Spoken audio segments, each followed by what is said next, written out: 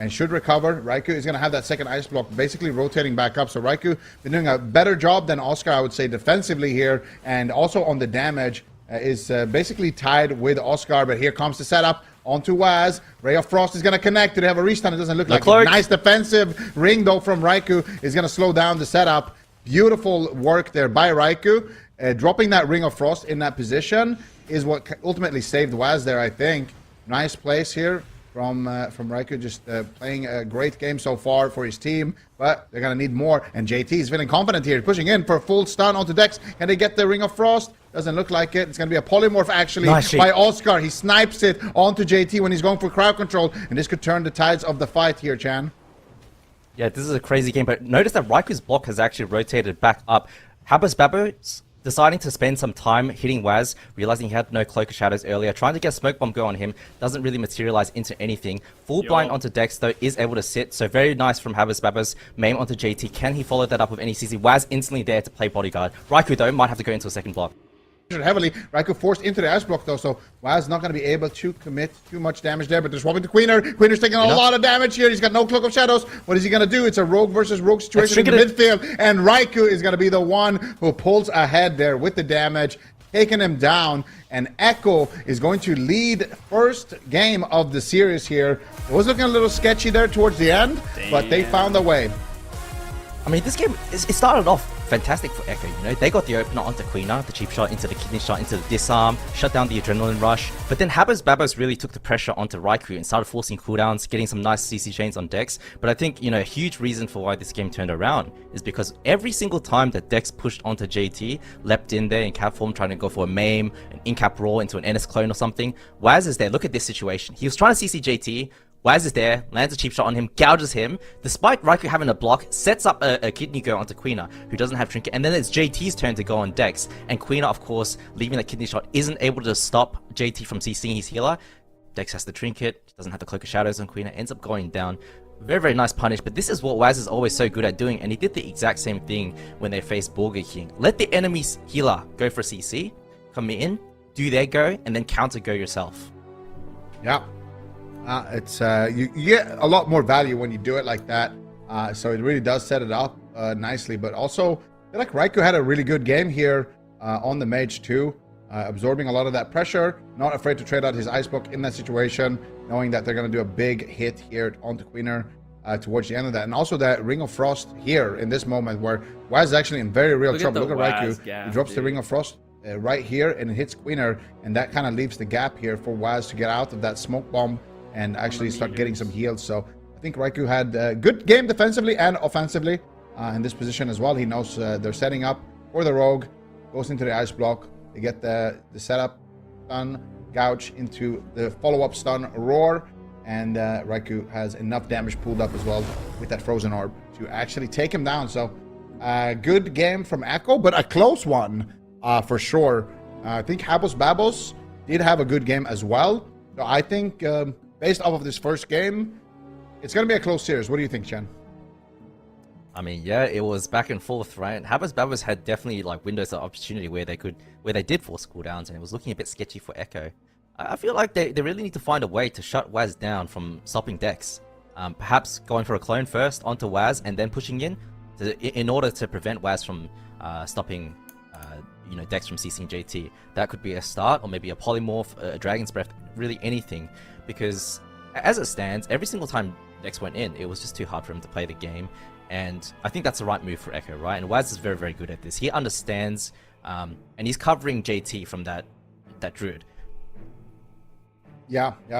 It's gonna come down to that. But you're somebody who's played a lot of games with Waz, and in those situations, is he the one who is calling that what the enemy healer is going to do and how to counter it? Or like, how is the communication like in those moments?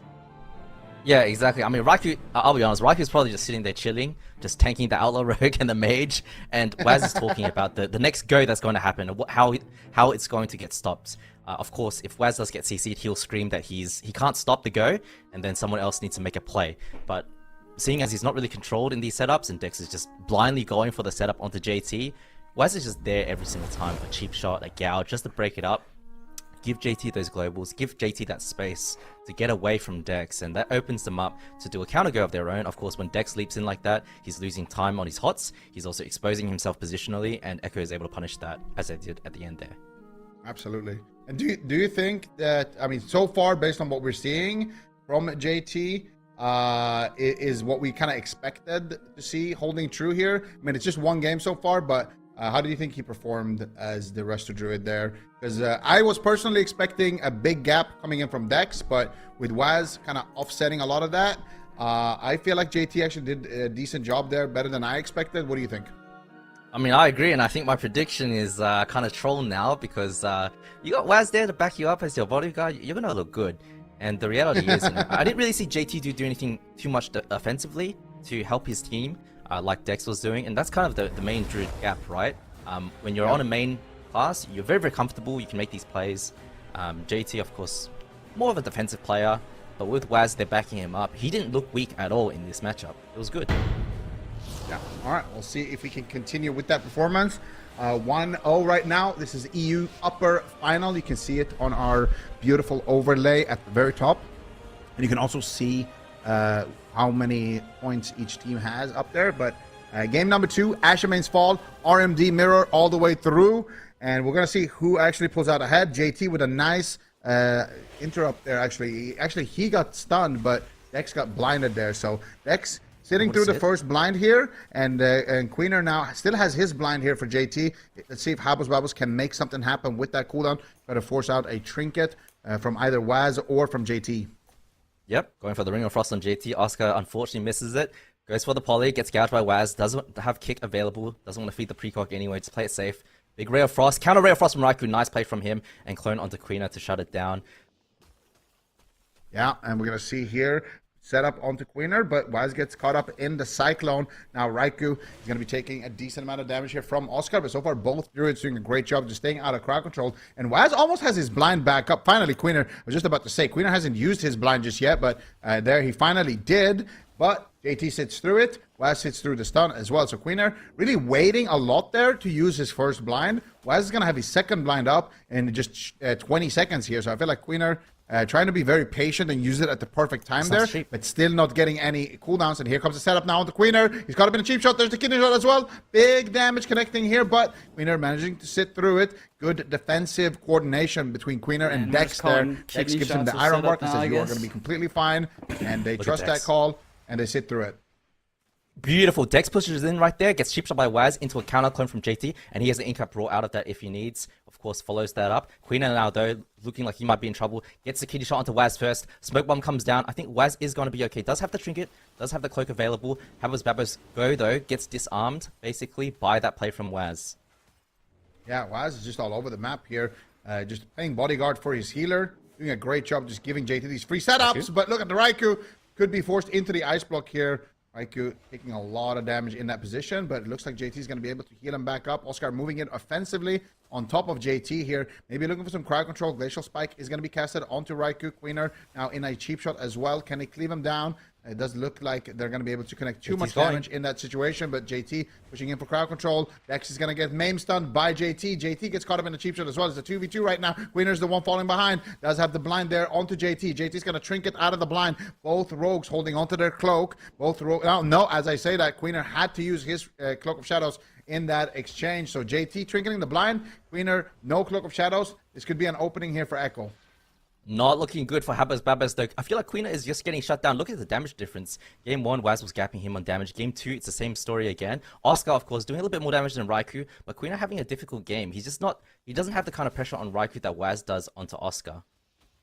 Yeah, and Waz once again sitting through that kidney shot, but Oscar not able to connect any damage. And now here comes the counter go. Look at Dex, though. Nice beautiful in-cap roar onto Waz during the stun.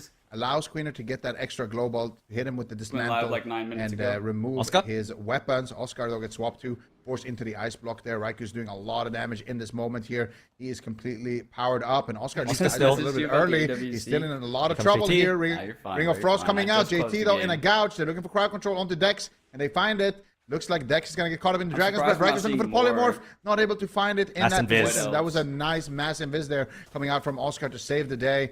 And Oscar's going to feel be like able that potentially to stay passive alive, at least 5% long is enough for his actually second ice huge. block. The hypothermia is fading in just a short Given that second it's here for primary him. stat. And he does get topped now. It could become a game of mana here, but at the same time, if they can force that second ice block from Oscar, instead of pushing for it on the side of Echo, if they can force Kidney it, Rogue. it's going to make the game completely Incap wide Mage. open. Big setup on the Queener. He trinkets out of the smoke bomb. Full blind And healer. Echo with another major defensive cooldown forced. Yeah, blind onto Dex, but it just instantly breaks Nice because they were stacked. The positioning Frost Mage from cleave, Queener. unfortunately breaking that for Echo. Waz blaming Raikou for that one a little bit. Should have held some damage, unfortunately. But this is looking really, really good for Echo, I feel like. I mean, what they're doing is they're cloning Both Queener kicks and then go stunning out. him out and just making it so that the Outlaw Rogue has Dude, very, very little Waz just uptime. once And again Outlaw Rogue, of course, absolutely is a bit of a gapping ramp Queener. class. The more uptime you have, the more damage you do, the more resets you get, and the more percentage damage buff you get, right? And right now, Queener put into the kidney shot. No trinket. Has cloak available if he comes out of that. Queener, That's it. Dex trinket for him. He has the cloak. He's not using it. Oh my goodness, that was such a Voice close crack. call. Dex gets counterspelled here as well. That was an insane play Voice coming crack out from from JT actually. And Oscar in 1% HP. Dex is in full HP cyclone. on JT is that popping ice off slug, on the dude. Resto Druid here. He actually roared Dex Trinket in that position and now gets the full cyclone as well. They force the second ice And that's block. clean west. Things are falling down here for Habbles Babbles. It's not looking good at all. Now they have no cooldowns on their Rogue. They have no cooldowns on their Mage. Oscar might just fall down. Raikou with the Ray of Frost. There's the smoke bomb though onto the Waz America in games happen desperation, today, trying to Snoodle? force something, You know? but he doesn't even trinket that one. Waz doesn't even cloak. They're feeling confident to just Seeing keep our Druid pushing come for back the is win here. crazy, Raikou yeah. though could be forced into an ice block, catches a big Yeah, heal later there today, from okay, JT in the back poggers. line. Raikou now is going to be feeling confident. wanna very just watch aggressively. you. There's the kidney shot. Gouge, goes Echo. combo onto Here goes Dex. Echo. Here comes Echo. Big damage coming out, but it's going to be Raikou on the back foot. They don't have the damage onto Oscar there blinds. as they would have liked. Volume There's a slider full doing blind onto shit. Dex. Can they take him down? Queener is going to use the ice block here, or the Cloak of Shadows, sorry. No, And it's not. Raikou once again just casting the Glacial Spike, trying to topple Oscar in this position. He's down to 50% HP. Can he do it? Raikou is looking deadly here, but they're swapping to Waz, and Queener also taking a lot of damage here. Dex is just struggling, 27% dampening. His mana is getting taxed, but somehow, some way, Habbles Babbles hold on. I mean, this is not looking good for Habas Babas. And Yeah, I JT lowered the pushing, gets AWC NS clone, stream. trinkets NS clone onto Dex. What can they do? Queen gets in the kidney shot. No cloak of shadows. Can they follow this up? I In thought tap roll the, onto Dex. Queen is so low though. He's wrapping Twitch around the corner. slider Can he would get do to him? something, but I Dex, have you to have to, do so the much, OBS you have to do so slider. much work to top Queener right now. Is able to survive, but very, very nice push from Echo. JT does trade out his trinket for that. Ah, dude, Queener once again. Queener. man. Queener goes down. It's just a go rogue It's angle. just a good job kiting there, but it's just too much dampening. It's just they're just too far behind here. Dex Look couldn't at the keep them Waz back up. Queener There's just too damage much done damage gap coming out again, from the dude. Frost Mage in that position. The Waz diff. Because Dex got crowd control there. Queener did a great job kiting around the Waz pillar is during that insane, crowd man. control, and then How he is he met up with doing his healer in so midfield. much He more gouged damage? Waz, and then he's like, "Okay, I'm gonna be fine now. I bought myself enough time to survive this situation, but no, you have not, because Raiku's damage is just endless. It seems." And Watch this. he does go Waz down with there. double Warglaives of Azenov. JT comes in. Dex NS clones him before he fucking gets NS sick. cloned. JT trinkets for the NS clone onto Dex for the setup onto Queener. Doesn't have the cloak. And that just leads into the rest of the game. Just and Queener actually training dies the for outlaw. damage. But, They did a beautiful nice hard play swap from to the JT mage, Machine, but And Z, we were talking I about swear this that earlier. was just an Iron Bark Is JT reaction or good a enough on Cloak the of rest Haze of Druid reaction. compared to Dex? Compared to the other rest Didn't of Druids check. in this He tournament? has I want to be honest cloak. with you. He's owning. In He's this completely part. He is He's owning. cloning up Queener. They're stunning Queener out of this. They're completely shutting him down and making it so hard for him to get anything going. Full And clone because of that, healer, Echo's in the kidney driving seat. rogue. And at the end, he's the one who makes this, starts this play, this NS clone onto Dex, and wins them the game, really. Yeah, I mean, even prior to this, also when It they seems like forced, they're- Queener's cooldowns. seems like, it was off Habos the back Babos of is a play from training JT, Raikou, where he, and Echo is just got a- training a Queener. Cyclone onto Dex, and then he roared him on his trinket. And you know how devastating it is. I could be wrong about when that. You get crowd control on your trinket before you get a global off. It just adds too much CC at a very crucial time, and JT was able to do that at multiple moments in this game. So JT definitely having a great go. And here you can see what I was talking about. Running around that pillar a full lap, then gets the gouge onto Waz. Thinks he's going to be fine. Dex, not enough healing for his rogue in that position. Echo, looking deadly. 2-0 up in the upper finals here in RMD Mirrors. Oh, it's And, too early, man. I feel like if JT can keep up this level of performance, they're going to be looking very good today, because I think in EU, this is the menu. Oh, the cartel, cartel. the cabal, whatever you want to call it. I think this is going to be the menu. I mean, this is what's waiting from the other teams that are still in the tournament as well. So I think No, there's dude, gonna they're be a battle of diluting the RMD, term who is the best cabal team in the mirrors. by calling And I wanted RMP to the quickly cabal. talk to you about the meta also, because in North America we are seeing a lot of Prez evokers Sneaky coming out in beavers. these mirrors, whereas in Europe it's a lot about the rest of Hansel druids. Naj lost to What is your C2 take on on that, Prez Chen? I mean, yesterday. I love the NA meta sometimes. Damn. I do think that Europe is ahead in this situation. I think the Druid is very good in the Rogue Mage. I think we would have seen it from Gators back if they had played yesterday. Unfortunately, due to the forfeit, it didn't happen.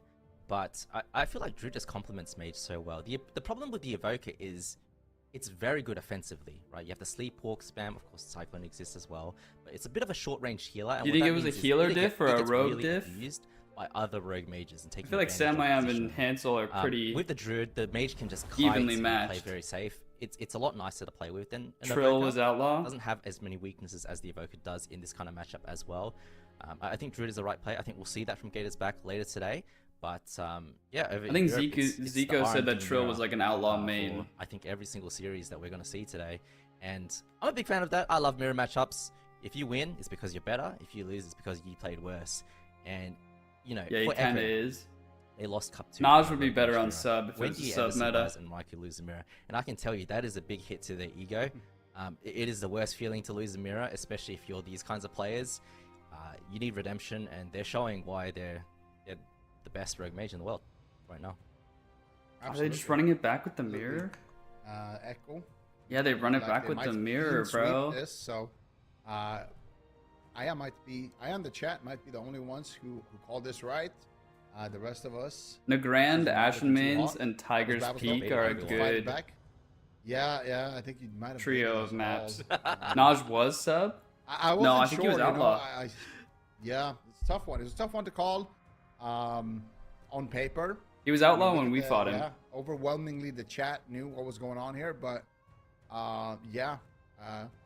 Check the Waz, we link. kinda It's not gonna show underestimated specs how on the good of a link. Bodyguard Waz can be, and also how fast JT has been able. You'd have to go adapt back in the and VOD. how crucial that's been for the matchup, because you know. And from teams my that are left memory, are Naj just was super outlaw. Strong, like you mentioned earlier.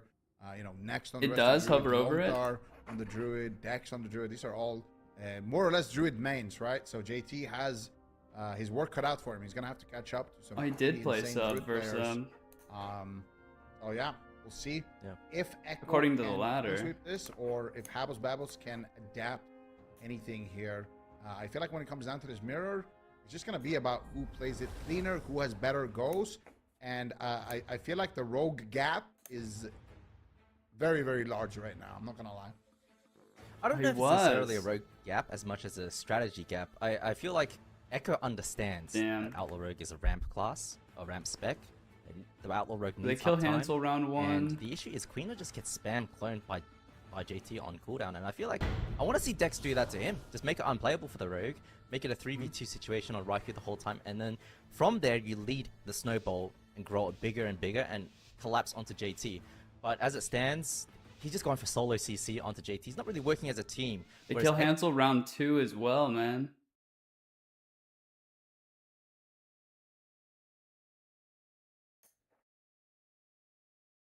And round 3, dude. That is wild. Echo is working as a team. Waz is covering JT, and then they're counter going.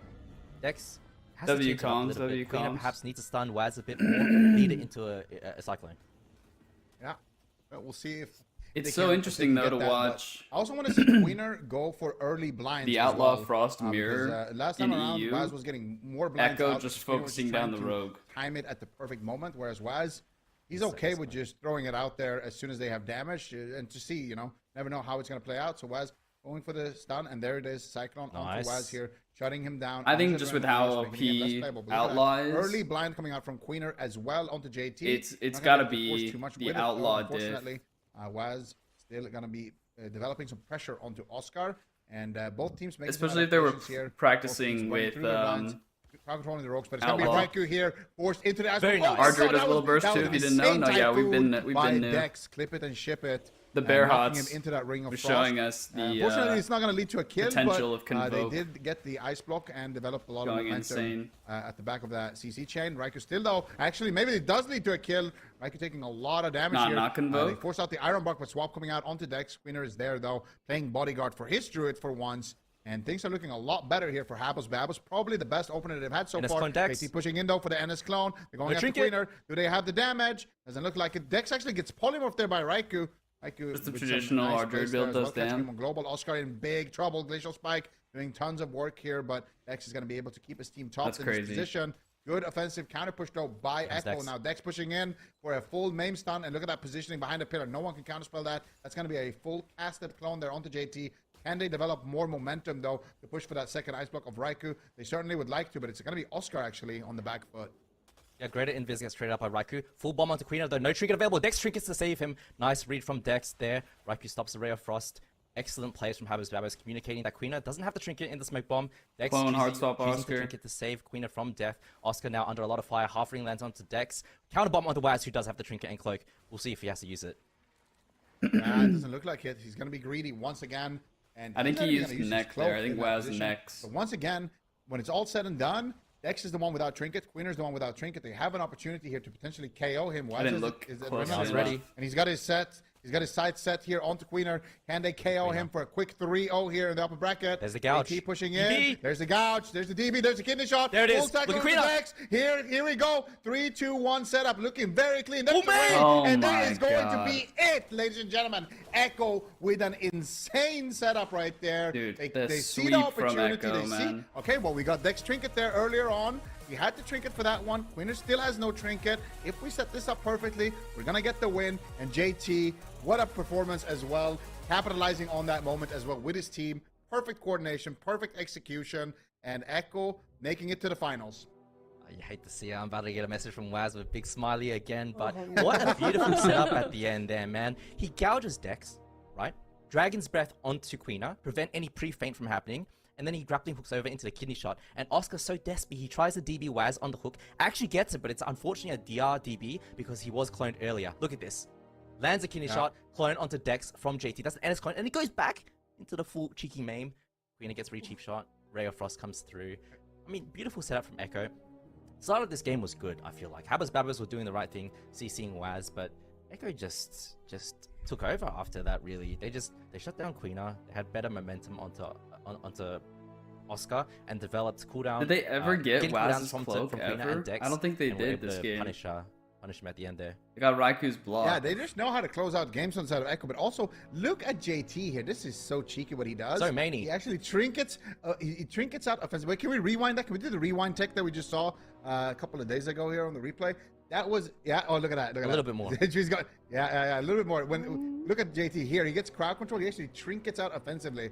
So a little bit further back, and right here he trinkets out of that ring. He gets a cyclone. Then he goes in, gets a couple of bleeds on points. Queener, and then he goes back with the combo points Damn, and gets dude, the full JT's stun just onto Dex. I min-maxing. mean, the way JT plays that is so beautiful because they start off the CC chain at the back of the dotted JT. Queener for the then kill, he gets a dude. little bit of extra damage, just squeezing in a little bit, and then he goes back with those combo points to follow up the CC chain to make sure that there are no gaps, to make sure that they get the kill. And at the very, very end of that replay, he lobs in a Star Surge as well, just for good measure.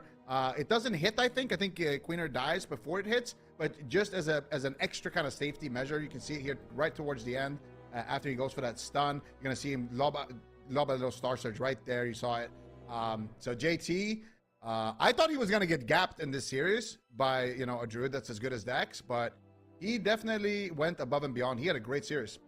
I heard he's a 10-day Druid reroll.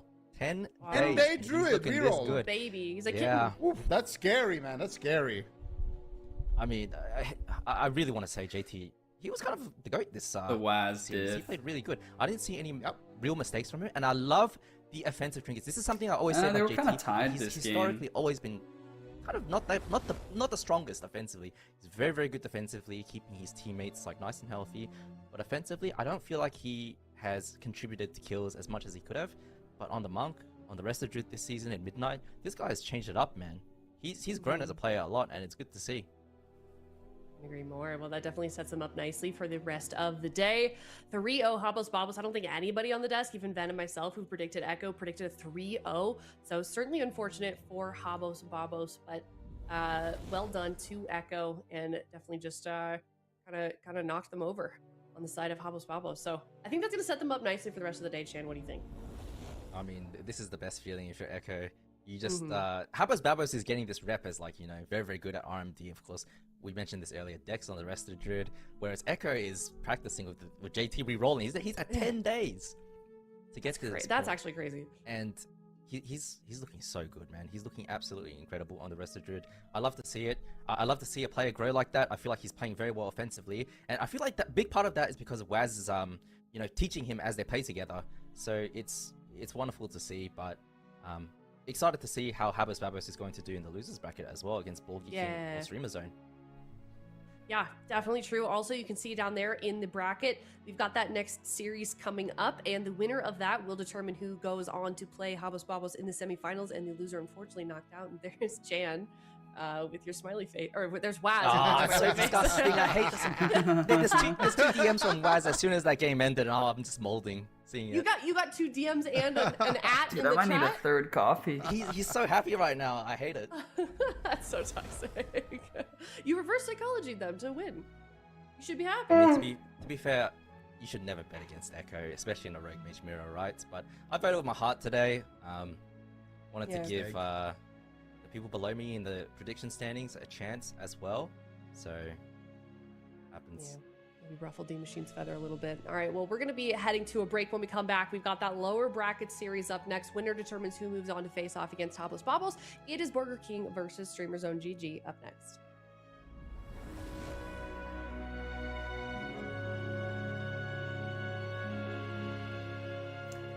Damn. Look at the meters, dude.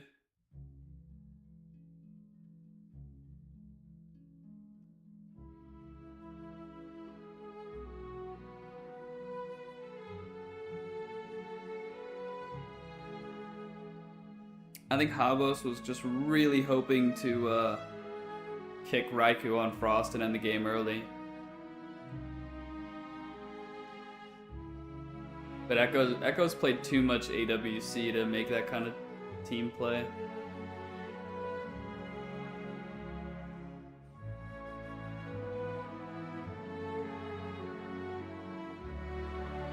If they kick into Kidney, get blocked.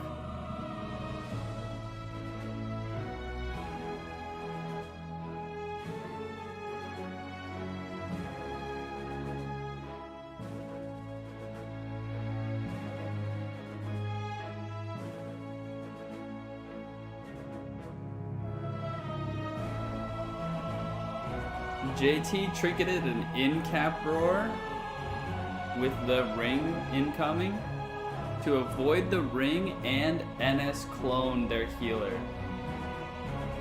And dotted Queener before running back in for the... What is that stun called? Called Maul? No, it starts with an M.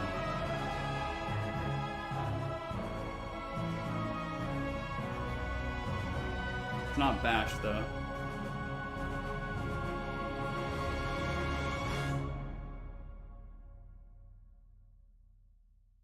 Damn, that was crazy. We got 2 minutes. I'll be right back.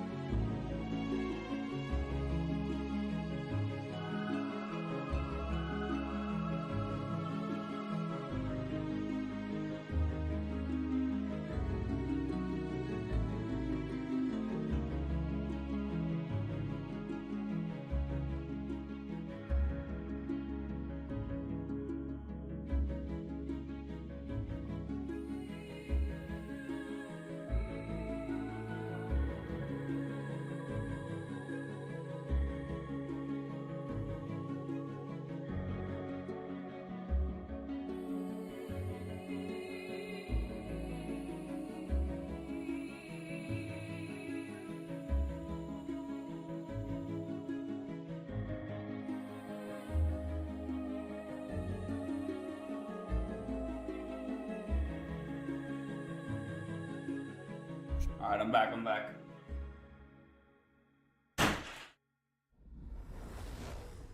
Welcome back, everyone. If you're just not tuning in, we are on our second series of the day. Echo versus Habos Babos in the upper bracket. Echo won 3-0.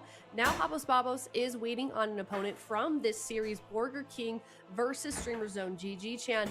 And these are two teams that I don't feel like we normally expect to be in the lower bracket, It was especially looking good with this Streamer Zone morning. GG, considering how they played last weekend. Yeah, I mean, they won Cup 2 and they dominated Echo in the Rogue Mage Mirrors. I mean, it was a stomp if we're I think being he's definitely honest. losing weight, man. And you don't see Echo getting stomped in Rogue Mage Mirrors very often. But then also on Burger King side, you got Blizzo, you got Maro, Zeepai, Lontar. These are players that are typically on a top 2 contender team in Europe, and you're finding them in the lower bracket right now. Having to adapt into this Rogue Mage meta. I know that Zeepai has picked up the Outlaw Rogue. We'll have to see. Has he got enough practice on it? JT dominating that last series with 10 days on Druid. Let's see what work Zeepai can get done on that Outlaw of the same kind of time span. Yeah, definitely curious as well. Supties, what do you want to see in terms of compositions from either side? Well, we did see Jamie on the Elemental Doesn't Shaman PMake normally earlier play on in the Rogue? tournament, so yeah, I think if Rogue Mage doesn't work out, that they may attempt to fall back on that. Someone said But make Ray you of would Frost think on paper uninterruptible. that they should be winning, right? Holy I think shit. like we've seen how big the Rogue diff is between Waz and Queener. When the Rogue has the edge, like it just feels like you're able to snowball the match so heavily. So you would anticipate that Brunhilde would have that edge over Zeepai, but I was also crediting Zeepai as like the MVP of the team in the previous series that he was in. So maybe this is going to be the case. And obviously, a lot of the classes have been simplified down from where they were in previous expansions, so that does give more opportunities for players to jump on them for the first time and catch up. Although I think Outlaw is still probably one of the more challenging ones to be able to do that on. But it's down the middle right now. It's 50-50 here. And when we're just like weighing these players, Make Combust individually, purgeable. Chan, Shut like, up, dog. What edge are you giving each team, given each individual You're gonna player? come in with the emergency hotfix. Oh man, I think it's really hard. Lontar and Next both are top healers in Europe. I hated when it's really Combust was hard to say. purgeable, man. But Pilimac, man, this guy is kind of a prodigy. I feel like he every single time I face him, whether it's in solo shuffle or arena or AWC, he's always kind of impressed me. And I feel like The he's one of Rune those of Power, up-and-coming players purgeable that is going to combustion become one days the of best someday, Shadowlands. if not already. I feel like he has the potential. Mara, of course, we know him from many years It's ago. mandatory He's kinda klepto coming versus back. every fire mage. I don't know if he's, I don't think that he used to be one of the best mages, one of the best players in Europe. We'll have to see how he stacks up. But then Brunhilde on the Outlaw Rogue for Zeepai reroll. I mean, come on, that's gonna be a big gap, right? I'm hesitant to say that though, because JT impressed me last series, and Zeepai, of course, is a world-class player in his own right. Doc, what is that It's gonna be a emote, close dude? matchup. That being said, Habos Babos dismantled Burger King very quickly So the fried. other day, and with that RMD, I don't see why Streamer Zone can't do the same thing. So All right. Well, given all of that, Chan, you want to make a prediction? I'm going 3-1 for Streamer Zone.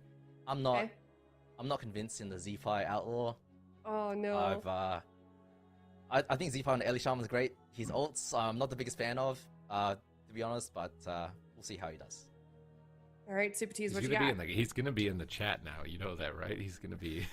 They're always They're always He's here. if he wins this series, he's gonna be smiley face at Chan, just like and Waz is gonna be there right after him as well. I think we need to make that a trend, chat and AWC players. When Chan is wrong with his prediction, a little at Chan. He's so mad just at me writes right you now. off completely, and then you got a smiley face in the chat. Yeah. I think I'm doing the same. I just feel like the track record in the Rogue Mage Druid Mirror is not looking that good for Burger King, so I'm leaning into Streamer Zone here as well. It's I think Borgir. 3-0 though, in favor of Streamer Zone. 3-0. All right. What is Ven's prediction? What is Zico's?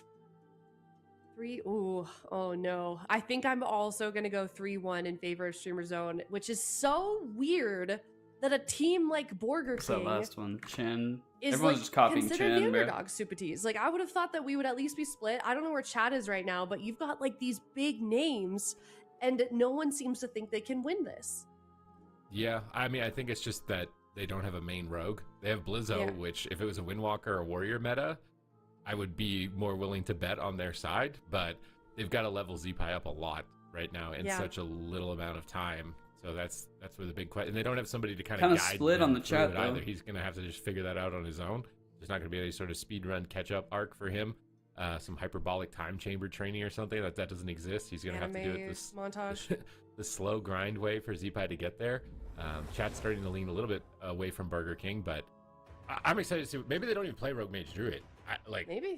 Maybe. You never know. We could see anything happen in AWC, especially on the last cup of the first 3 in Midnight Season 1. Burger King versus Streamer Zone GG kicking off now. Game number 1, Chan. Yeah, I'm expecting a little RME versus RMD. We'll see what we get. RMD mirror, Wow. Lonta on the rest of Druid. Alright.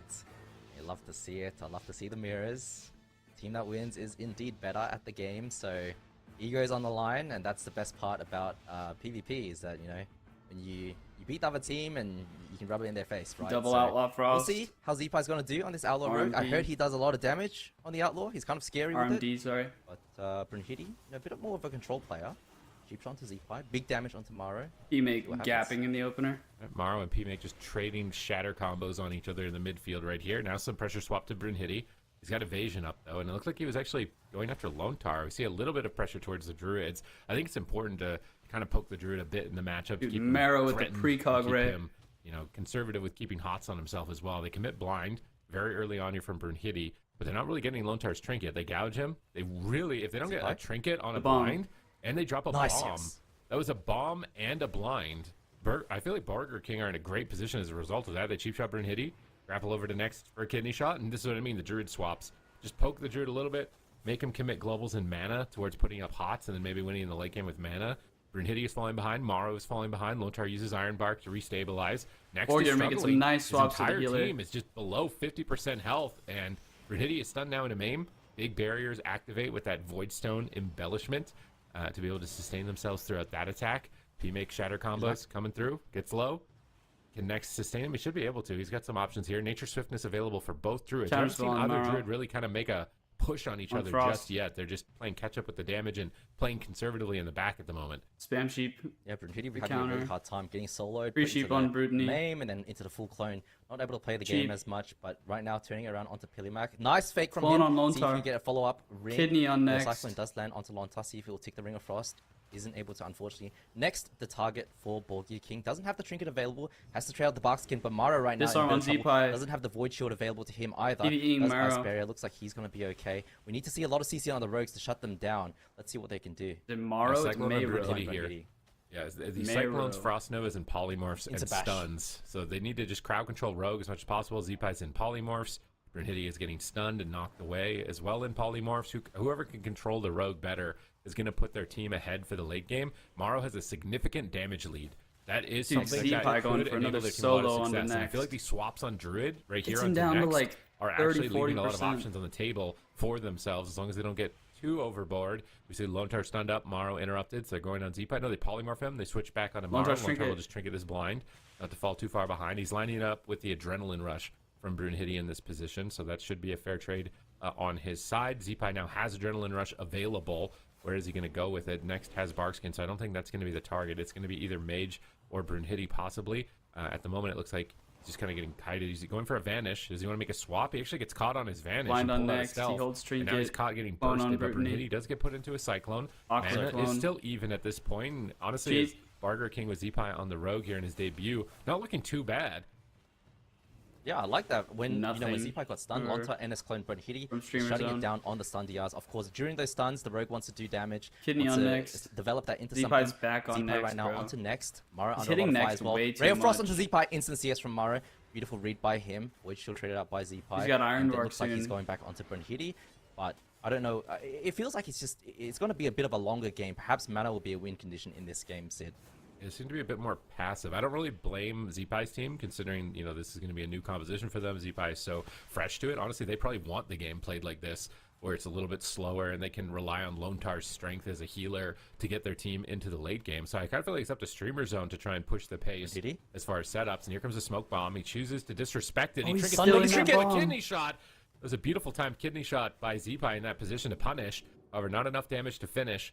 His Cloak of Shadows will immune the attacks. They're polymorphing him, abandoning that assault, grappling sheep flies to the sky towards Zeepai. Now he's into a smoke bomb with no trinket. Lone Star Tranquilities. Do they have a way to interrupt it? They do have the counter spell. It's a bit late. Maybe it's still good though. Can they finish him through evasion? Defensive blind evasion. In a second. Should have blinded Mage, but they want to go Mage. Throughout that close call, back and forth. Definitely the smoke bomb. I think was a bit more terrifying from Brunhilde onto Zeepai in that position. They're switching back on Morrow now.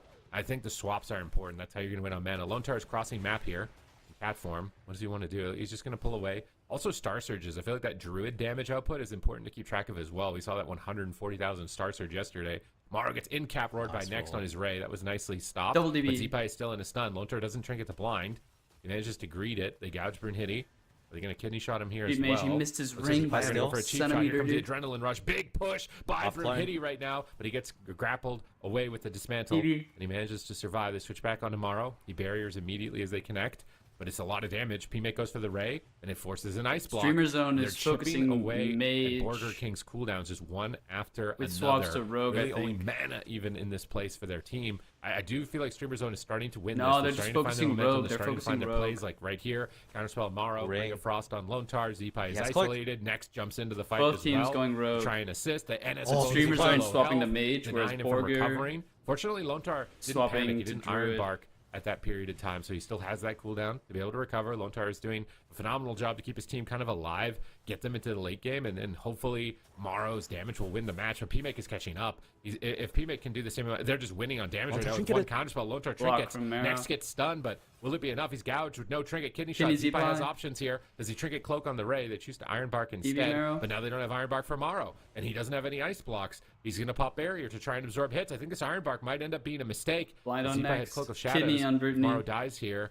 Just in exchange no with that damage, cooldown. bro. Next is through the full blind, putting his team slightly ahead as long as Marrow they is can block. counterspelled. Looks like they're going to hold on. Star Surges just keep flying in from the Druids. Trying to PMake amplify going their heal over insane time with effects his as well as CS, add bro. damage into the mix, but Morrow is...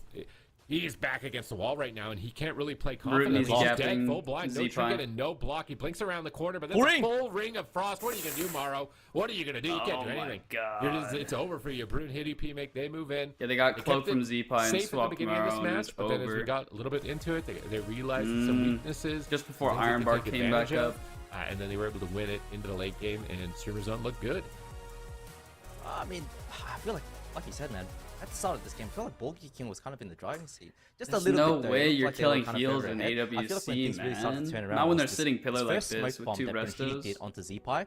Both Druids PMake playing was standing super on top of defensive. Zeepai and went for a Ray of Frost, and Morrow 0.1 sniped.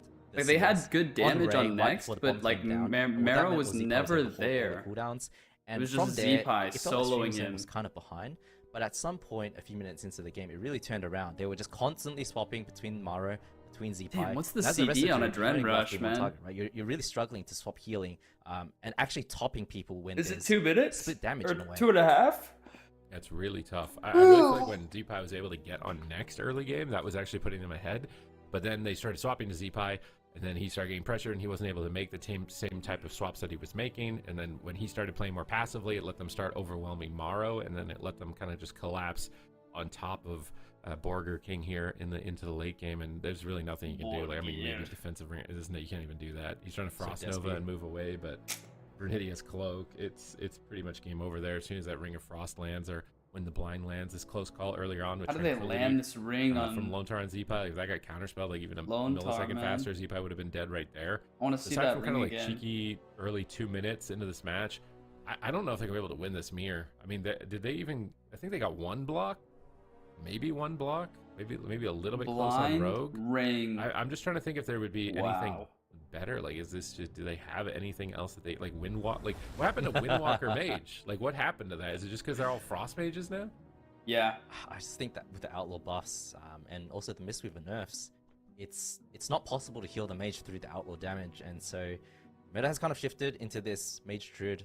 No, it's not the mage being for Frost. everyone, It's, and, you know, the difference. I mean, it is, between but- Zeepai and Brunhilde is probably pretty big.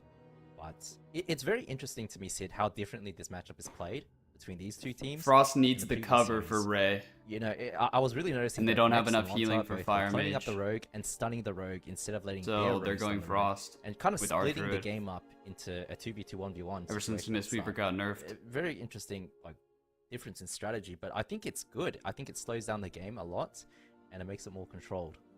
Yeah, I mean, from my personal experience, which isn't super high rated on the Outlaw Rogue, but I'm most annoyed when I'm crowd controlled. Both mages are playing Like, double you blink can stun, actually right? contain an Outlaw Rogue, because if they're committing their vanishes a lot, they want to vanish to stun, so if you make them have to vanish a root, then they can't do their ideal stun lock chains either, so allocating I your want to crowd see control how on these Outlaw Rogue mages is are probably avoiding the only outlaws. option to deal with how strong it is at the moment.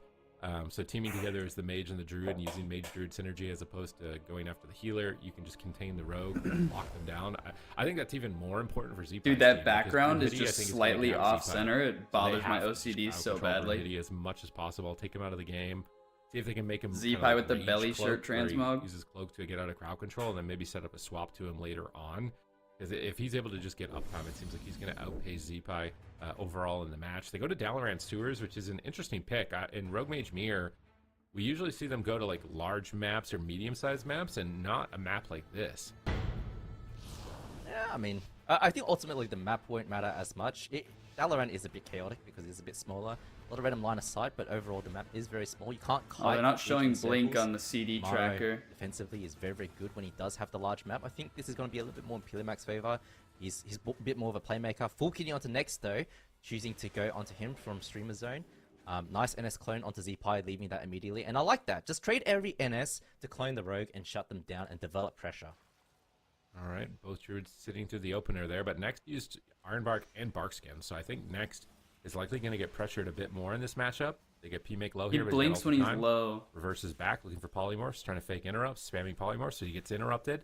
He goes for the Void Stone barrier. That embellishment is so strong on a mage. Like if you just get locked on frost, you can pop that barrier. P-Make and might be absorb playing basically the Reflect. entire setup on it. It's a very important tool. It's actually getting nerfed pretty hard on Tuesday. But Smoke Bomb comes in, they knock him out of the bomb.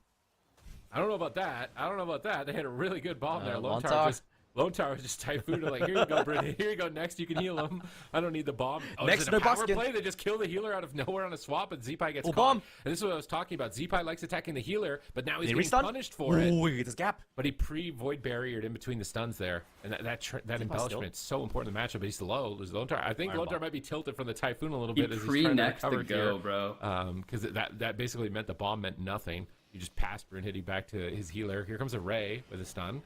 Good combo. It's Brunhilde down to about 50% health. No major play here. I really think if there's no adrenaline rush, that momentum is likely going to slow down a bit here, especially if there's no Ray of Frost. Yeah, absolutely. I do want to see more CC on the rogues though, and then just having a controlled game. I feel like that is the specialty. But nice kidney onto next. Instant counter kidney from Brunhilde onto Z-Pie, pressuring him, trying to force the Cloak Shadows. Does get it, doesn't have the Void Shield. Used that last setup. Double I mean, sheep this on is the very P-Make to Waz-like, peel right? Let the before enemy this. team do a go on your healer, Precog. start a Oh, setup, he gets and then counter interrupted go still. I thought yourself, he had precog and just there. shut them down. Ray. Oh, here comes a Ray of Frost. Maro has the ice block on the bottom side. I think they're trying to go Druid maybe to leave Maro more open. Is the goal? But they're just dying, man. Full blind. It breaks to the AoE from the Ray, but they're still low on health. Lone Tower is struggling. Precog P-Make sheep. fakes an interrupt. Spamming On the polymorphs. rogue. The Cyclone Z-Pie at Gets low cloned. health. Lone Tower won't get a guaranteed. Oh, he should be able to a tree form out of this. He gets Sun cheap Z-Pie. shot though. There it is. Big setup. There's the bash from Lone Tower. Next is moving Next in. is I think he wants pushing. to go for a clone. He gets the in-cap roar. He goes into the rake stun. Does he get the Cyclone behind the pillar? Z-Pie is there. Nice He kitty. shuts it down. Good shutdown, but Brunhilde is there as well. It's a bit of a race on Z-Pie and Next. Who's going to fall first Z-Pie in still this in trouble. position? Are they going to be able to close it out? Lone Tower jumps back tomorrow to avoid crowd control. Z-Pie's peeling away from the pillar. He doesn't want to line of sight Lone Tower, but he's getting caught in polymorphs, having a tough time moving around. He's going to go for a blind, setting up on P-Make, trying to go for an ice block, but he's got barrier to absorb the attacks, and that will be completely shut down. They switch back on Z-Pie Maro's trinket. into a cheap shot, but Lone Tower is able to recover him. Lone Tower slightly behind on mana. They're behind on one ice block. Defense is also pretty solid on Brunhilde. Not a great position for Burger King right now. Why is it only Yeah, showing goes one for a block for maim onto P-Make? next. Doesn't have the NS available. Scared to cast a Cyclone. Doesn't want to get stopped on that. And just wants to recover Maro right now. Pressure, though, really in favor of Streamers. And I love their setups in this game. Looking very, very clean. All right, dismantle on both rogues here. Brunhilde evasion available, though. Z-Pie. Here comes a counter spell. Oh, CS no, one-top. this might just be it for Z-Pie. No cloak. No He's cloak. grappling back to the pillar. P-Make fakes an interrupt. Full Iron blind, no Bark trinket. He goes for on kitty Z-Pie. shot on the Druid when he's almost dead. He's just trying to go after the healer the whole time. He's got Barkskin. He gouges out. He does manage to Z-Pie's survive in that so position. thirsty for the healer, Maybe man. when dampening is higher, one of these swaps to next could possibly catch him, but it It's not paying off just yet. Brunhilde finally getting cycloned by Lontar. Star Surges are flying in onto P-Make. He's going to pop a barrier as well. Next recovers him with the Tree of Life in the back right corner. Following Z-Pie, he's stun locked at the moment. And here comes a Ray of Frost straight to the face. He's choosing not to Trinket Cloak. He wants to line that up with the Smoke Bomb, but Lontar is struggling, falling more and more behind. Next is there for the Mame Stun. Z-Pie has the cloak now. He goes for the kidney shot on the Druid, but Next bear forms it. That bear form from Next is just so well timed right there. They're going to get no momentum, and it just feels like Burger King are inevitably falling apart. Just a death by 1,000 cuts at this point. Z-Pie stuck in a Frost Nova, can't connect. Maro is trying to solo P-Make. If Z-Pie could actually get there, this route feels like forever. Now into a Polymorph. He's trying to get over there. Now he's dismantled. He just can't get anything going. Scrambles in, he lands a kick on Poly. Maybe they can get something going here, but he's got barrier. Here it is. Big pressure on this kidney shot, but Lontar jumps in for a bash. Healing him and setting up on a Brunhilde, and what is his damage suddenly on Brunhilde? They get an ice block, and it's Lontar carries the game. In that one moment of time, Lontar puts his team back in the game. Yeah, Next has no trinket either. They have a win condition now. Brunhilde, even if he trinkets, he has no Cloak of Shadows, no evasion available to him. He is a possible kill target for Borgia King. Let's see what they can do. They need to force this somehow. Big pressure onto Maro at the moment from Brunhilde. But I want to see a swap onto Z-Pie. I want to see them stun Z-Pie into clones and just shut it down. Big damage to Maro. Blind onto Lontar. Lontar instantly trinkets. Z-Pie, no Cloak of Shadows. He's trying to kite. Just play safe. Cheap shot lands onto Lontar. Can Pillimac find the Ring of Frost? Isn't able to get it. All right, P-Make blinking around, trying to avoid the attacks here of the Rogue. Maro gets kicked on his Polymorph. P-Make is trying to set up Frost Bolts. He's got full Icicles, looking for Polymorphs. He's trying to get control. Second ice block CD. Choosing not to trinket. He saved his trinket. He saved his trinket for so long, and he's still not going to use it on the Smoke Bomb. Has evasion available. He's greeting. He's trusting Lontar. But now he's cloned low health on his Iron Mark. This is going to be so tough to recover. With neck on his neck. I don't think they have anything, though. I think the duration is insane, though. No, it just fell off. But Brunhilde was cloned. They can't attack P-Mate. That blind from Z-Pie there got nothing. It's really unfortunate because they're actually in a spot where they might be able to win with a strong blind. Smoke Bomb gets nothing either. They got pre-Iron Bar. His blind does nothing. His bomb does nothing. This is so bad. Now Maro is falling behind. He might just die to damage. The alter times. Z-Pie's in a kidney shot. Cloak just came off cooldown. Lontar's running low on mana, but he's got that Tree of Life. He's tossing in the Star Surges, blasting down Brunhilde, trying to make something happen in these deep stages of dampening.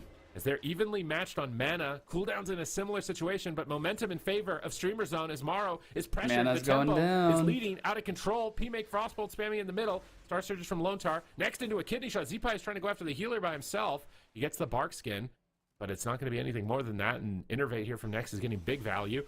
He's getting maximum hots out with that. Full blind on Lontar. Another setup on Z-Pie. Still has that Trinket Cloak available. He's greeting through the stun locks as Polymorphs and Brunhilde peel the Rogue away. And honestly, I feel like Burger King might have a shot here. They may still have a shot. They have Adrenaline Rush. They have a vulnerable Mage. They're pressuring Druid. Are they actually going to be able to drop it? Next has no skins. He has no Bark Skins, like you say. Is he actually going to die to Z-Pie? Trinkets. He trinkets. P-Make is low. P-Make has to block, and suddenly that split pressure on Next, and P-Make is creating momentum for their team, but now they're switching on Lontar. He bear forms. P-Make, he's on high block. He might just die. Are they actually doing it? Iron Bar comes out after the blind. It should allow P-Make to survive. But now you can see Streamer Zone. They're stealing some moves. They're swapping to Lontar. Lontar has no trinket and no skin. If they can get a clean swap on him, Z-Pie has nothing, though. Him, and Z-Pie has nothing. They can force a block from Maro, but Brunhilde's just dying. You can't really push. They stun Z-Pie. He's on Z-Pie is low. Who's going to take it?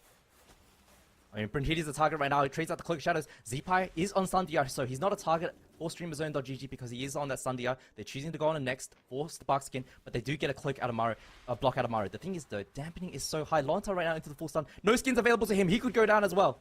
He jumps away. The wild charge at 10%. Can Lontar be the MVP the Ring of Frost. For his team? Can Lontar do it? Can Lontar stay alive? He's completely out of mana. He's at 20%, just hovering. Anything hits him, and he's going to fall over. He procs a Tree of Life from the surface. I think they're going Druid here because it's the only spell he can use. He's completely out of mana. His team is rotting down. Both healers went like at the same time. P-Make. Maro still has one. Z-Pie evasions preemptively to avoid damage. He knows Lontar can heal. They need to end this game right now. It's going to be over. There's the kidney shot, and they're actually doing it. P-Make is being toppled at this point. Wow. Burger King, they hold on, but Lontar is out of mana. He's got Iron Bark. I think he's good. Full Mame Stun. It doesn't look like Brunhilde can get there. I don't think it's happened. I don't think Z-Pie really touched the healer at all. He has actually done it. He clutched this out, man. He clutched this out so hard for his team right there. Tied it up 1-1.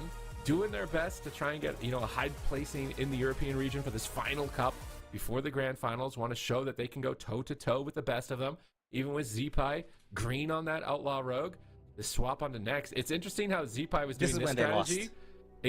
Yeah, when this strategy finally paid off after 7.5 minutes. Early game, it seems kind of risky, but when you get in dampening, where the Druid can't really recover. Here, look at his ring. Oh, the double ring onto next Brunhilde gets a block from Pilimac, and all the momentum just goes like that because Brunhilde gets Rung of Frost and next as well. I mean, that was insane from Mario, but this was sketchy, man. Borgia King were losing the entire game. I don't know about that swap to Lontar from Streamer Zone. I mean, yeah, I don't in know. A Cup 3 waiting room, If I was Lontar, I would not be super comfortable with playing out the rest I might of have the to series. take a It nap. does feel like it's going to be a little bit of a coin flip in the mid and late stages of a match like this. And once dampening gets up there, look how tough it is to recover. Lontar was just a sliver of mana. He pumps everything that he's got out here. He too looked tired. Yeah, dude, long blinks on that game. He doesn't surrender, even though he's here at the pillar at Dude, 0%. He's just doing whatever he can. These with his Outlaw wrath. Frost games are so lame. He's using whatever spells are lowest mana cost, trying to min-max his globals to have any sort of chance of winning this game. We get one triple cross go here on They PMake, push in, and it wins and the they game. can ultimately close it out on PMake. It's actually kind of remarkable that they were able to do this. So it's 1-1. Signs of life. Did are they showing. kick PMake's Frost? Signs of life. I think Maro and Lontar both are on that helping hold the hand of Zeepai a bit throughout this game, working together to keep each other alive in all of these situations, and they can actually do it. They got the dampening. They're able to pull it off. Because watch the triple cross so on the much kill. Experience on that Rogue compared to Zeepai. There's literally years of tournament play on Rogue. This is it. Clone on Rogue. CS Frost. In that regard. Ray. Kidney on healer. Into these late games, buy them any sort of Oh my god, that was clean. That was clean. Do it. They get one win, but it was brutal. It was long. It was 8 minutes. They're sweating, and the thing is like it's not even always a triple cross though. In the next year, like most of the time, it's just a stun on healer and CC on the mirror 3 times. Who is the best? Sorry, Mage it's just Europe? CC on what we are Rogue and healer right now, here and now. Echo looked really good in the upper bracket. I mean, I don't know if anybody was really expecting him to look that good against Habos Babos, but now down on the lower side. Yeah, Habos Babos was trying to do that to Echo. Closer to Brunhilde in ability it's here. It's possible the 100-0 Mage. Lontar have it pretty locked down on their part and their role in this match. So we'll have to see if it evolves here. If Zeepai can step up to the plate, if he can live up to his potential, like we were saying at the beginning of the series here. And PMake was juking a lot of Lord kicks for so there. long, but his lightning he must got be kicked cast at aside the and retired. end. He must That's pick up just the sword crazy. and the pirate ship. The gates are open. Ash remains fall. Yeah, we'll see how they approach the opener. You never want to open as the rogue first. You want to wait for the enemy rogue to open. If they're able to find each other, don't get a little cheeky sap. Wizard battle. Reason why you don't want to open first is because then you get counter stunned by the enemy rogue and you waste your stun DR. So both rogues playing it nice and patient. See what happens. But Maro is the king of damp, man. Oh, zap onto Zeepai. And the clone. It is clone. Cheap shot onto Zeepai. Reaction right now onto Zeepai. Is this a stringer click? He trinkets, he barriers, he greets the How clone. did he zap Zeepai? I didn't even see that. Hold on, he shots the druid. Uses the cloak. I can't believe he's still going druid. Damn, bro, Streamer Zone is pissed off. They're going crazy on His Zeepai. first move is attack the druid. Like he almost dies in the opener. Attack the druid. Must attack. It has the druid. elements of RMP. Yeah, it has the capability. Try and get some pressure going for his team and try and be a distraction maybe, so that Maro will be more free. But it's just such a defensive version like that. of They interrupted him on RMP. polymorph, so he's not able to blink. The That was fun, really good coordination actually, but they don't get anything. the fun unfortunately, version not even is an Iron Fire Heart. Sub. Now Zeepai is cycloned with no trinket. Brunhilde's Holy still a smoke Priest. bomb adrenaline rush. I think they're gonna. I think you could make it work with Fire Sub, depends on when they can coordinate it. our Druid You as need well. an NS clone on Lontar and then a stun bomb. But here comes the adrenaline rush. you've got that He's stun gonna clone connect for the theirs healer. successfully. It looks It's like just not Brunhilde as is strong trapped at as this moment, stun- unable to by Maro here. He does get out of like that. Nova instant into another one chastise as into Maro blinks instant away fear. from it. And I feel like Brunhilde, there's the cheap shot, but they're actually going Maro. Oh, here's the bomb. You get the Here's range, the ray, though, big damage. as pretty Druid. much Well, no, dodge. you have to run in for the Lontar stuns. is stepping up right now. Yeah, it's just for better his with Holy team. Priest, I think, Lontar for the and Maro triple. just trying to hold Zeepai's hand like a little Oh, toddler. no. No, he just gets absolutely destroyed on the swap. They get the Iron Bark on the Rogue. They Trinket switch block to the overlap Mage, from they get the Borgir. Ice block, and these swaps are so deadly against the rest Our of Druid has Druid. instant clone? Yeah, I feel Well, like Streamer Zone that's had a really fantastic true. opener onto Zeepai, but Brunhilde wasted his blind earlier in this game. Blind gouge onto Lontar, didn't really commit into anything. I think he was trying to bait the Iron Bark. Brunhilde now into the bash. Might have the trinket, does have the cloak available. Next is there to back him up. Should be okay. Gets NS cloned by Lontar though to shut it all down. And I love this, man. I NS love the clone's clones on 1 the road minute, to just right? Slow everything down. That's what you need to do. And I want to see it more from both these teams. Can you shot on Lontar? Going after Maro. PMake fakes an interrupt, but he's dying. He Dragon's Breath. Big heal from next. Gets PMake back into the fight. I think Z-Pie. Chastsphere Looking has for a lower polymorph out, CD. I think here. He polymorphs he's not able to get it just yet, it looks like. Kidney shot on next. Another swap from Z-Pie. Druid, target acquired. Druid just got to go healer, Zug. Z-Pie's trying to mix it up and throw some volatility into the matchup. And every time that he does, it opens up opportunities like this. I really like that. It lines up Z-Pie's with the doing big that. go, If he yeah. can't keep up in the like standard play of Rogue Mage, just throwing this curveball, just going Yeah, I after think the you need Druid 30-second whenever he's got a goes. stun, is kind of mixing up the matchup and catching Streamer Zone off guard. But you could easily Shot onto stun Z-Pie, into a looking for the casted final clone Lontar, if you have lands cover, it. right? Lontar instantly trinkets. Sees And that then you just have obviously NS well. clone for the Counter big bombs one. onto Brunhilde. Has trinket and cloak available. Doesn't look like he'll have to use it. Just hooks out of there. Nice. Brutiny holds play his from trinket Brunhilde in the to be smoke calm bomb. and patient, not panicking with it. Sheep onto Z-Pie And there when he goes to grapples the out of it. next. Nice counterplay from Pilimac there as well. Maro back and forth. next. Maro low. Neck Maro in the can ice block block, that. I man. mean, not so close anymore. That is a significant deficit. Down 2 blocks and your Druid has no trinket, and Brunhilde is right there waiting to finish you. Maro Miss still Fever not also has completely 30-second topped off. goes? Okay, that's good to know. That's good to know. P-Make is channeling out the Ray. They gouge it to I disrupt just think it, but the Star Holy Surge comes has in as better well. healing Will Maro output fall at right this now. point in time in game number 3. He's going for the Spike Ray himself, but he gets cloned, or he gets interrupted on it. He's looking for polymorphs. They go on Brunhilde with the kidney shot. 90 to take the road out second of the match, but P-Make is absolutely slaughtering Bubble right now. Top versus of the 1 damage minute meter Guardians. by almost 2 million at this point. It is going to be a snowball. Look at this. Just the damage is massive. It's like an overall 4 million or 5 million damage lead in favor of Streamer Zone. And you can see that in the cooldowns represented at the moment on Maro. Counterspell on Lontar, setting up damage on Maro, trying to kill him before his ice block comes up in 15 gap. seconds. But P-Make is getting Misses low. DB. Oh, is he going to drop here? Z-Pie's tearing in. He interrupts the polymorph. He gets Frost Nova'd. Doesn't look like he's got Escape Artist. Polymorph out of that. They've got more than Lontar bubble, off but the I get side. you. They're Yeah. pushing on to Maro. Brunhilde's getting uptime. Maro blinks away. He's going for a Ray with that NS clone to prevent the interrupt, but he's going to fake it just in case he gets counterspelled. Another polymorph on Brunhilde. Now they kidney shot him. Good control on Brunhilde. Stalling the game for their ice block. Good positioning. They get pressure on Brunhilde as well. They're leading on mana, even though the damage gap is in favor of Streamer Zone. Yeah, I mean, this game is so back and forth. I feel like there is opportunities for Bulgy King to win as well. But Streamer Zone onto Maro is absolutely brutal. He does have one ice block coming back up. They're doing a push right now. Blind onto next. Doesn't have trinket. Lontar though, choosing to trinket the blind. Kidney on from Z-Pie. Brunhilde. It looks like they're able to disconnect. But Z-Pie right now, it's put into the kidney In a- shot and the bomb. in a Does have smoke cloak bomb. available. Gets remame stunned. Cloak before the mame is able to land next, leaving a bit of a gap there. Counter go onto Brunhilde and instant clone onto Z-Pie to shut it down. Double Beautiful gnome play there outlaw. on next. Vortex pitting Brunhilde. I really like the teamwork from Lontar and Maro and Brunhilde. They're just focusing on him, getting control, Z-Pie. trying to lock him down, but Z-Pie is starting to look pretty shaky at the moment. Full cheap shot. Iron Bark from Lontar. Will he die through it? It's a lot of damage. Manages to hold on, but now he's cloned low health. They switch back on Maro. He counterspells the Ray. Maro's trying to reposition, but it looks like Brunhilde can't connect. I think Good there is polymorph a usage here benefit from to Maro running during that Nelf into counterspell on this the Ray, and then though, they clone the so that Rogue you as can well. meld They switch on next with a kidney shot. Ray of Frost. P-Make is there to back him up. Z-Pie moves back in line of sight, so Lontar can dispel the polymorph. That was a good move. Maro's pulling Brunhilde behind the pillar here during the kidney shot. Ice Novaing him, but P-Make gets a ring of Frost. this is Z-Pie's good. in a stun. It's a Melding big Ray, push. They very get a important, block. yeah. I think Maro's just Full clone. respecting it. He knows more crowd control is coming, but now they switch back onto Z-Pie. Z-Pie's on Sundia. Maro with Cheap no shots, blocks. the Rogue P-Make Brunhilde with both to try of and get them. away here behind the pillar. Lontar's there, but he has to heal 2 players. Phone on The second Z-Pie. Z-Pie and Maro is still struggling. Dampening now at 27%. He's Given dropping a this defensive ring Giannis of though, Frost, anyway. trying to Yeah, and reposition I away feel like from you Brunhilde. if you use them Dismantle on properly, Brunhilde. you have it every He's 30 rolling the bones, seconds. hoping to get a jackpot at the end of this dismantle. He dismantles Z-Pie in response. Maro blinks away. Lontar jumps on the Or blind, for trying both to charges break his of blind Ray. with AoE. Unfortunately, it Ray on doesn't P-Make. break. Ray of Frost are coming through, and now a blind onto next. Kidney shot on Lontar. Maro is still trying to Maro's retreat got with no nothing. ice block for 30 seconds. Here comes Brunhilde with the blade rush around the corner. P-Make repositioning, but next gets intercepted. They do manage to pull Barkskin from next here. Maybe it wasn't necessary. Maro is kind of hovering away in the corner, cowering in the corner there. Maro and Z-Pie both 60% health, and Lontar, once again, has to be the MVP. He has to step up. He has to somehow keep his team alive for probably at least another 2 minutes. Full main onto Z-Pie though, but Brunhilde instantly gets NS con. But the issue is Streamer Zone is just pulling them apart. Brunhilde is getting uptime on Maro, and Z-Pie is getting bullied left in CC. Look at this. He's in a full sheep. Gets dispelled, gets re-sheeped from Pilimac. Pilimac's looking for it, isn't able to get it. Next though, is able to clone Z-Pie, and they're just forcing this game and making it so awkward. Full kidney shot onto Lontar, isn't able to land the Ring of Frost. Nice gouge. NS clone onto Lontar from next. Nice play. Maro though gets gouged. Brunhilde kicking over that and giving him precog. Not too sure what that was about. But Lontar has to do a ton of work to recover his team. Gets put into the full sheep now.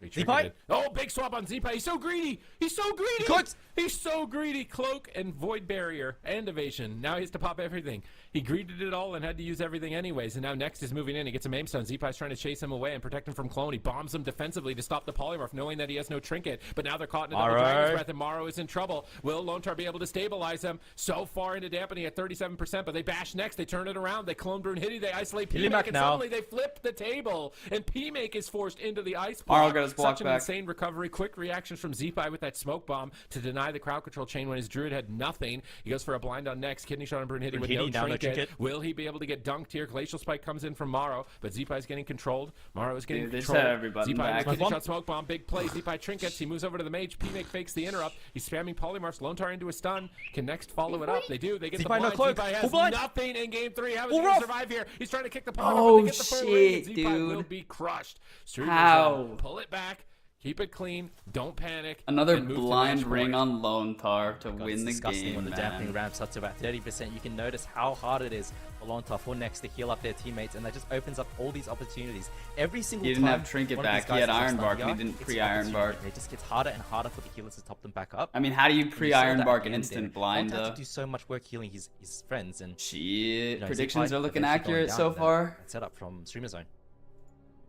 Really good setup. How there. important But, are uh, enchants, they're by the still way? a head block, honestly, I think would say Streamer they're Zone, more important than what- last What expansion. is it really going to take but as far as blunders on their I part? played Just leaving my Brunhilde human and mage Crowd to, like, too much 1900 with, or like, something, 'cause it just feels like half set of up my for these enchants moments, like, missing. the entire team is just on top of them. I just Mars focused counter on swap the can't help. primary Feels stat like they really, enchants they on my pick their chest moment, and they kinda legs, take it a bit more safe in the but early game. I didn't have haste Yeah, enchants. they're more comfortable in the or mirror, and, speed that's just gonna enchants. come down to reps, and so honestly, And I made if it to you're 1900. Burger King, you just really want to keep getting more games. To have more opportunities to get more reps and more experience in the matchup and seeing how the I think if targeting you plays out. I think and if you seeing when really can want to be greedy, min-max, when you it's worth shouldn't it be greedy, to and just getting put valuable cheap intel enchants for on your green experience. gear. But unfortunately now one more win and Streamer And Zone will knock them out of the competition. Focus and on just really get prioritizing next those to primary True stat Form. enchants That's on your wrath, chest and just legs. like- just wrath. Then the Like, I know this is secondary over, it's enchants toast, on your, I'm going for the win at this point. rings. And I like the adaptation from the druids like that, to know when to And go aggressive, when to play passive.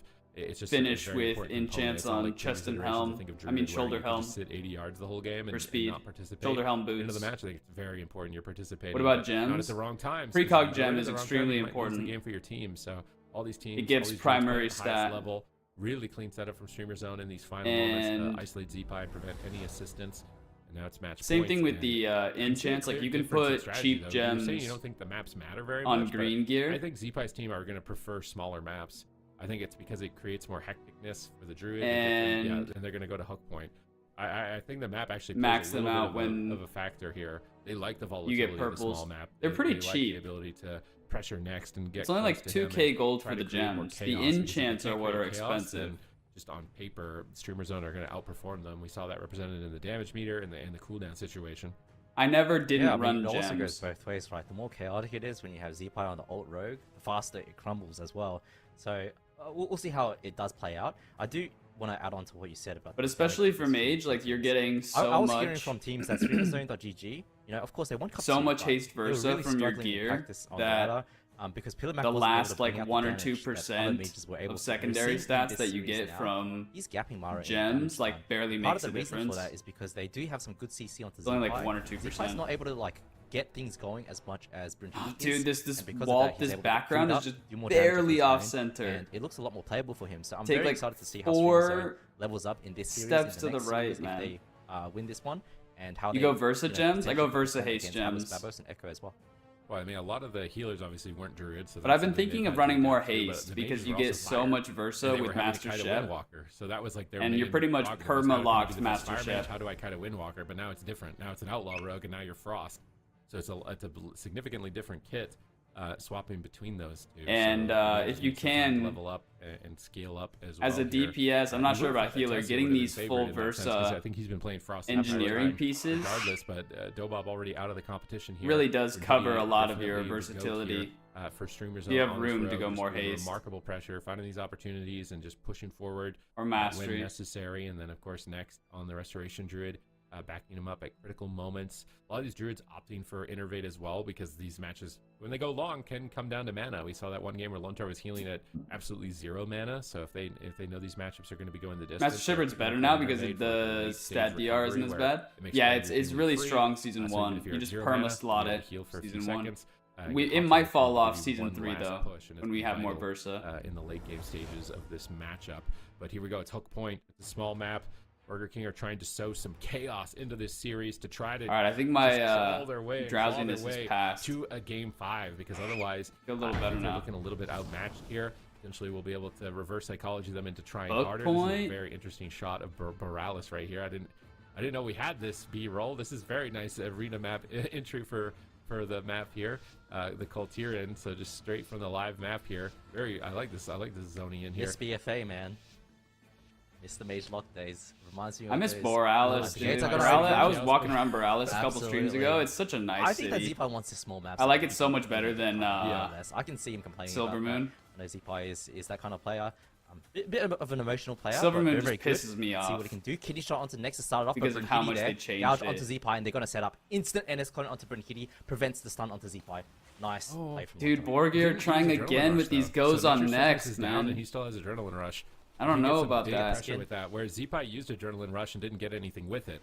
So now we see Adrenaline Rush from Brunhilde. Cheap shots, he's swapping on Lontar, but he's met by a race. just trying to get an That's early actually Iron catch from Bark or Lontar with the something? Shadow Like, I don't Belt, know. but Maro's being pressured at the same moment. Zipai's into a Cyclone. Brunhilde into Polymorph. They're focusing their control on the rogue. Connecting. Like we've been. Isn't there an entire section where you can't enter as Alliance? Yeah. Whoever can lock these rogues down better is going That to might be be in a why. solid position. Lontar opts to trinket the blind That might here. be why I don't No like it as cooldowns much. committed in that push, so his medallion will be down. In the meantime, Zipai swaps to next, try to burst him around the corner. Can Brunhilde save him? He gets a kidney shot into a smoke bomb, punishing Zipai. Next jumps into tree form and recovers. Zipai will survive the Full bomb. CS Maybe Lontar. not, Or can though. enter the new Counterspell Nelf to tree Lontar. without It's any match point for restrictions. Burger King. Are they going to just lose right here? Counter Jump bomb. down a smoke bomb and go after Brunhilde with a full blind. Oh, he What do you mean the new Nelf He, tree? he didn't want to get counterspelled there, but I don't even know if PMake had a didn't have it. counterspell. Oh, So you're right. The he might have made a new misplay there. That bomb could have been clutch as far as Dragonfly, the one from Dragonfly. Dragonfly, yeah. Lontar restabilizing the team with Iron Bark, but still with having no I medallion forget what on that's him, called. is susceptible to crowd control. Yeah, they really need to CC up the rogues. Lontar getting Vortex on his push. Next. Knows that it's coming. Nice read from him. Kidney shot onto Zipai. Brunhilde, though, off stun DR. Looks like he'll go kidney shot by Kidney. Zipai now. Looks like both teams are going to be okay. Just recovering for Oh, now. the Lontar's hard trinket is swap rotating to back up. P-make. Maro the one behind in this exchange. Yep, damage leading slightly in favor now of Streamer Zone. Lontar's trying to gap next on damage, which every point of damage is going to matter right now in a matchup like this. If Lontar can actually beat next significantly on damage, I don't even think they're extending out swapping on Brunhilde's Hots. I think they're damage, just really Zipai, trying to PMake's they're damage trying with to Maro, catch it's P-make gonna be off guard. critical. Lontar just adding some Wraths into the mix every time that he can here on these CS burst P-make on moments. Frost, Zipai in a kidney DB. shot, but Lontar has tree, and it looks like he's not controlled, so he should be able to stabilize. Zipai grapples Blind, into the next, Poly. but he's met by a polymorph. Big From go. blind, Wait, Ring of no, Frost I onto thought the that was tree. a Maro P-make's is isolated. ray. I might swap to Zipai. No, they're still going after Blind Maro into ring. with the Blade Big Rush. jam on the mage. Finish him here now at 50% health. Lontar has been crowd controlled for a while, so reloading these hots is going to be very difficult, but he manages to Streamer do it. Zone Far using this surges lead incoming. to Amplifying bully his Maro, overtime dude. They're effects. pissed Next off to about Lontar, both playing conservatively here. CSing on opposite pillars. P-make on Tossing in Frost damage into the mix for and their one maintaining their win. hots and trying to see where momentum is going to The swing. bias Both is sides kinda get weird, counter not gonna spells. lie. Lontar I mean, jumps in with yeah, platform but to get a bash while counter it sort of spelling. makes Great up for the min-maxes, Horde just global being usage there. completely And now that there's no absent from the counterspell, he can use a lore. Ray of Frost as well. Zipa is moving Like- towards P-make, but both rogues are dismantled. Zipa now moving to next full kidney shot to catch him out. I feel like we're barely seeing Orcs, Tauren, Goblin. Response in this point. It's like a As mention NS clone the of rogue the undead. reposition. Just full Lontar blood Ring of elves. Frost set up here on Maro. BFA was Blocks, all Lontar Horde. chooses to trinket Trinkets. instead, but he trinkets before blind. So this is a 20 critical seconds. moment here. 20 seconds on the blind. Lontar onto, I think Zipa actually blinded next there. Was able to sit.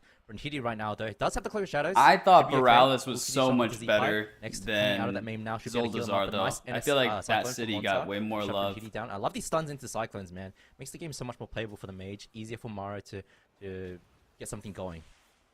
Maro being pressured at the moment. Lontar with not a lot of The options. to Sylvanas heal. storyline? Maro's trying to Yeah, fight, it uses was his kind of invis, Blade focused Rush on connects, and they get a block, and there's the full blind that we're talking Horde about. Swap for back the on Zipa. lore. They're probably going to get Trinket Cloak here as well if they have any Full maim. amount of damage. Full maim stun from next in position to set up for Ring of Frost or Polymorph. They interrupt the Poly. Lontar is free of crowd control for a few moments. To drop the ring again, he typhoons it to try and get some distance and breaks free from the roots. Zipa into a kidney shot, but it looks like The Lontar lore's is been there. so ass ever Struggling a since, bit, but man. he's there. Is he going to be able to save him?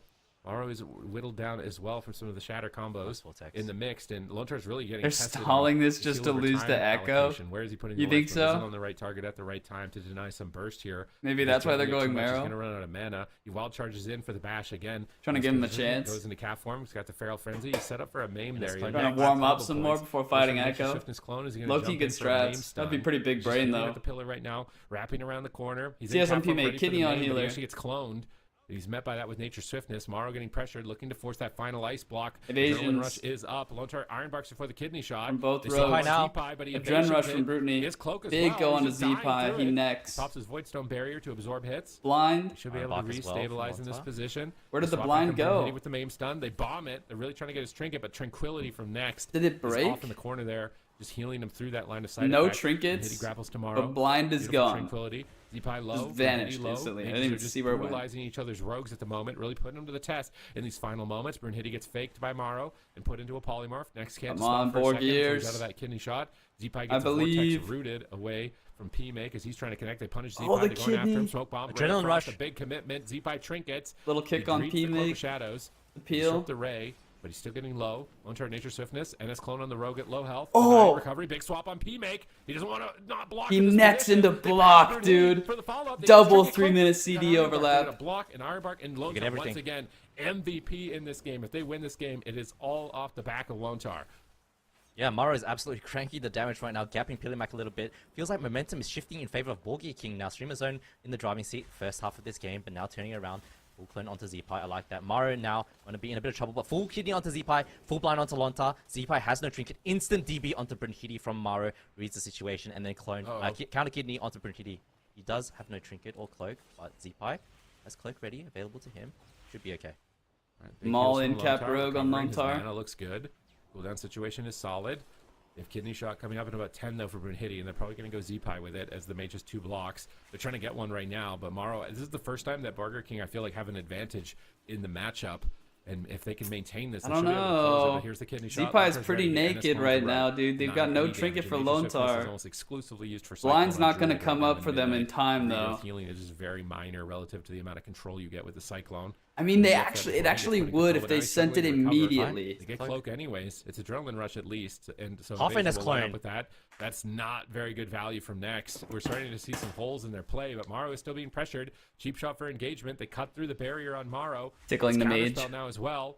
Brunhilde's making his way to him. P-Make blinks around the corner. Z-Pie can't get there. He's stuck in Bash ball. on He wants to Brutney set up a with a Brunhilde. ray. Back has nothing. across, I mean, Brunhilde has fully nothing. channeled. Will they be able to finish? Evasion is up. Maro has to kill him by himself. Brunhilde, Can sorry. he do it? Maro Oh so close. my He's God, Lontar dude. is there with the clone, and Maro leads with the damage. And Burger King actually take this to a game 5, and this was their best game. Was there any This was CC their- on Yeah, next? it Dude, was I good. wasn't even The watching. damage I wasn't meter, even watching a the lot healer. more even than we've seen. The setup's a lot better than what we've seen.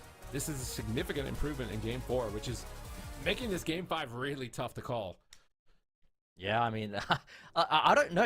As soon as the dampening starts to ramp up after the 3-minute mark, things just start to change into Borgia King's favor. And I feel like, you know, in damp, they're playing better. They're getting cooldowns. They're connecting with the damage better than StreamerZone.gg are. And that's Damn, changing Lontar everything. making plays This with the moment here, where they clone get trinket low from on block from Brunhilde Pilimac as well, is where and they a won the bash game, on because later P-Make. on, full bash onto Brunhilde, gets disarmed. Next into the main from Lontar into the Yeah, there was a clone. full clone on And next, bro. because he had the Lontar game, actually he carried didn't have that. That's counterspell crazy. available to him. I got a Nice pee. setup from Streamer Zone, but Borgia King, they're looking better and better every game. And I feel like maybe Z-Pie, maybe the nerves are wearing off. Maybe he's getting a bit more practice and leveling up throughout the series. But he's making it work. They're doing it. You know, with as little reps as they've got, they're doing it. This was their best game by far on the day with this Rogue Mage Druid in the mirror. Really good setups. Lontar with good plays, getting in position for these maims and these stuns and these cyclones to be able to lead his team to victory. And so Maro and Lontar can finish it out here with magic damage to go through that evasion, while Z-Pie is just like, I'm helping. Well, he's disarmed and invasion is up. He's just running around sidestepping like, thank you guys, thank you dad, thank you daddy Lontar for the carry in this match right here. As Lontar moves in and gets him through, this is really well done from Maro and Lontar. And the fact that Lontar and Maro are playing so well with like a little bit of a handicap, I feel like once Z-Pie actually gets fully online, that they could be a monster of a team. Yeah, absolutely. I mean, look at the names on that team, right? There's no doubt. The ability of that roster is incredible. It's really a matter of time and if they can adapt in time for this cup and then the finals with all the meta changes, the balance changes that happen. But Zipai, he's looking not too bad. I'm kind of happy with his performance in this game. It was good, but they have to live the onslaught. The first few minutes of streamerzone.gg, where they look a lot more comfortable and they're in the driving seat.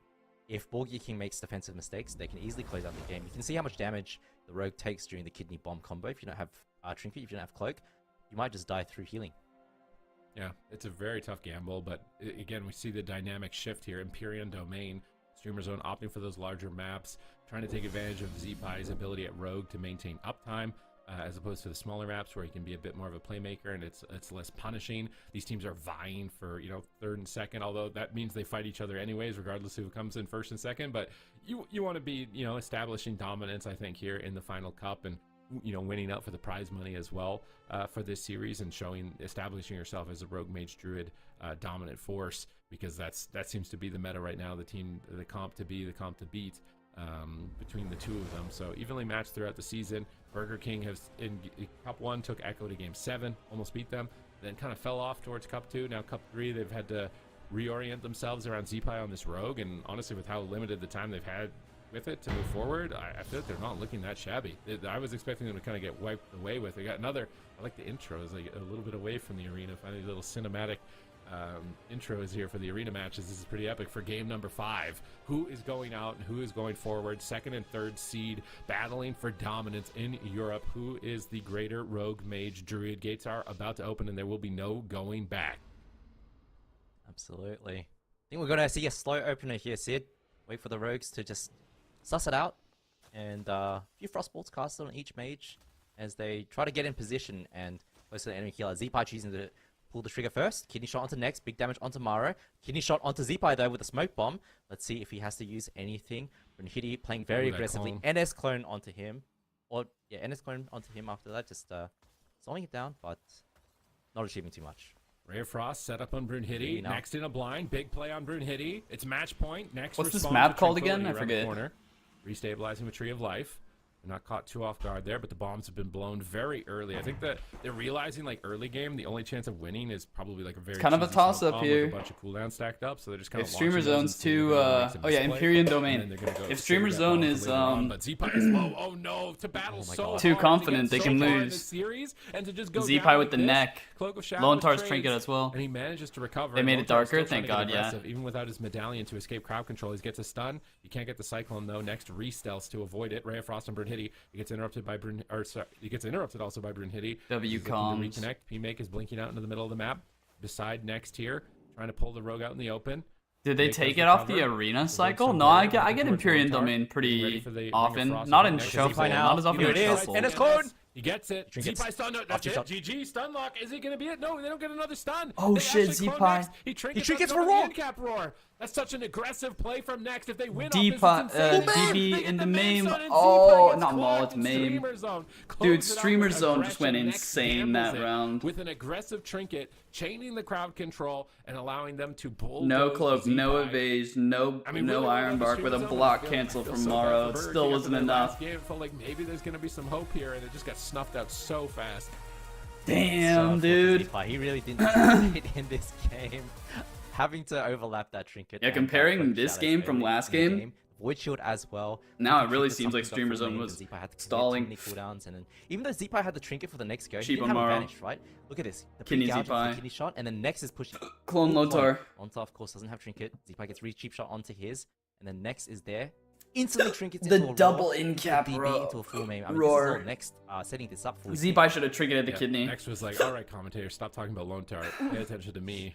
With the play at the end of this game, he really had an all-star moment. Yeah, he holds his trinket next. He was able to get combo points and keep his team alive at the same time, which is easier said that was than the done, other kidney at this level of play. Against There's these no types neck of for this. And he triggers the kidney. This is what I was saying, like, I feel like Streamer Zone's advantaged when it should be advantaged. But he sat in there for like 2 seconds, like a 4-second stun into an in cap. 5 because they just got into the mix and immediately wiped the floor with Zipai. There's no way for him to assist. Dude, the clone DRDB into MAME.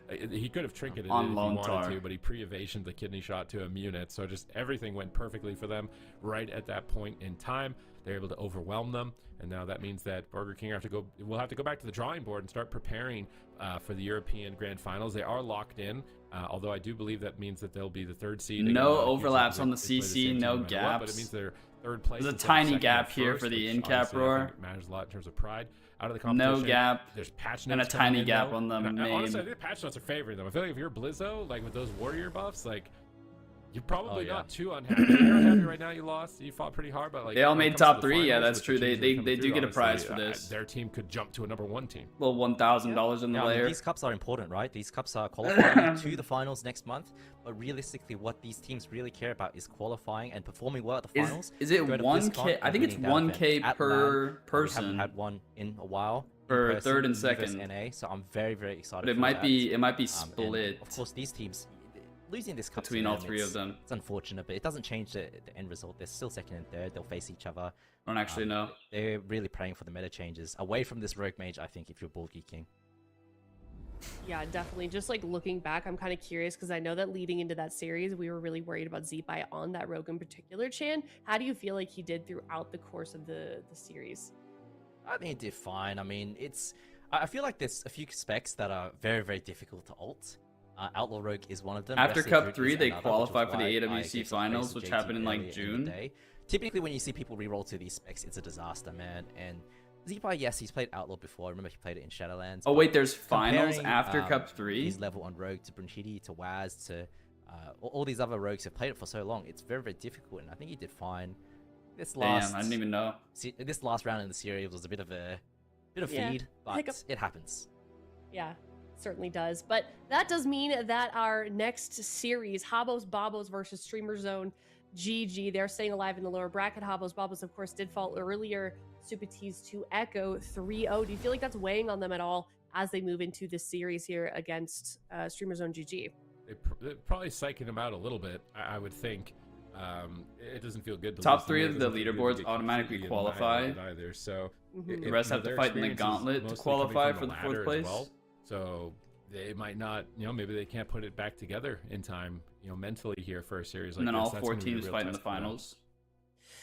Yep, certainly will be. We're looking at the bracket right now. Of course, Echo, they 3-0'd Habos Babos, so they are sitting in the grand finals. They've been waiting for an opponent. So there's going to be only 3 another teams left. They are gonna qualifier end up gauntlet, being or is playing gauntlet off- different from playing qualifiers? against Habos Babos or Streamer Zone GG for the 3rd and final cup here in the EU region. And like Chan was saying, these games are definitely getting very, very important. So with that, we will be heading to a break. And when we come back, we've got Habos Babos versus Streamer Zone GG coming up next.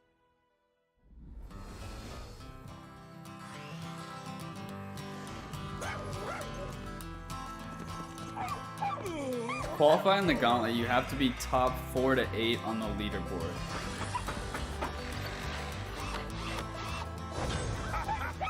Not bad at all.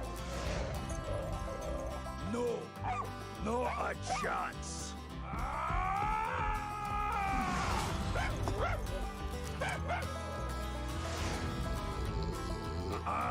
Nope. Off with you.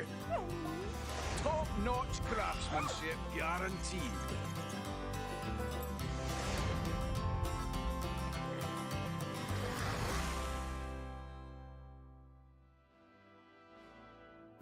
Whoever gets the win gets to participate in the finals in June.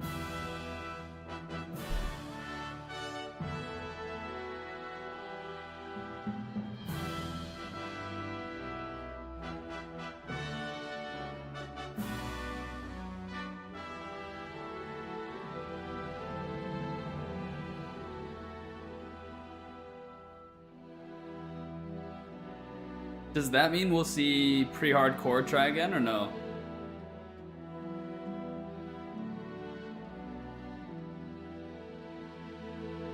Or is it everyone in these? If they win the gauntlet, yeah? Sick. It's so confusing to me, bro.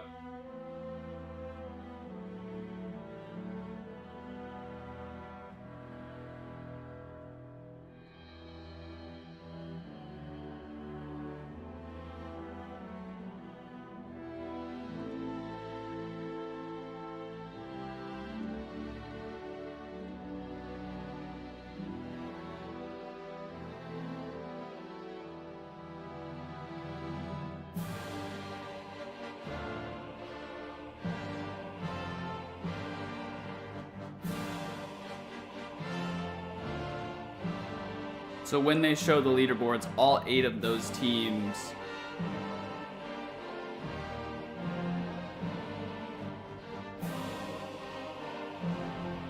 will fight in the gauntlet to qualify for 4th. Is that what you're saying? Yeah, 1 to 3 already qualify. 4 to 8 need to fight in the gauntlet. Huh. I still think I don't understand. I get what you're saying, I just don't understand it for myself as a whole.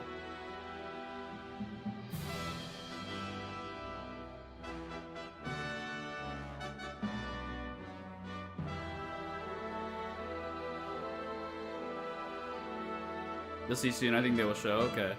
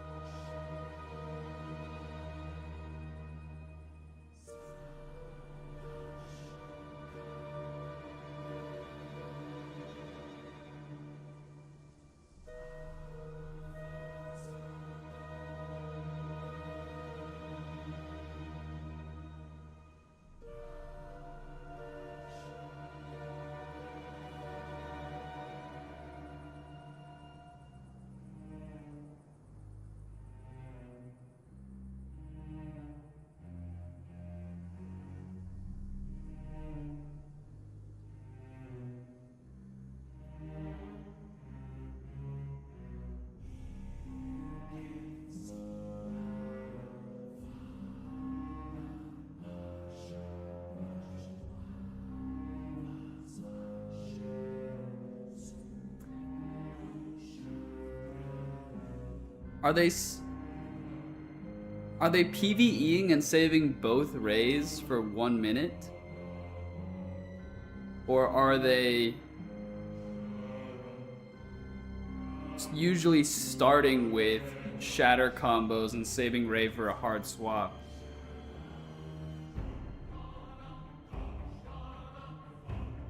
They might be saving it for the NS clone go.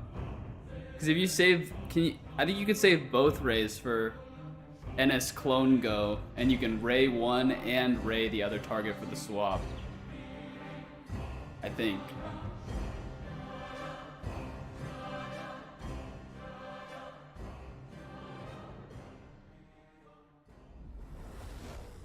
Hello, everybody, and welcome back. We've got yet another series for you. Winner of this one determines who does go on to the grand finals against Echo. It's Hobbles Bobbles versus Streamer Zone. GG, Vin.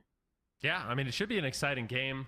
Obviously, Hobbles Bobbles, they're coming off a pretty rough loss against Echo in that upper bracket. Streamer Zone, they have a lot of momentum.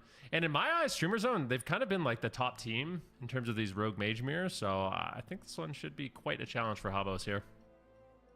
Yeah, I think so, especially considering, like Ven said, that 3-0 that actually sent them here in the first place. So they do have a potential to pop back up to the grand finals, but they've got to get through Streamer Zone. GG and Super Tees. They've kind of been having an incredible day. They've stayed alive in the lower bracket for many series in a row. Yeah, I mean, Streamer Zone are just heating up. I think for a lot of people at the moment, we would consider Streamer Zone to be at kind of the pinnacle of the hierarchy when it comes to Rogue Mage, especially after they won Cup 2. Might be a waste to use 2 Rays in one go. Up, yeah. By OK, Let's Go in the open bracket, which is surprising. They lost to that Discipline Priest Assassination Rogue team. But since that loss, they have been just cleaning house in this lower bracket, just dismantling Dobab. But then how do they have Rays? Europe. They've just been going one after another, right? Dobab first, for that swap onto P-Make King, and now they're on to Habos Babos, which are the new kind of newcomers to the debut here. But they did 3-0 Burger King likely in mirrors, so I think they're going to be a bit more because that was like a hard swap go. Match.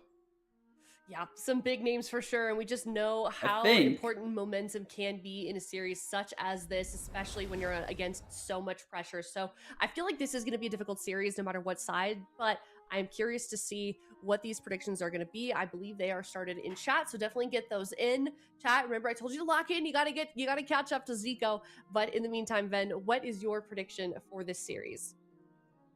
I feel like I have to go with Streamer Zone. This is a team that I've talked Best up keep for a one while. rate They ended on up winning cup cooldowns, so you're 2 always getting one back. and beating Echo in kind of Rogue Mage Mirror. So for me, they're the team to beat right now in this meta. And So you just save one for emergency swaps. We'll put up a fight. I think ultimately it's going to be 3-1 for Streamer Zone. 3-1 Streamer Zone. All right, Super Tees, what you got? And I'm doing the same. I think 3-1 Streamer Zone. 3-1 Streamer Zone. Okay, I hate to copy you guys, but I also feel like it's going to be 3-1 Streamer Zone. Let's see what Zico and Chan have for their prediction. No faith for Habos Babos, man. Oh, Wow, Zero that's crazy. faith for exact Habos Babos. score too. Damn. When I was watching the Echo versus Habos Babos, I was You need surprised to use two. every You gotta single use one of two. you went Yeah. against Echo. That felt real Not crazy to me. me. Oh yeah, not you. That's true. That was the We only had one the same that didn't. prediction. Yeah. Yeah, you and me. Yeah. Yeah. By Super T, Zico, Chan, that was a wild pick. It's just, Chan went really hard. do at you it. use it on like Yeah. That the? was I think it psychological depends warfare. on He how was trying clean to the agree. go psych is. Waz out to get him to play better or something. And then Like, you Waz save or one sorry, for the Chan says swap. he wants them to lose If and they then have he an out. matches them, but I think that's all a cover. I think he's just psychologically actually. And you motivating use on them. the Like, it's swap, like when someone to says you can't guarantee do that, CDs. You'll never do that. It makes you want to try like 10 times harder. Yeah. I think that think Chan is so. just faking his hate. I think so too. I think that definitely But that's why makes the sense. openers I'm definitely from keeping an eye on that guy. But yeah, Streamer all Zone of us are- 3-1. Let us know in chat how you feel like this series Or is the- gonna just go. in But general, the Habos openers Babos with this certainly comp the are underdog insane. in this series, Super Tees. I mean, do you feel like we're gonna see another mirror? And if so, what do you want to see from Habos Babos? because you can use one we ray saw- to get we a saw CD little bit of pressure, reaction. like pushing in on Druid and attacking Druid in that last series. And then which you was an also have a interesting second one. adaptation from Zpi. So I'm curious to see if other teams. So find if you know you influence can from that. guarantee the kill, you just spend it. It's really just a matter of playstyle decisions here. They because stop the Streamers have first proven that you can ray, win you just gotta fast. go They next, just won yeah. that last game very fast compared to the previous ones in that series. So are they gonna get the gas pedal down, play aggressive, early smoke bomb, try and bait cooldowns, or are they gonna play more passively? Game one, I kind of think they're gonna play passively, just to try to feel out the other team and see if they can get a late game advantage. And then if they feel like they can get away with something later in the series, then maybe they turn up the crank and they start being a bit more aggressive. All right, and Streamer Zone, like we were talking about earlier, this is their like second. They've played many series in a row, so I do hope that they're taking that momentum. But then I also hope that they're not feeling any fatigue from these multiple games that they've had to play so many times today. Yeah, these guys are built for it. Playing 4 or 5 hours, Yeah. 6 hours a day, every day. You know what I mean? Like they know My exactly what's fingers going would on. hurt. Yeah. I mean, they do. Luckily, in these mirrors, they spend a lot of time in crowd control, so they Yeah, get I a was little bit gonna of a say. break, Oh, okay. which is nice. But I wanted to say, like, Damn, bro, when I no was watching faith on those- I was Habos. upstairs 6%. in my house, and I was looking at I was watching the games on my TV, and I was really Uh-huh. impressed with Next. I really like what Next was doing in that last game. He was willing to like trinket aggressively, came in with the NS clone, the disorienting roar, the maim stun. Like those are the kind of plays I want to see, and Next is definitely someone I'm going to be looking out for in a big way for this series. All right, well, here we go. Game number 1. Big one as well. Winner of this one moves on to face off against Echo in the grand finals. It is Habos Babos versus Streamer Zone GG. All right, what's it going to be here? Well, we already knew it was going to be Rogue Mage Druid Mears. Who is the greatest Rogue Mage Druid of Europe? That is what we are deciding right here in the third and final cup for qualifications to the finals. Gates are open. Mages are immediately in the midfield, trading shatter combos and trying to spell steal so that they can strip off that barrier like Oscar was able to get immediately. If he got a quick yoink on those barriers, that's 2 barriers he's been able to spell steal. That could create a lot of momentum as that ability does absorb a lot of damage. Blind The Ring Dex, kicked it. Ray of Frost being channeled. Looks like they're more standard game, attacking mages early on. No kind of rogue smoke bomb shenanigans. They go for a nature swiftness on the adrenaline rush of Queener. I like that allocation for nature swiftness. Take out that early momentum that the rogue is trying to develop, but Oscar still taking some big hits. Just massive explosion. Oscar is doing so much damage in this game. 41,000 DPS. He's doubling PMake. Yeah, definitely a really offensive opener here from the side of Habos Babos. The flip side, Streamer Zone looking like they could battle it back here. Brunhilde finally getting aggressive, getting the gouge here onto Oscar. They are swapping onto the Rogue. What are they going to be able to get done? A full kidney shot lands. P-Mate gets interrupted. Nicely done there by Oscar, but Queener's just getting absolutely soloed they in raid, this moment. P-Make raid Freeform that comes in go. from Dex, and that should be enough healing to keep him alive, but Oscar's still low. He's just getting completely And destroyed. then at the they same shatter time, combo Brunhilde might for just the outright swap go to die. Oscar. It is so back and forth in the early stages of this match. You make Got interrupted alter neck. Not enough damage to finish, it looks like. Brunhilde grappling over to Oscar. Cyclones from next. He's just been. It's going to using be Nature Jung Swiftness versus clone on Calvish Cleaner, again, basically unless on CD can cooldown, beat the Jung. As opposed to Dex, who's been sitting on his Nature Swiftness, not really getting value from it. And even despite that, though, I think that actually might be why Brunhilde is falling behind on damage. Whoa. Big push there. Just one rake stun and they get a block. I mean, their damage differential right now, the damage gap is huge. I want to That see alone F is tier win forcing the so much series, momentum man. for their team right here. They still have good pressure. They clone next out of that. The kidney shot Brunhilde. He has to trinket cloak. P-Make is still low on health. Desperately altering time. Barriering. Praying it doesn't get spell stolen. Looks like Oscar got another spell steal on that one. The counterspell Oscar. Brunhilde is low. Next trinket's out. Will he be able to recover? Gosh. Blind comes through. Looks like it either broke or didn't get any value there, unfortunately, for Brunhilde. And now Next has no medallion. Brunhilde has no medallion, and they have Smoke Bomb. We've seen that situation before. It usually means that Brunhilde Kind of is crazy about to hold die. that long. I think they were Somehow just waiting winning for the game right now, Rogue this to kidney pop shot. out. Tree of Life from Dex, it looks like he's going to block it. So as long as they set this up, Nature Swiftness clone, and Oscar and did better in the Smoke Bomb, I one think in Brunhilde the might be lights 2v2 duel. Definitely could be. I would say Dex Waiting right for now is rogues. pulling miles ahead over Next in this game for Druid CC. He's been playing very aggressive, getting Next trinket with just a maim stun. P-Make's getting a little bit low on health. Dex moving forward, maybe looking for a Cyclone. Unable to find it for the time being. P-Make gets interrupted. Ray of Frost gets channeled, and this could be the end of the game, but it looks like the tranquility from Dex is going to be more than enough to Is keep him that both alive. A great raised from heads-up P-Make play. there? Queener and Polymorph dispelled. Interrupt on Oscar. When is Queener going to go? Here's the kidney shot. Here's the smoke bomb. How much damage do they have? Kidney They didn't clones control Nex, though. Oscar. He was able to get into that smoke bomb. He was able to assist by NS cloning the mage. So Nex just totally shuts that down by getting into the smoke bomb.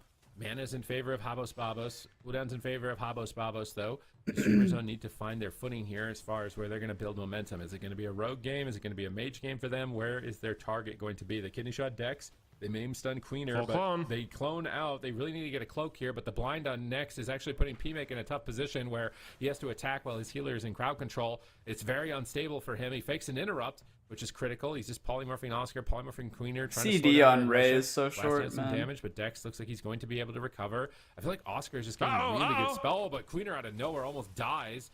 Oscar gets blasted down. P-Make is striking back, but it looks like Dex has been able to recover that in this position. Now, Next has Nature Swiftness. Where is he going to allocate it here? His team is being pressured. Is it just going to go out onto the Rogue? They blind Dex, but it breaks.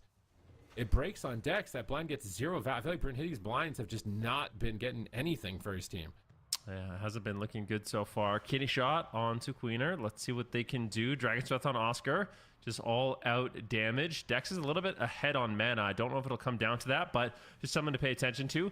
P-Make now faking out an interrupt, going for a big glacial spike. Can he get the raid? Doesn't look like he's going to commit it just yet. And he's going to hold on to that cooldown. Oscar getting a little bit low on health, but these mages... Oh no! P-Make has to go into the ice block. A huge hit of damage incoming as Next got caught into the Ring of Frost. A great push Arshalm there has NS by the Hex side too, of by the way. Bobbles. Yeah, were you there when we were talking about how I didn't even realize that Enough to dunk him, enough to force NS was a shaman ability? I thought it was maybe just he's getting bursted down even more. Druid. They managed to pull Cloak of Shadows. So the issue now for their team is that Next has to worry about him. He has to have Hop on Mage and Rogue, which is going to stress his mana bar even more that he's falling behind on. He clones the Adrenaline Rush with Nature Swiftness. We still see Next keeping to that strategy. Just Nature Swiftness clone the Rogue on his cooldowns or his kidneys, but he gets caught in a polymorph. This is a major makes sitting on a blunder double ray that here. Habos Babos want to capitalize on, but they just can't. They can't get to the target. Following Oscar, he's getting polymorphed. Oscar's just Rogues are dismantled and unable to attack. It's hard Oscar's for trying to Arshalm get to use it away for from Hex, though, Brunhilde since here. they need it for He gets some healing. crowd control Yeah, with those Novas, that makes sense. Repositioning, frost bolting while Brunhilde isn't nearby, and shatter comboing as well. Ray of Frost, he realizes Brunhilde's out of the game right now. And Ray they polymorph kicked. it. They set up Cheap. on Queener. Big hit of damage onto Queener. Dex gets incapped on his trinket by Next as he is trying to reposition, and Streamer Zone are trying to put themselves back into the game. The Rogue is looking very... Oh, but Oscar out of nowhere just gets absolutely Dude, eradicated. the fact that You they don't have even time to really CDR on discuss Ray, what's going on as man. far as strategy before it suddenly Why flips. can't we and have suddenly, CDR what is on going on? Bust Oscar has to again, block to bro? nothing. Queener is falling over, and So Streamer lame. Zone are back in the game. Yeah, they get a lot of cooldowns there. It just Dex puts gets Frost, interrupted. like, Oh, they can miles continue ahead the of momentum. Mage. Oscar Queener could be in trouble. NS Clone Fire, coming I mean. in, and Dex is just getting controlled up, but the damage just is not there. Brunhilde and P-Make cannot find the damage. Full kitty shot now into Dex. Cheap shot on Queener. Can they take him down? He's got the Cloak of Shadows. Might have to make the trade, but seems Then to you be get more bust than way okay. faster. Oscar, I mean, it's though, 1 is minute. likely going to fall. The damage is overwhelming. Dex gets out of Hypothermia. crowd control. Can they keep him alive? It gets interrupted, and somehow it just ran he out. holds Yeah. on. I can't believe it. At the same time, Brunhilde 1.2 now or 1.3 is under in the fire. war What a within, yeah. back and forth game. He was about to die 1 second until his hypothermia wore off, which prevents him from using a second ice block. He manages to stay alive there. Now a MAME stun on next. Closest call I think we've seen in this game right now. P-Make is getting blasted. He might have to ice block at any moment. He trades it as next goes into Tree of Life, but dampening is now at 31%. No Quite difficult blocks. to recover. Nice Nature Swiftness Cyclone. Next is adapting his Nature They're going Swiftness way play. harder on Sometimes going after mages Dex, here. Sometimes going after Rogue. Now they're pressuring Oscar. Polymorph on Rogue. Dampening is high. Blind, no trinket. No blocks remaining. They're desperate. They Dragon's Breath defensively. Kidney on Brunhilde trinkets out to Brunhilde, go for the cheap. win, but Nice he cheats on ring. his trinket by Queen Gouge. into the gouge. And now Dex is still in crowd control, choosing not to trinket. Why is he not What? trinketing? Oscar is so low. He's cloned up. He trinkets, but it's way too late. He didn't want to get NS clone on his trinket, I think, in that position. But That NS clone they was so just short, though. absolutely You just swarmed instant Dex trinket and that Streamer Zone. Once poly. again, looks like they're losing in the He has early no game, blocks, but when it comes man. to the late game, they just absolutely. Oh, and he bulldoze iron you. barks him at Pulling like off that win, 20%, 1-0 dog. in the series. I wonder Are if you they're kidding doing it me? on purpose Bust is definitely sometimes. strong I'm at cooldown actually considering wondering Ray if is they're like, you know kickable. what? Let Ah, Bobos that's fair. think That's they're fair. winning. It's pre-dampening, and we know they Yeah, you can't. can but let kill them if think you they kick are. Like, get them Ray. a little bit close, you know. Give them the taste, because then they're thirsty, and then they'll do risky stuff later, and we can punish them. As opposed to if we do nothing and make ourselves look invincible, they won't get baited, right? It's like you're like lulling them in as a false sense of security, making them think that they're winning in the early game when it's not as critical without dampening as high as it is at this point in the game. And then they play aggressive, you can punish Ring them. main. Because it's played out like this so many times where I'm And they wondering just if shatter that's him to actually death, dude. their They logic. don't even is raid no, that. don't play aggressive early. Just kind of sit back, let them fall into it, and then we'll make our move a little bit later. Because all these games seem to be ending around the 30% dampening mark, Close which this is where window, like, man. It's swinging cold. momentum becomes of the utmost importance. So great turnaround there from Streamer Zone, because it did look like they were Stop. losing for most of this game. Yeah, Is it still this following is the you? streamers that I've wanted to see for a long time. I want to see these final moments once again. Like Dex, he is in a MAME stun. Stop. Oscar, what is he? Displace back. He alters back. Dex gets cloned, and just a little bit too much hesitation there. Druid does have like a few seconds. One of the awkward things about a Resto Druid is you have a few globals before you heal. So like in that situation, he has Dude, to it's Iron just- Bark, it's never which gonna doesn't stop really do any following you. I'm just healing. gonna hide Then you have to camera real quick. Overgrowth, and that doesn't really do too much healing. And then you Swift Mend, and it's that third global that's likely going to keep him alive. So there really can't be too much hesitation. It just takes too long to catch up on the Resto Druid, and unfortunately it's going to cost Habos Babos there. But Nex is threatening the clones. You can see he's just pre-casting it. Dex didn't want to trinket into the clone, so a bit of an awkward situation there. And Also, and they maybe, got rid of the you know, if Oscar pet was just sack in, or sorry, crit if thingy. the Mage Yeah, was that just was in a line bug of for sight, Hunter. It wasn't for not trying to, Mage. Like, pre-LOS, he could have just comfortably trinketed and Iron Barked, and it would have looked a little different. But I mean, honestly, I think Habos Babos, they had a good game, like you said. Felt like they were winning at the beginning of it. I feel like Dex was And I think making some you're amazing referring plays, to- pushing in, getting crowd control on Mass, getting his trinket out of the way, and it felt like he was winning the kind of the Druid mind Ross, game Roar of until a little bit Sacrifice. later on. Streamer Zone, And like now you it's said, just they battle it 15% back, damage they get the reduction. win. And Super So it Season, I'm doesn't starting to negate think bust, no. that we're going to be seeing this matchup for the rest of Europe, like the rest of the day in Europe. I'm thinking it's going to be a Rogue Mage Druid kind of tournament here in Europe. Maybe F tier will mix it up though What? in North America. F tier are the the beacon, the light. Now and here's the my Rogue question. Mage darkness. So in Europe, Me mage, you know, me this is what carry, I'm need thinking right now. buffs, In Europe, above every ice single team in the block, top 4 four is running stacks, Rogue need Mage ray Druid. of frost In damage, North plus America, we saw 50% zero on Druids. kickable, Like, do and you shatter think 120k, the North please. American players- Well, Chan pointed it out. We didn't get to see Gators play because they got the bye. you think we're going to Cubsy see will Druid? probably play a Druid. I think Cubsy I've been will. watching their practice, and all of Cubsy's their not a Druid? they've been playing double Outlaw Rogue Mistweaver. I haven't seen Maybe the Druid yet. comp do that. banning There's is no the way they're gonna move, do that. actually. But they already did it. They did it in the whole Nah. off of like the I don't open think they're going bracket. to do that in the top 4. Maybe you can do that out of the top 4, but I don't think you can I'm do going to that be in the top wagering 4. some channel points that I think they will be doing it, to be honest with you. Okay, I mean, you're getting ahead of yourself here. We're still I here. know, Game I know, 2, I know. Astromane's Fall. Nerf Abos, Mage, Babos, Rogue. Streamer Zone, Rogue Mage Druid, Mirror, Streamer Zone lulling their opponents into They a literally false are. sense of security in the early They're game, getting and nerfed just on Tuesday. Absolutely dominating them for the last minute and a half to 2 minutes. So a very effective strategy. They know where their win condition is. Comp banning wouldn't make sense for WoW, yeah. Start getting aggressive and start developing their momentum. So is Habos Babos going to fall into the same trap of playing aggressive early and then run out of options and get trip up in the late game, or are they going to play more conservative as well?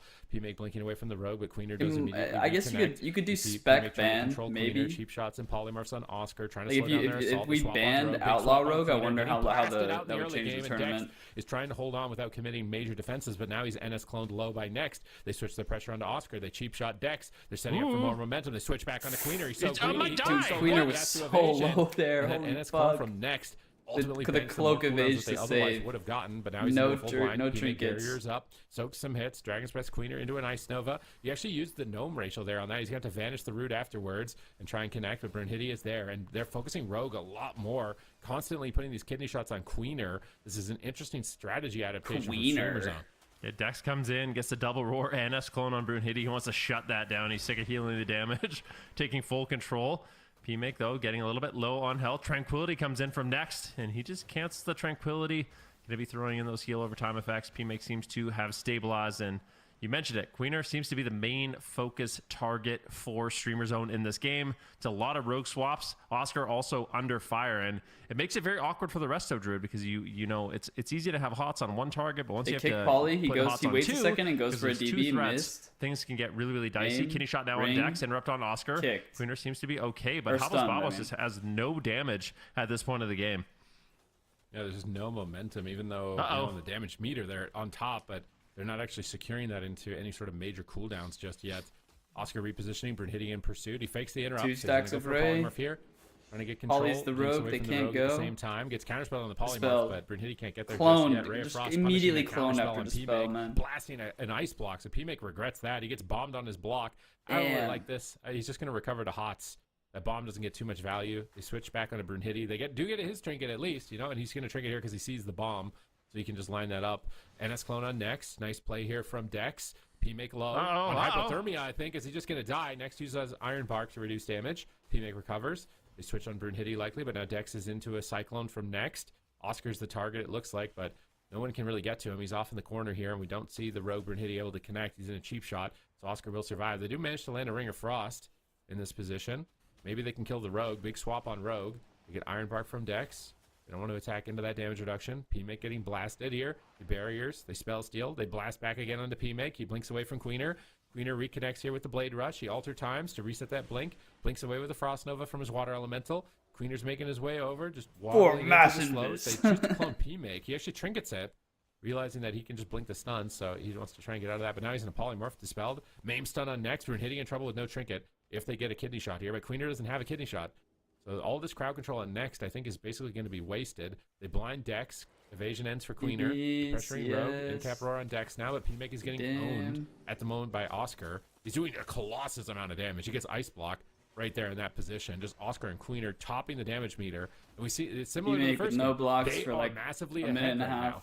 So if Streamer Zone can hold on for 3 minutes, which might be tough. What's going on next? CSP He mate. just used Iron Bark. PMake might just be dead right now. I think it's over. Maim stun comes through, and Habos Babos, they lead with their strengths, which is aggression. They close it out at the 3.5 minute mark, winning on every front. Damage, cooldowns, mana, crowd control, just absolute decimation here in game number 2. Yeah, that was a great final push there by Habos, but just really controlling the tempo of the game. There was a few moments where it didn't seem like they had that much pressure, but still leading the scoreboard like we kind of mentioned. So the damage is there. They just didn't have the crowd control, and at the end, they kind of put it all together. They found that game-winning crowd control. We'll have to see what happens. See Dex right now into a Cyclone, into a Maim. Next getting control of the game, but inevitably it is Dex who turns it around. This was actually a really good crowd control moment where it felt like Dex was out of the game for such a long time, but they just weren't able to close it out. Raid Dex that here gets kidney, the NS and they clone hard onto swap next. with no PMake Ray has and no ice win. blocks like we talked about, and a Maim stun is to follow it up. And that's one of the things about the Druid. You have a lot of instant crowd control. Almost all of them are playing Disorienting Roar. So not only do you have instant Disorient, you have instant NS Clone, you have instant Maim Stun if you build up your combo points, and that's one thing to look at. These Druids, they're doing a really good job getting into cat form, you know, using their attacks and building up combo points on just random targets, so they have that available to follow up on their NS Clone, and it just provides a big window for their team to close out the game. Great chain of crowd control from Dex here. And now, I was like, hey, Streamer Zone looked like they have control of this, but now after this game, I'm like, I don't know anymore. It's anyone's match, yeah. It's just anyone's match. It's very tough to like pinpoint the exact details of why. Like, why is the game so dominant like that for one side compared to game number one? I think maybe it just comes down to Druid, engagement. I feel like Dex was able to get a lot more MAME stuns. It was similar to how we saw next against Lone Tar in game 5 of the last series. Like, he was able to get in there and get MAME. As soon as you're getting MAME stuns, because the Outlaw Rogue only has the kidney shot once he's run out of vanishes, so the Druid actually becomes very vital in that regard. Although this is interesting in the series to see the teams opting for the same maps, right? Whereas Zeepai's team, they clearly had a bias towards small maps. But these teams, they don't have that bias. They're okay just playing it out on the larger locations. Yeah, and honestly, the hierarchy for which one of these teams, like, seems like the teams just kind of everyone can beat each other depending on the day, who plays better, what strategies they implement. Like, I don't know if there is actually a clear hierarchy right now, because you expect after Echo kind of destroyed Habos Babos, that Streamer Zone would also be able to do that since they beat Echo last week in the Rogue Mage Mirror. So I don't know. It's up in the air still. Any one of these teams can win. Who's going to be able to rise to the occasion? Lots on the line here for these rosters as we go into game number 3. And I mean, these series have been so close. These games have been so close. I really, it's too close to call at this point. Final Cup of Europe. Who's the greatest rogue mage of the region? We're zoned into Empyrean Domain. Flurry shatter combos from the mage in the midfield. Queener gets Frost Nova'd without a stun, slowing down his initial engagement. Now Brunhilde is picking his target. It's going to be Queener with the cheap shot, but he gets Frost Nova'd on his grappling hook. He can't move. He's vortexed. He's pinned down. Both teams outplaying the rogues quite heavily. They know how to contain that outlaw. Queener now into a cyclone, shutting down his momentum. Brunhilde grapples over to Dex. They're swapping onto Dex. They're going for a Resto Druid hit. He barkskins. They smoke bomb anyways. They're going for it, but no, Brunhilde gets caught actually in the smoke bomb. He's getting blasted down, and they're trying to punish him. What's interesting is that Streamer Zone are taking Zeepai's strat and attacking the healer, and that didn't work out for them overall in the series. So is this a winning strategy? I don't know. Maybe we'd have to look at their gear. Maybe Dex is playing really, Full really ring low ray onto versatility Oscar. or something like that, and Oscar giving them some next. insight. Ooh, Oscar barrier. might just die.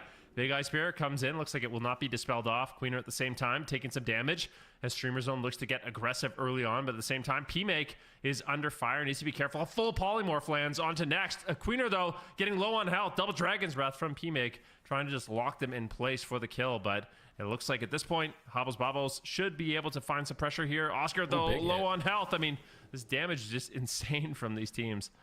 Just every once in a while, I think the Outlaw Rogues is like a Star Surge plus a Blade Rush, and it just hits them Insane for 300K damage from and these watch their health specs, spike. dude. P-Make down at 50%. Barriers. Looks like he's recovering. Oscar's trying to spell steal, I think, here in a second. No, he's just going for the Glacial. P-Make tried to line, but he wasn't able to get around the corner. Dex is just keeping Hots up, getting his team stable for their next attempt. It looks like they're pressuring P-Make. Huge hit on P-Make right there. He manages to fake an interrupt, though. He's in a shatter combo. Oscar. We see them just trading flurries and lances. Ring of Frost actually hits Dex around the corner. Did he get that out of a stun? Queener runs into it. Was that an invisible ring, I think? I think they might just get a block off of that. They do onto Oscar. It's a clutch play from P-Make, setting up that invisible Ring of Frost around the corner.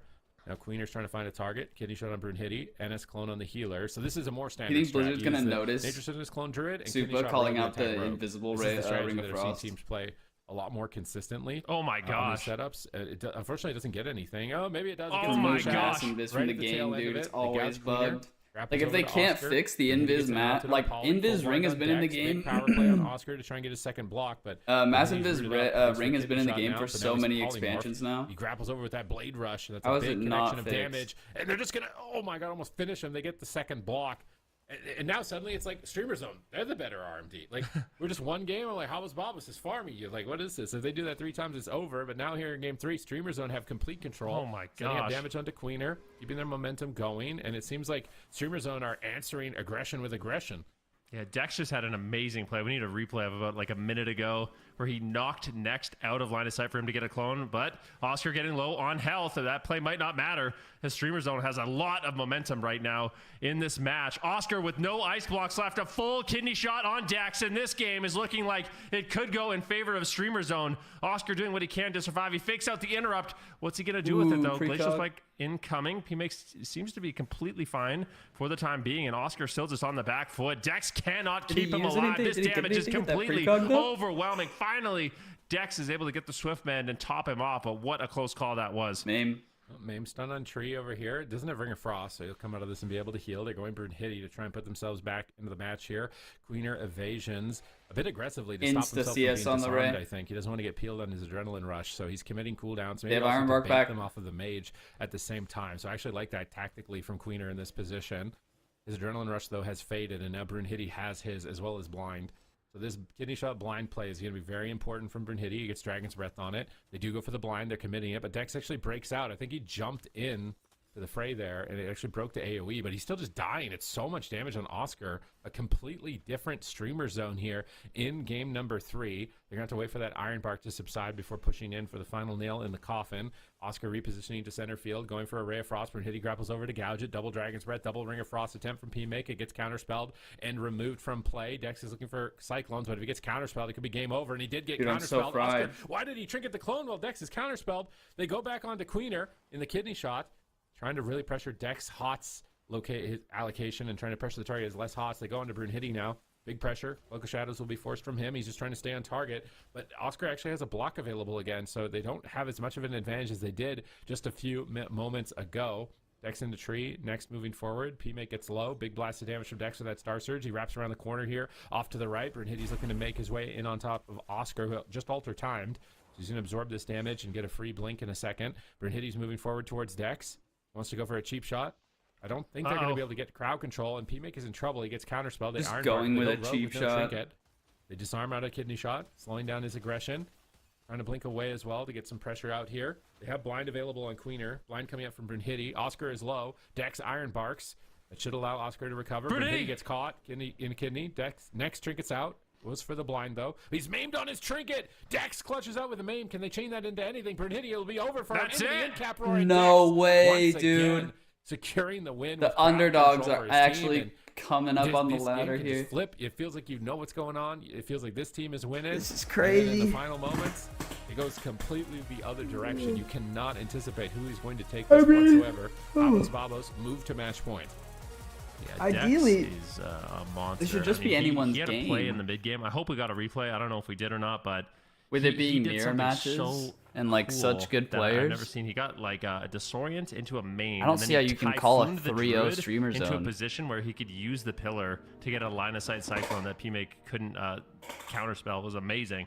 And this is why I talked about Dex so much on Friday, because he really is that playmaker resto druid. He's very comfortable with pushing in at the right time, landing the stuns, the roars, the clones, and it can just turn the game around so fast. Next Kinda trinket's want out, weak Dex worlds is back. there, Yeah, me getting the too. combo points, gets the maim out of that, disorient at the last second, and there's really just So that I can nothing have a at that point they're functioning able to buff do. And reminder Babos, for Arcane they're Intellect. looking real threatening. And then Streamer Zone's on match point. I mean, they're number 2 seed. They want to contest with Echo, right? Amongst Because other the things. dominant team I in miss Europe, but if they cooldown go out here in tracking third place, too, they're not gonna bro. get that opportunity. Enemy CD And tracking it's was funny how so this, like, I swear that Streamer important to Zone me. looked like Babos did in game 1, where Streamer Zone are really You aggressive. can but then customize there's a your game UI like exactly the second. way you want, yeah. It's like it's flipped. It's like each team is like. And it "No, was the strat maybe, intuitive, we like, need for to the copy people that who 'cause we lost," knew but then they about copy it weak and then auras they and lose, wanted then they weak do something auras, entirely different. it and was that works out, and it's just so perfectly crazy as functional. far as Like, now the that we outcome don't of the have match, that but I will say code, the Druid control we're just matters dealing so with much. these Dex half-baked getting in and add-ons getting that these are name stuns fat and getting as the fuck. cyclones. There That it is. what Super Look at that play. inefficient for into the clone resources. behind P-Make the can't pillar, CS so it. P-Make can't PC. That counterspell. was so cool. I It's love so that. annoying.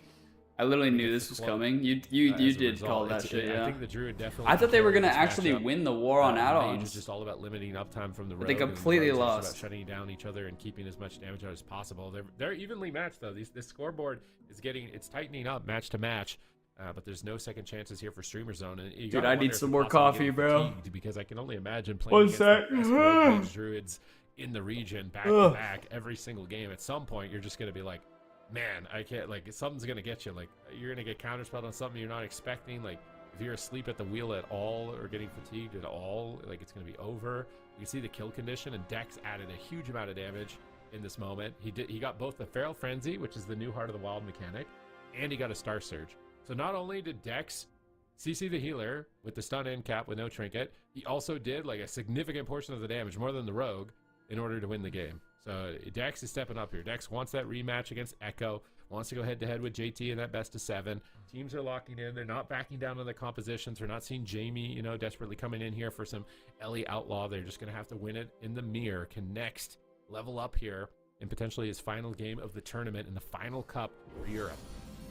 Oh my gosh, it's so brutal. And I feel like when you're in that situation in like a Druid versus Druid battle, it's like it's extra annoying, you know, when the enemy Druid's pushing in and maiming and disorienting you and NS cloning you, and it's been back and forth. Like Next has done it to Dex, Dex has done it to Next, but it just adds that extra element of stress where you have this really threatening Resto Druid pushing in. See, Dex actually is playing a decent amount of haste, so he's playing a lot of mastery, pretty high versatility, and then also weaving in a little bit of haste for his build. But Druid right now, I swear, it's really fun. You have a lot of control. The healing can be a bit sketchy, but when you're playing with, you know, really durable classes like a Frost Mage and an Outlaw Rogue that can bring that extra control, the Resto Druid is definitely a really good complement to that, especially because you highlighted it, right? Like the Outlaw Rogue doesn't have as many stuns as like a Subtlety Rogue, and that's where the Druid can really help out and assist with that extra control. Yeah, there's a lot more synergy, I think, with the Druid in this particular matchup with the Outlaw. And the Mage durability and snares lowers the volatility of the Druid that you might experience in like Solo Shuffle, where you got random comps that don't have the same type of durability and coordination. So it's perfect storm of synergies together. Here it is. It's the final game possibly for Streamer Zone. Are they going to be able to overcome adversity here and come back in this series? Because Habos Babos looks so good. Dex wants that rematch. P-Make is already taking tremendous damage in the opener. Next gets blinded, trying to follow that momentum, but Queener gets intercepted. Cheap shot away. Oscar gets pushed, but he will recover from Dex. Oscar and P-Make just trading flurries on each other here on the pillar. Oscar decides to retreat away. Ice Nova trying to get control of the Rogue. Brunhilde grapples back in. Oscar blinks away. He blade rushes over to reconnect. Queener's coming into the mix with the grapple onto P-Make now. P-Make and Oscar still just trading attacks. Star Surge is flying off to the side. Cyclone attempt from Next. He actually gets it on the Mage with a blind. That's a critical moment. Actually gets a trinket from the Mage. That is going to be a beautiful setup, honestly, from the side of Streamer Zone, but P-Make is getting blasted. They're going to have to allocate the Iron Bark. Brunhilde evasions to protect his Adrenaline Rush. We're starting to see the Rogues use their evasions aggressively. Both Rogues in this position to try and stop the dismantle. Ooh, nice ring. That does open them up for swaps, though. I love that ring, but they just don't get any damage. Oscar just preemptively line of sight, does such a good job avoiding that situation. Really good positioning there by Oscar, but Dex can Dex keep him alive? It looks like he won't commit the Iron Bark, and their team should be fine. Now it's actually P-Make on the back foot once again. Next in a good position to heal up, though. Line of sighting. Big NS clone. Dex is moving in for game-winning crowd control, or at least get an ice block out of the way. Double barrier there by P-Make. So those ice barriers are going to be on cooldown for quite some time. And now it's going to be a little bit of an opportunity. Big disorienting roar there by Dex as well, interrupting that Ray of Frost. Instead of healing the damage, he just interrupts it, and I think that was a great play. Smoke Bomb comes in and gets nothing. Next gets the Tranquility behind the pillar, completely negates it. So now Brunhilde still has Smoke Bomb. Oscar's repositioning. If they can stop Dex on Tranquility, like a blink counterspell with a Smoke Bomb, that could be an option for them here. Queener goes for blind. They're pressuring Brunhilde. Queener grapples over, but Oscar is low. They dismantle Queener. Maim on Next. Where's the follow-up? They get the Ring of Frost. Brunhilde is at 50%. Has to make a tough decision. He'll activate his Void Embellishment to absorb attacks. He gets in-cap roared. Counterspell on P-Make, taking 2 players out of the match. Brunhilde just not able to get value to the Smoke Bomb just yet. He blinds Dex. They're going Mage, I believe, here in this position. And the full Ring of Frost on Next, but Oscar barriers. They actually break through the barrier. They're cracking skulls right now. They get the Void Stone Shield as well. Maim stun on Dex, and Next is leveling up. They get an Ice Block as a result. It will be vitally important that Next gets Maim stuns like this if his team is going to be victorious. Yeah, the Druid control is just so imperative in this match. P-Make taking some burst now with both mages under fire. It's going to be a kidney shot here on the Queener and a Smoke Bomb, so not really accomplishing too much in that situation. I think it was Dex using the Tranquility, ultimately keeps him alive. And has the game started yet?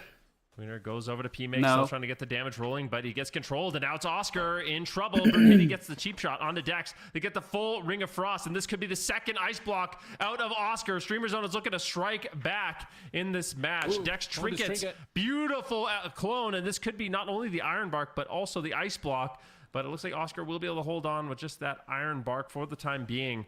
And good patience there by Oscar, not overreacting. If they have Healer Trinket and Ice Block, in 10 seconds from Brunhilde, and they have a Ray of Frost. So and Rogue Trinket, the game hasn't started. It'll be lights out for Oscar. but Brunhilde's getting control. Freaking He can't get any momentum PvEing. going just yet. He's just waiting on the trigger. Now he's into the MAME stun. A lot of control allocated to Brunhilde. They swap back to him, but they actually decided to clone Next. They're really committed to the Rogue right now.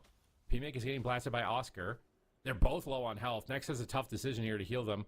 It looks like he's doing a good job, though. The blind on Dex gets nothing, unfortunately, from Brunhilde. That vital window is lost. They polymorph Queener. They're trying to target down Oscar. PMake fakes an interrupt, looking for polymorphs. Still pressure on Oscar. They get the block off nothing. I feel like that was almost like a respect block, but now they don't have anything. They swap on Queener with a clone out. Next is getting aggressive. He walks into a blind, though. Both rogues could be in trouble. Blind is going to subside. Looks like both sides will be able to recover here in this position. Medallion's available for both sides, so no major advantage there. Smoke bomb is coming up, though. Some potential for Queener with that to make a play. No Oscar block. is just getting pushed. They're just owning him with damage. It's a completely different team.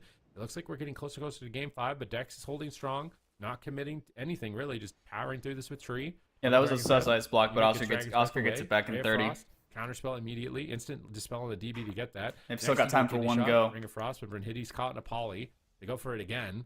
And can they PMake win here? just Oscar has no boom. block for 14 seconds in game number 4. They can't connect, it looks like. Next is in the defensive position here at the pillar, getting ready to line of sight any crowd control. Maybe he's going to get in aggressive here. Gets an NS clone over onto Queener. Now he's just healing up behind the pillar. Reloading. Oscar's just dying to damage through Iron Bark. He clones him low on the Iron Bark. He trinkets it so that he can recover. Nice that extra trinket. heal over time effect. Oscar Kicked gets counterspelled instantly on his Ray, ray. dude. Goes for Glacial Spike instead. Looks like he's trying to go after P-Make. Next in a MAME stun. Dex in position. Gets an in-cap roar. Into a Cyclone. Big play. Queener is low, though. Dex gets intercepted Next by an trinket in-cap roars on his Dex own, there. And when he died through Cloak. It's game Queener number was 4. Queener's LOS. dying through Cloak. He's almost fallen at this point. Dex has to recover with basically nothing. Oh, he gets rake stunned. stunned by The Nex. blind. Queener's desperate. Defensive Oh blind, my not god, enough. dude, And he's Streamer Zone kicking strikes himself back, for that taking LOS, it bro. To game 5. Oh, He was way too- Dex, dude. I feel like Dex got a little bit ahead of himself there. And he Yeah. got punished in a big way, spending a lot of time trying to just go on a solo mission. Who was he crowd controlling on Dex, behind that LOS? And Was he that falls on- behind. His rogue gets low. Next realizes he on it and just Mage? I decides think to so. trade out his trinket aggressively, gets a disorienting roar, and at that point, Dex just could not recover. We're going to see it in those final moments. So it all kind of starts when Dex pushes in. Both druids are on the pillar. Dex pushes in. I think it's a little bit after this. So this is where he gets a disorienting roar. He's going for a cyclone. Winter's getting low, and Dex just decides, okay, I'm going to trinket and disorienting roar you back. And at that point, Dex just doesn't. He was have on any Brutiny, throughput man. cooldowns. Brutiny He just fell way tricked too far him, behind man. on healing and late dampening. The gouge Dex on gets the rake P-Make. stun. Dex has to trinket, but it is too little, too late, and that's just one of those situations where Dex, Wonder I what think, broke just had to their play it a little blind. bit more conservatively, realizing that he and Queener basically had no cooldowns. Damn. All right, game number 5 here between Streamer Zone and Habos. Oh my Streamer gosh. Zone looking to get their rematch against Echo. The only team to beat Echo in a cup has been Streamer Zone. So they want to get a rematch in this finals and show the world that they are the best team in Europe. Can they do it? They just need one more win. It's such a nail-biter series. You can't call it. I'm thinking this whole game, Habos Babos are going to win. And then right at the tail end of it, Next levels up and just gets in its face, gets a ton of crowd control. The cheeky shadow. Where does that blind go? To be able to win the game. The scoreboard Maybe just is get like instant evening trinketed? out I don't even know. completely across all 6 players. Games are going a decent duration. Like, this is the type of competition that you really love to see in the AWC, and it's great because it just means that Europe has leveled up so much. You know, it used to be very top heavy, maybe 1 to 2 teams at most look like serious contestants for like a first place position, but now I feel like it's so many more at this point, and they flip the script. They go to hook point. This is a major development. We've seen these teams locking large maps for the entire series, and this time around, Habos Babos want aggression. This is confidence, I think, from Dex. This is saying, like, let's go the small map. Let's get in their face on game 5. I'm the better druid. I will outplay him. That's what it's speaking to me, at least, by going. Dude, I want Habos Babos to win after such terrible prediction odds, man. Players on the bench that no one thought they were gonna win. Hope, you know, like they might get their time. Just cheerleaders and water boys for their. But like, they're so good. Like Walrick, really, Jamie. We're gonna have to like make like a water boy section for all the benchwarmers at BlizzCon if this ever happens, and they can like sit together with water bottles and give water to the rogue mage hydration, teams, keep them hydrated. It's normally the mage that makes the food, but now IRL it's gonna be the warlocks making the food for the mages. Interesting. Here, so Oscar, no this is a NG. crazy series. I've been like blindsided. No every NG game. I'm just like, this team wrist. looks like the best one. Obviously, this is over. We're going into the finals. It's gonna be Habos Babos. And now I'm Splitting like, oh, more no, evenly actually, with haste X verse. had a really good game here, and he's now looking like he's probably going to be the team that goes into the finals. So if you put a lot of channel points on either of these teams, I think that you are just shaking at the moment. You're going to be shivering because there's no way to predict this. As all little micro plays you can make with the invisibilities to get Ring of Frost on the ground, or to just stop an important cast, to prevent a crowd control chain. There's so many small decisions that can add up over time in a matchup like this. And if you pick the right one at the right time and swing momentum, you just win the game early. Other times you got to be playing it conservatively into the late game, prepared to keep your mana going. And the chef has cooked up a great game 5 here between Habos Babos and Streamer Zone. Yeah, it's going to be interesting to see what happens. I mean, these teams are very evenly matched. You know, just because one team's winning the early game doesn't mean they are going to win the late game. Early blind here on to next doesn't really amount too many much. game I'm able vibes. to follow it up with any additional crowd control or kind of damage. No, I'm just happy cooldowns for gonna be Habos, netted. man. NS Clone coming in from next I want immediately them to win onto Queener after just to everyone slow down doubting. that adrenaline rush. We've seen it consistently. Big setup here onto Brunhilde, and great pressure for Habos Babos. Full blind now into Dex, as it looks like Streamer Zone is looking to reverse the pressure and get some damage rolling. All right, Dex is adapting here. He uses Nature Swiftness clone on Rogue. He's been using his clones more aggressively, so this is an interesting adaptation. But now Streamer Zone adapt. They go after the healer. They're doing an all-in on Dex. Is he going to choke and die through the bark skin? The in-cap Aurora at low health, and it looks like he will hold strong. Iron will discipline right nice there to kick. not commit any more crowd control, but Brunhilde grapples over and interrupts the clone. Dex gets combo points. He goes for a MAME stun. Oscar is getting blasted. Dex is struggling to deal with this, and I wonder if they regret going to the small territory of Hook Point, because it feels like Streamer Zone are the ones taking control. Yeah, a lot of pressure, a lot of aggression coming in here from Streamer Zone in the early game. We need crowd control on next. He steals basically every cooldown, just using Tranquility out of line of sight. Dex now into a kidney shot. They're making a swap on him once again. Can they take him down? Damn, Rake why are stun they out of the so kidney shot. A aggressive big on shatter. Dex? And Dex, nice NS clone on the Iron Bark. And now Oscar's just dead. Oh, Streamer Zone is playing this absolutely beautifully. Dex is struggling to stay alive, but he manages to hold on to his trinket as well. I can't believe Dex is playing this so he greedy. pre-Iron Barked Ends up paying off. the Full clone. name now on to next, as it looks like Habos Babos is trying to get something rolling for their team, but Oscar's still just outright dead. Dex does a good job getting crowd control, but it just doesn't amount to too much. And his team is doing more damage. It's really surprising to actually see Streamer Zone. The game is in their favor, even though Dex's team is doing like almost double the damage in this position. Not even 2 minutes into the game. Here comes another setup. Blind into Ring of Frost. Streamer Zone are just getting way better crowd control at critical moments here. They're blasting Oscar. Does he die without blocking on game number 5? As he's at 30%. Dex sits through the crowd control and greeds it out. Oscar is able to kite and navigate those seas to stay alive and hold on to his ice block. He Frost Nova's Brunhilde, but now he's Polymorph. P-Make repositions away from Queener. The kidney shot Brunhilde. All control onto the Rogue. All hands on deck. Oscar is trying to get away and reposition. He barriers. He Ice Nova's Brunhilde on his roll to bones. He's looking for Polymorphs, but he gets interrupted. He goes for Glacial Spike. They stun up. They interrupt P-Make. They're really blasting P-Make suddenly here. Next is trying to recover him. Here's the cheap shot. Next, what are you going to do? Where is the clone going to go? He NS clones the Mage. Interesting allocation. He jumps over for a MAME stun. Is he going to try and hardcast a clone? Maybe Oscar. they don't even need it. Oscar is just getting annihilated in game number 5. Dex manages to hold strong. He's getting into cat form, even though Oscar's getting blasted. I think that might be a mistake. He gets counterspelled on Frost. He manages to recover. Man, we saw Dex one with triple critical cross CC decision-making this right whole here. series. He's trying to gamble and get aggressive, but every time he does, Oscar gets so low on health. Yeah, they just really punish these aggressive pushes. There's just all-out pressure. P-Make a little bit low. Oscar as well, turning into a mage race here in this game number 5 elimination series. This is going to be a close one. Next Could gets never do this interrupted. with Armpala, He's yeah. low on health. He grapples away. He's trying to line of sight. Queener is there, though, to follow it up. We need another gets a little bit of a cheap disorient shot. DR. Ray of Frost comes in. P-Make polymorphs it. Ray of Frost in return onto Queener. He's in danger. Cloak of Shadows. Clone on Dex. And he just holds on with the Maybe Void Hodge Barrier. Blind Ultimately can will work. survive. But now it's Oscar under fire. And I love Streamer What- Zone what's- just playing what's so CD on aggressively. Blind At the same and time, Hodge? P-Make's getting low. Do not want to throw away the game. I feel like Streamer Zone is in such a dominant position. All right, counterspell on Oscar. Dex is blasting in Wraths, but Oscar is getting low. Dex keeps taking these super greedy gambles. He's into the gouge with no trinket. Queener, is he going to fall here? A massive hit of damage on match point. He drops the defensive smoke bomb. Line of sighting the mage's attacks. Buying time for Dex to recover. and he manages to 75 on blind, dude. They crowd control Brunhilde with the nature set this clone. I think it was actually just a hard casted clone. Dex is getting into cat form. He's building up combo points. He gets Typhoon on his wild charge. He didn't get the Mame stun next with an instant Typhoon. Someone clip that. He like Typhoon. We would have to like offensively bop or spell bop. Reaction from Next. He's getting combo points now, and Next is going toe to toe with Dex, showing that Dex isn't the tallest tree in the forest. Queener gets stunned into a bomb. Dex is in position to Tranquility, completely negating its push. Blind is allocated onto Next. Big power play onto Brunhilde. Is Next going to be able to respond in time?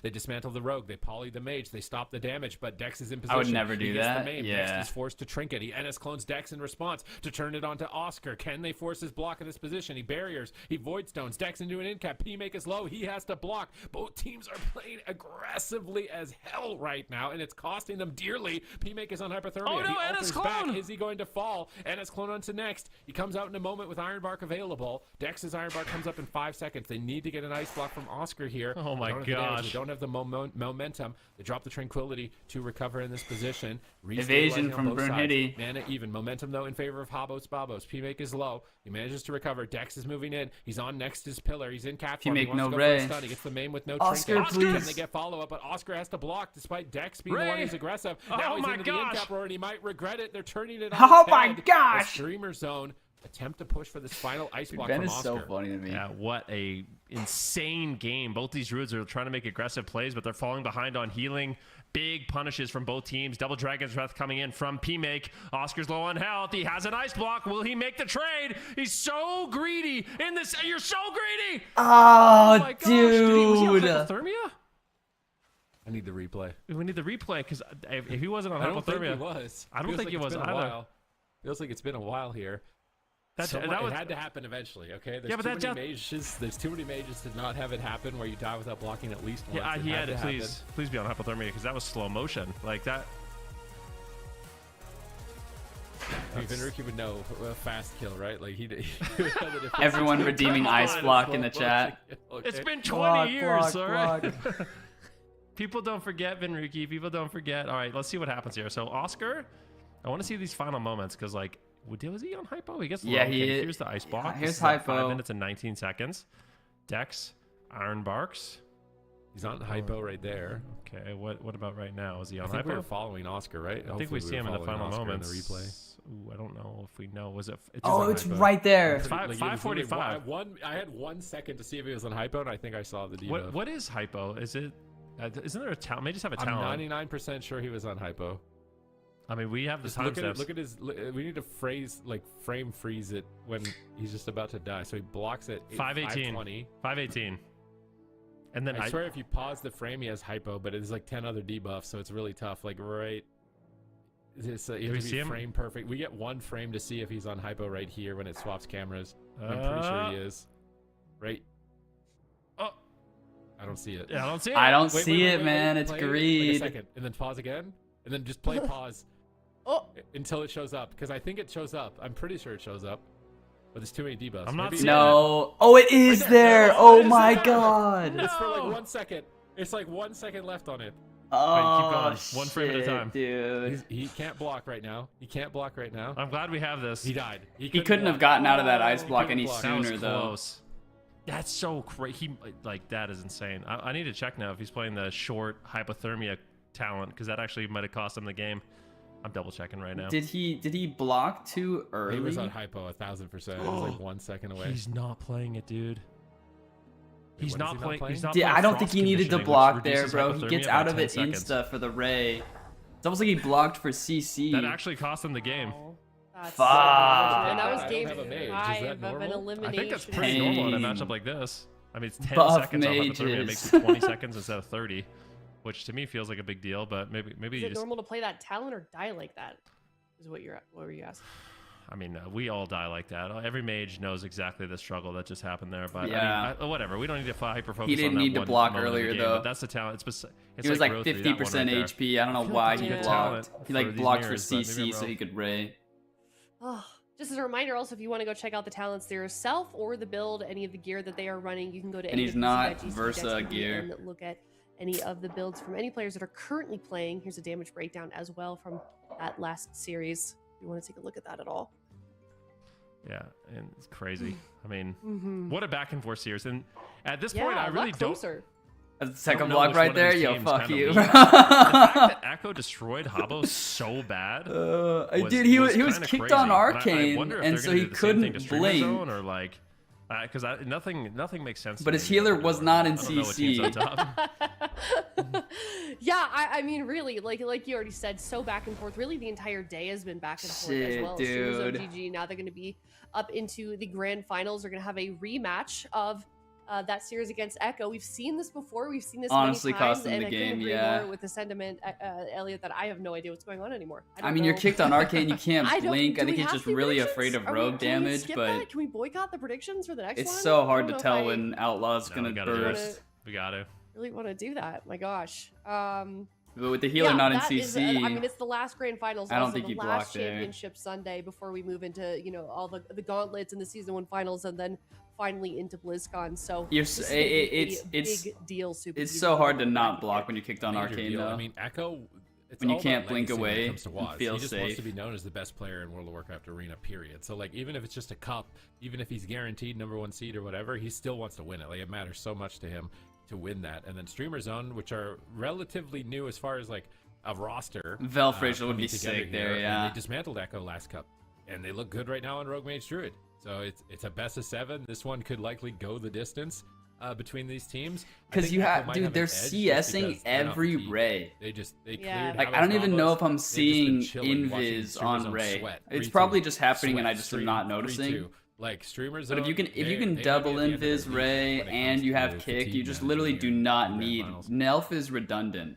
All right, I certainly hope not. We're going to let them get a little bit of a break, but they definitely have got to make sure that they are ready for this series because this is definitely a big one. It is the third and final Championship Sunday series that we have seen many times before. Two teams that have been back and forth all season long here in the EU region. You don't want to miss it.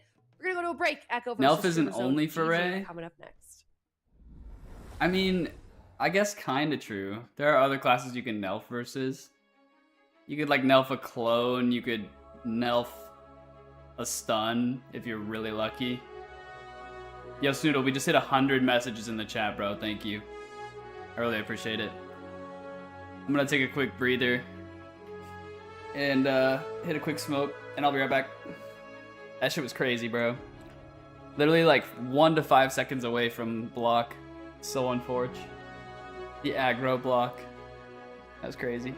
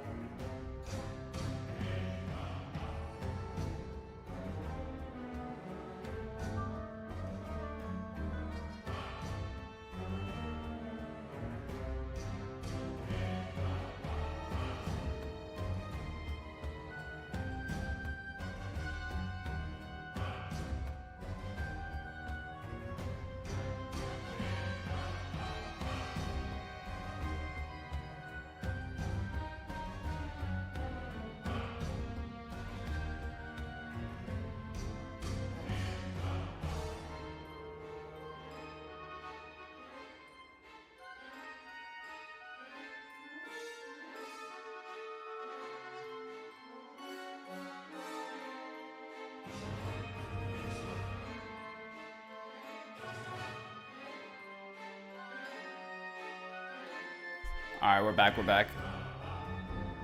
Nelfing a clone might be insane with the R-Druid meta. True.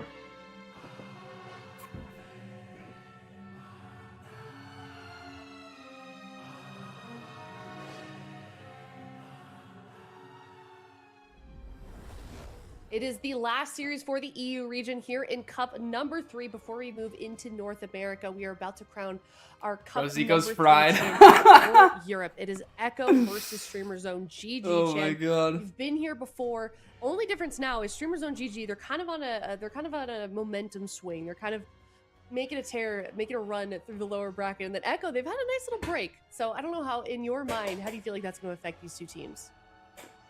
I think if you're Echo, even though you're going in from the upper bracket, it's actually kind of bad for momentum because you've been sitting there marinating, watching the two series happen, and you go cold from that, right? Whereas Streamer Zone, the GG, yeah, they had a grueling lower bracket run to get back to the finals, but they're coming off hot. They look good. I think they've improved over the day, and I think Nex was playing out of his mind. He was typhooning the every time Dex was pushing onto him, and it was sick to see. So I don't know. I believe in StreamerZone.gg. I think they have a good chance. I don't think it's an Echo stomp, even though they did super well in the upper bracket. I think StreamerZone, they showed that they have the potential last cup. I think this cup, they're looking good. Yeah, and I wish there was maybe missed the XP finals reward for red last button cup for cup number 2 between these two teams. Do you feel like there's going to be any difference between us seeing them now and us seeing them last time? Because we've seen some changes to the game and their gameplay. Well, yeah, now it's going to be a healer difference compared to last time, and we've already seen it kind of play out throughout the day. We're for sure seeing the RMD coming out, so it's going to be a lot about how these druids adapt. From what we saw with JT, he adapted really, really well in their upper bracket game, and so far Next also just now looked incredible. So I think it's going to be hard to say which team is adapting better, but I do feel like Echo, they lost pretty convincingly last time. Like Streamer Zone, I think they took a bit of their ego and crushed it. And if you do that to Echo, I think they are looking for revenge. They seem hungry. So yeah, I think they've successfully pissed off Echo. I think so, and we know how they play under those circumstances as well. Shane, you would know better than anyone. I know that you were kind of talking about North America, it before like we won't have any resto druids, break, really? Actually, so now I want to hear your opinions. What is your prediction on this series? Do you think that Echo can come back from last week, their last cup? The last time I voted against Echo, they kind of. I mean, yeah, we got. I think this time I got to vote for them. And Sea-Doo on Prez. I think it's a safe pick. I think Echo they should be the best rogue mage in the world. But there is a bit of an asterisk over their head with JT on the rest of Druid, but I think he performed great. I'm going to go 4-2 for Echo this time. I think Raikou has the potential to die pre-block, as always. But I also think StreamerZone.gg is not going to go down without a fight. Had to throw it in there. So, 4-2. No one's good on our Druid in North America except maybe Cubsy. Just every single day. I love it. All right, Zico, what is your prediction for the series? I'm going to go 4-1. In favor of Echo. I don't think Raikou is going to die pre-block. I feel like Raikou has been performing today. I feel like I was impressed with how he played in their first series. So I think Raikou is he's going to be owning. I think there's going to be one game where maybe Waz dies. But yeah, I think overwhelmingly Echo, they look coordinated. They look like a well-oiled machine. And maybe the first game, they're going to be a little bit shaky, but I think they got this. I've been going with the safe predictions this entire time, but I feel like I want to go with Streamer Zone today. I don't know. I know that they're probably getting a little bit fatigued because this is like, I don't know how they're whatever series in a row. So I think I'm going to go. They are warmer than Echo. I would go 4-3. I might live to regret 3-4. But sounds like the queue is popped. The series is ready to go. This is best of 7 as well. This is our third and final cut before we start heading into season 1 finals, then into BlizzCon. So this is a big deal. This is two powerhouse teams here in the EU region now facing off in the finals for cup number 3. It's Echo versus Streamer Zone GG. Classic Nagrand round 1. All right, let's see it. gates are open on the Grand Arena. pizzaing. There's Hell not going yeah, to be dude. any surprises I've whatsoever. got a Both breakfast teams sandwich rocking the cooking. Rogue, Mage, Druid with the Outlaw and the Frost. And we're already seeing Raikou pushing in towards PMake. Actually, double Dragon's Breath, double Ring. PMake going for a bit of a cheeky play there in the opener, but he gets the counterspell of Raikou already. Both Rogues still in stealth. This could be a way for them to set up. If Brunhilde wants to, he could try to cheap shot JT to set up that Ring of Frost. Let's see if they do it. The gouge Waz into a sheep. There it is. Sheep shot into Ring of Frost onto JT. And now they're going after Waz. He's got no pre-feint. And they force out JT's trinket immediately. Streamer zone capitalizing heavily off of that individual play that PMake made. But they're doing a great swap here onto next. And they force out the trinket though next. Being greedy with it. And it pays off. Yep. Just gets the box skin from next. NS clone onto Waz just to slow it down afterwards. But big mistake from Raikou. CSing the Ring of Frost. If North early, America did have a probably should have Druid, deleted or do you done think it something would else. actually Ended up forcing beat JT's trinket, and Brunhilde has Mistweaver this or big Prez? blind opportunity onto JT. So what they're looking for is a CC on. Here it is. Kidney onto Waz, blind onto JT. Waz might have the trinket cloak here. Ends up breaking. Oh no. Oh, that is brutal that it broke right there. If it didn't, I think they could have pushed for Waz's trinket, and then that would have opened up the situation where they get the smoke bomb attempt there. So they would still have had that smoke bomb. So they did get the cloak, which is a huge cooldown. No vanish on the Waz as well. So there's still an opportunity here to take Waz down. They're probably going to send a smoke bomb with the barrier onto neck. Waz on the side of Streamer Zone. And so far in this game, Yeah, it's likely, been but just maybe not the Streamer Zone Prez. controlling the tempo. They're I going can to see sheep that. Waz, and they want to re-sheep Waz. He wants to pre-feint here. They need to get some offensive pressure. Brunhilde pushing forward. There it is. Kidney shot onto Waz, but PMake gets counterspelled on the Ray. Look at Raikou taking control over the situation. He's going to use the Ray Kicked of on his Ray. own, but it gets interrupted there by PMake. Both mages mirroring each other in this position. Raikou doubling PMake's damage so far, but he has been kind of left open. Orbs, in this orbs, matchup, orbs, whereas orbs, PMake has been trying to do orbs. these setups onto Waz. And Waz knows it. He is the target of choice Prez here. has Klepto. He has his trinket rotated back up, so That's Waz true. doesn't need to be too scared right now, but with no Cloak of Shadows, they definitely want to try to punish that on the side of Streamer Zone. Yeah, and I like what JT did there. He cloned up Brunhilde because Pilimac didn't have CS, just getting slowing down the momentum from Waz on the Outlaw Rogue, not letting him develop. Nice kick onto Raikou on the Ray of Frost. Both teams though, quite neck and neck, nothing really going on. Full blind now onto JT. Let's see what they can develop from that. Instant kidney shot onto Brunhilde from Waz though. Waz reading the situation beautifully. Lone does land Orbs, onto orbs, Brunhilde, orbs, and orbs, defensive Ring of orbs, Frost, orbs, really. orbs. Let's look at next now. He does have the box skin available to him. Waz is targeting him. He should be okay. Yeah, next though, to be a little bit careful. It's the cheap shot there from Waz. That was the vanish coming out. Should have a kidney shot. No, it doesn't look like it. Next is going to be able to just heal through that one. They were not able to get the trinket there. Waz wanted to sheep shot him right before. They nerfed Prez he got that Klepto a big bit, heal really? up when he was still low. And that surely would have been his trinket. But now it's going to be a DR stun from JT. Like onto longer next, CD but, or something? And not able to follow it up with any more crowd control. Just a smoke bomb actually coming out here onto Waz. Dragon's Breath coming out defensively by Raikou. PMake gets the full Ray, but it doesn't look like they're going to be able to force too much. Counterspell CS on Ray there again. As well. Raikou taking a lot of damage. He's locked on Frost actually. He could go down without blocking right here. Oh my goodness, it's close. He's being greedy. Can it pay off though? It looks like he is going to be able to recover here from some heals from JT, but that was extremely greedy. And Hey, chance Iron prediction Barket. He's of a fine. no block in almost came through. Yeah, but next had the trinket in that onslaught, and Pilimac trinketed to He used to peel remove 4 to Brunhilde 5, now it only kidney shot removes to see if 2? the Ray of Oh, Frost. fuck. Kidney shot onto Waz. Now no Ironbark available to JT though. I think Echo are quite good defensively, and Streamer Zone are really the ones who are a bit more vulnerable without that trinket on next and Pilimac. Kidney shot bomb now onto Brunhilde. Can Raikou connect any damage? Doesn't have a Ring of Frost available. I think Brunhilde's going to be okay. Might have to trade out the cloak potentially, but if he gets away with that, and it looks like he's going to, it's a very good situation for Streamer Zone because it buys more time for the cooldown to rotate back up. Yeah, it doesn't look like Raikou had a frozen orb or a ray of frost or anything on that smoke bomb, so it wasn't really the biggest smoke bomb there. PMake though still taking a lot of damage. Waz in a kidney shot. He could have pushed for the ice block here, so that was a great defensive kidney shot from Brunhilde into the disarm onto Waz. Raiku's taking a lot of damage. Here comes next though. Nice. Looking for the cyclone. It's a double roar there, but not able to find anything more. Here's the ray of frost. Kidney clone there as well. Full sheep onto Raikou and a clone onto next with no trinket, but looks like Neck. they will recover here on the side of Streamer Zone. And once again, it's going to be just two mages battling damn it out in P-Make there. midfield. PMake might actually have to use his ice block here. He's dropping quite low. There's decent amount of momentum coming out here from there's Echo. There's a full tickling kidney shot on the mage, JT. bro. They actually gonna go Gouge. up after him. It looks like PMake gets gouged, but he can't access that ray of frost. But still, a lot of Nice them. play. No, they cyclone the ray. Oh, that's very, very unfortunate. You get the clone there onto the Ray, but at the same time, JT is still very low. PMake is also dropping low. PMake surely gets forced into the ice block. Next is a kidney shot. JT I mean, there was a kidney on the healer. Struggling here as well, but with the Iron Bucket should be fine. Nice blind onto next there as he is low. Full stun onto Brunhilde into a maim stun actually, almost took Echo him gets down his there. first Pushing win the for trinket sure, and the though. cloak. This is a great push from Echo. Yep, but Waz is going to be just okay in this kidney shot. Brunhilde really wants to go after JT. Doesn't have the bark skin, no trinket for 30 seconds. Unfortunately for him, because he was low, because Next chose to sit that blind, JT is going to be able to rotate that skin back up. Maybe they're able to connect here. Full main onto JT. They really want to get there. Brunhilde just can't get there. He's in a polymorph. Next, choosing to play offensively instead of dispelling his rake. but JT's not out of the woods yet. No Iron Buck! He could go down! JT!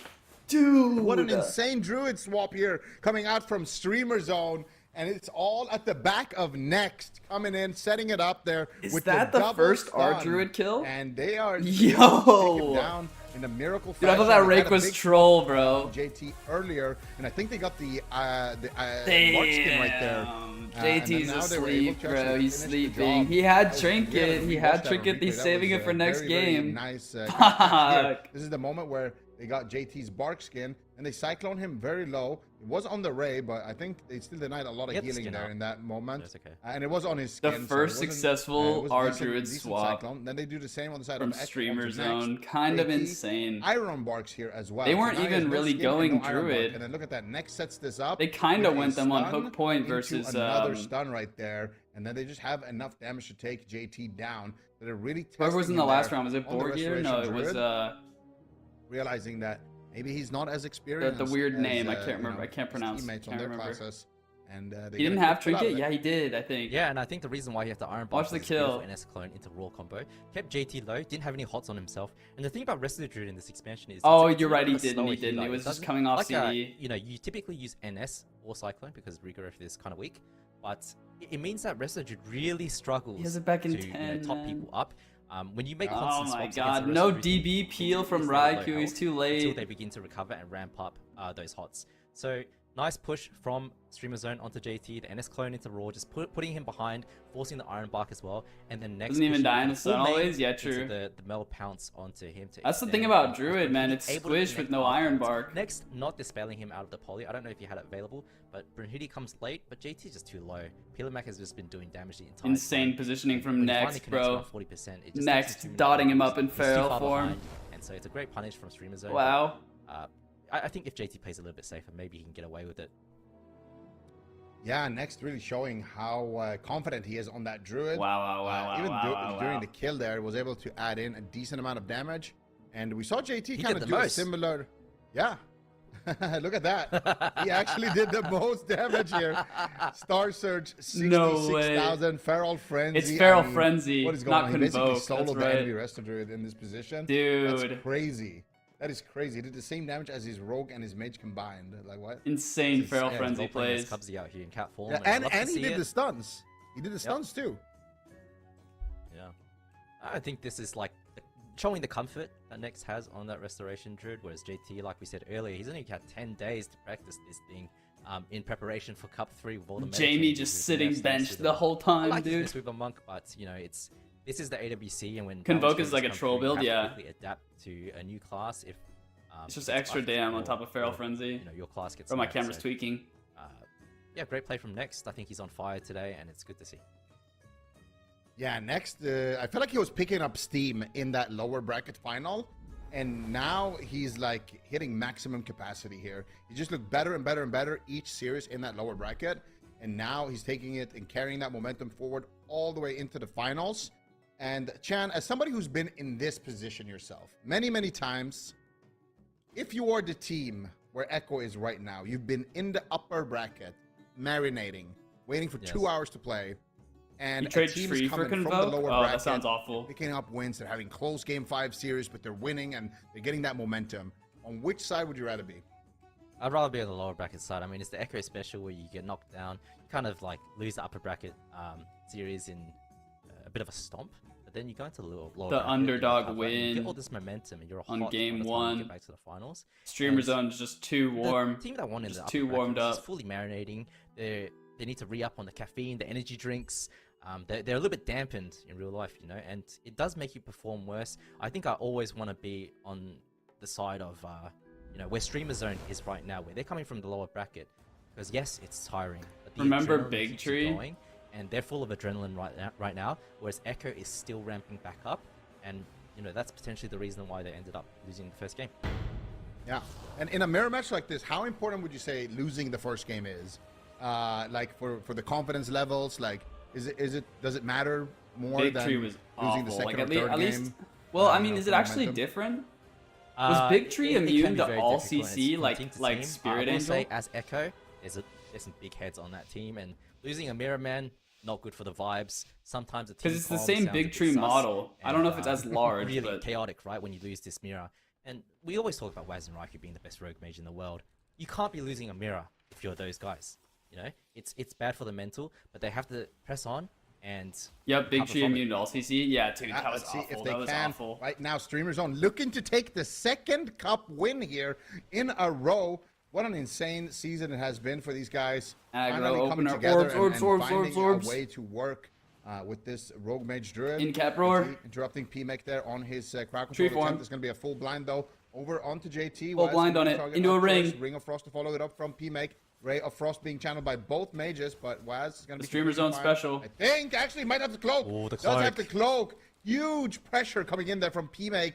Finding that follow-up ring of NS Frost clone. is crucial. And now Big Tree Waz was gets more NS clone. HD. Raikou is taking a tremendous amount of damage. That is going to be the Iron Bark Waz coming again. out from JT as well. And now Waz gets Here comes smoke next. bomb. Second Ray as well, but it gets interrupted instantly by Raikou. And I do think that's going to be enough here to kind of What did shut down the Raikou storm. Now nerf? going after next What on the did side of he Echo, use but nerf ratio? Not really getting much What done did with he that. make? Raikou in the What are they meantime, nerfing, dude? in block range, surely he's going to use it. They have no Iron Bark. Raikou's taking so much damage. Look JT's at the McKinney. next. He's doing so much work. Oh, Oh, there it is. There it is. The no block from Surely. Raikou. Oh my god, what does that I sound? said it, and Bro, my there headphones it's are the tweaking, Chan bro. Cackle coming through. There is no way we go down. Dude. A minute and 20 They called that seconds shit with the into no map. block from We Raikou. have a Dreamer Zone is all over. Oh my god, dude. This was a dominating start from Streamer Zone. They got the opener they wanted. They forced the cloak from Waz. Yeah, the bomb onto him was a bit sus. Echo going Keeping down on to finally? next. But then look at this No turnaround and the way, pressure onto bro. Raikou. This was so important for them. And then eventually they end up going for a CC on JT. Dude, Look at how this. did Cheap shot onto they JT, one-shot and him, cheap shot onto bro? Waz for CC. And look at Raikou just ticking down the blade rush The from brute knee, like, he must have crit, rolled like because he went from perfect 40 to 0 bones, in, dude. You know, 0.2 seconds. Yeah, that's He's crazy. literally like That is a 6'7", crazy amount of 0, man. damage, That's like- crazy. Jesus. This is the outlaw rogue for you against a cloth target. We saw double 60 outlaw to yesterday against Arp 70% on the rep power. dead. Now it's an outlaw rogue on a mage on a cloth. Look how much damage they can do. And this is a really bad situation for Echo now. We talked about, you know, they do have big heads. They have big. Look at windows, the grip. Best rogue mage in the Dude, world. P-Make's you're not doing even in well. fucking range. He's literally mid-global Dragon's And Breath. It's a brutal position to be in because now it's Brunhitty with the That vibes are worse. insane build, man. down 0-2 How did he in the do first that? round against a team that stomped you last cup. You gotta reset. Bro, Echo is sweating, dude. Uh, Echo's It's sweating. a new game. Yeah, you just gotta forget about these last two games and just start over fresh here. But I mean, this is kinda bad for kind of difficult. That is This kinda difficult. I mean, insanity, you got hit with a dude. flurry, ice. I would Lance, die there too, and no Blade block. Rush all at the same time. Dude, who He wouldn't? had a bleed as well What from the Max, fuck but is you see it Outlaw? on the def log. That was, to be fair, a very Raikou very topping the quick def. meters doesn't even matter. But you know, after you lost that Did you game get coffee? one, Yeah, it's right you here. just want to get back into it. You just want to play that mirror. I'm almost done. And then dying like that in game two, that is terrible for team morale. And yeah, you can see it there, the shatter coming through. There's the flurry. That was crazy, shatter, dog. 97 blade Blade rush. Rush. Raikou could not have played that more defensively. Sitting back line, I mean, I don't know. I and then think- Brunhitty freaking Streamer Zone are get kinda over on fire. I here. like this a lot. Bah! I think It's insane damage right there, dude. Together, they work really well. I think. Holy fuck, I man. wonder if there. It's Pistol very shot? unlikely, but I wonder if there's an angle for Mercy to come in somehow. Probably not though. I think the poor. There was a lost shatter something from most P-Make by the actually, Outlaw and Rogue. then the Target. 100k Outlaw blade Rogue rush, really bro. fun for him to, like, Oh do. my god, dude. I'm expecting Holy this from the RMD. fuck, They're gonna take this time now man. to just talk about what they want to do. That's disgusting. Dude, Blade Rush isn't even getting nerfed, right? Yeah, Is it somehow yeah, I buffed think, with I mean, if Echo is thinking about Pistol swapping shot, because I think off that's of the only thing Rogue getting nerfed, Mage, right? Is pistol that shot. is a huge statement. So I really wonder. Bryn I wish Hitty it was playing just like Thrag, dude. A little extra like. Dude, I don't even know force Thrag. I'm hitting- so out of the I wish I loop. was Mercy right now. I could just listen to the comms and hear. Or the fly on the wall. Said. Yeah, the fly on the wall, man. I would love to hear what is being said in that call right now. They get a game 4, like, right? what are the So comms even if like? they Are lose thinking this, they about still get swapping game healer? 4. Are they thinking about swapping matchup? Are they thinking about bringing Mercy? Or are they just discussing the game? Yeah, you know, okay. How are the vibes also? That was wild, bro. But they are going to lock in the RMD once again.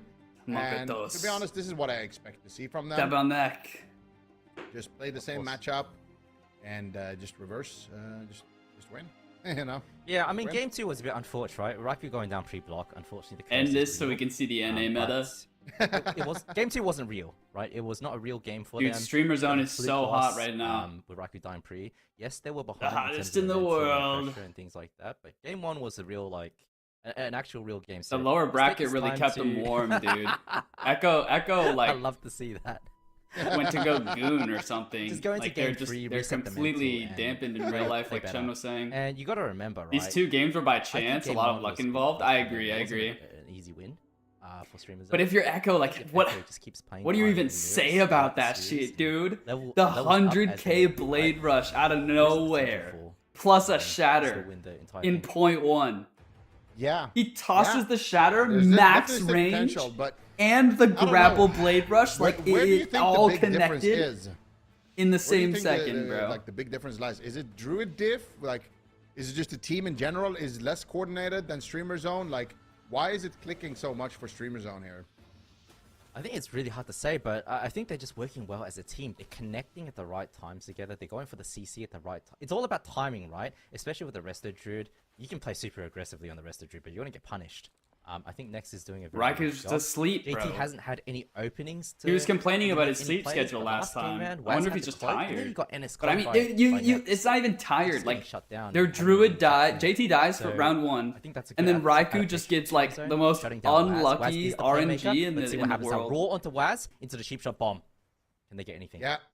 Let's see it. Waz taking a lot of damage. Like he wasn't here, even but locked it on looks like Frost, he's gonna be bro. fine with that Cyclone Just onto shatter Blade. blade Nice rush done out of by, nowhere. JT. And Get a full they spin had on the good next, comms but because the Bear mage into the gouge. They want to go tosses after, the flurry. Brune Hitty here. They get a cheap shot onto him. And I They think have a any follow-up lance. CC onto next. It doesn't look like it, and the Iron Bark is just gonna block that kill immediately. That's So this his is, fault once again, then? Echo trying to do a go onto next. He blocks it. Then they try to do a go onto Brune Hitty. They don't get the follow-up CC, and then he blocks it again. So next right now, having a great time so far in this game. Yeah, full blind onto JT, is able to sit it. Full cheap shot onto Waz. Now, can they get any follow-up CC? Ooh, leaps when Next comes in for him. But Waz, though, Nice. might have to cloak. Dude, use big his void Ray. shield. Nice play from JT to avoid Next on that setup. Very, very, very good read on the situation. JT, though, might have to Iron Bark. Does trade it out. Uses quite a lot. And he's also an open target now for Streamer Zone. Raikou no Yeah, that was a alter. really good defensive maneuver there by JT. The leap on the leap He's to avoid waddling. the stun, Orbs, Cyclone orbs, CC orbs. from next, but as a result, he got swapped to because he's in the middle of the map. And this is Streamer Zone just immediately split-second decisions, capitalizing on those moments. But Raikou Raikou, gets 'cause he has a crossed. couple. He might just die again. Oh my goodness, what is he gonna do here? Greater JT Invis. is sweating right now. The greater Invis comes through. DB Big clone hits peels. coming through there from JT as Sheep. well to save the day. Perfect That sheep off was the clone, actually. way too close for comfort here. And honestly, Streamer Zone is looking Next even is their better skin. than they do in the last game. But here we go. Here's the setup from Echo. Big stun into stun. Next, what are you Trinket. going to do? Trinkets. Trinkets, Iron Iron Bark. Barks. And there it is. Finally, Echo getting themselves a Where are major these- where are cooldown these out of the mage way. melds Waz has going? the I'm blind. not They watching could mage snowball meld. this Fuck. into a potential win here if they can get a blind onto next. And they could set up on him. I think they're just melding Glacial. And go after Brune Hitty. They have options now. Yeah, he will have the bark skin though, so he's gonna be okay. Big go onto Waz right now, might have to trade out the cloak. Gets Trinket from JT. That's huge for Streamer Zone. Waz, can he get away without using cloak? Looks like he is gonna be just okay. Does have the evasion available, but Raikou also taking so much damage. And JT, without that Trinket, if they could get some CC on him and just chain that and get more momentum, it's gonna be huge for Streamer Zone. Yeah, they have that blind there. They're planning it right now on the side. I feel like the of commentators Echo. are doing Pushing his great. root's going to be the target. There's the Dragon's Okay. Breath, but now Waz can't blind him, and as a result, Brunhilde is going to be completely fine in this position. They get a full Half second NS from clone. Brunhilde, but they get the Orbs, DR NS orbs. clone. Brunhilde still taking a lot of damage off from Raikou. P-Make as well taking a lot of damage. There's the Ray from Raikou. Huge pressure onto P-Make Brunhilde. How is he going strategically to deal with the situation? Full kidney shot onto ringing Waz. on Nice Waz. defensive moves, stalling the go here. Big Ray from Echo. P-Make. Beautifully done there by Brunhilde. Get that and whole P-Make. Ray And off. now Brunhilde is going to go offensively here. I think onto Waz JT, just gets the feigned cheap it. shot. P-Make not able to find the follow-up polymorph there. JT with an excellent bear form right before that setup happened, and now P-Make is on the back foot. How are they going to deal with this one? It looks like they're going to be able to survive it just fine. Next is going to be able to Raikou keep them baits a alive, kick. and now Raikou is Gets the one kicked who's instantly taking the pressure, second that but precog is Raikou down. just moving back to the side, and now back again on the Rogues. A Maybe bit he of a reset canceled for that. both teams though. Both defensive cooldowns are going to come back up. Adrenaline Rush available for Brunhilde. Is the one taking the most of the damage right now. Nice sheep onto Waz. Kidney shot onto CS Waz on now. P-Make. Should be okay. Smoke bomb comes down. I don't think that they're going to get too much with it though, even though JT wasn't able to pre-bar. So nice. nice hold by Waz. Nice. Big JT damage with he an makes. insane play right there. With, He misses his DB. The NS clone next trinket, and then he roars his trinket. necks and then he still has knocks to him away block, to dude. deny the entire CC. No and force C- enemy druid's dude, trinket. why didn't we just now, iron he bark makes ice there? block as well. So really insane stuff here from JT. JT I mean, it's works one best of when he's two in these mage ice defensive blocks is positions, probably better and he than just has to deal with Iron another druid Bark. coming into Iron him. They might just Bark. kill P-Make though right now. No Big block. damage being lobbed Gouge in as deal. well. P-Make on hypothermia at this point. Next is getting crowd control by Waz. There's the gouge. There's the kidney shot. Are they going to go after next? Actually, they are. Raikou with big damage from the back line. Don't have more stuns though. P-Make gets cycled. He trinkets out. He's looking for the sheep. JT just tanks that sheep. Waz holding his I feel like he trinket, could have JT avoided holding that one, trinket. but Raikou still going Everyone to has be completely fine in trinket. this position. P-Make with the defensive Dragon's Breath, and here's I wanna the watch JT. P-Make's They're setting up out meld. of that polymorph. Big damage is going to connect with the Ray, but P-Make does get counterspelled in that situation. Raikou's going to be the target once again. JT with no bark skin though, but next with no trinket and no bark skin. Next could go down on the next setup. Yeah, here it comes. It's right Full kidney now. shot. Can Raikou connect? He could have melded that clone. Raikou, he gets gouged on it. No, they don't have the restun. JT gets roared. Restun. The restun. Raikou gets free, and There they we are go, there able we to go. take him down. Beautiful work here coming out from Echo. They see the performance I opportunity, expected game and one, they capitalize on it. And all of it, I will say, is thanks to Raikou JT. meld the poly. I will say it. Yeah, I mean- I said it during the cast. Yeah, I think he just With meld that, CC. That was the moment where they forced and next you trinket. CS and was invis. single-handedly by raise. JT, and then they set up this kill. Waz goes in with the hook, gets the kidney shot, and they managed to capitalize on it and turn it into a win in that window where he had no defensive cooldowns. And we can see Yeah, it but right this was here. a much better game as well from Echo. Offensively, they were Imagine doing things Streamer much Zone more. They were 4-1 further Echo. ahead the entire game, and that makes a big difference because then there's more windows of opportunity. And right now, this full kidney shot onto next. I mean, beautiful gouge onto Raikou. Heals from Brunhilde. Cheap shot onto Waz. Waz trinkets though. Gets disarmed, but it's not enough. And as the rest of Druid, if you don't have skin, no Iron Bark or Trinket, it just takes too long to recover yourself when you do leave that stun. So unfortunately for next, he will go down, but it was from a bit of an over-aggressive play, right? Like trinketing offensively. I don't think that they were close to a kill when he went for that trinket play. I think he did it to try and force cooldowns, but got completely outplayed by JT. Yeah, I mean, it was just beautiful. When they got next trinket there, that was the moment that kind of snowballed this game into Echo's I gotta go win. tend to my sandwich. And it was all at the back of JT. He got that NS clone with next pushing in on him to get the crowd I'm control. back in one. And after that, he got the roar on his trinket to avoid the crowd control. Then he knocked him away with the typhoon. And then after that, they had this big window where next has no trinket now. They go on him, they get his bark skin, and then after that, it's easy kill. They just get the stun into the restun, and that is it. Can't do anything about it. Despite excellent peels here from Brunhilde, they get the gouge, they get the stun onto Waz. Waz trinkets out, Raikou comes out, and they send it. Yeah, I would have JT liked, comes if I in could at the end as criticize well. something though, I would have liked to see the offensive block. Like, as an offensive block enjoyer myself, Oh, yeah. I would have liked to see it. I would have liked to see it on the gouge, just full confidence. But, you know, they get the kill regardless, and they get the win. Yeah, this was the all-in go, and potentially Raikou might not have had any damage, no orb, no flurry. Maybe that's why he didn't block, because, you know, swapping as a mage, if you don't have orb or flurry, or ray, you actually don't really do any Yeah, flurry. damage. But he came in with the flurry and the shadow, okay. So Yeah, that's probably could have blocked that gouge and just closed it out a little bit quicker. But JT trinketed something to make sure that he landed the maim and also the star surge at the end. So I like that from JT, man. I like to see him grow as a player and actually like contribute offensively in these setups with Waz. I think it's what Echo needs in these setup comps that they play, especially as Rogue Mage. And it basically gives you like win cons outside of just winning through defensive, slow, methodical play. Yeah. I mean, I like that, but I feel like when your entire team is all inning, you gotta commit to it as well. So Echo, they're picking up an important win here. They got it done, but I feel like this is a very close series because Next has carried some games. Now JT carries one game as well, and I feel like it's, as a Druid especially, it seems so difficult. Like I feel like you have to be so good on the Druid in this matchup because you can do so much defensively by shutting down the Rogue just by getting, by not letting him play the game basically. But you can also set up crowd control on the enemy healer. You have so much damage during the Ghost. You have stuns for the Ghost. And you can deny, the enemy Druid from getting Ghosts at you. Like there's just so many things you can do here. Pre-bear forming the setups, the swaps as well.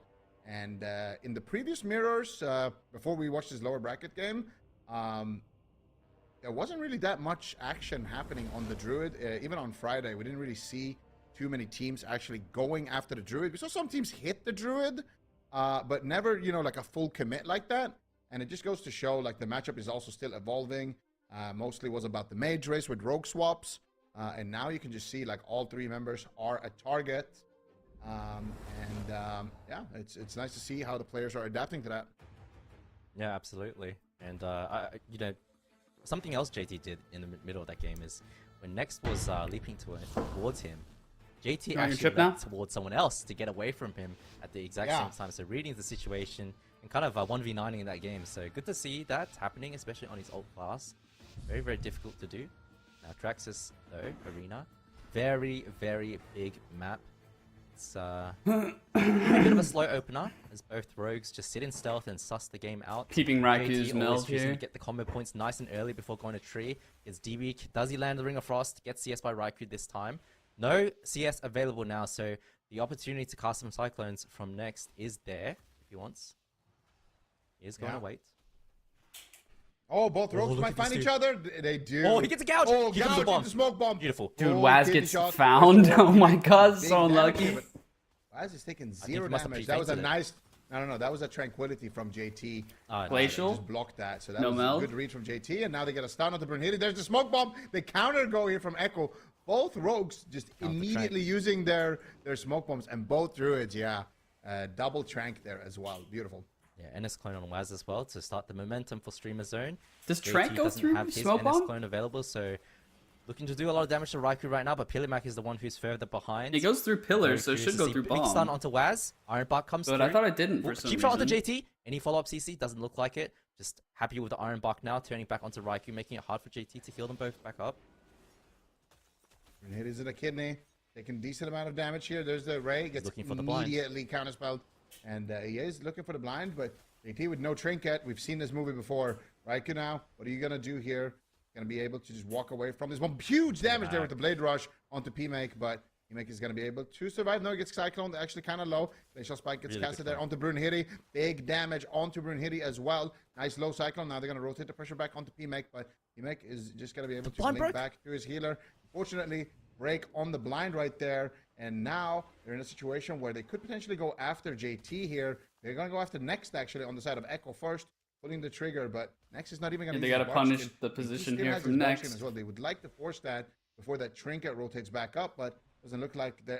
there it is. Full stun. Is JT going to bark skin? He's trying to be greedy with it. I think he might be too greedy here. Dude, Raikou could have gotten 2 melds off. Okay, that's very greedy, but it works out. Nicely done there by JT, holding on to that. 0 melds from Raikou all game. Yeah, and he would have been okay because he does have his trinket coming back up. Big damage onto Raikou right now, though, and Pilimac also taking a lot of damage. NS clone available for Next. Full blind onto JT, no trinket available. Let's see what they can do. They're trying to go for Raikou. Ring of Frost does land. Waz, he melds defensively there for damage. To meld. Looks like they're both going to be okay, but now it's Echo's turn. JT pushing onto Next. Full maim. Brunhilde now into the cheap shot. Does have the cloak out of this. Nice CS onto Pilimac from Raikou. Ray of Frost lands. Void Shield as well. Evasion gets traded out. Might have to use his cloak as well, but now look at Waz. Yeah, he has to use cloak, evasion, everything. Waz is going to be the target. Waz holding on to those important cooldowns. So this could be a rogue game now. Next having his trinket. P-Make still having his ice blocks here. They're trying to push for one while they're waiting for those stun dares to come back. Waz gets Cyclone. Big Ray. Allow P-Make maybe to recover. Raikou forced into the ice block. So good push here from Streamer Zone. But P-Make also catching a big heal. JT is going to be in trouble. Not using his Bark Skin in this situation. Not using his trinket. Brunhilde kind of on the solo mission. But Brunhilde could be Pushing the target back here the as Druid. well. Next with a nice disruption there onto Waz. Making sure that he doesn't get too much pressure. And that's a good way for these Druids to stay ahead. Is to Blind just goes out make on the sure next. that they are crowd controlling the enemy rogue during the setups. Rake stun off. Here comes the setup onto next. They get a full rake stun, but no follow-up crowd control. JT misses his roar there. Very unfortunate, but Raikou and P-Make, bit of a mage race going on. Both rogues should be fine in this position. Which mage is going to fall, Chan? I don't know, but I feel like Raikou is a little bit far behind right now. Waz, did commit the blind, but Next was able to sit it. So nice play from Next. Reading the situation. Bomb comes onto Waz, but JT, of course, behind the pillar. Tranquility does come through. Is going to be okay. Counter go onto Brunhilde now, who doesn't have the cloak. Full NS clone onto Next from JT. Brunhilde nice and Waz are Next just comes out of this, insane rogues. I feel like that's why we're not seeing now. Looks like he's going to be okay. They're turning as onto many goes on the They'll be rogues. fine. And JT as well, able to sit the full blind. So both teams getting 0 value from the blind. Feel like it's bit of a blunder there. Maybe if Set up Rogue proper Trinkets, cleanness, they'll but swap Raikou Rogue right main now, target, but taking it seems ton like damage. Mage is main JT able target to for just now. cleanly top him back up. Yeah, Waz in a kidney shot. Kidney Some on the damage for Waz. P-Make in a counter spell, so it's going to be completely fine. P-Make actually just polymorphing Waz in this situation into a Cyclone. He's just pre-fainting Very everything, nice. dude. Ooh, Nice nice toss. vortex. That was beautiful. JT reading the situation once again. Next wants to go in there and push for crowd control, and he stops him dead in his tracks. And now JT pre-bear form gets the double roar on Brunhilde, and next Clone rogue. NS clone onto Brunhilde as well. JT knowing that, hey, if you guys want to go on me, it's going to take a Teammate little bit more defensive than meld. that. Gets ahead of the situation, reads it beautifully, and now here comes the smoke bomb. Big attempt here coming out from Echo. They're going to force out the trinket and the cloak. And look at JT. He gets the stun into Brunhilde, the no full trinket. cyclone, As well. forcing out Next's trinket as well. They might kill him through it as well. But even if they don't, this was an excellent push from Echo. Once again, at the back of I think JT. Rogue main target. Yeah, they get the double trinket with this. The next go They is the swap win. Waz Mage is for falling a for it. He second. sees the opportunity. Pilimac taking a lot of damage. Brunhilde, no trinket. Next, no trinket. They have to make it clean. They need a pre-DB or sheep onto Brunhilde and then CC next so that he can't save Brunhilde on the go. Let's see how they do it. Yeah, let's see it. And I think Brunhilde is a better target here than Next, because Next has that bark skin still. They So let's see if gouged they can that, actually set that up. No Right. pre-feint Waz is required looking for here it. on the He has Brunhilde. blinds. Waz is fishing for it. There it is. He Full blind blinds Brunhilde coming for a out. setup. Oh, And it's gone. blinds. He's It's dead. 3 blinds and it's clone. There it is. No, Raikou gets counterspelled. He's not going to die. I don't think they have enough damage. Raikou. Can he cheat? Maybe if they can extend the He's in the CC trade. chain now. He's going to live. P-Make, what an insane block there on the kill. Reading the situation perfectly. If Raikou just got that ray, it would have been lights out there on Brunhilde. That was so beautiful. They got not the over yet. full pre-blind, but still, they have another opportunity here. No trinket for 20 seconds on next, and no trinket on Brunhilde. There's still another window of opportunity here for Echo to take him down. Yeah, and that was the all-in. Waz cloaking for that go as well, hoping that was a kill. Unfortunately, Raikou getting CS, as you said. But, the vision was there. Unfortunately, now, Next does have the trinket in 7 seconds. Can trinket Iron Bark Brunhilde if he needs to save him. And Waz, of course, no smoke bomb available to him. So, streamerzone.gg, very nice peels from Pilimac. I love that from him. Rocket Ray, full Ray, full Ray. Yeah. Let's see. P-Make now dropping low. This could be the first game that actually comes down to mana here. Both teams just kind of blocking each other's kills so well at this point in the game. 33% dampening, and both mages now could start to feel the pressure from this kind of continuous mage race Defensive that's meld going from on. P-Make. He And had the block, he P-Make had the block. does press the ice block there. Next is sitting down for a drink, though. They're trading it for a drink, and Next gets 50% Brunhilde mana. has JT his still trinket has back. a lot of mana, though, but look at the momentum that they lost. Brunhilde has to P-Make cloak. down at ice P-Make has block. to use his ice block. I'm not sure if that drink is worth it. They need to get something back here offensively on the side of Streamer Zone. Otherwise, Echo could snowball this momentum into a win here. Raikou still holding on to his ice block, not on hypothermia. And Waz still has his cooldowns, full blind onto JT. JT is sitting this gouge blind from at JT. 36%, dampening. And it looks like Brunhilde, No, with no no cloak of window. shadows, could just die here to the pressure. No, Huge he's damage. not Just a dead, smoke bomb man. onto Waz. He's going to trinket out as well. Gets disarmed by Brunhilde. No cloak, And Waz though. still taking No a cloak. lot of damage here without the cloak. He's going to be a vulnerable target, but it looks like he's going to recover with Ooh, the Ray, Iron no Bark. CS. And now they have the opportunity on the side of Echo to get aggressive. Yeah, and next instantly drinking the blind from Waz. But this is not looking good for Streamer Zone because Brunhilde has no cooldowns. Pilimac has to use the second block. That's the last ice block available to them. Next does have the Iron Chan Mark, can't say CC. P-Make's Brunhilde's name just gotta go for down to through save his fucking any life, healing. bro. Yeah, and Brunhilde, this could be his moment right now. He's in a kidney shot. Need to Waz drink it edges for the bomb momentum. on top of Riker so he can cast big damage, but he gets fainted on the Glacial Spike. That Glacial Spike Clone. just looks like an ice lance at this point, not doing a lot of the work, but JT now caught up in a kidney shot. Kidney He out has on the trinket. JT. They're committing to JT. He's Nah, sitting nothing. it though. Once again, Riker blocking the kill. It gets interrupted though by P-Make on the Ray of Frost. P-Make now in big trouble. No ice blocks here. They could just tunnel down this mage here with raw pressure. 42% dampening. Waz sees the situation and he's going after P-Make for the kill. Can they do it? How is he gonna live? Next pushes in for the crowd control onto JT, but when he's doing that, he's not healing his mage. P-Make could just die here. He had the pre-iron mark though, but now no cooldowns left whatsoever. If they can just connect damage, Waz I has no think P-Make is gonna die. Waz though stunned with no trinket. Last Full Ray! ditch effort coming out. Beautiful sheep though by Riker to shut Sheep down the deny Ray the on Ray, P-Make. insane, And really now lucky. I don't know how he's gonna survive, but good look at the pressure from Oh, Streamer Zone. fuck, he's Riker- kicked on Riker- Frost. Oh He no! can't block, He's he just can't gonna die. He can't block. What is he gonna do? P-Make 1 second though. left. He can't lives. block now, but P-Make. P-Make at the same time.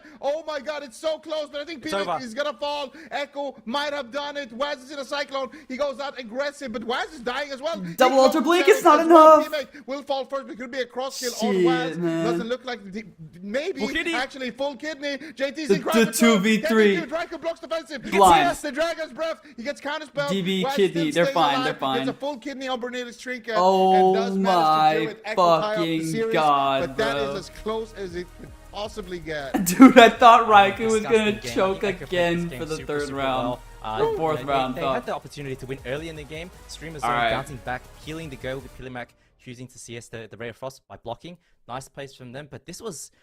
Echo is leveling up, man. They look very, very comfortable, and I wonder if they're no longer cold going into this game and going to the next few ones. Chan's right. I feel like they're gonna dominate because this was... I feel like Echo was in the driving seat for most of this game.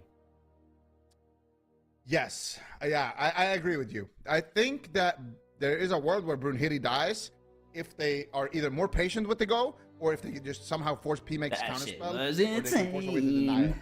That one blind go with the NS clone looked so clean. If they just had Riker's damage there, maybe they just needed to wait for the orb before they commit that, and it would have been enough to just take down the rogue earlier. But still, despite that, they're able to navigate through it. They shut down a lot of these setups. They shut down a lot of these moments. They read a lot of these swaps. And here, especially at the end, man, Riker did an insane sheep on P-Make, and that is ultimately what kind of carried the game on that Ray of Frost. I think it was right before this. P-Make manages to survive for a second, and then they go after Waz, and Riker gets the Ray of Frost onto P-Make, and Waz manages to survive here as well in this position with some help from Riker. He blocked actually to save him there as well. Really nice stuff. Yeah, both of these teams are playing insane. Both of them are playing Riker. really, really well. Right here. Oh, yeah. There it was. He sheeped that Ray of Frost because he had no interrupt for it. That was Devour is lame to me. But to be fair, what happened was Pilimac Shept was casting sheep. and It then just, he tanked the CS I just see them as the enemy then of he knew Mage, casting Ray, bro. but Riker knew this, right? He They knew this, are- and as soon as he CS that sheep, he knew the Ray was coming, and just The instantly Devourer pushed the to Ray, so Priest, Riker playing in the well, sense very, that, very consistent, and you can see he's stopping the leaders. And it's Oh, making you it said easy Devourer, because not the Devastation. pressure on Sorry. Pilimac as dampening started to rise Devourer's up. cool. He really, he forced 2 blocks and then eventually scored them the kill. And I think if I ever played DH again, I would probably go One of my Devourer. criticisms this game is that Waz was just playing too much. But I do want to see Streamer Zone going back to the strategy where that you shut down the rogue a little bit more every time NS is available. Just NS clone the rogue and develop something from that. Next did hold onto his NS for a little bit too long. Probably could have gotten 2 uses out of it, but Echo is looking clean. Riker top to Echo is meter. looking better and better, like you mentioned. But Streamer Zone played their hearts out in that last game. And I think this is... I have a feeling this is going all the way to Game 7, the way both of these teams are playing. 9 minutes, 20 seconds slugfest of both teams just blocking kills and finding ways to greed their cooldowns and to stay ahead. I think it's going all the way. I don't see any other way to end this cup here in Europe. Yeah, I don't know, man. I feel like I certainly it's hope hard so. to I call love it. the RMD mirrors. I'm a big fan of the RMD mirrors. I'm a bigger fan when it's Echo playing them as well because it's always such a treat to watch. But Streamer Zone, holding their own. Lost 2 in a row here, but it is now hook point. And, you know, their map pick. I think they want a bit of a smaller map. Maldraxxus is a bit too hard to get things going, perhaps. Maybe they want to play a bit more of an aggressive game on hook point. Yeah, maybe that's what they need to do, actually, to just mix it up a little bit. I like this from Streamer Zone. They lost on the big map, and it was kind of a long game. It was a big battle. I feel like the short games are usually looking a little bit better in their favor. But bring it to a small map. Try to bring some chaos. See if that works out for you. Yeah, and make JT uncomfortable on the ult resto druid, right? Make it a bit more chaotic, harder to call things. On Maldraxxus, very big map, a lot of distance. The resto druid can Zero comp diversity. Yeah, it's pretty insane. Communicates what is happening next, who's going to press next. Hook point though, you don't have time for that. It's just going to be a bloodbath, and Streamer Zone looking to take advantage of that. Waz has to do a lot of work to peel that setup, you know. Yeah, absolutely. I think also what I want to see from Streamer Zone is them picking the Cage of Carnage. This is a map that Echo has had some issues on in the past. This was a strat. I mean, you're familiar with this, Chan. You were on Echo when the Cage was first introduced. You know, the Cage has been you know, painful for Echo. A lot of teams have tried to pick it to just try to get like a win on a map that they're not super comfortable on. This entire AWC has just been Mage X. We saw F tier with the his playstyle is LA Farrell though. You know, efficient player, right? Maybe they'll bring that back as well. Guy. He is not the Thesia of mages, but he is. Or I think it was either LA Farrell or I think LA Farrell. Block. When you give him a hook point, a Crucible of Carnage. But in terms of EU, yeah, it's literally just all that is one of his vulnerabilities. R&D. Like. The question is, can Echo slow the hook point game down enough? And Devour is cool. It's definitely strong in the meta, but I still think that cooldowns and communicate properly, or is it going to be because it's not Mage Rogue? You're just never going to see it at the top of the ladder. I do like the idea behind it, but Echo I mean really AWC. They're taking their time, you know, and that's another thing, right? Right after you win a game, I'm a big fan of trying to let your opponent marinate a little bit in the loss, let them tilt a little bit, let them, you know, blame each other maybe a little bit. Make sure that you're maximizing, you know, the emotions on the opposite side before you queue up. 2 for 2. I'm a big fan of that. I'm a big fan of the one and done as well. You know, if you're queuing like on ladder, you just get a quick dub and then you just like, yep, that's it. You don't queue up again. I'm a big fan of all of these mind games that you do to tilt your opponent as hard as possible. So I think Echo are playing out this champ select beautifully as well. Or this map selection, sorry. Yeah, man, I'm looking forward to hook point. Waz is on the gnome, whereas Brunhilde is on the night elf. Oh, no, never mind, just a bug. They're both gnomes. Thought it was an interesting adaptation from Brunhilde. Not one I really agree with, but turns out they're playing the same thing. Let's see what happens in the opener. Yeah, it's going to be both. Double Frost Mage just requires Gnome. They use the blind you can't there move next as well, but you don't have Gnome. Emek is going to be completely happy with this. I feel like it's almost a waste to commit cooldowns onto the Mage this early on, but they're going to go after next here. Nothing. And once tree again, form. it's going to just be peels onto Waz. Doesn't Fire also have 2 Novas? That's a talent. So any spec can play double Nova. But they DR with each other, which is why you run Ice Nova. Because if you were to double Nova, where's the damage? Who's the target? It would only be like 2 extra seconds. Out of crowd control. Now Brunhilde gets smoke bombed. Early smoke bombs from Waz here. And now it's going to be JT potential. Right? It's actually 0.5 extra seconds. If you play double Nova, because default Nova is 6 seconds, and then the second one DRs to 2.5 seconds.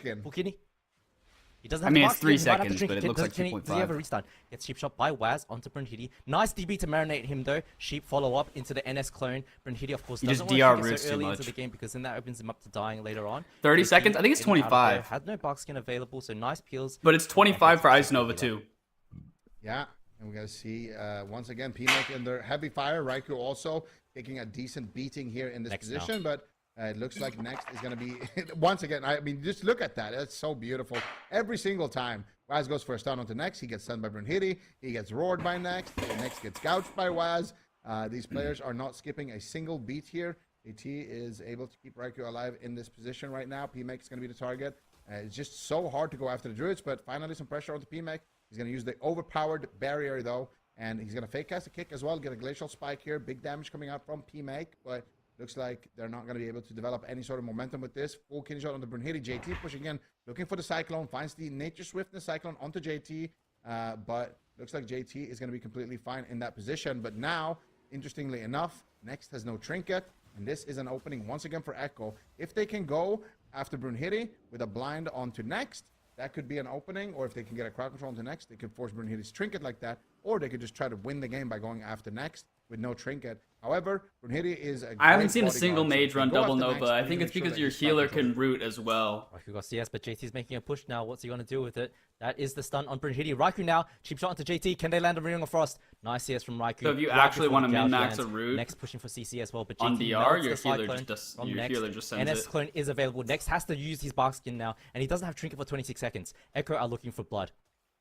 Yeah, there's going to be a very, very short window here before Next has his Trinket, where he's on DR. If we were playing gonna be a short Paladin window there where Mage, they maybe I run potentially double can win the Nova. game onto Next, but Maybe. you're going to have to capitalize on it fast. I would like to see maybe a blind onto Next into a full go. Here it we is, go. here it is, here it there is. There it is, full kidney shot. Can they do Pre-bear. it? Couple of Pre-bear. seconds, Pre-bear. pre-bear coming out. Raikou gets completely shut down. He can't even get there. Beautiful shutdown once again by the bodyguard Brunhilde. I would like to see Wes commit the blind there. Blind Brunhilde and go after Next, or blind Next and go after Brunhilde would have been, I think, a better play. They did force the bark skin, so blinding Brunhilde. But yeah, Ice Nova is on its own Trinket, but now it's DR gonna be big table trouble onto for Waz. the root, Huge I think. pressure coming in. It's gonna force out the the cloak cloak. there. So Nice it doesn't setup DR coming the out root. from Streamer Zone. So you can like capitalizing on this. double I feel like root Brunhilde so far without has had an DRing and then amazing give game. Frost Nova Is back. shutting Oh, down the the ropes. turn on Once Gouge. again, there's the full Brunhilde. gouge on the Next. Which healer can might root, have 'cause to use Priest his doesn't- own Priest Cloak of doesn't play Shadows right root. now. PMEC gets counterspelled. The ones I play with Brunhilde do. manages to stay get alive away with with some it. good kiting, and I think he's gonna be able to hold on to it.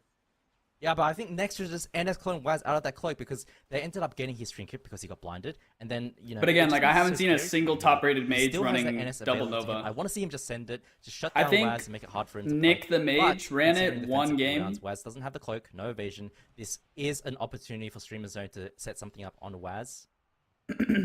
Yeah, let's see. It could be Here we because go. they're all This is Frost, set though. up, full kidney No, shot because even when onto even when it was Waz, Fire but Windwalker no meta, I crowd didn't control see from it. JT. He's going to be able to just keep him healed. Next, though, with no Trinket, he pre-Iron Barks here onto Brunhilde. They cyclone the Iron Barks, but Pre-aligns the NS. really, really nice, but I would like to see them... Oh, my God! PB! Oh, that's a block. That was crazy. I was going still to say, have I would have NS? liked to see... Wait. Raikou as well. Raikou as well. He's trying to hold on to the Greater Ice Invis. Block. Greater Invis and Iron Bark's going to be enough. Brunhilde might have the Brunhilde cloak here as might well. have The the cloak. damage is just endless right now. There's the blind onto blind JT. JT. But Brunhilde holding onto the cloak here, reversing the pressure back onto Raikou. There's the Dragon's Breath. Into a I think if sheep you onto ran Brunhilde. double There's the stun, Nova, but the Glacial Spike gets and you casted hold onto your Nova PMEC, for the but DR, the stun up Brunhilde, I feel like they're all over the place. But then PMEC might actually you be a good just target lack right now. that Only has two- one more Ice Block, 2.5 JT and a kidney shot as two well. or two and a Brunhilde now half a cheap second shot. root I feel like Echo are a little bit that Ice Nova uncoordinated. provides. Raiku's hitting PMEC and Waz is hitting Brunhilde. Like, you can Everyone root is more hitting different consistently targets with at this Ice point. Nova. But it could be Raikou who falls, it could be PMEC who falls. because if you Back to just the mage send the race. double Frost Finally, NS Nova, clone lands onto GT though, who chooses Trinket out of that. Pillarmac taking a ton It's of like damage. the same Look at this window. 44 duration of seconds root, on the blind and it available. resets JT, the no DR, skin, no which is Trinket now. worse. If they can connect, they should all in. They have triple Trinket available to Streamer Zone. This is a win con. If they notice it, here it is. Look at JT. Gouge for setup. Yeah. Can they connect? Pillarmac is trying to get there. He's there. Big They need kidney. a restart onto JT now. no He's gonna Trinket, go no down. bark. Half Exactly. face. Oh my god, bro! Insane setup from Streamer Zone. This is exactly what they need to do. Punish JT on the smaller There's map. no They have found way. a good way to turn the game into their favor, and this was just a phenomenal performance. I mean, they got the, like you said, they got the Trinket, they got the bark skin, and then they got there in time. They gouge him for the setup, and I love when rogues do this because Yes, a lot the of marinades. rogues, the marination gouge. a lot of rogues. They're just immediately sending. Dude, it, what's the without under and really over on hitting Echo it. losing? They're just, counting their chickens. You let the before hots they fall hatch. off. You let the hots fall off. Raiku's. I think Bring time for Raikou was the teammates to connect. predicting Pillarmac was most getting CC. important. that they Next go was walking in a 4-3. position where it's hard to get there, right? He's hiding behind the fence, but it buys them time. Look at this. The pre-marination gouge. They're gonna 3-3, and then Echo takes the win in game 4. They just all in with instance and end up killing him. Brunhilde 0.1 trinketing the kidney shot. Gonna go to a Beautiful game situation. But I also want to criticize Next, man. You're holding on to your NS 7. for Christmas, man. Just press the NS clone on Waz. Shut it down. He had NS at 3:35 and he didn't press until like 4:30. Like, come on. That is crazy, bro. Get out of it. You completely shut down Echo's go. This game was fairly fast. The momentum rolls in your favor, but he's holding it for, you know, the next day at this point. Yeah, it's crazy. Yeah, but regardless of but heal or really love root, that like I was gouch. saying, like if you play Before double Frost get the double Nova DB, give P-Mac time to and get there. you Look at P-Mac here. This need is so nice. The Ray consistent of Frost, roots, one tick then cancel, if you gets send the precognition root there. before the DR It's is so finished, nice. you It's so reset the nice. DR for the same duration. You don't need the of full root. Ray. You just do And if you a little wait tick, for the you know, just a one DR, tick then you have a cancel. longer Yeah, gap yeah. Just get a little between proc, your a roots. little lance. You know, So Ice Nova provides more get a little bit of consistent extra root. damage there, and you give yourself the precog so you can't get crowd control. So it's just beautiful to see how these guys. Yeah, are but you're playing. saying Both of these to teams Nova once really and then just wait so 16 evenly seconds matched in this mirror, and then Nova again. JT just gets caught up in a terrible spot here. I know what you Position, said. You said and DR is they're all on 16, the Frost same Nova is page. 25. These I are the agree with you moments there. Where if somebody calls the all in, But, this like, is our kill. If you follow what I'm saying, you Frost Nova, and if you had double Nova, you have to wait 16 seconds to get a full Nova. Mages can't play both. I don't think there's room. I don't think there's room in the talent build unless you take off Ice Block CDR. So Frost Mages might have the room for it, but even they don't play it because you have Pet Nova. So you'd have to sacrifice CDR from Ice Block.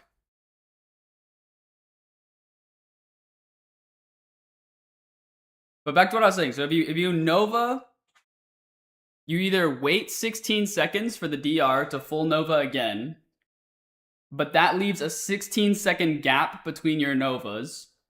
So if you need, in the scenario where you would need to Nova more consistently, if you Nova again before DR comes back, it's a 2.5 to 3 second Nova, and it resets the DR, whereas Ice Nova doesn't reset the DR.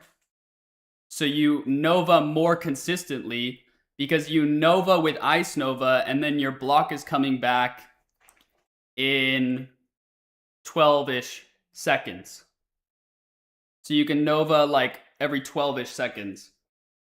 So you never feel like you need double Nova. Because if you did play double Nova and Ice Nova, I think that's just maybe too many globals. Like, you have so much mobility as Mage. And Novas just break instantly to damage. They have such low damage threshold. They're really weak. 3 Streamer Zone won this matchup convincingly in Cup number 2, and now in Cup number 3. Because when it was Windwalker Fire meta, I was inspecting all the mages. Nobody ran double Nova. Nick the Mage ran it one time. Echo locking it in once again. But then he lost It's when such he a did. curse, and I feel bad for Raikou because, you know, it was a really quick death, but, you know, it just If your has priest to happen. plays Root, tell him to It's swap Raikou, off right? though. It That just runes has to 30-second happen. goes. I thought production just showed Drakus transmog right after that. That would have been such a clean Oh, transmog. because then they don't get CDR on On a Fear. BM. That would have been really I got BM. you, I got you. I had to double check that one. But P-Make rocking the tier 3 mage set. He's got the he had the frost scythe of Ahoon from the slave pens event. Yeah, from the pens. I'm very familiar with the pens. Also have Baseline a Fear is neighborhood 40 called the seconds. Pens. Yeah, I wouldn't know. Anyone's interested? It's 100,000 gold per month property tax though. But anyway, That's good to know, though. Versus Streamer Zone here. This could be it. Streamer Zone looking to take their second cup here in the European Grand Finals, and it is once again a Outlaw, Rogue, Frost Mage, Resto Druid mirror. Yeah, and Raikou's... Ooh, snap onto Waz! What can they do? Let's see. Ooh, nice roll from JT in stealth onto Dude, Brunhilde. Turns it around. Brunhilde is getting Beautiful so play. lucky now they are the ones who get with the set these echo onto rogue Brunhilde. openers. Half cheap shot lands. I think he's gonna be okay. It didn't Well win locked them out. the game Brunhilde last is time, able to use though. a Void Shield if he needs to. JT, MVP with that rule. Beautiful stuff. I here from play JT, roots sometimes. But at the same time, Waz now. I think you can if you're not playing sub RMP. Like if you're playing outlaw RMP, I think you're fine to run root. Almost took no damage whatsoever there. He make with the alter time here should be able to go back and. By the way, what's up, Lucky? Good to see you, bro. Actually, just gets stopped. And You can he's really gonna go mess a back to warrior start up. the Yeah, link. true. Raikou though gets a counter spell, gets a full ray of frost channeled here onto Brunhilde. Brunhilde still holding on to that cloak of shadows. Both healers so far doing a great job. So far, no healer had to use their trinkets. Full blind onto JT. He wants to sit it. Nice triple dragon's breath there by Raikou, slowing down everybody on the side of streamer zone during that blind onto JT. They really don't want JT to have to use his trinket. He gets a roar onto next into a stun. JT could go for the cyclone here as well, but doesn't want to risk it. Instead, it's just going to be NS clone ready. Takes the damage. Raikou though taking a lot of damage. It applies to the end of and fear. Both of these mages. Interesting. Waz now. Exchange. Here's the smoke bomb. Waz has to trinket and respect it, and it's gonna be streamer zone who pulls the first major. Waz's trinket. I think they're gonna focus Waz now. Pre-sheep. He is holding his NS for sending the rest of the damage again. on the mage. I'm not sure why he's doing that. Orbs. It's just a momentum shifter to shut down the outlaw rogue, or even to get an NS clone on Raikou. Right? He's holding onto his NS again. Waz has no trinket there. Maybe he wants to save for next DR. Pillimac under a lot of trouble. Is he gonna be okay? Next is going to top him. JT choosing to NS clone Brunhilde to shut the pressure down from streamerzone.gg. I like that from JT. Next now, is he going to push onto JT? Let's have a look.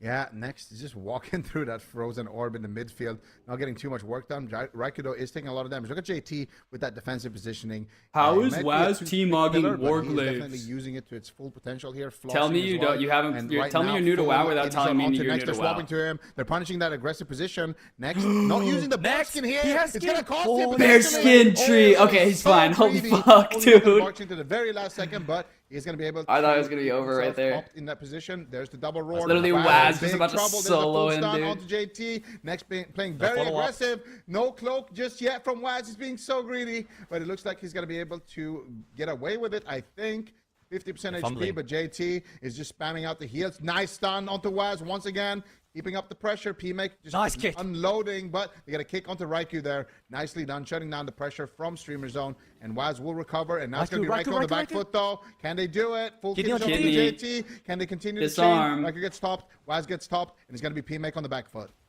Yeah, but next is NS clone ready to shut down JT the next needs setup, to find a new team. Oh, 15 seconds. So the first setup onto next from Echo doesn't amount to anything, doesn't materialize. Good saves from streamerzone.gg, and let's see what they can do. Nah, I think Raiku's right. I think they 3-3 here, and they go to game 7, and really want to see them make a push Echo wins. on that clone DR. Cheap shot on Waz. Let's see. Waz might just be washed, bro. Onto Waz, but next is going to be the target. Here we go. Can they force his he didn't seem washed until they started fighting streamer zone. Orb as well to the party. He's not even getting focused, though. Like, JT and Raikou died game 1. Next, just going to walk out of there. You're kidding? Raikou now, those watches go down. Oh, my God. He manages to find that ice bro, what just happened to Chan, bro? Now down a major defensive. He was gonna cry. Could be an opening here for streamer zone. They've been kind of going after Waz and JT mostly, but Raikou now could be an opening as well here. He make dropping kind of low, 50%, 30%. It's kick on Frost there actually. Big kick from Waz, but Dragon's Breath into Sheep. He make is gonna recover. And it looks like they're trying to set up once again here. It's not Waz Prime, though. Brunhilde farms Waz. And now Brunhilde is actually controlling the pace of the game, though. Waz is just PDEing. They force something. Maybe the Cloak of Shadows. They get the Gouge follow-up. Yeah, W comes. Clone low here. I like that from JT. And next still holding it on for, you know, the next business day. Still has his NS available. Big kidney shot onto Waz now. I really want to see NS call. Just throw it out there. Just stop the pressure from Echo onto you. I don't understand what he's doing. Right, don't under a lot of fire as well. Can they get to JT? Cheap shot lands. I don't think that there's going to be any follow-up CC. Pillimac can't find the ring. Rogues have trinket. I think they're going mage main target. Disarm on the rogue. Next, rotating disarm back. Killer. Still holding onto that NS. Who knows when he'll next use it. Yeah, we're just going to count the minutes here before next uses that Nature Swiftness. JT no trank. A lot of pressure here. Actually, Ironbark is out. It's cloned right there. On the Raikou. Yeah, right, beautifully done there. He's saving it for a perfect moment. And that was a pretty good moment to use it. I'm not going to lie. I got a full sheep there onto Brunhilde. Waz now looking just... next gets a huge drink off, dude. Got a decent amount of mana out of that. JT in a cheap shot. And they get the full ring of JT Frost. might be the better druid here, though. Waz is all over that. making sure that his healer is not in any crowd control. Waz now in a kidney shot. There's the full Ray. Nice NS clone though coming out from I mean, JT. Next Onto did Brunhilde. kill He forced into the JT ice block. Now they're in going the after first Next. round. Ring of Frost gets casted by Raikou. He doesn't find it though. Next is just going to take some damage, but not going to commit the Bark Skin in that position. With now the Mame and the Rake Rake. down a block. blind JT, Raikou full blind almost has JT. a second block back up, full blind. Can he get the follow-up? Blind No. ring, they Gets miss. interrupted once again. Oh, he Waz gets making sure interrupted. that the crowd control does not land. Raiku's so close to getting that second block, and once again, 28% damp Chan. Waz Could be a again mage has the race. trinket cloak. Waz has the trinket. He has the trinket cloak. This is huge. Now I want to see NS clone onto Waz for the setup. Get some CC onto JT. Just get the hot stuff fall off. Put them behind. Armbar back in and Streamer 3. Zone can just ride the momentum because they have the massive mana lead. Bomb onto Brunhilde. He does have the trinket and cloak available. Next getting Kidney CS blind on the CS on tranquility. Next. Nice read from Raikou. Brunhilde trades out his cloak of shadows and should be okay. But next is NS clone. Let's see what they're going to do with it. I feel like Waz is the target now. Full clone onto him. Throws the NS clone onto Waz while he's already in a sheep. Bit of a waste. But Waz, no trinket, no evasion, no cloak of shadows. Raikou though, taking a lot of damage as well. JT, NS clones Brunhilde. Yeah, but Raikou has 2 ice blocks at this point. Here's the setup onto Brunhilde. Big damage, no cloak. Waz also no cloak, no trinket. Both rogues very exposed at this Waz position. has nothing. Who is going to fall first? Kidney. Gives on to Waz. There's the Ray. Big damage gets interrupted though by Raikou. Unfortunately for PMake. Big heals coming Counter out Ray. there as well. And here's the counter Ray onto PMake actually. I don't know if I like that. I feel like the rogues are Ironbark on the Waz. Echo going after the mage still. I don't know. I guess PMake does have only 1 block, but still Nice gets kick. interrupted. Full Gets a sheep on full JT. sheep onto JT, who's going to be the target. Brunhilde's the one in Brunhilde is trouble. in a full kidney They try to shot. kidney reverse. Nice NS clone coming out there from next. Yes. Shutting it PvE. down. Beautifully done. CS Chat is PMake. excited about that one. It came during the summer and not Christmas. Yep, absolutely. And that's exactly Bro, what you want what? to do on the rest of Truth to shut it down. Finally getting use out of the NS. JT does have his available, so the next time that Waz is in trouble, I'm expecting full blind onto him now. Kidney shot onto Waz. JT instantly trinket. NS clones Brunhilde. Just like that. I mean, that's exactly what you need to be doing. Nexus missed 3-4 NS clones this game because he's holding on to it. But JT reads the situation. Yeah, but JT had to use his trinket here, so he's an open target. Waz is an open target. Right now, Streamer Zone pushing for the win here, and it's going to be up to Raikou to stop the kill and make something happen himself. How is he going to navigate these final moments in the game potentially here? Elimination, Streamer Zone, potentially pushing for the win. There's the full blind on to Next. Next is going to actually cloak. breaks. He trinkets out. But No, Brunhilde, Next no triggered cloak. that. He Next might just triggered die to the that. Pressure. Huge damage gotta run. from Raikou. But now it's going to be Streamer Zone getting aggressive here. They're going after Raikou. Could force him into an ice block all the time. It's going to be good. He blinks back Full in kidney the on midfield. Waz. Full sheep Gets on follow-up Raikou. to Ray of Frost. In Waz cap down on to Waz. JT. He could just go down right Double now. He has disarms. Shadows actually rotated back up. There's the NS clone onto JT. Defensive ring on Brunhilde. from Get Next, JT. but Reversing now onto PMake. PMake, what is he gonna do? He's taking a Next lot of trinket damage before as well. that. Next Kidney. full kidney into full Shin. sheep. PMake forced into the ice block. Full Can he sheep. get the resheep? Raikou finds the resheep. JT, can he find any PMake more had the crowd block control? to Doesn't get look like PMake's he's next. block. He's gonna come out of CC, but now PMake on hypothermia. Waz has They trinket. could- Raikou has a Trinket. 2 Trinket. blocks. He could- Brunhilde, no He's running. trinket. Beautiful No, he NS just clone coming spends out Cloak onto of Next from Age. JT now in a kidney shot. Brunhilde trying to reverse the pressure. Big ray of frost from Kidney PMake. Raikou skin blink counterspells on it. JT. Brunhilde still very low though. It's gonna be a race. Raikou could have forced into the ice block. Ironbark there. on Brunhilde. Also gonna be a target. JT also gonna be a target. Anyone can fall.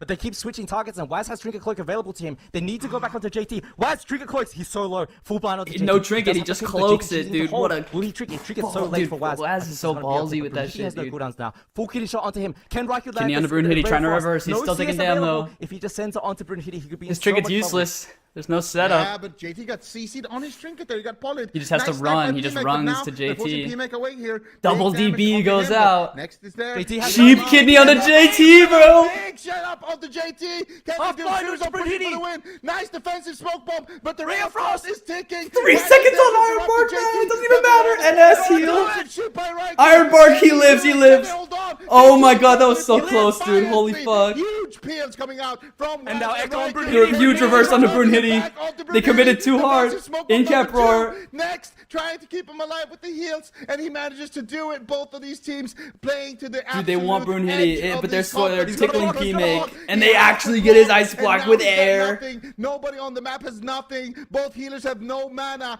Both teams one Waz. setup It's away Waz. from taking Waz it. is dead. It's Waz gonna is be dead. Waz. He One evades, stun he onto evades, Waz he and it's evades. over. He evades He the gets kidney. NS cloned. He evasions the kidney. Beautiful gets gets play by cloned. Waz, and now it could be Brunhilde falling. Raikou is looking for an opening. JT has a stun loaded up. It could be Raikou who falls as well. Full sheep on the Brunhilde. Dude, Waz gets imagine stunned another by Waz. 100k They're blade slowing rush it up. on the There's the Raikou. Ray. Double Ray. Ray on the P-Make. P-Make could go down. Raikou. Kenny on the next. It's over. Action right now. Big ice lance. It's gonna P-Make. connect. Dude, they There's the actually rush. 3-3'd Echo that to tying game it up 7. to Dude, that was 10-3. so It could be a close on 2v2 JT. Brunhilde. Holy He's still fuck, trying man. JT to zoom. kick down. Waz has Waz, vanished, can Waz he has do vanished. it? If they can just connect a little bit more damage, Waz could go down. Still has No, the he's got vanish, though, but vanish. He I'm not banned. feeling He's too confident. blue. There's the Shut cheap up, shot, shut but up. still, He has keeps up blinded on the one. JT. Echo One. 3-3s going to One game second. 7. Waz is going to be able to survive. I think they've done it on the side of Echo.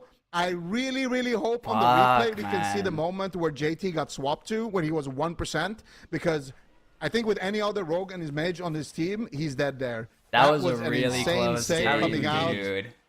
That was an insane save. Holy That was fuck. crazy. I don't know how they played so good to survive Dude, this moment. JT's so It's crazy. good, dude. Absolute cinema to see that happen. And JT Absolute looking out there, cheek Harry Houdini, clencher, man. 10% health. Rank 1 Sheep onto cheek Brunhilde. clencher. Get the spell, re-sheep onto Brunhilde. That And shit he just was sits around the corner crazy. and This he's moment so- right look at this. here. Slow it down. Kidney shot. Can you imagine being in Why? this position? Half Ironbark bomb on onto 10 Brunhilde. seconds. Right? You have the Look NS heal, at the though. bomb. Does have the Ray of Frost. The Roar. Yeah, Ray of Frost in-cap comes roar through. DR to interrupt you, though. Gets stopped because Waz hooks over and kicks him. Just absolutely greeting. JT going into bear form. Brunhilde gets NS shept. heal. Gets dispelled by next right here. Bear. Into a re-sheep. Rounds No one the else has corner. a Sheep onto Ironbark Brunhilde comes through. Tree of Life to comes peel. through, is And he able to top LOS his himself, but P-make. What a back and forth game. I thought Streamer Zone was screwed, and then they found Ironbark this just opening. I instantly can't believe recovers they you in did as 50% well. damp.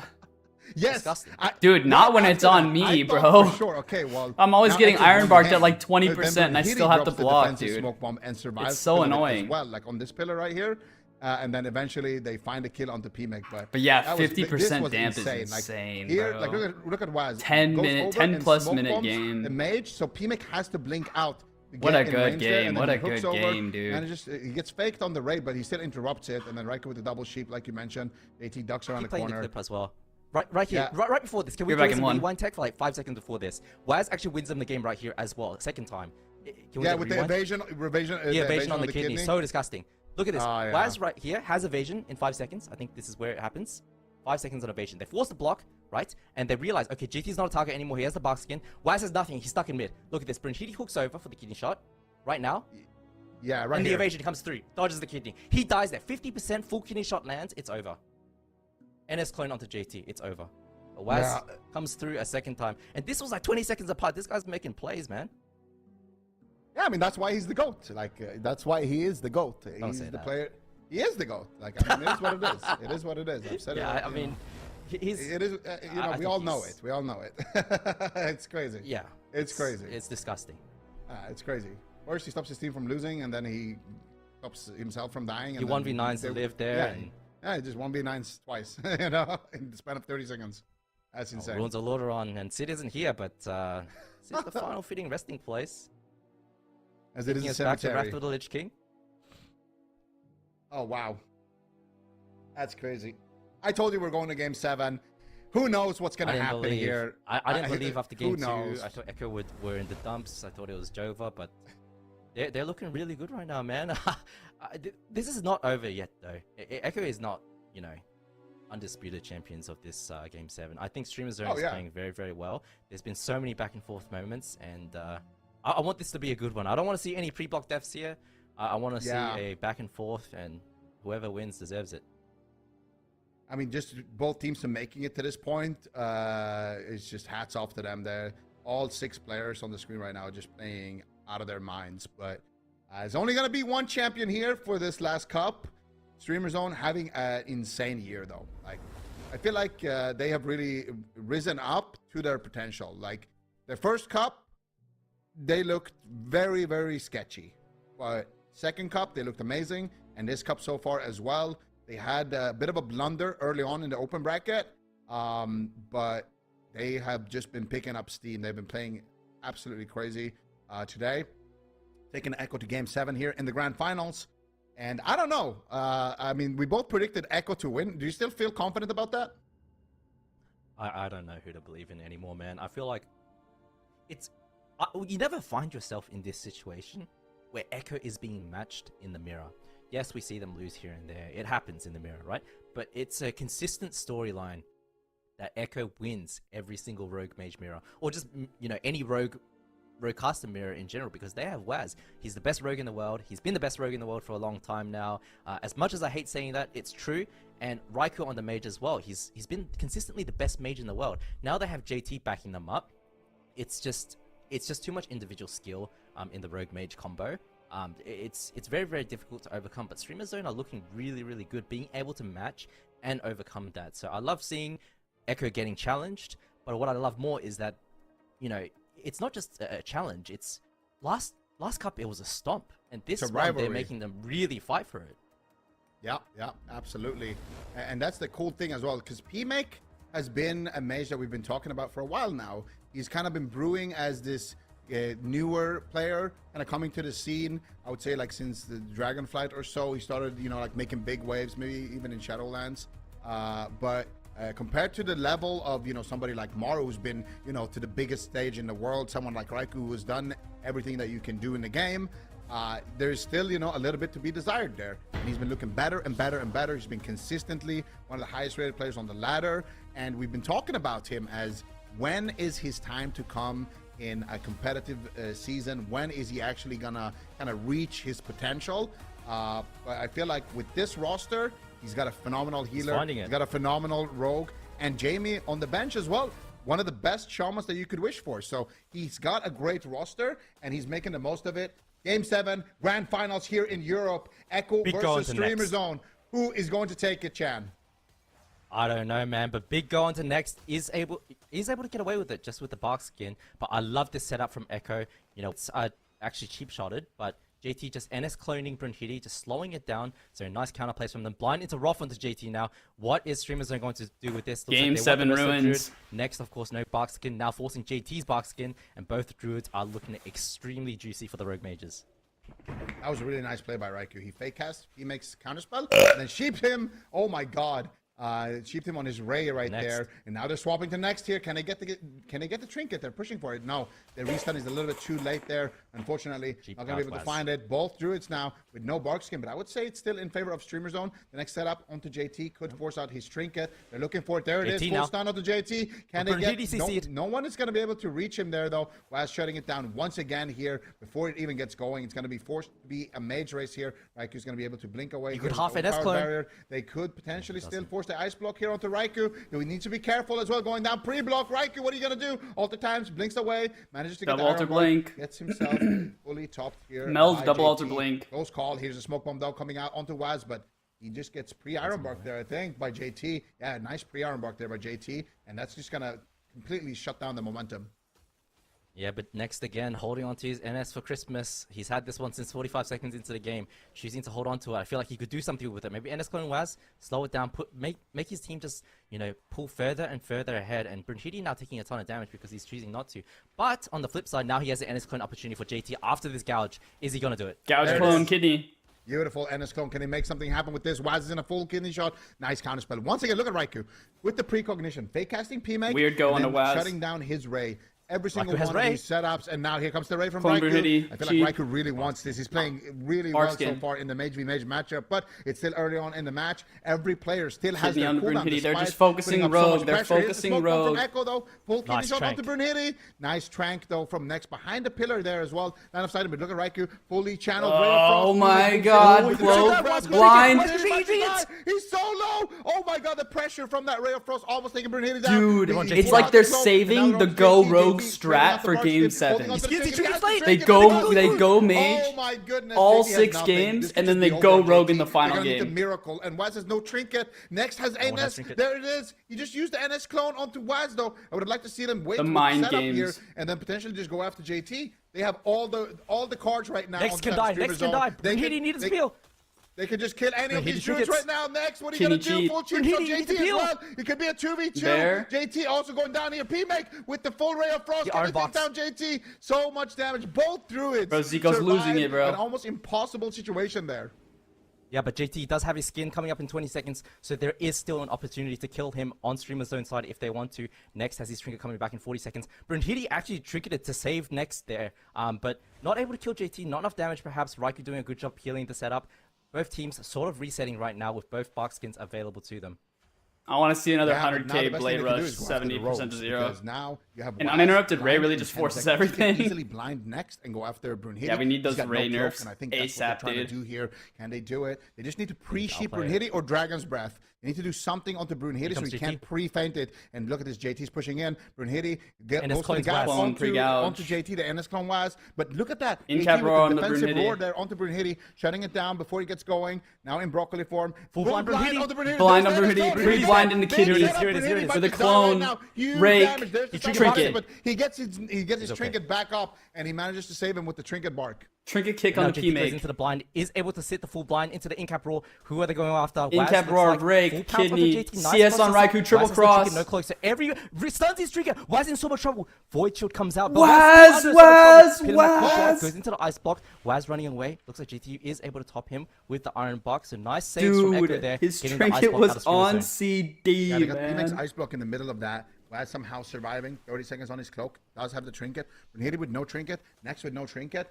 NS clone available in 10 seconds for JT. It's a narrow window. They could potentially take down Brunhilde or Waz, next. Waz, Oh, Waz. Waz though. Needs to be careful here. Vanishes. Balls of Vanishes steel. away. Holds his Full trinket keep of up age with the next. I don't know now. if I like this cheap Waz, shot. He needs Waz, to be very Waz. careful On the here. last There's second of defensive keep up. They clone. get it full Brunhilde sheep counter up. spell onto Now Raikou, Brunhilde DB. They might just win the game. And they off just- of it. they And killed the rogue, Echo bro. They killed with an Brunhilde, insane dude. Turnaround. I had no idea. With what he was trinket doing with that. I was up like, I and like this cloak cheap of shot. Is he going age. after the druid right now? But it They was actually a just couple of mind-gamed short seconds Streamer there before Zone, they had the dude. trinket coming back up. And they do Wow, it. They wow, find wow, the wow, tiniest wow. win condition, and they get the perfect setup. Cheap shot into sheep, the good old classic. And then they get NS the full clone as kidney well. shot and turn it around. The NS clone. I mean, we got to see that on the replay. That was Good game, good game. ice cold from Waz. That was ice cold from Waz right there. They gave us a Look at show, GT as bro. well, earlier in the game. It makes sense why they Tell go to both game teams are 7 playing and a little bit hold because the go cooldown the usage go is not on. clean. Here, Rogue. Brunhilde should have stunned Waz, I think, to save. But They try to get choosing go lucky, offensive, going next, hitting him. getting away sort of with Four Murder wins there. on Is Mage, able to but survive they on save GT's that side, go but on at Rogue the end, strat Waz- for game 7. I thought Waz was finished. You know, no cloak. Yeah. This is the block from Pilimac. He's able to get away though, and then The mind let's see games on the when Rogue, it man. comes. Here. Keep shot onto next. He's so low. Brunhilde here could have pre-cloaked. No way. Yeah, but I mean, that's so hard. It's hard to say. I want to rewatch. I want to that part, replay but that end. Yeah, I want to replay the ending. We Iron Bark watch on through this Brunhilde. part again as well with the druid surviving, but No trinket, he has evasion, before that. kidneys, let's rewatch this part with the druid surviving JT. here.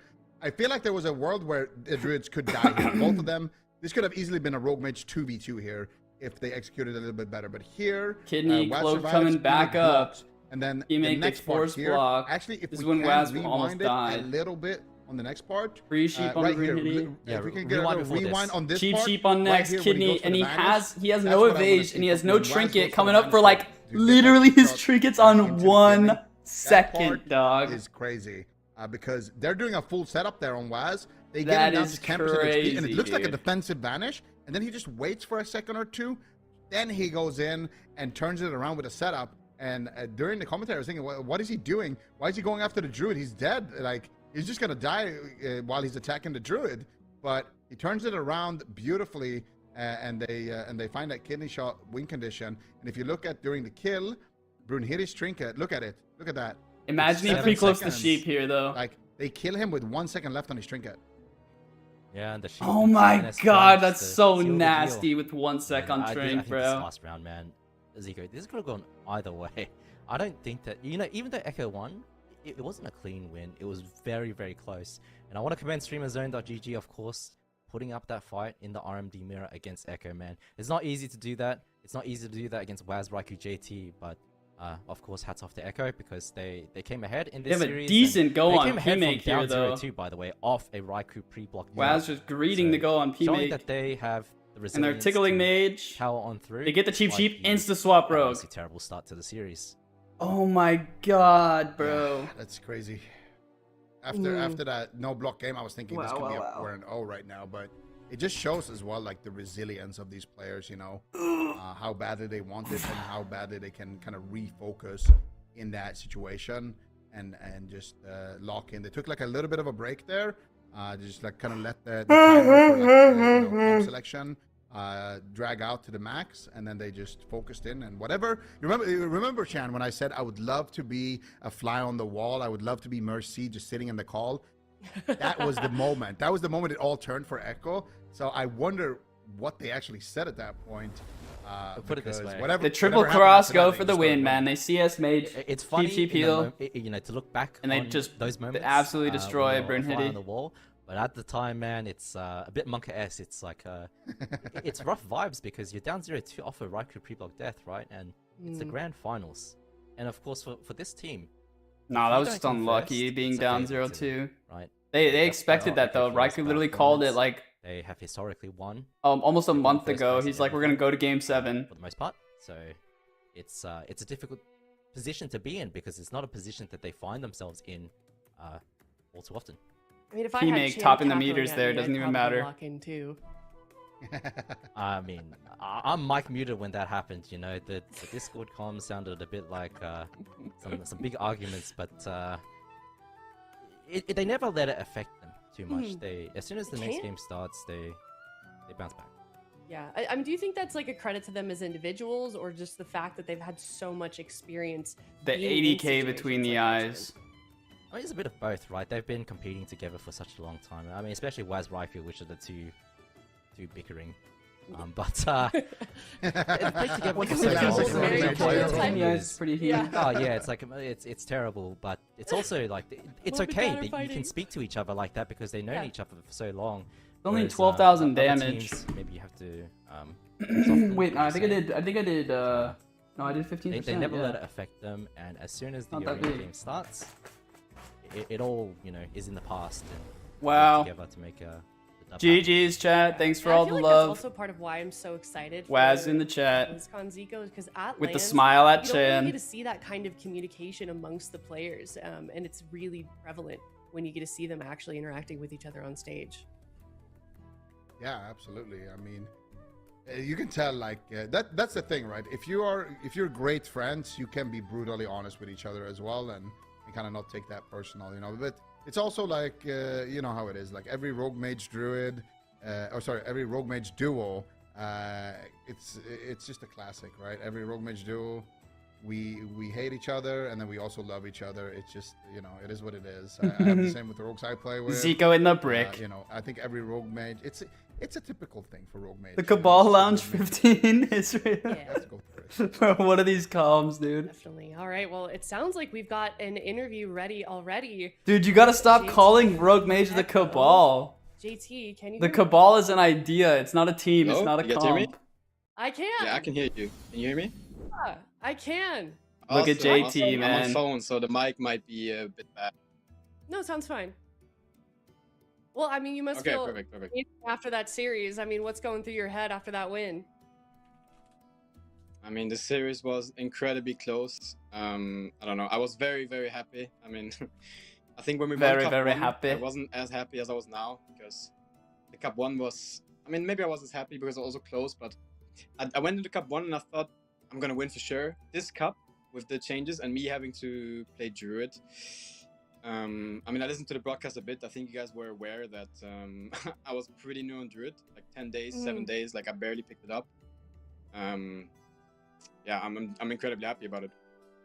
Yeah, I mean, that was going to be one of my questions: is what has that been like having to constantly adapt to this, the new healing meta, especially? Did you have a broken to, tooth? play a druid. Like, what has the practice been like for you Fuck. in that regard? I mean, I'm not gonna lie. Practice was a bit rough at the start. I think Druid is also one of those healers where you get rewarded for being mainly on it a lot. Like when you play Druid a lot, you can do many things in the game. So when we started practicing, we struggled a lot. But to the end of practice, like up until now, like even yesterday, even today, I got more comfortable and my team is also supporting me. And I think it turned out very good. I think I played very well in the first series today against Habos Babos. Sounds like he's In happy finals, I with mean, I could've played Raikou and better. Waz. Lost like a game or two for us when I died, but it happens. Yeah, and I don't know how much you were listening to the comms of the casters after that series, but you guys kind of, it seemed like you just like turned a switch on mid-series after the the first two losses. How did you guys sort of refocus and then start to win? I mean, the first two losses were very unfortunate. I mean, to us, it was a win. Like both games, we were kind of winning in our eyes.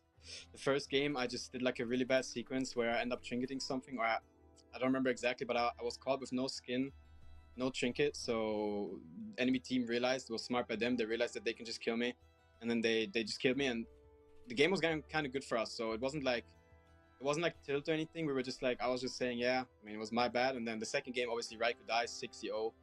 I mean, there was nothing said. I mean, just go next game. So it is what it is. But we bounced back good. Yeah. And then looking back towards the beginning of the season, did you have any personal goals, or did your team have any personal goals? What were kind of your expectations with that? I mean, this season is very rough. I think whoever knows me in the game knows I'm not a Mistweaver or a Druid player. So having to pick up those two classes from scratch, it was a bit rough. But I mean, I was open to it. My team helped me get better at it. We both reviewed a lot, obviously improved together. And I mean, I think it's exciting. Like the fact that I won Cup 1 on Mistweaver, when I was fresh on Mistweaver, the fact that I now win Cup 3 on my Druid. I mean, you know, I don't want to pat myself on the shoulder, but I think it goes to show, you know, you can do anything if you put your mind to it. Yeah, we're just never gonna see you get to play your main, I guess, this season. Yeah, but sadly. moving forward, I mean, I would love a priest map. I think we would for sure. But moving forward for the season 1 finals, you know, and just like in your, you know, after Cup 3, what are your plans? Gonna take a break, practice more? What's going on? I mean, we saw the changes, so I'm probably just gonna keep playing Druids. Healers didn't really get changed much. Probably gonna make 2 more Druids on ladders, sadly, but you know, it's okay. We're getting better at Druids, so you know, it is what it is. We're just gonna keep playing, try some other comms, see what we can cook for finals, and prepare as good as we can. All right. Well, that's kind of all I have for you. Do you have anything you want to add? Any shout outs, anything like that? I mean, big shout out to my team for dealing with my Druid the first few days. They played amazing. The constant like help, reaffirmation, you know, even if things go sideways, even if there's a bit of tilt, you know, it's like sticking through, helping each other is what matters the most. Everything in good spirits, you know.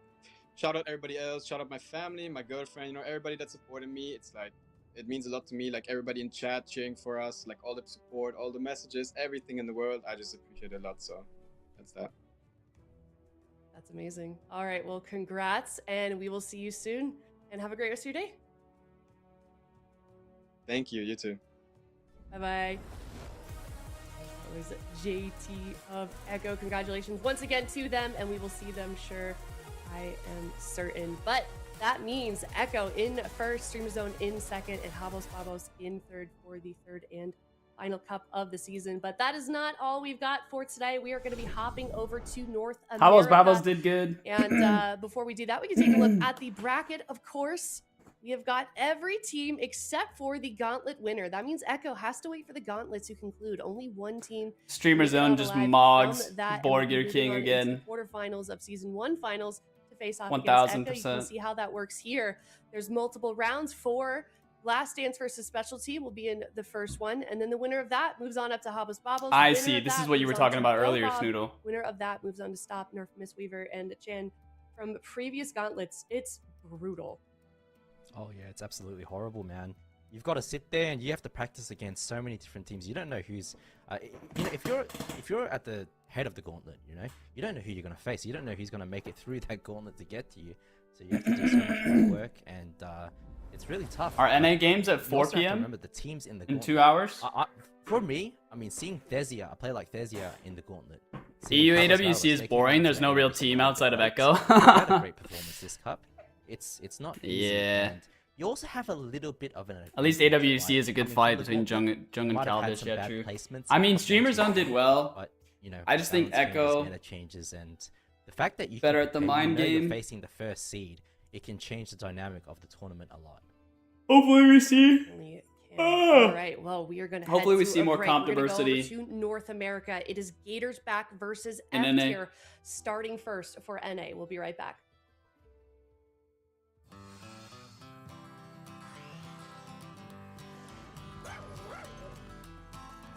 I'm muting this.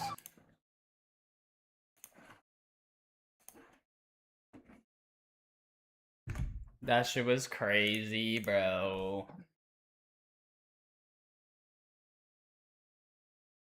This was the most attention I had ever paid to AWC EU. Most of the time, I'm literally just like, yep, Echo won. All right, sleep. Streamer Zone changes their players every season. Damn. How long till NAWC? Is it like right after this? Or is it at 4? In like an hour and a half. Big Mex used to be on Streamer Zone? Interesting.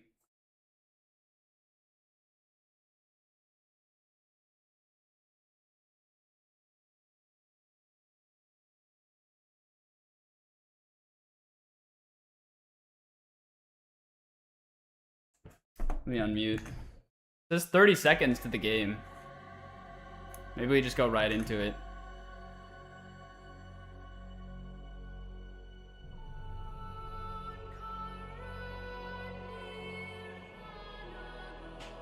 I think they do, yeah, noise.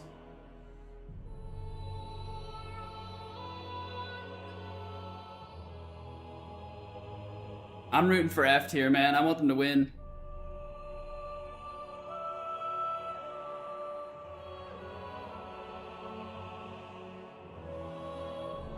Get me this college money, man.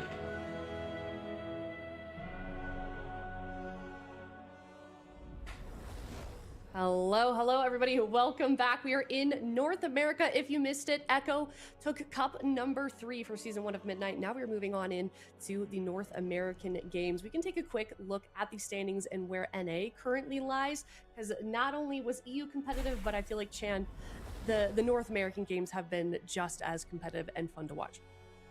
Hansel in 9th. No. They lose to, they're under Mios? No way. Oh, sorry, can you hear me? We can hear you. I don't know if broadcast. Coming in works. clear. Yeah, you're back. Yeah, I mean, I'm personally a big fan of RMD mirrors. I love mirrors. I talked about it earlier. It's about who's best wins, right? And if you lose, the reality is there's no comp difference to blame. It's all about skill. So I love that. But on NA, I'm excited to see what's going to happen. At the top of the standings, we got Gators back against Welcome to the Jung. Of course, the question is, has Direwolves need to Jung win here to been qualify? taken over Shit. As the kings of NA? Otherwise Are they're Gators stuck back in the consistently gauntlet. able to take those, top placements and knock Welcome to the Jung down to second And place? you said gauntlet wasn't Wanna until see that from this June? Cup, but also the fight Not is for until- not third until place, next month? Who's able to dodge that gauntlet? So F tier and Direwolves still in the running to claim that third place spot and avoid that gauntlet. Direwolves, previous BlizzCon champions, but F tier, they look consistently better and better every single season, and I'm very, very excited to see how that is going to play out. June 6th I am and excited 7th. as well. 5th, We can look 6th, at the and bracket 7th. for the teams that are still remaining Gauntlet's in 5th. North America. Grand Finals We've got 6th and 4 7th. teams left here, and there's some big names and some big matches lined up then.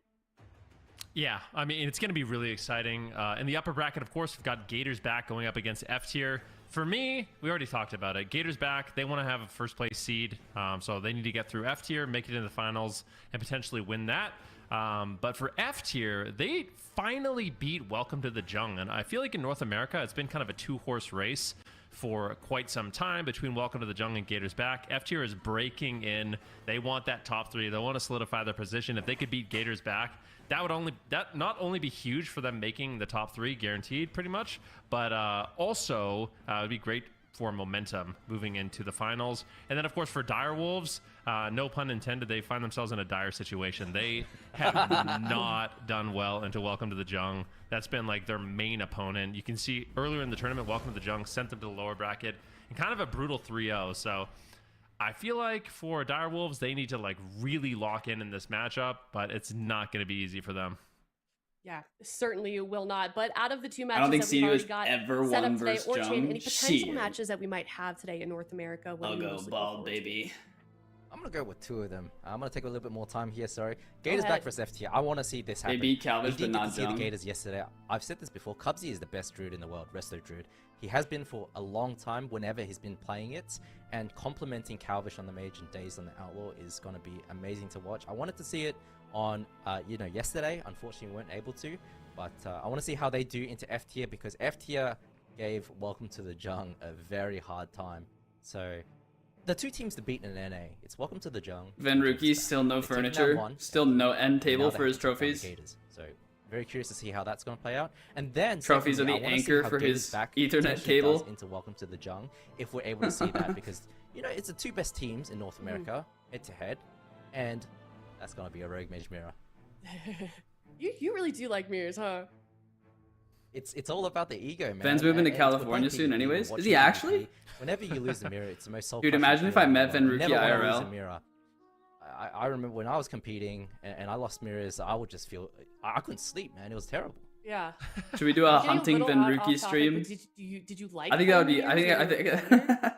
That'd be Oh, kind of absolutely, Monkatos, because bro. when you win, you know that they're just full down bad, and you're sitting there. Moving with to a smile, Cali's a shaking sketchy hands choice. afterwards. Yeah. Oh my gosh. I mean, it's Sounds not like you that should come out of sketchy in retirement some for the areas. Like the season. area I'm in is Jeez. very, very nice. And I've lost mirrors before. You get closer to LA It's and the you don't worst want to be feeling, out because in you the don't wrong get places at redemption night, until the but next tournament, and there's the possibility it's there's a pretty meta change, you obvious. don't get to Like, don't go experience down it. the street where all Yeah. the street lights are Definitely not something busted. fun to leave on the table. Stay but away from we'll have to Skid see if we Row. get any of those today between or for And the North pier, America. and you're But we've fine. got the first series of the day here in NA. Gators back versus F tier. Ven, let's talk about it. Who do we feel like is there even? I don't feel like there is an underdog. We know that there's going to be one just based on predictions and voting alone in chat. But these two teams are. I feel What is it like with very girls neck and and moving, man? They always wanna Definitely, and move. actually, I'm not 100% convinced we're gonna see Cubsy on the Druid. I haven't seen that. Like, I've been watching a lot of what Gators Back has been doing on the Really? ladder and in the open bracket. It hasn't been Druid. It's That been. feels ironic. I mean, kind of. Considering They the day also we've like. had. Okay, so when we were watching North America, F tier gonna earlier lose this here? week, Nah, we were seeing a dude. lot of double outlaw, and Yeah. you know, there's one thing that'd be like you have Saul and Dallas playing double outlaw. You know, that's one thing. But when you have Dazed and you have Calvish playing double outlaw, that's an entirely different ballgame. I mean, these are some of the Rainback best rogues Cleave. in You North guys think we're gonna America, see Rainback if not Cleave the again? best rogues playing these specializations. So it becomes very difficult. I've seen Cubsy play the Mistweaver Monk a lot, which makes sense because you're basically bringing 15% additional damage to both rogues on your team. I got So no sleep last they do have night, the though. option. They could, of course, play RMD, take a page from the European book, but I feel like they'll also, there's a good chance they could play double outlaw. I highly doubt F tier wants to go into a mirror match there. So I don't know. Because more than likely F tier is going to be playing some sort of cleave. If we saw them lock in the Elemental Shaman Feral Druid, and that looked incredibly good. But I just wonder how that will do against, you know, Dazed and Calvish if they end up playing. Direwolves with the double rogue. Devourer last cup? Yeah. Yeah, most definitely. Here we're looking That at shit was some pretty of crazy. the moments between the different compositions that we might be seeing from F tier. I feel like that was definitely also a big question mark, Chan, is like, why are they choosing what they're choosing? We saw the Feral Ellie, we saw the double outlaw, and there was a lot of questions behind that from the casters.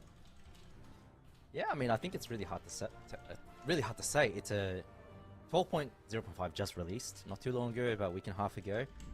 There's been some adaptation, some changes in the meta. As things evolve, you know, people's opinions change. But on paper, double outlaw on a Frost Mage sounds like a fun time, a very fun time. But in reality, what ended up happening was when we saw them play into Welcome to the Jung, Nick on that Frost Mage was able to kite. He was able to get CC onto Meat Monk, and they were able to just close out the games, and it looked terrible. We almost, like, when I was watching it, I thought they were semi-trolling. But again, on paper, double outlaw does sound good into a cloth type. Someone in the chat. Nice to see All right, well, we got Snuts predictions coming in from shoutcasting. chat. 76% on the side of Gators back, Guys and trolling, then bro. we've got F tier. Then, do you Big feel like moron. 24% is representative? What is your predictions for this series? I think so. Like, F tier for me is definitely a bit of an underdog in this one. However, they did just beat Welcome to the Jung. It was close, but I also feel like they kind of trolled their first couple losses. When they were playing like some weird compositions. Once they I picked think the you're Feral actually Elemental right, Shaman, bro. things F looked tier really doesn't good, really have the and I would comps yet. expect Not to F tier beat kinda lead with that. Calvish. However, I think Gators Back is going to win with their double rogue. I think that's what's going to happen. They're going to play double rogue Mistweaver in the opener, and I think they're going to win. As much as I want a Meat very to win, decisive I victory, think 3-0. That's my prediction. I also I don't think equally this as would badly happen, want to but what if we get see a double rogue mirror? Calvish on the Then land. I think Gators Back will win 3-0 again. They don't That have a would be mage so main. silly. Have we ever gotten a Shit. double, like a I mean, stacked class mirror In ever? Shadowlands, right? Did we? I think Double outlaw so. meta? But like, if you're Saul, are you feeling confident going into Calvish or Dazed? Like, Dazed has been like the outlaw rogue, you know? Like, it's Yeah. just that's a I want tough to one. see it just for I think. funsies. A little bit of whimsy in AWC, you know? All right, Chan, what is Okay. your prediction? I want to say 3-0 for the Gators. I'm not sold on this double rogue thing. I think it's it's cheesy. I think it can be good. I think the damage is ridiculous, but it's also a bit squishy, right? I think that historically, Mage Druid has been an excellent pick into Mistweaver Monk. I feel like Cubsy on the rest of the Druid is just too good to pass up here.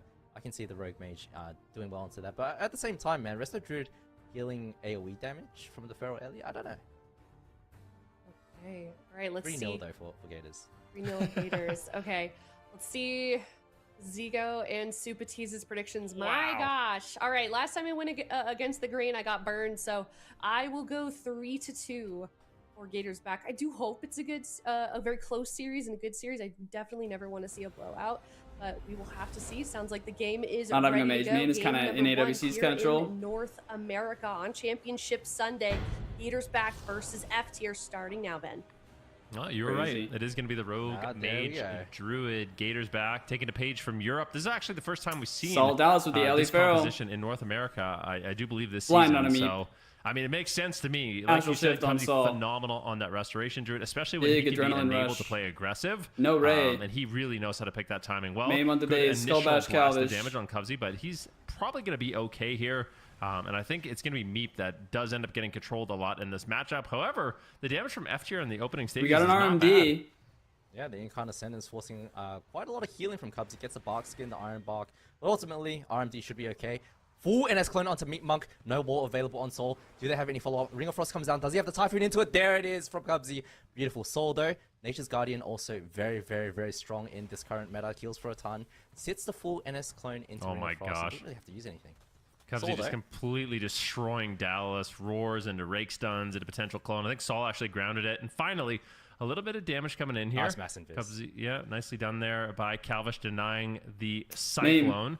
Now it's going to be Meep, and Dallas is low on health. A great push here by Gators back. This team is looking extremely threatening with this composition, and Cubsy's been enabled a lot in the match, but you do not want to fall behind on healing as the Resto Druid. Calvish getting low on health. Cyclone on Cubsy. I think he just saved the DR because they got the cocoon. Opting to greedy, so greedy. He gets interrupted on Frost. I can't believe there's a skull bash on Frost. They're not going to be able to kick what are you doing? Frost. Alter back. Is it going to be enough to survive? Ring of Peace. Yeah, he somehow lives. I mean, that is just insane.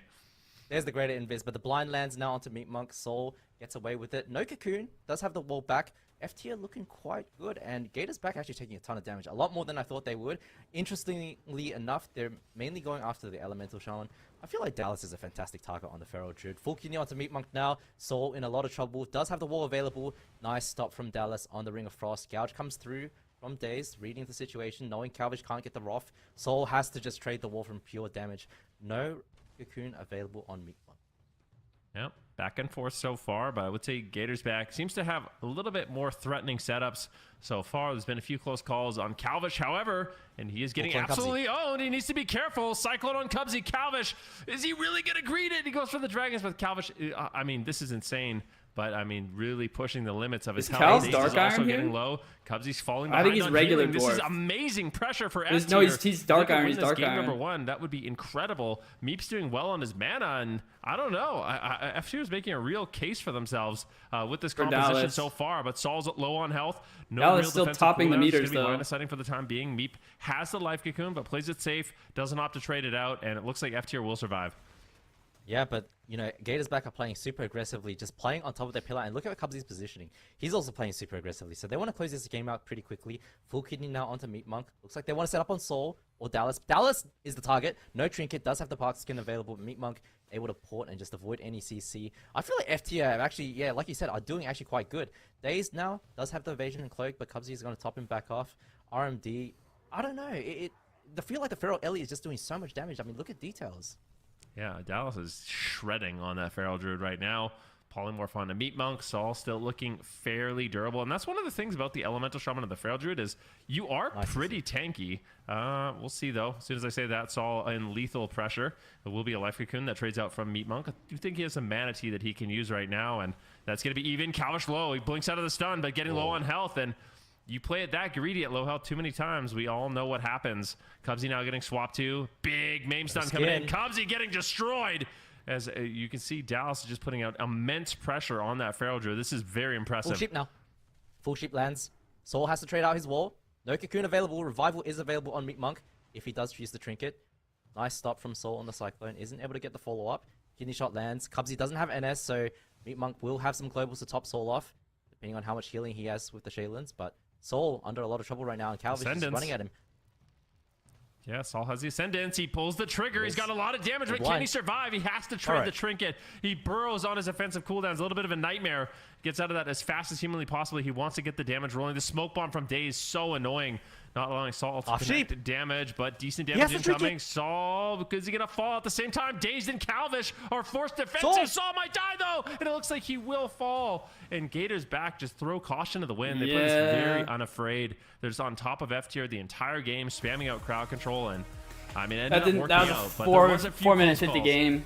Yeah, but the thing is, when you're the I think you're right, bro. I think Gator's back just sweeps F tier, man. High consistent damage does become a problem with the Cocoon being Fuck, on I'm so cooldown, tired. and the Bible being on cooldown. And the problem is, Outlaw Rogue just does so much damage. So any bit of CC on Meat Monk, as you saw at the end there, with a nice little chain from Gator's back, just added up. But F tier was looking good this game. I didn't really expect this from them. I honestly thought Gator's back were just going to go in and roll them over, but Calvish could have died pre-block several times this game. So good fight from F tier, but I do want to say the fact that Gator's back are playing like this with complete confidence, playing aggressively like this, means something.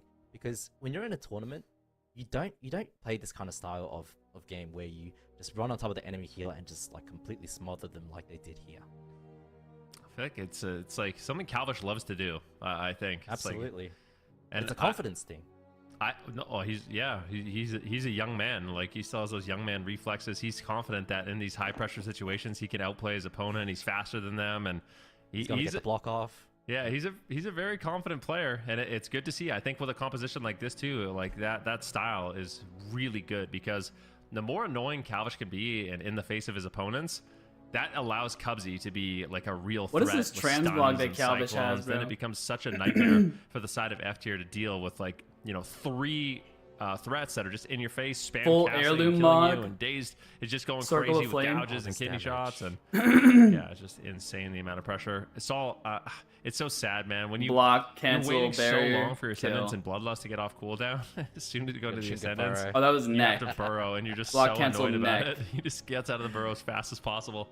Like, if I swear, So if glad he didn't neck use is the getting Ascendants nerfed, and he so I just don't have to burrowed, farm and for then he it. had the Ascendants after he was fine, like, it could have maybe ended up working out a bit different.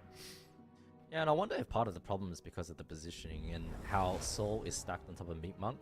Of course, it did naturally collapse onto that, but what it meant was every single time that Dazed wanted to CC Meat Monk, he's right there. You just tap Kidney Shot, tap Blind, tap Gouge, anything, and when Soul He's doesn't just have wall, 60% for 20 you can seconds. see how much healing it does.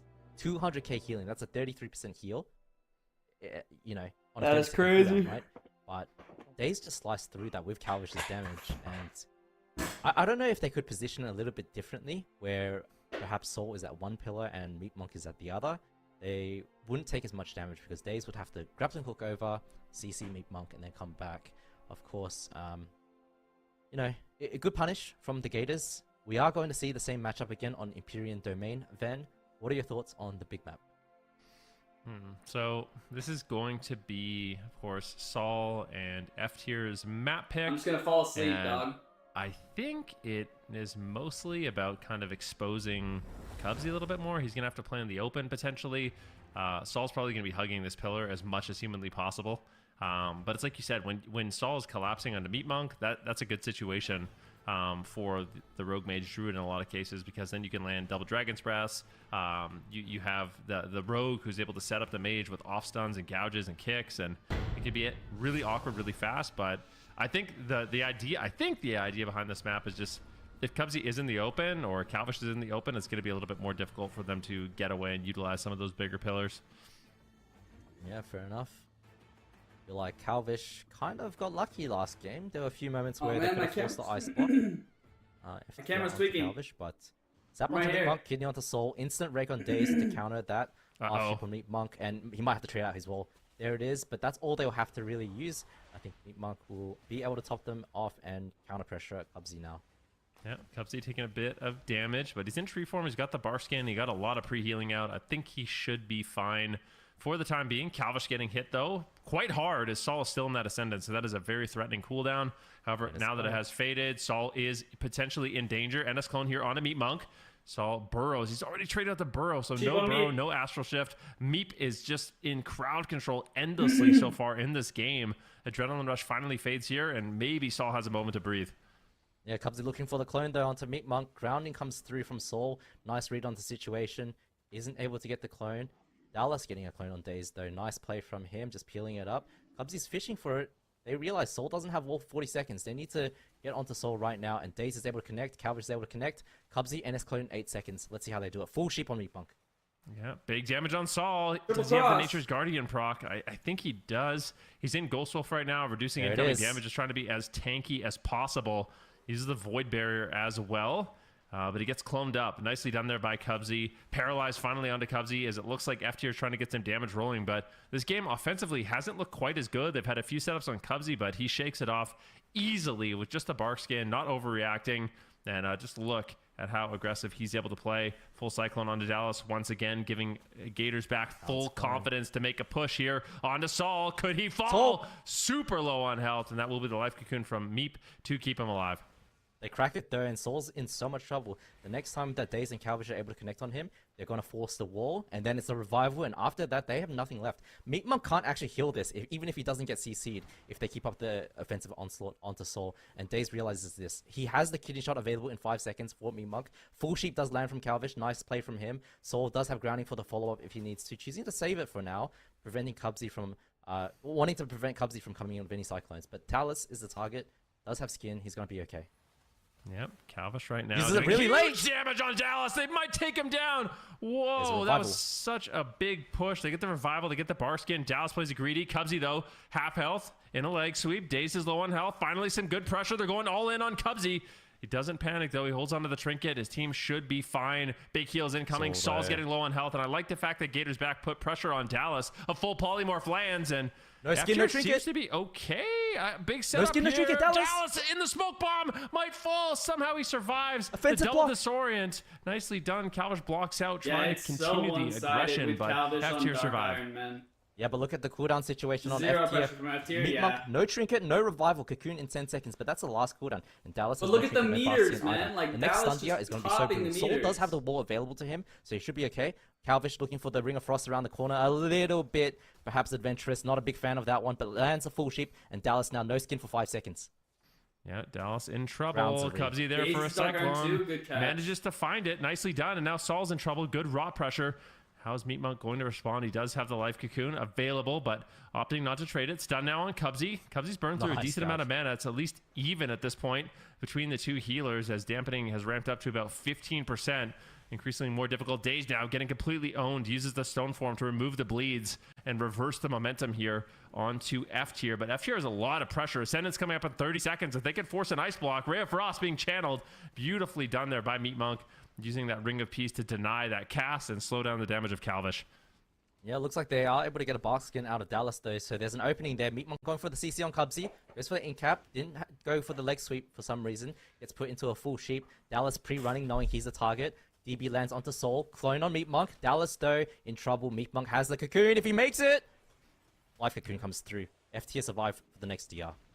Yep, nicely done. This is the moment Saul can get aggressive. Gators back to have to respect this damage, and they do. Kitty shot on Saul. Calvish is still low, but he connects the barrier. Big heals incoming from Cubsy, but this is still a scary moment. Saul is just blasting them, and Daze is doing what he can to try to slow him down with stuns and gouges, but a full sheep snipes in on Meat Monk. Saul taking some Ray of Frost damage there. Glacial Spike to follow it up, but it looks like Saul is going to be okay with the Astral Shift. Meat Monk has a little bit of catch-up to do here, but still has his trinket. Dallas low on health as well. This is not looking good for F tier. Calvish still has an Ice Walk, almost 2 rotating back up, and I'd say Gators back have most of the momentum here. Yeah, absolutely. And the issue is Saul has no wall now. Meat Monk has no cocoon. Goes into the burrow, but Dallas has his skin back. they are able to force it here, but they have 2 options now. Both DPS can die. Rake, nice port from Meat Monk. Dallas still in trouble though. Cocoon isn't available. Revival is for Meat Monk. Dallas, I think, should be okay. They'll survive for a little longer, but Soul in so much trouble as well. 1 minute on the Astral Shift. I moved the chat. Oh, full stun on Cubsy. Trinkets and Iron Barks. What a scary situation that was. Dallas tries to clone it, but Cubsy line of sight's beautiful positioning there by Cubsy. Full Cyclone now onto Meep. Beautiful NS clone, and Dallas is low on health. Survival Instincts trades. It is just so back and forth between these 2 teams. Gator's back still looking decent. I would say Cubsy's a little bit of danger. Yeah, no trinket. He's got no bark skin. Maybe they do an all-in if they can actually find the stun. Dallas is trying to get there, but Cubsy, look at him. He knows he's in danger. He just positions across the entire map, making it a nightmare for F tier to get there. Yeah, but now Meat Monk is on 5% mana. I don't know if he has any mana T stacks, but Cubsy just playing super far away, like you said. Barkskin rotates back up for him. Calvish, of course, has 2 blocks available, and Dazed has Cloak of Shadows. Soul has his wall coming back up. F tier will survive a little bit longer, but Meat Monk's mana isn't looking good. Full Blinds connects onto him. Nice counter clone onto Dazed. I think Soul is going to be okay, unless they can get any follow-up CC. Full clone onto Dallas as well. Yeah, Cubsy just doing Cubsy things in the backline right now. Dallas moves forward, trying to get the damage rolling, but I think Cubsy's going to be A-okay. Typhoons him away. Big hunk of damage, though. Saul is going crazy with the Ascendance. Cubsy pre-bear forms the stun. You can see a full polymorph on Meep as Calvish and Daze are trying to reverse the pressure and get them off their Resto Druid. Cyclone potentially landing here, but Cubsy's falling behind on healing, going for Tranquility, will recover with that, and no one can really interrupt it. Saul gets there at the last second, but it's too little too late. Cubsy's in trouble. He has low on pre-buff. health. He does bark himself. Nicely done. He has Trinket coming up in just 1 second, but can they just shred through the Iron Bark? Cubsy is in danger. They just kill him through Iron Bark. Are you kidding me? Yo. What an all-in there by F tier. I can't believe Cubsy fell in that situation. I mean, I think it was a great punish from F tier, realizing that Cubsy didn't have these things available to him, and without, you know, the bark skin, the trinket, the iron bark available, he had to run away, and that made it so that F tier were able to survive. Okay. When Cubsy's positioned in their base, you know, smothering them with the cyclones, they were actually forced to use these defensive cooldowns. But you saw they went on Cubsy, forced them away. They weren't getting these cyclone threats all the time, and they were actually able to recover all their defensive cooldowns back. This last minute and a half of this game, F tier were actually the ones who were, you know, winning the game. Yeah, I think as soon as Cubsy was in a spot where he was afraid, that's when the game kind of shifted in favor of F tier. Like you were saying, it's like he knew he had to play defensive, but I'm so surprised even through this Iron Bark that he just did. Was Iron Bark on him, or did he put it on someone else? Yeah, it was on him. Yeah, it was. He put it on himself. I wonder if he should have like 85% damp, man. Yeah, damp's high, but I do wonder if Cubsy should have like he had Roar in that situation. Look at how low Dallas got. Just such a close call. Zoom. I mean, that's actually insane that he lived that Human situation. form for a global there. Yeah, but I wonder if Cubsy should have wrapped around the pillar instead of trying to cross. I wonder what actually finished him off there, because if it was like a big Earth Shock, then I think that was a slight positional error there by Cubsy in those final moments. I don't disagree. Need to see the death log to see that one, but Meat Monk hanging on mana-wise to just last long enough for his homies to take down Cubsy. Yeah, I see here. Big lava burst. I mean, it was the Ascendance combo from Soul to force the cooldowns, and then Dallas came in afterwards with the Incarnation, right, to finish the job off. So nice layering of cooldowns, offensive cooldowns from F tier to get the kill onto Cubsy, but yeah, I want to see the depth of it. I want to see what I swear, our Druid. These guys have to be like F tier has to be a fan favorite at this point. You know, they're like one of the only ones kind of running a unique composition here. Let's see. So you just run Insignia, Alacrity? A little bit of damage. I don't know if it would have ended up mattering. It was mainly Dallas. Yeah, it was mainly Dallas. Rushing Wind Kick actually finished him off. Yeah. Mr. Meep. Oh, it's for him to die, yeah. As well, so yeah. I think Cubsy was toast there. He was toast. His goose was cooked, but well, I think Ashermane's Fall. This is a Cubsy classic. You know, anytime we used to play together, we lost the game. Nice neutral map. It's I think Empyrean Domain with the Toothpick Pillar. I don't necessarily think it was a bad map for Gators back, but I think F tier just capitalized on attacking the healer. And sometimes when you play arenas, you think that the correct thing to do when you're dying is to kill the DPS and attack the DPS, right? I think they were relaxing. Normally, what actually kills you in arenas is when the enemy healer comes in and contributes. And so going after the enemy healer in that kind of situation, like what's happening here, will actually push them away and slow the game down enough for you to where those setups from the 2 DPS aren't really enough to force too many cooldowns. So I like this from F tier. It was a good adaptation. It was a good game plan. And they get a dub on the board for it. Yep. And I love this F tier. They're making these top teams sweat. You know, they already took down Welcome to the Jungle. If they could take down Gators back, they're certainly not out of it, right? Like, this is a very neutral map. I don't think it benefits Gators back in any particular way. So we'll have to wait and see. I do like that they're pressuring Cubsy. I don't want to see Cubsy just in their face. And it seems like Dallas on that Feral Druid, he is a heavy hitter. He's doing an incredible job on that Feral. And that's one of the reasons why F tier picked him up. Because if Ferals are good, Dallas is really going to deliver for them. And I love the fact that also Saul is playing Elemental. I feel like that's been a huge... This is one of his mains. Yeah, I know. But like there was a period where he was an enhancement shaman only, you know? So it's like, it's been nice to see him kind of flex a little bit on some of these different roles. And he's been doing a great job on that Ellie. Absolutely, and I think Saul is a very talented player. He's a bit of a newer player, I think. Oh, big damage onto him. Nature's Guardian procs, and that heals him for 40% of his life. Has to trade out the wall. Not sure if he necessarily needed to, but very, very good opener for Gators back, at least. Getting the wall out of the way. Dallas has good plays on Feral, Just trades though. out the skin. Will be okay. Yep, good trade They there went by insane, Cubsy. Doesn't like, want to fall yesterday behind. or the day He's before, staying ahead of the yesterday. Yeah, damage, and yesterday. Saul realizing they're probably going to be okay. Looking to reposition behind the pillar. Daze gets caught into a maim stun. Dallas doing a great job peeling here, but remember, Dallas lived at like a sliver of a health in that last game, and then it would have been 2-0 for Gators back. So this is incredibly close series so far. Full stun now onto Cubsy. Can they get the trinket? Nope. He's just going to swift bend, go back into tree form, and manage to top off his team. But F tiers, I mean, their damage has been super good so far this game. Yeah, absolutely. Dallas not having as much fun as he was able to in game 1, though. Calvage taking so much... Oh, my God! The Earth shot from Saul takes him out pre-block. Dude! Wow. I mean, it just happened. I guess it happens to the best of us, but for F tier, let's just keep in mind, they just stole the swing match. Like, they're up 2-1 now. This is What like, the fuck if you're was F tier, that? You are so about that. Jinx. You know, and also, let's talk about one thing as well, right? Like, when you're Calvish and you get away with the insane greed of game number 1, when something like this happens, it has to shake your confidence a little bit, right? Like when you're just getting one shot by the Elemental Shaman, like you're definitely going to think twice about holding onto your ice blocks, which could play even more favor for F tier, just in terms of mind games. Absolutely, and it changes the way you play, right? And we saw in the Echo series in the grand finals where Raikou didn't block that gouge to kill next because, you know, he died pre-blocked the game before. Calvish, we'll see if he's going to play as aggressively next game. You know, this is a bit of a fluke win for F tier. Of course, they'll take it. But that is... I feel like anytime a mage dies pre-block, it's so commonly an Ellie Shaman. You think so? Yeah, the procs. Yeah. And also, Earthshock has no travel time, so... like Lava Burst, it lands, and the Earthshock at the same time. Just look at him, he's like 40%, gets bitten. Boom, it's an Earthshock, just gets Omega one-shot. And the Ellie Shamans everywhere rejoicing that the mages are falling here. I have a question for you, Ven. Does it What's pain up? you when you see a mage die pre-block? No, I love it. It's Me like... too. I'm glad we're on the same page for that Yeah, one. why would it Especially pain when the me? mage's name is Raikou. But I think... I don't think this changes anything for the Gators in terms of comp. I think... Is that an official count? I feel like that's a little low, to be honest with you. Like 6 seems... I think it's only recently being tracked. Today, Data in the last is hour. Last hour, yeah. It's okay, there we go. That sounds more accurate.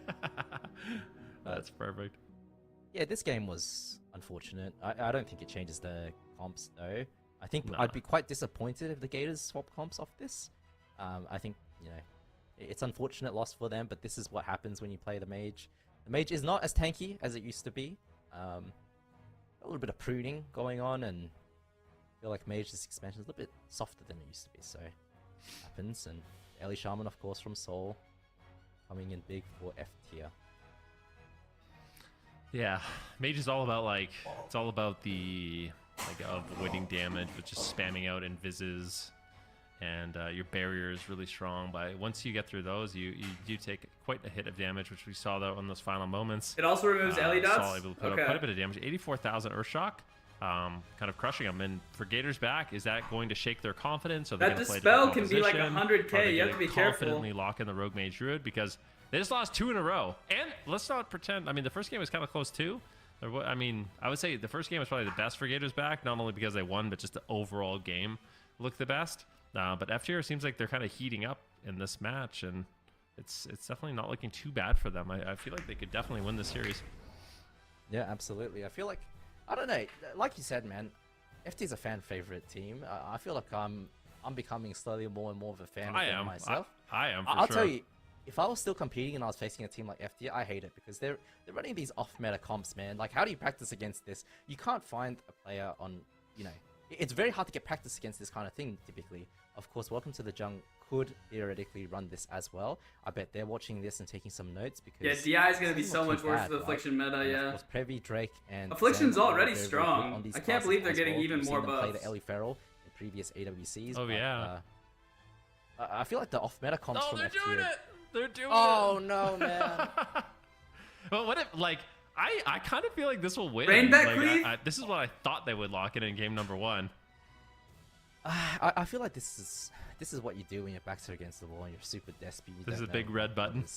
The Yeah, desperation. I mean, we've seen this from the Gators before, where they lose 2 games in a row. Red button, red button, red button. They just comp swap to something crazy.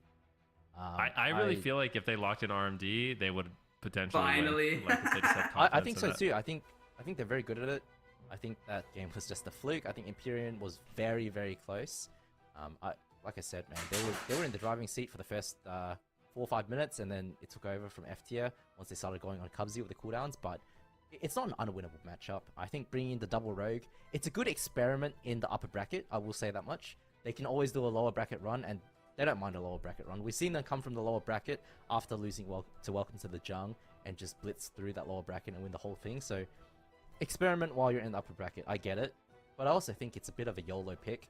Stick to RMD. You know it works. You know you can win. But I mean, to be fair, this is actually what I thought they were going to lock in the blind pick, so I can't be too disappointed with this. Because Cal's a But rogue main, I do swear. kind of think they're going to win. They're very coordinated. You know, a lot of the time with like the teams that are playing double outlaw, it looks a bit like cheeky. You know, outlaw rogues are very strong right now. You know, they're just throwing out cooldowns, they're surviving, they're attacking, and they win. But these guys actually do like really good setups and swaps. You know, like they play this like Calvus a real said he's comp, better on and it Mage is now? scary. You have 2 blinds, you have twice as many stuns, you could bounce around. Well, no, but does he mean he... outlaw damage is ridiculous. Does he right mean now. better than he The used to stats be, pretty or good. better It's than gotta he be a is good on time. Rogue? You got the Zen Spheres from the Mistweaver Monk as well to contribute Mystic some extra Touch. damage taken. Because he had the And, a duality, little touch of death as well, and PvP any movie. additional kicks. but I knew him As as well a the rogue in-cap, the before he sweep, went potential Mage, sleep. I don't know if before he we started played that ulting because Tremor Mage. Totem's available for And sale. back in the War Within, It's gonna be a he very, like got very rank big 1 and then game went back because to Rogue. Double Outlaw is gonna take a ton of damage as well. Do you think they'll lock in double dwarf? I kind of feel like they will. Yeah, Dwarf of just course. seems- I mean, yeah. it's Feral Druid, right? They've got the dwarf set up. Just trade it on the Incarn, remove the blue. OG was Rogue. The War Within really Yeah, have a became good one of the time. best mages. Okay. And I think it's a big thing that, you know, True. you don't have to be a Night Elf anymore as an Outlaw Rogue. Before, there was tons of reset mechanics tied to stealth and vanish. So Shadow Meld was essential as a Night Elf for Outlaw. That doesn't exist anymore. It's been changed in Midnight. So now playing different races, the Orc, the Dwarf, Gnome even that we see against mages, it all works just as well. Yep. All right, here we go. I do wonder who... I feel like Gator's Back is going to go after all 3 targets. We have a Sap on Meep, and they're playing it safe. So Daze is just going to be controlling on Meep, likely throwing out a blind after this. So they get a lot of initial pressure here, good crowd control. Oh, the static nice field. static there by Saul. Really nicely done, bringing in some tech here against the double rogue to give himself some breathing room. Yep, going on to Dallas now, but are they able to force the Bark Skin? Looks like they are able to get the Astral Shift from Saul as well, so it's Christmas for the double Outlaw Rogue, getting both big defensive cooldowns. Meat Monk, of course, still has his. Cubsy now gets put into the stun, but look at Saul. Cubsy just instantly ports out of there. Mistweaver Monk is Cubsy so went nice Monk? when you get stunned up. Yeah, I mean, definitely being able to just get out of there as fast as possible. Meat Monk now in a paralyze, and that does mean they could go after Meat potentially too, but they're just controlling him. Saul is getting completely destroyed so far in this One bomb. game, and that will be a smoke bomb that drops down. And keep in mind, they do have 2, so Calvish still has his available that they're going to have to deal with, and Saul really has no defensive the life cooldowns. cocoon soon. He's getting kind of owned so far in this game. Yeah, absolutely. And Saul in the Astral Shift. Meat Monk only has the cocoon to top him, so the next time they're able to connect onto Saul, the next stun that comes down, They're is both gonna be very DI. scary. And Saul is, of course, coming off that stun DR very shortly. See if they have any follow-up CC onto Meat Monk. In-cap available for Cubsy if he's able to push up for that. Kidney onto Dallas. Catches in human form, stopping the Cyclone. Very nice plays. Does have the bark skin rotating back up. They need to get back onto Soul though if your Gator's back. Full kidney onto Meat Monk. And Daze looks like he's going to go solo the Monk. Yeah, Oh, solo here comes mission. Calvish is there. Do they have the follow-up? Double leg sweep, though. Nicely done there by Meep. Doesn't panic, doesn't overreact. Manages to get out the double stun and just cross the map. He's away from his portal now, so next time he does get stunned up, however, he does get blinded. Like you mentioned, Saul right now in a little bit of danger in terms of mana. Meep is way behind. I mean, Calvish and Daze are putting out a ton of pressure. Saul might just outright die. This is insane. Meat Monk does look like he's going to be able to top him off. Yeah, this is actually crazy right now. Mame goes out onto Kazi, but I don't think Dallas is going to be able to find a Cyclone with Calvish and Dazed all over him. Yeah, and I feel like I'm scared for Dazed. Every single time he goes cat form, if the double outlaw rogue hits him, it's actually super, super scary. You can't sit in bear form the whole time as a Feral Druid, of course. Now they go onto Soul, stunning Dallas on the Bloodlust from Soul, so nice defensive and offensive play from the double outlaw rogue. Going on to Dallas now, this is what I'm talking about, man. When the Feral Druid is attacked, if you sit in bear form, you do 0 damage, right? And Meat Monk, he's not looking good on mana. No, they're actually just dampening them. They're just bringing the game to the late game right now, potentially just winning on mana here in this match. Meep gets caught into a blind. Is he going to Trinket? He has Trinket and Life Cocoon, but greeting it out. Saul just trying to tank through the damage. Here's his big hit of damage with the Ascendance. This is an opportunity for them to get aggressive, looking for a Hex, looking for a Stormkeeper. Where is the damage? Cubsy does get Hexed, but Calvish is just on the run. He's behind the pillar immediately. All 3 members of Gator's back are just out of there, and Saul just cannot connect damage. Yeah, Dallas pushes in, but he's the one who's in trouble now. The double outlaw just 2v1ing him behind the pillar. Soul, of course, no Astral Shift for 45 seconds. Meat Monk gets CC'd with a kidney shot from Calvish. Nice follow-up. Nature's Guardian procs onto Soul. I think he's going to be okay with the Life Cocoon. Revival, of course, available for Meat Monk as well, but this is almost the last cooldown for F tier. Yeah, the double outlaw rogue not looking bad. F tier burning through cooldowns rapidly here. They managed to destroy the Life Cocoon, but Saul doing a good job just camping in Ghost Wolf before the damage comes, reducing a lot of that incoming damage. And now Calvish is actually in danger. Finally, Dallas and Saul are getting something going onto Calvish and Daze. Cubsy kind of struggling here, but he does have cooldowns. He has the revival if he needs it, of course, as well as that Life Cocoon. So Cubsy can keep his team alive. Calvish, no! Nice Vortex. Oh no, he DC'd! The Vortex DC'd him! To the Vortex. Oh no. Dave's got to keep him alive. He goes for the gouge. They need to stay alive. They do have the Life Cocoon. They do have the revival, but oh my god, they're actually killing him, bro. As fast as possible. There's the Life Cocoon. Yeah. Defensive Smoke Bomb comes through. Bomb. Cubsy has to do so much work. He has the Trinket available to him, at least. So, he might be able to save Calvish, but here comes Meat Monk. Incap onto him. Calvish surely is going to go down here. I think when you go below a certain percent, you automatically use Cloak of Shadows. He loads back into the game. He might be He's back. He's back. They actually survived the DC. He uses the evasion to stay alive. Is it going to cost him the win? So, I mean, at the same time, Gator's back had to use a lot to secure Calvish surviving in that situation, but he still has the cloak. Full blind now onto Meep, and Saul could be in danger. Gator's back might be able to turn it around here. Calvish, though, needs to be very careful. He has the Adrenaline Rush. He has the Smoke Bomb if he needs it. He's got the Cloak of Shadows, and they're just going for it. Meep is not doing well on mana here. I don't think they backed Dallas up. has I no think they trinket actually tried to available. kill him I want in to the see a DC, blind bro. from Daze onto the Incarn right away because Calvish, no evasion. Does have the Dwarf in 17 seconds, but there's this massive gap where he's going to be in tons of trouble. Here comes the Incarn. Daze doesn't have blind for it. Uh-oh. Meep portals away. They might just make a swap here on Meep. They might just kill him. He can't get away, and Gator's back. They do it with the double outlaw rogue. Calvish gets back in the game, and they close it out. They tie it up here. And now, what do you think about this? Because this is actually what I thought they were going to run when I predicted by 3-0. I still think RMD would have won, but man, I feel like F tier didn't actually have a single opening this entire game. Even with Calvish DCing for what, 30 seconds, 40 seconds, Cubsy had the Trinket, Cocoon, Revival him. Bro, when Calvish came back, he had Evasion, he had Cloak, he had Trinket, he had Dwarf. They were chilling so hard. They were so far ahead mana-wise. They were ahead win condition-wise on every single front. There wasn't a single moment in this game where I felt like F tier could have won, apart from the DC. I mean, yeah, it felt like that to me too. Like, where is the opening? And I honestly feel like they could go on Meat Monk more, like just hit him more in the stuns. He's like, so fix the game, Blizzard. Yeah, he is very vulnerable to double outlaw, and of course he can portal in stuns. But I mean, they literally swapped him once, and he just flopped through his portal. Unfortunately, it was a vortex on the grappling hook that DC'd him. Yeah. But comes back in. Probably had no arena frames, but still able to execute and take down Meat Monk. I almost wonder, like, Are they going to just win this tournament with double outlaw Muck? I kind of feel like I'm they a will. believer now. I'm actually kind think of they becoming will, a yeah. believer now. So the only thing I don't think it will beat, like the only thing Never mind, I checked convinced Bod Pharaoh was double in. outlaw I was gonna will, say. guaranteed beat is Rogue Mage. I think the only reason Like, they backed off was Double the outlaw defensive seems good smoke into bomb. pretty much everything except Rogue Mage. So, yeah, I definitely. I mean, to be fair, I don't know if we've seen Gators back double outlaw. This is 2 main rogues. You guys remember that Calvish, you know, he plays a mage for this team. I know. But he's a rogue main, and he was one of the best rogues, if not the best in a rogue. You know, for a long time, I've never thought that Calvish's rosters really make any sense. You know, they like sometimes they have 2 mages, and you know, Cubsy's the arcane mage, and Calvish is the frost mage, and they have 2 rogues. One's an outlaw rogue, one's a sub rogue. You know, like now it makes sense. You take both Daisy and Calvish, 2 of arguably the best rogues in North America, and now you can run double outlaw way Cubsy's better a than mage anyone else main? can. And you also take a little bit of a monopoly on the healer? rogues in the region, You're right? just Having both of them taking on all your the rogues. team. I mean, that's a real strategy. You play with the, you know, the best of that class. Oh, he's an you don't Ardruid face main? them. And a ton of players think about that when they're forming their rosters for the AWC. Optimates for years. Of course. Damn. I love to see this from Gators back. I would prefer to see the RMD, but this adaptation and taking advantage of their strength here and able to abuse this double rogue is, I mean, it's working out for them. He's really good on mage. Yeah, double outlaw, definitely. I mean, we haven't seen the double outlaw since the days of Shadowlands, you know, with teams like Liquid running that with Sam and Trill on the rogue.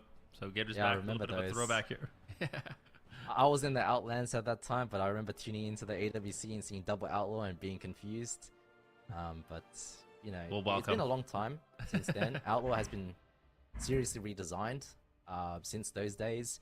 I remember back then Blind used to have cooldown reduction on it, so you would have a very short cooldown on Blind, and of course win conditions with that. And back then Blind was an 8-second CC, right? My gosh, yeah.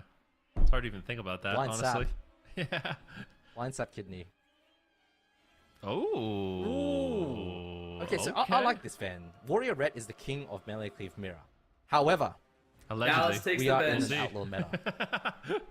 Like, in my head, this should win. F tier should win. Like, this should stomp double rogue. But I'm actually not convinced. I really am not. Like, Outlaw is very good right now. Yeah, I feel like outlaw This Rogue might is be actually good. Warrior kills rogues hard, no mage either. So gaps Ret, gaps Warrior, and I don't know. I mean, the thing is, you do have the Sank, right, from the Ret, and that makes Yeah. a difference. You have the banner Bop. from the Warrior, or GCC as well. This is match and of course, point. Warriors is very annoying to deal with as a rogue because of the disarms, the stuns on your stuns. and Intervenes. It's What really is annoying this to deal with. cursed However, transmog, dude? Outlaw Rogue is pretty slippery, man, and with double evasion and What the amount the of damage fuck? an Outlaw puts out, there is potential for this comp to work. They just need to make sure that they cover the Sanks from the Rets, so they need to kidney shot the Ret Pally first before going for a stun on the healer. Otherwise, of course, Looks like a it is heavy easy to Versa deal with build. that situation and just sank the stun off your healer and break the chain.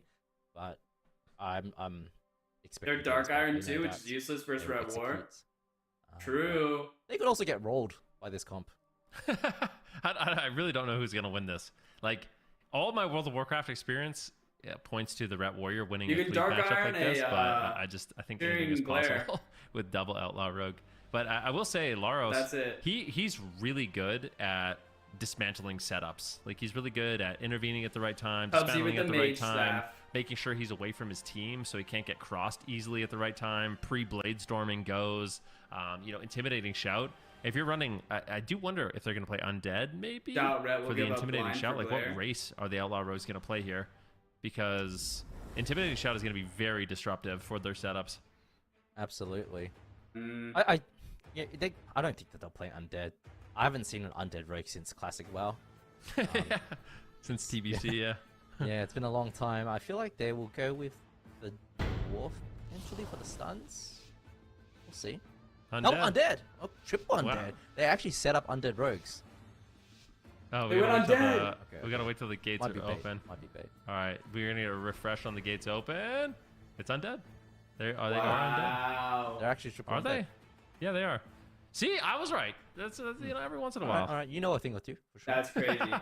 And that's all just because the intimidating shout is just so powerful from Laros. And you can tell Laros, like I said, he's really good at just being away from his team during the setups. Looks like they are going to open on Cubsy. He's just going to portal away really quick. Triple shockwave comes in, and Laros is looking to shut them down, getting some damage rolling. Yeah, that's exactly what he wants. Yeah, I mean, strong opener for F tier, but ultimately, they don't really get any evasions, don't really get any cooldowns. Instant Will of the Forsaken, double on the intimidating shout. Looks like they're running after Cubsy, and I kind of like that. I feel like the Mistweaver Monk, yes, you can port while you're stunned, but if you stack them all up as the Red Warrior, you're going to have a good time. And Cubsy doesn't look like he has the port available right now. Gets blinded by one of the rogues, not sure which one, just to stop that setup from happening. Cubsy now able to kite away, and now it's double Outlaw's time to shine. Yeah, we'll see. I mean, Daze is actually under a good amount of pressure. I really like that Sol and Laros are they're playing split up. Meat Monk taking a huge hit of damage. He's forced to use the Transcendence. And the second with Escape from Reality, he manages to stay alive. Cubsy has a slight mana lead. I don't know if it'll come down to that, but it's certainly possible. Life Cocoon onto Sol, but he still has pretty much every cooldown in the game to survive. So there's a lot of cooldowns that need to get out of the way in order to take down F tier. Sol isn't really a I also like these defensive blinds onto Laros, realizing that they need to... They can't fall too far behind, right? I mean, look at the mana difference. Sol is actually absolutely taking it on the Rep Pally, and Meat Monk is a little bit behind Cubsy in mana, so the double Outlaw not looking too awful, but the problem is Cubsy is very, very squishy on the Mistweaver Monk. If Sol is able to land a full Hodge on him, no port available, there is an opening. Laros now taking a lot of damage. I think he's going to be okay. Revival's available. Trades out his parry. He's died by the sword. Should be okay. Yep, looking okay. Cubsy now into a full paralyze as his entire team is rotting down. The damage is looking good. Sol taking a little bit of pressure as well. Trades out the Divine Protection. And F tier, they may just have crafted a perfect composition here to dismantle what Gator's Back is doing. And that's the risk for Gator's Back locking in this particular match is they do open themselves up to these kind of counter comps. And now, I don't know. We'll have to see what happens. We'll table that discussion for later on, depending on what happens in this game. But all three members of Gator's Back are getting absolutely smashed right now. F tier still has so many defensive cooldowns, but Cubsy's still leading on mana. Sol might die. And the Outlaw Rogues are striking back in a big way with the Adrenaline Rush. Yeah, absolutely. And Calvish still has his running, is in a shockwave right now. Cubsy going to get CC shortly. Nice blind onto Meat Monk, double blind onto Laros as well, as they single target the Paladin. Look at the details right now. Look at the damage done. The double Outlaw is cooking them. Cubsy hasn't used a single defensive yet. He still has the Cocoon, still has a Revival, and he's able to keep up with healing, whereas Meat Monk had to commit the Cocoon. So in terms of pressure, yes, it does look like Gator's Back are falling a little bit behind in terms of health, but Cubsy is just able to hold everything for a rainy day, and there is the Life Cocoon finally committed, but Sol now put into the kidney shot, trades out. He doesn't want to get mocked by Seduce, baby. He has both of his defensive cooldowns available to help out his friends. Yeah, big damage here on the Meep as well as he portals away. Throwing in a little bit of damage here onto Cubsy. It's a race right now. Sol's low on health, but Dazed and Calvish are also low. They do have evasion if they need it. So both teams have cooldowns to trade. A full blind now onto Meep. Laros is getting low on health, and they might just make a swap here on the ward. Big demolish incoming, but Calvish trades out the evasion to survive. Dismantle at the same time. Cubsy getting low on health as he manages to top himself off. Beautiful intimidating shout, causing the Will of Forsaken there from Dazed and Calvish. So a nice triple there by Laros. Yeah, look at mana now, though. Cubsy is the one who's further behind. I don't know what the situation is with the mana teas. On Laros, the bob from Sol onto Laros, but Sol does have the bubble still. The parry has rotated back up. Gator's Back not looking too good right now in this matchup. Ooh, double blind goes out. Yeah, Laros, I think is he playing the AoE blind instead of Gouge to just reduce incoming damage? I'll have to see if one of the rogues is actually running that. Double shockwave incoming. Dazed and Calvish are getting low, and Cubsy is running out of mana rapidly in this situation. Sol still has his Divine Shield. Laros still has the parry, and this is looking good for F tier to send Gators back to the lower bracket with their composition and map pick. We'll have to see what happens. Big spear incoming here from Laros. He gets dismantled, and Sol is still just on the run. Calvish is all over him right now, and his health is just not recovering. Meep is really struggling here, but at the same time, Cubsy is also, this is still anyone's game. Yeah, he still has the Cocoon, but the issue is both rogues are taking damage, whereas only really Sol on F tier side is the one taking any damage. Defensive blind onto Laros, just to slow it down. Sol, lay on hands in 3 minutes, is cooldown reducing that over time, but does have the bubble available to him. Cocoon gets traded out. Nice, they don't overlap. Blessing of Sacrifice onto Laros, just to push to... Oh my god! Sol! He missed out bubble. Oh my god, that would have been so scary. Triple intimidating shout incoming. Shockwave, Bubble and it looks like undercut Gator's back has Laros, ran out though, of time, but Laros. Laros got into a Dazed, kidney shot. dazed, Dazed and Kalish are dazed. flailing No to survive, evasion. and Dazed has nothing left as he grapples across the map, just trying to survive. Saul's low on health. Saul, What am I doing? Saul. Saul might just die. He does. Gator's back somehow wins the Dude. clean matchup as double rogue, and F tier can't believe it. Gator's back, bringing in this double outlaw and making it look extremely good, even in a matchup where I feel like they have no business winning this. They still managed to pull off the win. Holy No, on paper, I fuck. think the Arms Warrior red is probably. I knew it. Saul really didn't good have the into red this, but XP. Well played from Gator's Shit, back. I do want to say man. though, Ven. Yeah, they Triple killed Saul sweep in from this Meek game, in the but AFK. surely Yeah. we'll Fuck. get RMD next time, right? This was That's- so sketchy. Yeah, I feel like the RMD vs Ellie Feral matchup was way less sketchy. that was crazy. Yeah, it might just be one of those situations where Gator's back is trying to take. Red Maybe they know, button like, for the win, There is the man. possibility that Gator's back knows that F tier can run this. So like if we, Exactly. yeah, so it's like maybe Gator's back was it was a bit of like they can counter each other in a way. You know what I mean? Like maybe they were running the RMG hoping to catch this composition, and they The know the DR double outlaw just para stun, automatically beats man. the Ellie Feral. Into a so it blind might just come down stun. to the blind stun, in all honesty, for who wins this matchup, Holy if both fuck, teams can kind of counter each man. other in these matchups. However, Red it did look OP? like with the RMD matchup, you can. That It seems like you sucks. could probably more consistently beat both comps, so it's probably just a safe pick to play. But yeah. But it's an experimental thing, right? You're in the upper bracket. You don't really care if you get knocked into the lower because you do know the RMD is a solid pick into everything that F tier can throw at you, right? So you experiment in the upper bracket, not in the grand finals where, you know, let's say there's a scenario where Gator's back, we're facing F tier in the grand finals, down 0-2, and then has to make that double outlaw decision. Because this is insanely sketchy to play this matchup, right? How do you Yeah, they buff won, Red but it though? was, Do you it just was give it close. more There was damn? a lot of different moments where they could have lost, and they were also losing on mana too. So if they weren't They're able to kill stacked Soul here, on they, CDs. you know, 20-30 seconds, Cubsy would have been and maybe F tier could have squeezed out a win. But congratulations. Did we get to meat for Gator's yeah back. meat for Storls here? F tier sent back down to the losers Just bracket. And if before. you're welcome to the jung. You hate to see this. Dude, they were so close, Why is that, man. Chen? They got knocked out by them down to the losers bracket on Saturday, right? Yeah. I Don't feel like buff F Red at tier all. is But dude, one of the worst. we teams almost to never face see if Red your Gators back this walking high through the game, 'cause up. You don't know what to really expect. in It's so AWC. hard to play against these kinds of comps, and Meat Monk on the main Mistweaver, he looks great. Do you feel like this is a comp that comes out in Gotta war rework games the a lot, bubbles and double get more outlaw, that these sustain? teams are getting practice against, Shan? I mean, I think everyone knows right now that Outlaw Rogue is. What do so you mean meta. rework the We bubbles? saw Soul playing it and Dallas with it yesterday, and it looked terrible. I think specifically for the Gators, why it works for them is because they have double Rogue main. Dude, look at that. If 6 you seconds throw to 0. 2 rerolls onto an Outlaw That's Rogue. crazy. Yeah, it might cheese you a few wins here and there depending on the matchup, but it's not really something you want. I think he means remove spell bot from Red. Okay, well, But that would be a like nerf. Chan already said, F tier dropping down to the lower bracket, so that means that they are either going to be facing off against Direwolves or Welcome to the Jung. So very excited to see what they do bring out in terms of compositions against either of Good those try. teams. Good game. Welcome to the Good Jung, game. down in the lower bracket versus Direwolves, some of the biggest names in AWC, and we're not going to see one of the teams make it to grand finals. And I feel like North America has just been that story time and time again, then, where these teams that we expect to go super far Sea-Doo. are getting knocked out or having the potential to get knocked out super early.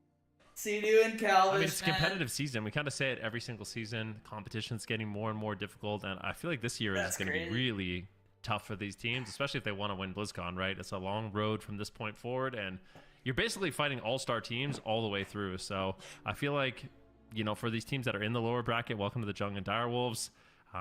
They even if they win this matchup, they still have to go through F tier. They still have to go through. Let's Gators see the back. bald It's baby. not I don't gonna think be he's an bald easy, anymore, journey bro. I for think he grew either up a of little them, bit. but I do feel for Direwolves because Make spell I up feel a like high this team absorb. has been their kryptonite. Like Welcome to the Jung Like has AMS? absolutely been their kryptonite this season. I don't know And then if reduce they the beat them like a cooldown? single game.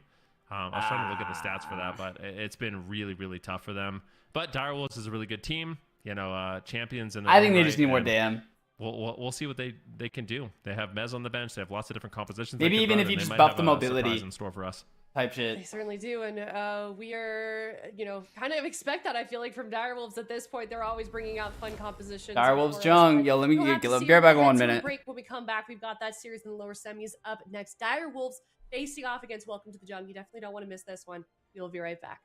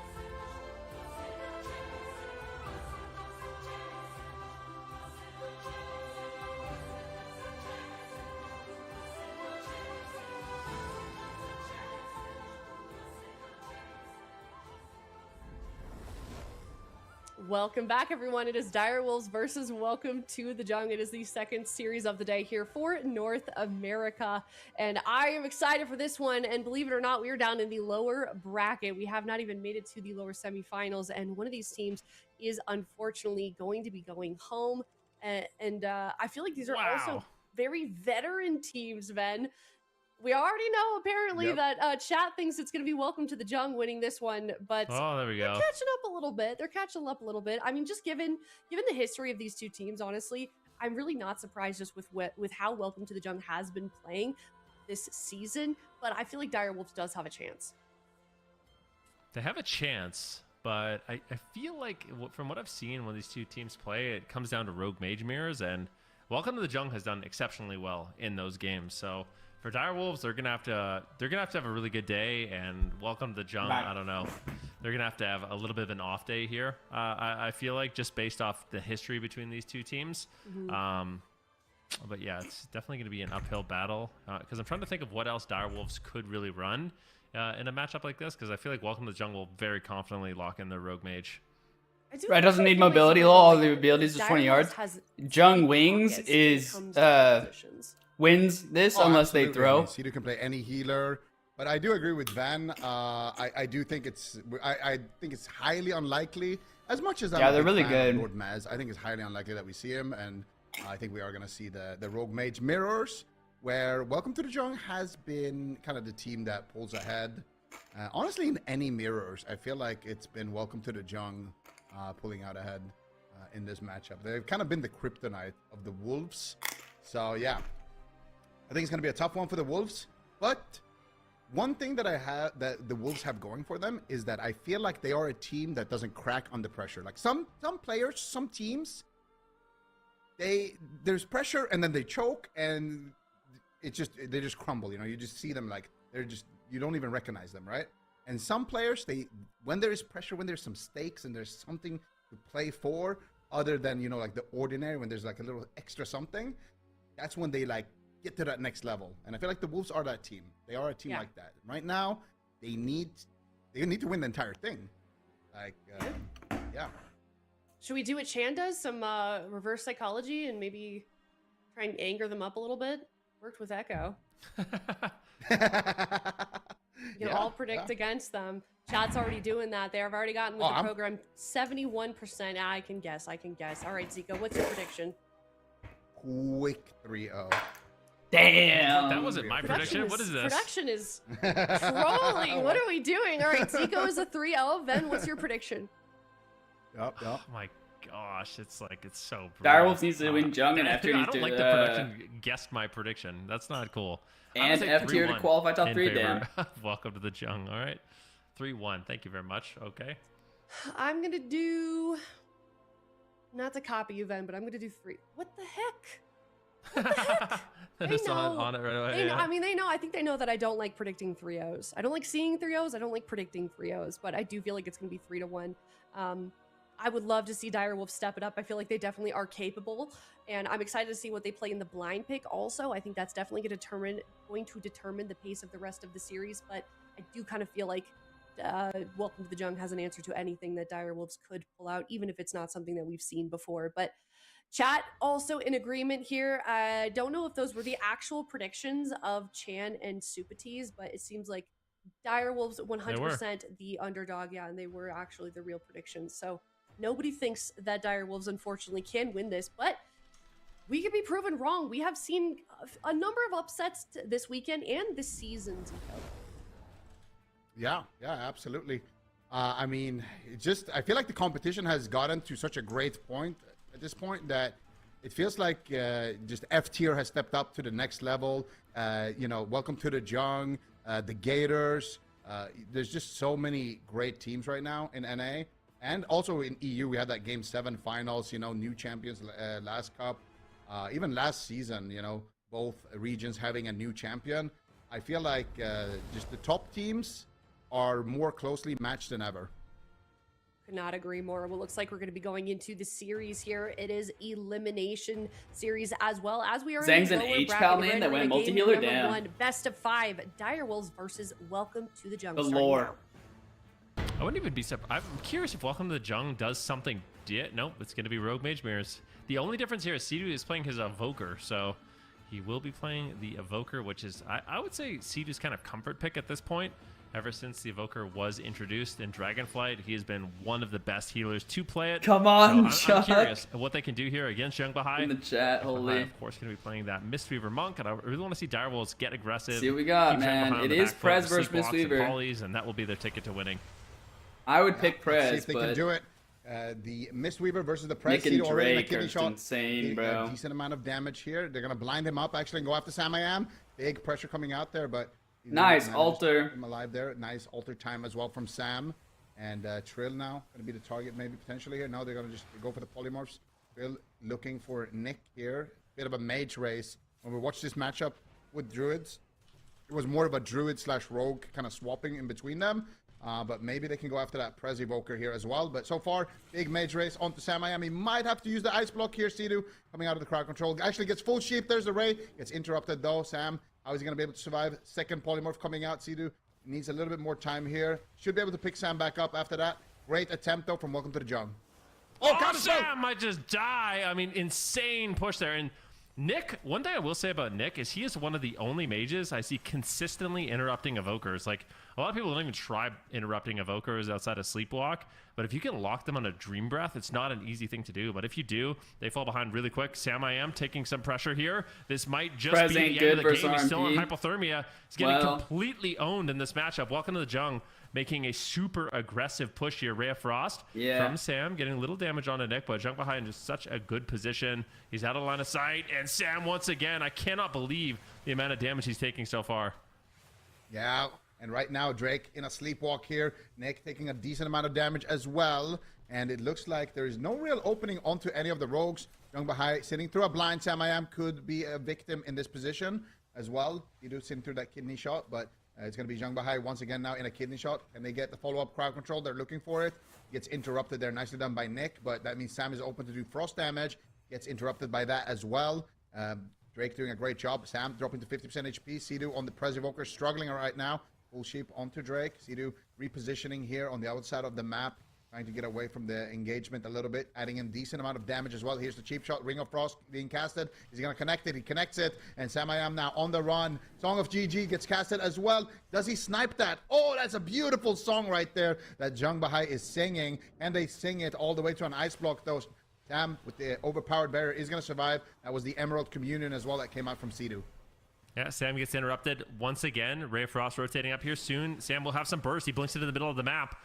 Looks like they once again just cannot really find the pressure. Who are they going to go after? Nick is just out of line of sight, and it seems like Direwolves don't know what to do. They had everyone crowd control, but just no available damage. Full kidney shot now onto Sidu. Can they take him down? The smoke bomb drops, and Sidu is forced to trade out the trinket. He doesn't want to fall behind. Sam He's isn't making the being trades, allowed but to now play. with no trinket, as well as no Emerald Communion, he's going to be in a really tough situation here, Zico. Yeah, absolutely. Sam, Ray of Frost gets cast. Not that far behind Big Nick. Damage. Sam, nice blink there. Outranges terms it of with that. Now DPS. counter Ray coming out onto Nick. His block's almost He do back, get a polymorph too. though, and it just looks so rough to play with the Prez Evoker because Sam is constantly having to kite, constantly having to play defensively here. Sidu just sitting Nice through alters so on much crowd Sam, control though. in this position. Song of Shiji into a full kidney shot. Nick though on the back foot. Jung Bahai is gonna have to drink it. Sidu gets swapped to. Big damage onto Sidu as well. Sidu activates the Obsidian Scales though. Still has the rewind, but no trinket. And now, last charge of Obsidian Scales, no Emerald Communion. They could swap to Sidu and 100-0 him on the side of Jung Bahai, or on the side of Welcome to the Jung. Let's see if they decide to go for it. They have Adrenaline Rush, too. I mean, Drake has a ton of damage available. I think Welcome to the Jung, they could close this game out. We'll see what Sidu's going to be able to do. I think he just loaded up a Stasis, so he will have a Stasis to keep himself alive in that stun lock. Drake and Nick are low. It looks like here they go. Drake's all over him, but he gets knocked away. Beautiful backup there by Sam. Managing to land the polymorph on Drake and buying Sidu some time. He's got Trinket in just 13 seconds, so just trying to play as greedy as possible. Doesn't want to allow Welcome to the Jungle to get a free setup here. Nick is low, though. Finally, some pressure for the side of the Direwolves as they're looking to strike back. Smoke bomb, kidney shot, and Trill could volley Trinkets, Cloaks, and a rewind. A huge panic situation there for Direwolves, but they stay alive. Yeah, big panic there, but they managed to survive for this one. But Sam I Am now under trouble. But, oh, huge Ray coming out there from Nick, pushing the ice block, but still he's going to have another ice block in the back pocket. I do think that Trill is a better target here if they can connect. But right now they're going after You can Sidu, press actually. Stasis Big in a pressure, stun. potentially. they can follow up with the more stuns. Doesn't look like it. Gouge instead. Did they cancel our for it though? MIM with the hypothermia right now. Not feeling too confident. Jung Bahai pushing in, but a Song of CG gets interrupted on it. Trill though in a lot of trouble. Either with a beautiful rescue, double leg sweep coming out there from Jung Bahai, continuing the chain. The crackling Jade Lightning is burning away here as well onto the entire squad of Dire Wolves. Drake looking for his next victim. Who is it gonna be? Is it gonna be Trill? Is it gonna be Sam? Drake gets caught up in a sleepwalk. Gets dispelled though. Gouge onto Sea-Doo. Sam is gonna be the target here for Welcome to the Jung. Do they have any follow-up? Sea-Doo comes out looking for another sleepwalk there onto Drake. Not able to find it. Defensive Ring of Frost for Sam. Trill gets swapped to though. Trill might just go down right now. Song of GG through the pillar here, being casted by Jung Bahai. Big pressure there onto Trill. Needs to be very careful. If he overextends behind a pillar like that, it could just be lights out. And Sea-Doo once again is struggling on the healing. Sam is going to be able to recover, but it is costing Sea-Doo dearly.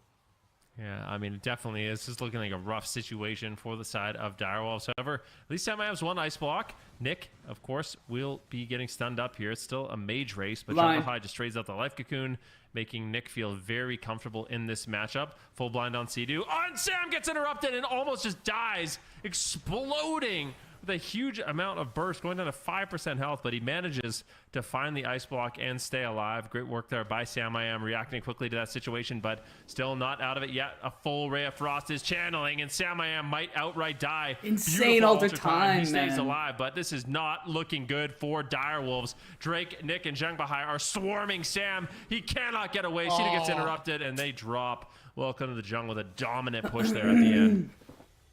They played so well, they just didn't get anything. There was a couple of close-ish moments of pressure, but overall, this felt like a very one-sided game in favor of Welcome to the Jung. They had pressure on Trill. They had great pressure. I don't think they ever got a single ice block during these swaps as Prez well. just ain't it. Damn. Just throughout the mage race, they were winning. I don't like the Prez Evoker whatsoever here on the Wolves. I think that they need to switch off of it. And I mean, having Sea-Doo as your healer, he's bringing a lot of flexibility on this roster. He can play any healer. We've seen it from him. So I would like to see him off of the Prez. I don't think the Prez is that good in the mirror matchup. I talked a little bit about it with Chan. It's just too susceptible to getting spam crowd controlled because you have to play on that kind of mid-close range. And you're just susceptible to getting setups. I mean, look at Sea-Doo's point of view. He's constantly in Gouge, in Kidney, in Counterspell, and Sam, throughout the match, just has to play so defensively, has to be so careful, whereas Nick can just play with more confidence. I mean, look at the damage differential as well between Nick and Sam. That's because Sam is constantly having to run, do defensive Ring of Frosts, do defensive plays, just to stay alive in these positions. I mean, that's great all the time from Sam. He's doing a good job kind of kiting defensively here. I feel like he's in great shape, but yeah, just not too much you can do when your healer is, in such a long crowd control chain here. And eventually, Welcome to the Jung, going to be able to capitalize with the damage, with the Blade Rush, with the Ice Lances, with the race, and take him down. I think Nick just keeps interrupting Dream Breath too, which is like all the healing. It's really not an easy thing to do. Evokers have such a fast cast time with the way their class works. So interrupting that Dream Breath can be absolutely lethal, and it's been very punishing here. I think it's a Sleepwalk. He gets gouged. He's interrupted on Sleepwalk there. So yeah, nicely done there by Nick. His counterspells were really good this game. Welcome to the Jung claims game number 1, and definitely not the situation that you want to be in if you are Trill, Sam, and Sea-Doo. It's just such a hugely important match. You want to win this. You want to get through F tier and secure yourself in that top 3. But this is just, they're fighting, I think, the hardest team for them in this tournament, in this lower bracket match.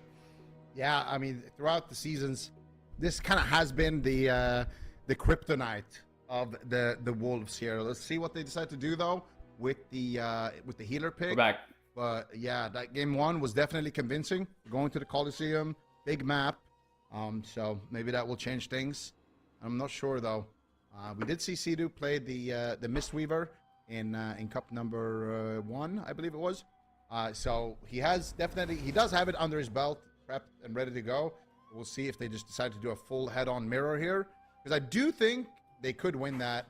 I mean, if I had to bet on my channel points, I probably would still go for Welcome to the Jung, but I think for the Wolves, they could outplay and win that. Anything can happen in a mirror.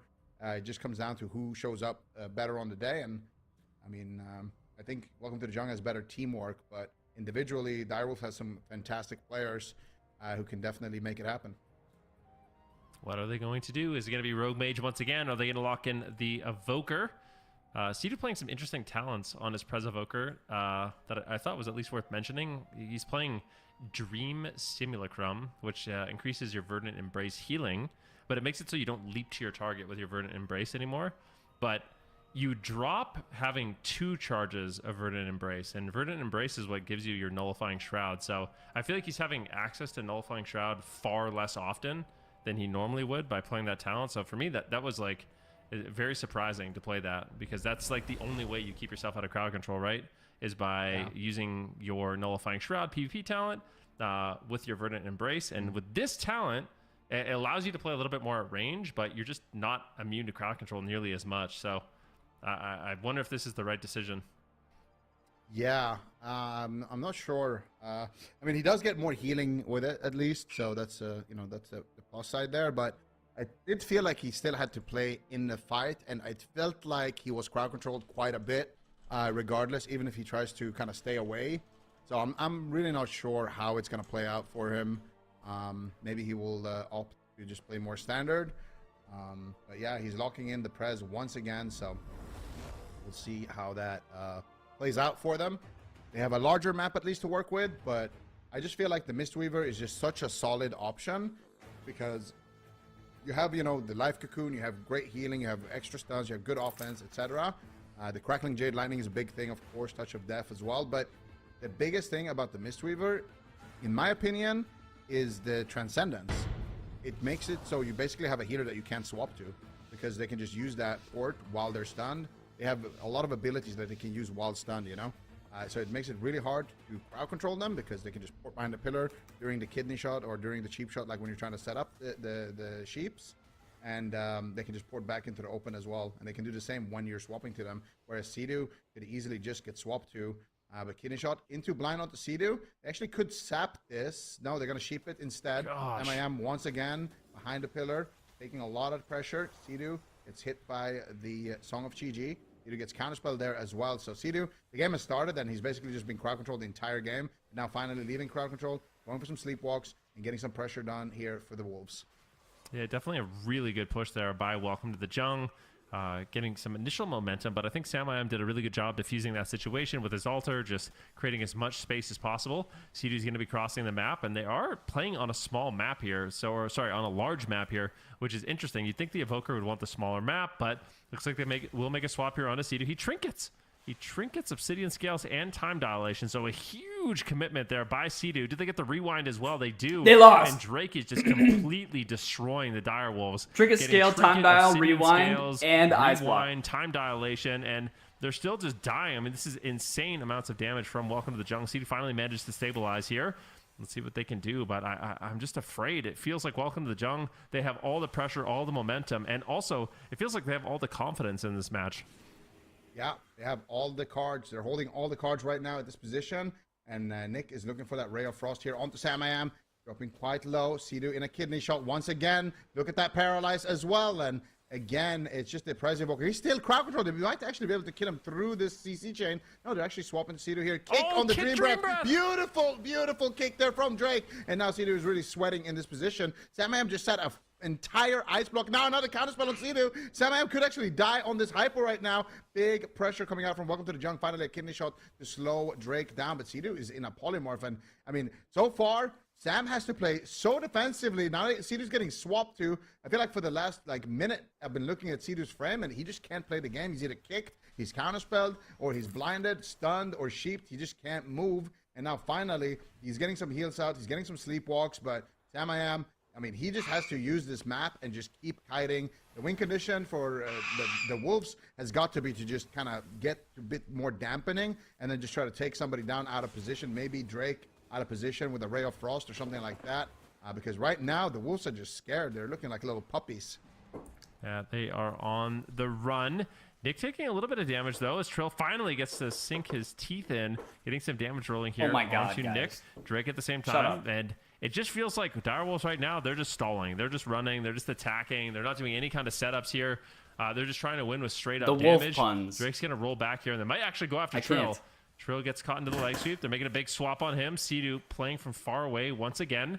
just going to be, you know, playing this interesting build of Presovoker, so he doesn't actually have to go into the fight with his Verdant Embrace, but it's just, is it enough healing? Samayam gets interrupted and might just die once again. The burst damage here from Welcome to the Jung is absolutely insane. Huge Ray of Frost onto Drake. There's finally some pressure rolling here for the snapped, side of the Direwolves. A full Ring of Frost drops down. They know they're dead. Done there by they get blocked Nick back in 5. As they continue this push. Trill's getting low on health. He pops the evasion. Is he going to have to trade up the Cloak of Shadows? That would be a nightmare. Big Glacial Spike, but looks like Trill, I think he vanished it, or it was not casted. It was interrupted somehow there. I don't know if that was a mass invis from Samayam. Cedar gets interrupted once again, and it's like you said, it just feels like Direwolves is so far on the back foot.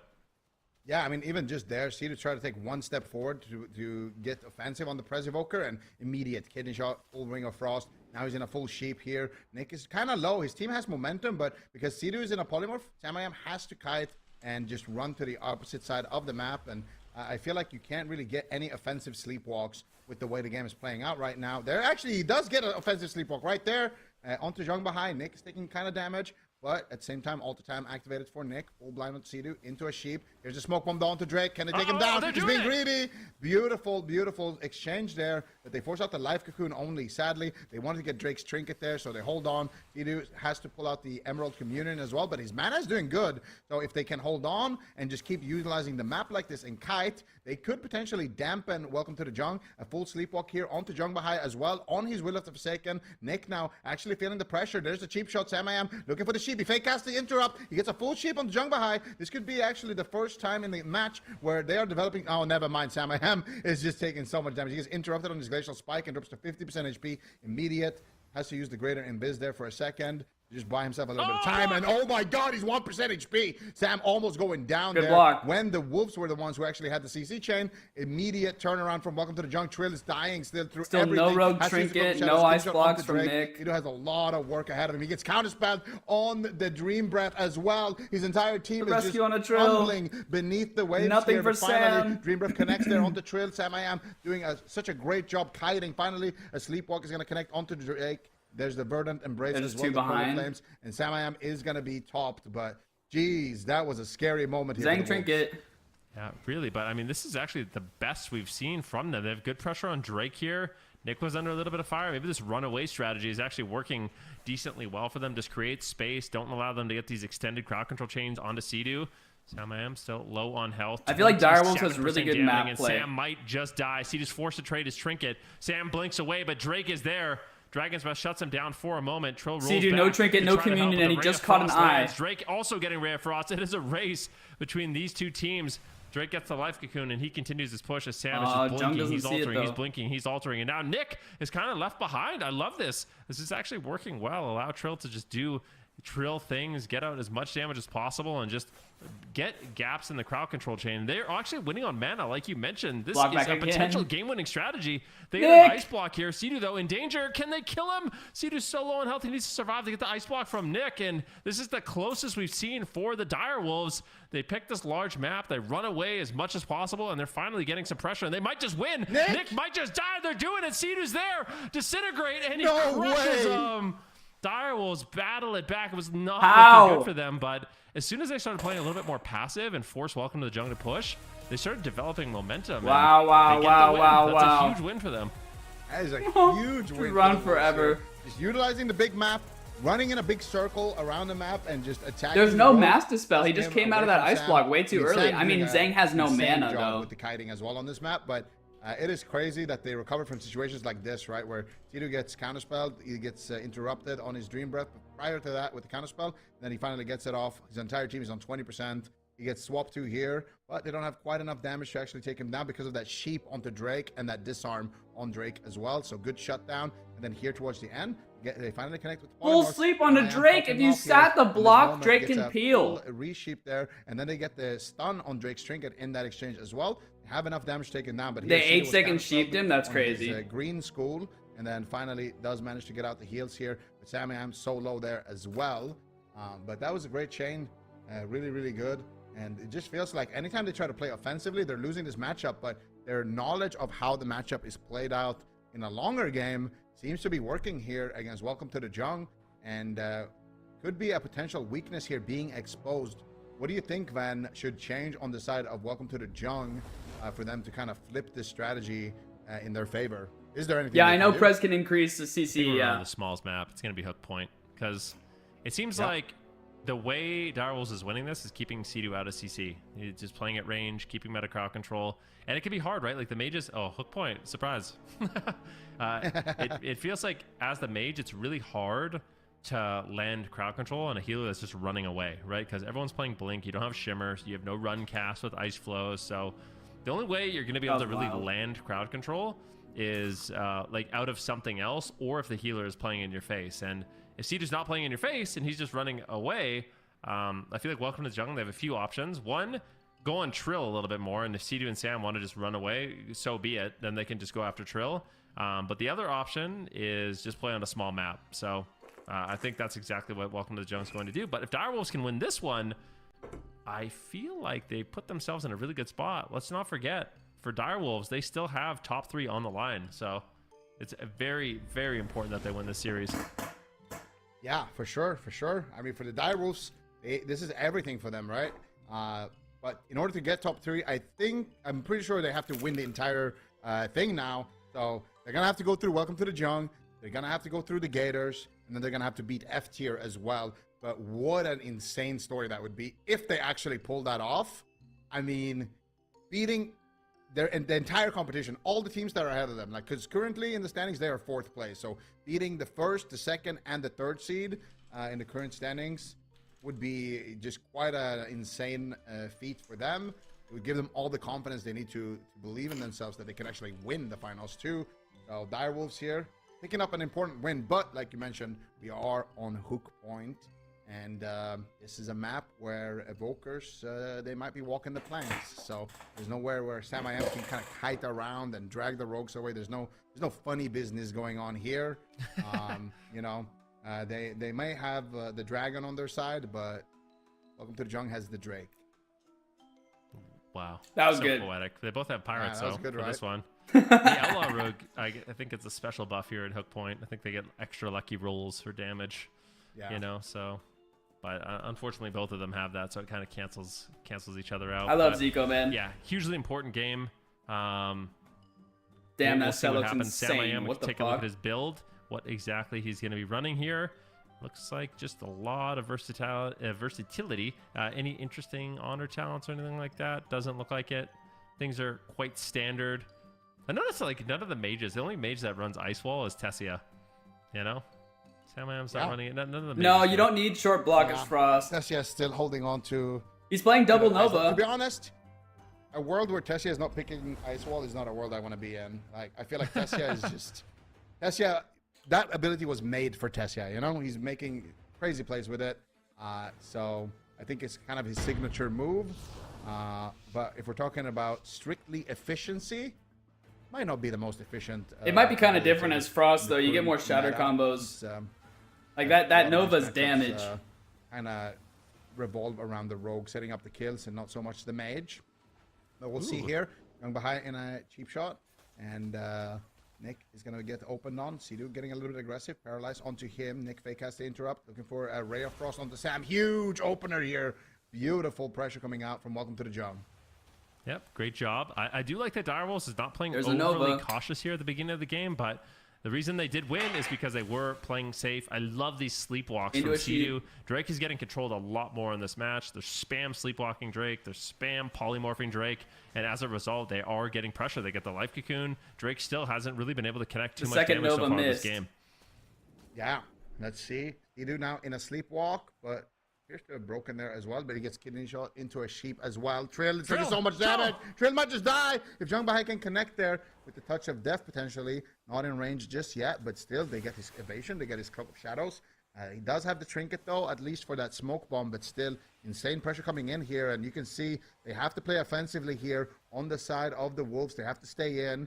Sea-Doo gets blinded. Is he in a frozen orb? I think it's Sam's orb actually. No. Full alter time there from Sam I Am. It's going to reset his HP for a second. And he continues to kite. He needs to be careful casting Frost here. He's going to probably have to go into the ice block. No, Sea-Doo comes out of crowd control and saves the day for now. Yeah, Sam has really good alter Still, times, Sam I man. Am under pressure right now and a little bit of danger. I do like the fact that Welcome to the Jungle is punishing Trill more. for the way Direwolves is playing this matchup. Zheng behind now into a kidney shot. He tops off. Sam still low, blinking away, potentially looking for a Frostbolt, but is just going to be faking that cast. Still low on health behind this little gradient here, making it a little bit difficult for Sea-Doo to connect damage. Emerald Communion will trade. Sea-Doo not messing around, just trades it out, but a big Glacial Spike lands, and Sam is still low on health. It's been a few close calls on Sam so far this game. Sea-Doo gets interrupted on Dream Breath once again. These kicks on Sea-Doo are insane from Nick and Drake. Very impressive. I mean, I'm telling you, as a Preservoker, you do not get interrupted on that spell as often as I'm seeing in this match. It's a very rare, such a fast cast, but now it's actually Nick forced into the ice block. And Direwolves strike Nick back. tossed the first block, though. Right now, Nick is in danger. Look at this damage. Drake is dead. Zhang Bahai is dead. He's got a lot of work ahead of him here. Yeah, and if they win this, they can always go back to large maps here. This is the swing map for the Wolves. Can they do it against the Titans of North America? Sam I am, though, behind the pillar. He's alone. He's isolated with Drake. He's forced into his ice block here. A beautiful exchange coming in from Welcome to the Jungle. They're striking back. And now, Sam, what are you going to do here? Sea-Doo still has his trinket and his rewind. The polymorph breaks on Sea-Doo there. That was beautiful positioning from Sea-Doo and making sure that he's stacking with Sam so he gets cleaved. Full kidney shot onto Sea-Doo. Sam I am still in trouble. Trill gets paralyzed. Beautiful 3v1 isolation here coming out from Welcome to the Jung. They're trying to finish him, but Sea-Doo comes out of crowd control. Sam Am gets counterspelled. Sleepwalk gets casted by Sea-Doo. He connects it onto Jung Bahai. Nick, second ice block maybe on the table. No, it is going to be the trinket life cocoon from Jung Bahai, but he gets polyed on his trinket. Maybe they can set up a stun onto him. No, it's going to be the Ray of Frost. Sam Am dodging the Ray of Frost there from Nick. But they pull a major defensive objective there from Jung Bahai, and now all they have left is just that last ice block of Nick, and then they could potentially do it on the side of the Wolves. Sam I Am still has his block, and Sea-Doo still has his trinket and rewind, so they're actually ahead on the mate race. Yeah, it's looking good here. Sam I Am taking some pressure. He gets paralyzed. Looks like he will blink away. Sam's position has been really good this game, running as soon as Sea-Doo is in crowd control, avoiding a lot of that incoming damage. A full blind now onto Zheng Bahai. Kitty shot onto Drake. Nick is isolated completely. He does have an ice block, but is he going to have to make the trade? Both Sam and Nick are low. Beautiful interrupt there by Nick, slowing down that Ray of Frost, denying huge damage potential from Sam I Am. Big deep breath from Sea-Doo, avoiding crowd control and setting up his team for a potential win. As Nick does get topped off, Zhang Bahai's mana is looking good, but this is such a back and forth game. A triple leg sweep there by Zhang Bahai, getting huge value, throwing out a Song of Chi-Ji. Paralyzed! Sea-Doo gets slept in that situation, but rescues Sam out of the fight, and it looks like Sam will be able to hold on. Kick on Sea-Doo once again. Big Dream Breath coming in as Drake tried to pre-kick that, but didn't end up getting the right spell, and now it's going to be Nick who's just getting owned. Keep in mind it was Sea-Doo who took him down in the last game, so that Preservoker damage can really add up in these games.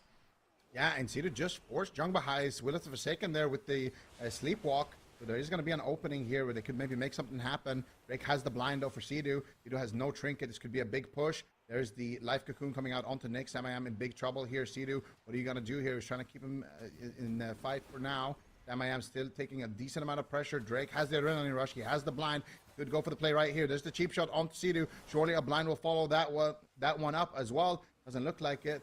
Sam I Am still at 50% HP. Trill now in a kidney shot here. Big pressure coming through. And actually, Drake did use his blind in that exchange, so he's not going to have that available. Managed to navigate through that storm. And now, once again, the Wolves are on the hunt. Yep, they are. Sam I Am gets interrupted. Needs to be careful. If it gets kicked on Frost, it could be devastating. It is 1-1 series elimination game. This is hugely important for Direwolves to go up in this series. They cannot throw this game. Sam I Am still has 2 ice blocks. Sea-Doo has the Emerald Communion. There are cooldowns to trade. Mana's relatively even for these two teams as dampening is getting higher and higher, and the game is going to start becoming very unstable. I love the sleepwalks from Sea-Doo onto Drake. Great control. Full kidney shot on Zhang Bahai as Nick is getting low on health. Alter Time's not going to bounce him to full, and he's forced into the ice block. Sam I Am has a 2 ice block lead here in this game. He needs to commune soon for mana. Him off, and they can continue to make a push. A sleepwalk on Zhang Bahai. This is a great situation for Direwolves. Yeah, and right now, Sam I Am with the Ray of Frost might be able to force the ice block on Nick. Can he do it, Sam I Am? Sam! 50%. No, oh Sam! my God, Sam! Needs to block, maybe. No. That was so close. Holy fuck. They're being The so commune. greedy, and it pays off. The Emerald Communion. Great teamwork and coordination there from the Wolves. Not panicking, but still, Sam is not out of the woods yet. Sea-Doo's in a full polymorph. He trinkets out. Beautiful rescue coming out there. Zhang Bahai is in a full poly. What can they do here with this? They force the ice block of Nick. That is it. Nick has no more ice blocks. There's no trinket on Zhang Bahai. How can they do it? the Wolves are just one setup away from potentially winning the game. Sam still has 2 ice blocks. Might have to pull one right now. Pick on Smoke Nick. coming out onto Nick. Can they do it? Trill is looking to finish the game. He's so low. The overpowered barrier coming out for Nick, looking for the polymorph defensively onto Trill. Ray of Frost onto Sam. He has to block this shortly. No, Sea-Doo still keeping him alive in the position. But so much damage coming out from Jung Bahai. It is going to force out the ice block. Defensive cheap shot onto Drake. There's the sleepwalk. Drake trinkets out. Full kidney onto Sea-Doo. But Nick is nowhere there. He's just stalling for his ice block, but it's still a long stall left. No life cocoon. There's the full kidney shot. Can they do it? The Wolves are swarming their opponent around the corner. Beautiful. Disarm on Trill. Big damage on Sam. He's on power. He's on hypo. A lot of pressure here on the Wolves. Trill 50%. Sam has to duck defensively with the blink, and Trill is getting cleaved. Trill has no cloak of shadows. There's the full blind onto Jung Bahai. Full blind on Monk. Trying to Sheep carry Drake. the game. Can he do it? Sam I am. Sheep's Drake in the back line. They don't have a follow-up CC for the blind, though. They dropped the ball, but still no mana left on Sea-Doo. It's do or die, man. They have to kill him now. I'm so worried for Trill. Trill, he's just been chasing down Nick. Trill has nothing. Trill has nothing. Trill has nothing. Trill has nothing. DB on the Sea-Doo. Next save, and then he dies in the last second, bro. Is there to end it, and I feel like Welcome to the Jungle, they were so behind. Like, I just have to say, these guys are, I mean, they just play so well in the face of adversity. It felt like they were so far on the back foot. Zheng had like a beautiful Sad. That was a good game, though. That was so close, dude. That was a 7-minute game with a prez. For the win. They were really taking some risks there at the end to try to close it out. You can't blame them. It was so close, but that is ultimately, wild. Welcome to the Jung. They recover, and they're able to reverse the pressure on Trill. That was a great match, though. Like, the fact that it was on hook point, and they kind of had to flip the script on the side of the Wolves and then kind of play more, you know, the style of Welcome to the Jung. It speaks volumes. It was such a close game, but yeah, Trill getting a little bit too aggressive here at the end, but I mean, Sea-Doo had nothing to save him. At this point, you know, Trill had no trinket, no cloak, Sea-Doo had no mana, no Emerald Communion, no rewind. They just used everything, it's really. They did everything they could, I feel like. As a competitor, that's like, I feel like that's like one of the toughest situations where you feel like you can feel your win. You can taste the victory, and your opponent just won't die. They just won't die. It's like, die, please, like fall over. And then you've just exhausted all your resources playing aggressive, and you just have nothing left, and it gets reversed. It's like, it's absolutely heartbreaking. So for Direwolves, I think Sam should have they blocked are sooner to playing save well. CD. Like, this is That's the a good best point. I think we've seen Direwolves play against Welcome to the Jung. This series is far from over. They could definitely win this in this situation. See exactly what happens here. Sea-Doo doing some stuff. Deep breathing. Commune. I think I missed the zoom. Yeah, Yeah, if he blocked and they saved Commune, I think this was the they can Commune this stun. I think it was just really and save Trill. Just really low HP, I think, was the situation. But yeah, I mean, like to your point, Ben, like, yeah, it's very mentally taxing, right? When you play that good, but I feel like it can have one of two effects. It can motivate you, like, that was our game, guys. Come on, like we play like this exactly again. The next game we're gonna win it, you know. It can have that effect, or it can be like kind of like, well, if we don't win this game, like how are we gonna win, you know? So I think it comes down to mentality here. It comes down to just you know, how much discipline you have, because it's a mental game. I always say it. PvP is a mental game. You know, it's more so a mental game than anything else. And I think feel Sea-Doo like win this. It's long map. That's the moment you lose the actual game. So I think the Direwolves looked good. They already picked And up then one lose win. 5th round. Fuck. They have their map pick now. They can take this to game number 5, and then at game number 5, if they have another performance like they did on Hook Point, could easily go their way. It's crazy. This is crazy. Honestly, Direwolves is far surpassing my expectations. Oh, yeah. You know, I said it was going to be a 3-1 for Welcome to the Jungle, but I feel like Direwolves could win this. We go to a big map. They play that same strategy where they play kind of passive and run away. They bait them into the open. There's some stats here. Direwolves is 1-7 against Welcome to the Jungle in their all-time record. That's series, not matchups. But so when these two teams meet head-to-head, Welcome to the Jungle has won 7 out of 8 times. So when we're talking about like their kryptonite, this is what I'm talking about. Yeah, that's a tough statistic. I mean, yeah, that's a really tough statistic. It has been, you know, their kryptonite. Welcome to the Jung has been the kind of the team to beat. Well, to be fair, also in North America, I feel like most teams have some kind of stat line that looks similar to that. I guess welcome to the Jung. Just true. for the longest time, they have been such an insane team. The bald baby. Can't maybe read into it too much, but yeah, still so Direwolves, you know, playing a completely different version of the Rogue Mage here. And they're finding their own style, you know, playing the Prez Evoker with some unorthodox talents on the Prez, and just kind of playing the big circle, big kiting, late game strategy. So it's interesting to see how it develops, how the meta keeps developing, and how teams keep figuring out ways to beat each other.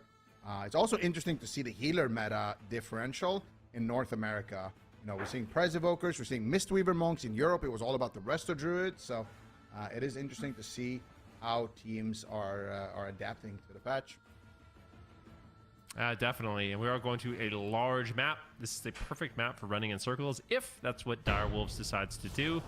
I feel like they could play it either way, but yeah, it becomes so difficult. It's like when Direwolves, like I said, it's heartbreaking when you play so aggressive and Nick is so far on the back foot and you just cannot close it out. Different flavors of Rogue Mage, basically. Again? Are they going to play super safe? Sam, I'm using both charges of Blink to get away and just create some space there in the initial stages. Trill getting swapped to. Keep in mind, this is match point. Direwolves, they need. I would have thought Prez was better at keep their top 3 dreams better than alive Monk, but maybe not versus RMP. They are going to be in the gauntlet, so a hugely important match for them.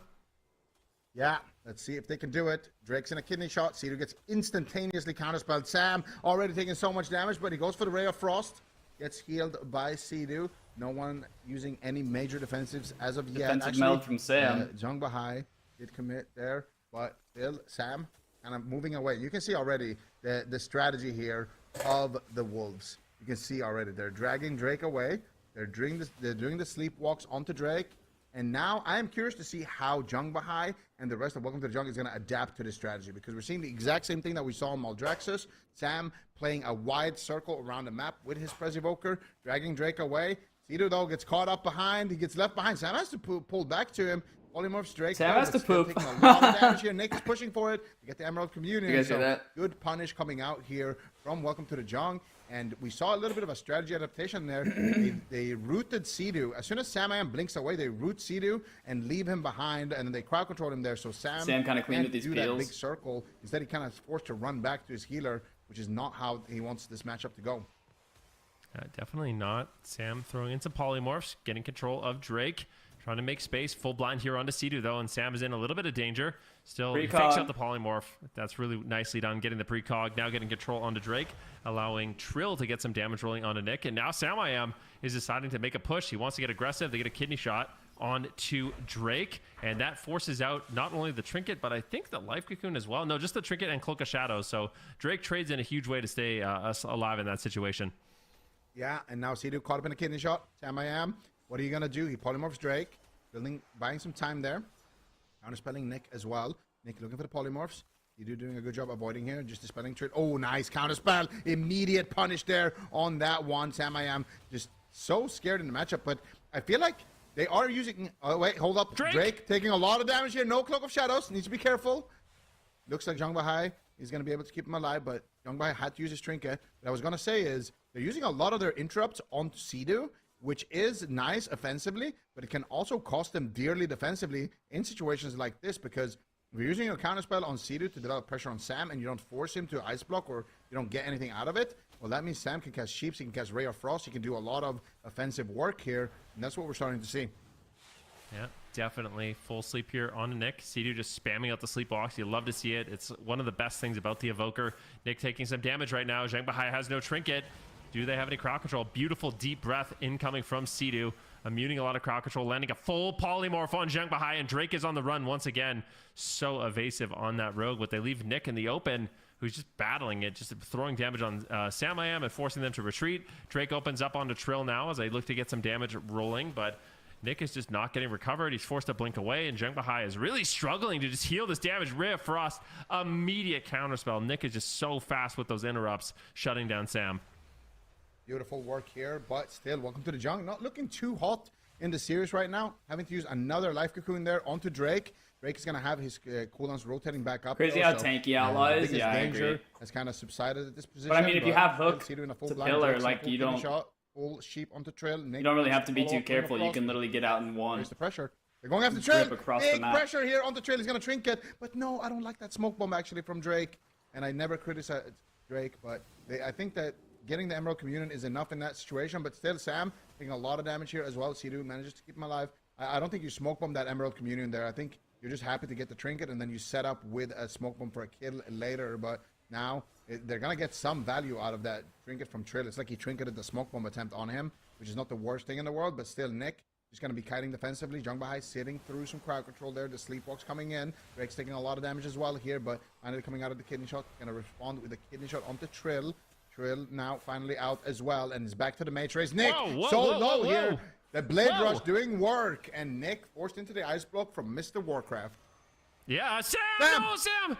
Almost dying. I mean, Sam's giving me a heart attack with how low he's getting without using the block. Does get topped off, and now they're battling it back. Drake is so low on health. Cloak of Shadows trades, but can Zhengbahai keep him alive? He's got the life cocoon in 2 seconds. He can save him in 2 seconds, but Sam still low. He's on hypothermia. Can they take him down? Sidu has some cooldowns to trade, but they swap on Trill, and Trill now is in danger. That's a big rewind there by Sidu, bouncing his team to full health, and they do manage to survive. But what a back and forth game! And Welcome to the Jungle has just found all this pressure and momentum kind of out of Sam nowhere. is crazy. Is that Sam doing that or Sidu? A lot of Sidu? damage on Trill and Sam here.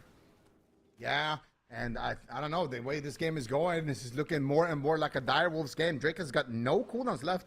They can just get enough damage. They might just. I mean, like right Sam now. holding block, Big but yeah, pressure. like how do you know that? Like, is it Sam peeling himself or is it Sidu just telling him not to block? That sleepwalk, Sidu catches another counter spell, which is going to free up Sam to do even more damage here in the matchup. But Sam needs to be careful. Trill taking a lot of damage. Nice interrupt there on the Ray. MAM looking for the sheeps onto Drake. Drake surely is going to be the target here. Nick has one ice block still. There it is. Kidney shot onto Drake. Big damage coming out here. Disintegrates being casted. Huge pressure. Can they topple Drake?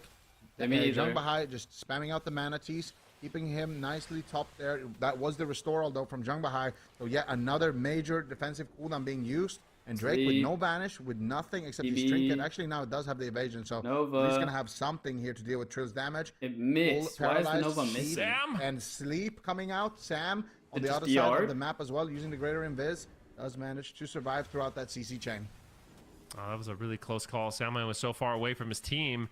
Sidu was looking to play aggressive, but he just got split from Sam, and Sam gets interrupted. Is he going to cast Frost? It's a dangerous situation. He's got the block. He goes for the Shadow Meld, and will also trade out the Ice Block. So 2 big cooldowns traded out of the way. A great push there by Nick. Sidu still on a polymorph, and all of a sudden, Welcome to the Jung is in the driver's seat. However, Emerald Community and Trinket are available. Sidu might just have to trade it for mana at this point. He's almost completely tapped. Sam is so low on health. Nick at the same time is under pressure as Trill is trying to create some sort of damage here. A full kidney shot lands, or cheap shot onto Drake. Do they have any damage to follow it up? Sidu going for a sleepwalk. He gets interrupted, gripping Sam back to the pillar, and Direwolves are retreating. Yeah, Direwolves licking their wounds behind the pillar right now, but Sidu has the Emerald Communion. Jungbahai has the Life Cocoon, and this is a game that's going to come down to mana. We saw what happened last time on Maldraxxus Coliseum. Drake put to sleep, and that is going to be the Life Cocoon coming out from Jungbahai. No more cooldowns left here for Jungbahai. He pushes in, though, offensively, gets the leg sweep, Both gets are the summon parched for GG. mana. It's going to hit Trill and Sidu. Trill might go down right now. No Cloak of Shadows. The Ray is fully channeled. That will be the Emerald Communion, but Sidu gets put into a polymorph. Vanish coming out from Trill, but I don't think it's going to be enough. He's getting cleaved pretty hard right now by the Frost Mage and the Rogue, taking a lot of damage here. Samayam also feeling the pressure. He has another Ice Block to fall back on, though, but the Wolves are crumbling. How is Sidu going to keep them safe here in this position? Huge damage coming out onto Trill. They might have done it. Sidu still in more crowd control. Trill is kiting around the corner. Samayam is still 50%. Sidu gets swapped in now as well. Full kidney shot onto Drake. They need offense, but Samayam gets interrupted. The Ray of Frost from downtown from Nick. Samayam is going to ice block it. The smoke bomb gets dropped defensively by Trill. And Drake. They are crumbling, but Drake at the same time could be in big trouble. There's the full blind coming out. Both healers trinketing here, and it's coming down to the wire, Van. Oh my gosh, this is about as close as it can possibly be between these two teams. Elimination series. Direwolves, they need to win this if they want to stay alive, if they want to avoid the gauntlet. But Trill gets stunned. He's getting destroyed. And Welcome to the Jung crushes the hopes and dreams of Direwolves, securing their spot in the gauntlet, which is a scary place to be. And Welcome to the Jung. They live to fight another day. today exactly, but what a close game this was. And honestly, I'm impressed by Direwolves. They made the series very close. It is what it is. They played really, really well, man. I'm so impressed by Sam. Every time I watch him play, but his kiting was just phenomenal. It's not an easy thing to stay alive to 50% dampening with a Prez Evoker healing you. And of course, him and Zico, good communication, you know, defensively. Even managing to get some wins here against, well, one win against Welcome to the Jung.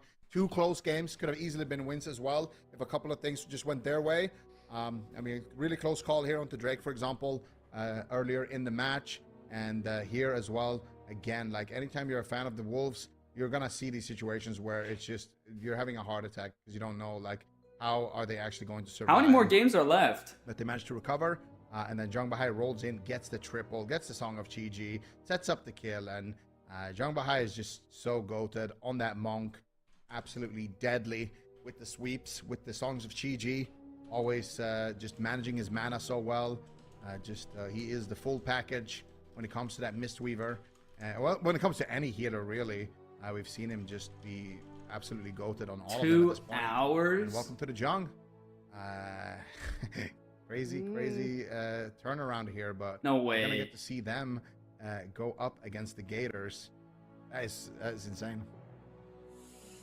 Yeah, welcome to the Jung, moving to the lower finals against F tier. So we might just get that series. They've only got one game left, game left between them and getting into that grand finals and getting that rematch. But well done to them. How do we feel like they're going to be doing in the rest of their series, Zico, given how we just saw them play? If we're seeing pre-hardcore, I wanna keep going. Play on another level. Europe took like 4.5 hours. They played well here, but this was also probably a mentally taxing series for them to play. There's a lot of late games. I want to see the ladder. A lot of close calls. So I think they just need to take a breather right now, reset, keep their energy high. Make sure they're, you know, just stretching their legs and just focusing on the series one at a time. This is a team that, you know, we're used to seeing them dominate North America. We're used to seeing them just be the GOATs. So I think Welcome to the Jung is still the team to beat in the region, but they still have to prove it here in the last cup. Yeah, you certainly do. Unfortunately, that is the end of Direwolves for this weekend. Then I'm curious of your expectations for this leading into that series. If they got eliminated yesterday, where you thought they'd be. Fuck. Well, for me, I don't know why I thought they were playing today then. Either person. Okay, I'm going to take the question. I was going to say, for me, Direwolves was a bit of a wild card for this. They lost to Direwolves, right? They've been together for a really long time, and they really are genuinely capable of beating any of these teams. Like, they have a lot of flexibility with Sam I am on the caster, Trill playing any kind of melee DPS, and Mez kind of playing the it's F tier and welcome to the Jung. Strike melee DPS. So, you know, we've seen him play not only the Devourer Demon Hunter, but he's also super known for his Death Knight. So they can bring him in. Jung wins, yeah, this team has a lot of 1,000. talent, of course, with C2 backing them up as well. So I feel like being the final boss of the Gauntlet is not a bad place to be. Obviously, for them, it leaves a lot of things up in the open. You know, finals is not guaranteed. There's a lot of good teams in this situation, but I feel like they should still be confident because they are a phenomenal roster.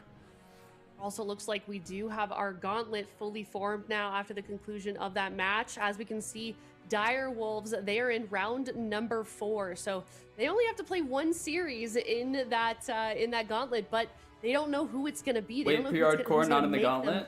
Who's going to meet them up into round 4? As you can see, all the way down in round number 1, Mom on stream versus Z-Rated. Winner of that moved on to play Shuffle Club. Winner of that moves on to play Guild Bean, and then of course winner of that moves on to play Direwolves. And in your mind, Zico, I'm curious, who do you think wins the Gauntlet? I know that's a tough question. Oh, that's so far ahead of time. I'm sorry.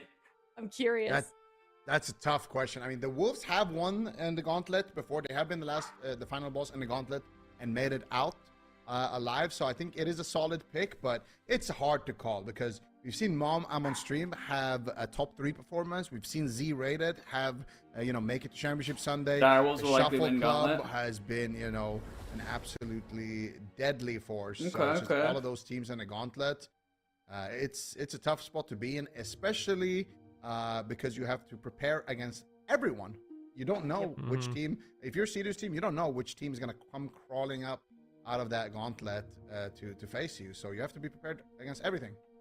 Yeah, I can't imagine it's very fun to play in a They're all gauntlet, but one I spec will say mains? it's very No way. fun to watch because it ends up being just an absolute bloodbath. But we'll cross that bridge when we get there. In the meantime, we're going to head to a break. When we come back, it is F tier versus Welcome to the Jung. We'll be right back. F tier, welcome to the Jung, eh?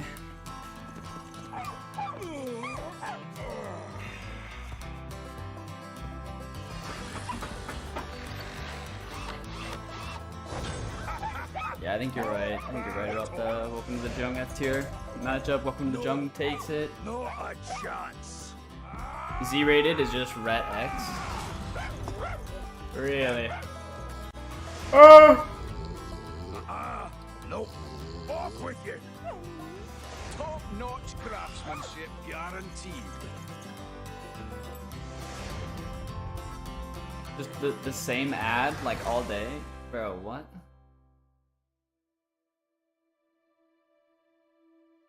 Why did it have World of Warcraft Classic in the corner?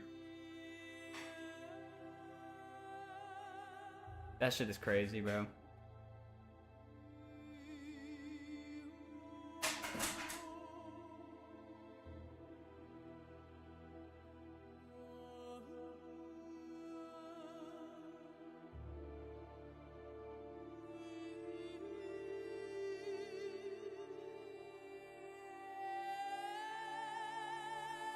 Yeah, EU just felt like staged practically.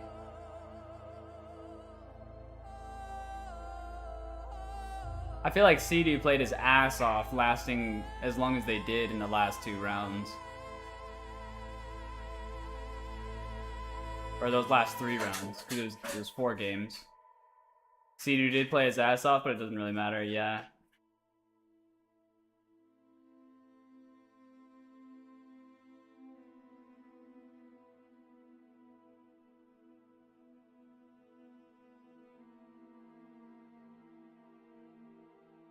I have to go take up a good stream, man? Alright, bro.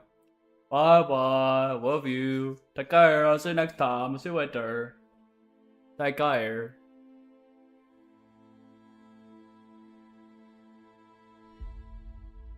Six hours too? Damn, I know, man. It's been easy for me, though. I'd probably be watching this anyway. In and out of sleep instead of on stream. Your mama. Take a your mama.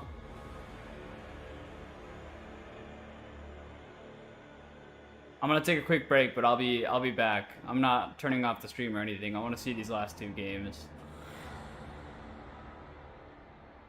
But yeah, I don't know why. I think because these last games were like we just called it from the gates, or Snoodle called it honestly. Just that Prez was not going to win here. It just felt super boring. Like, it just played out exactly how we thought it would. But, yeah, Snoodle the GOAT. He knows his healers, man. It makes sense why we just never have very good luck when it comes to Prez RMP. Maybe if they reduce the cooldown of like a pressing roar, it could be better, but yeah. And honestly, like when me, Zinzu, and Upi tried Mistweaver, no, that's not really the problem. Prez is just bad into RMP. Yeah.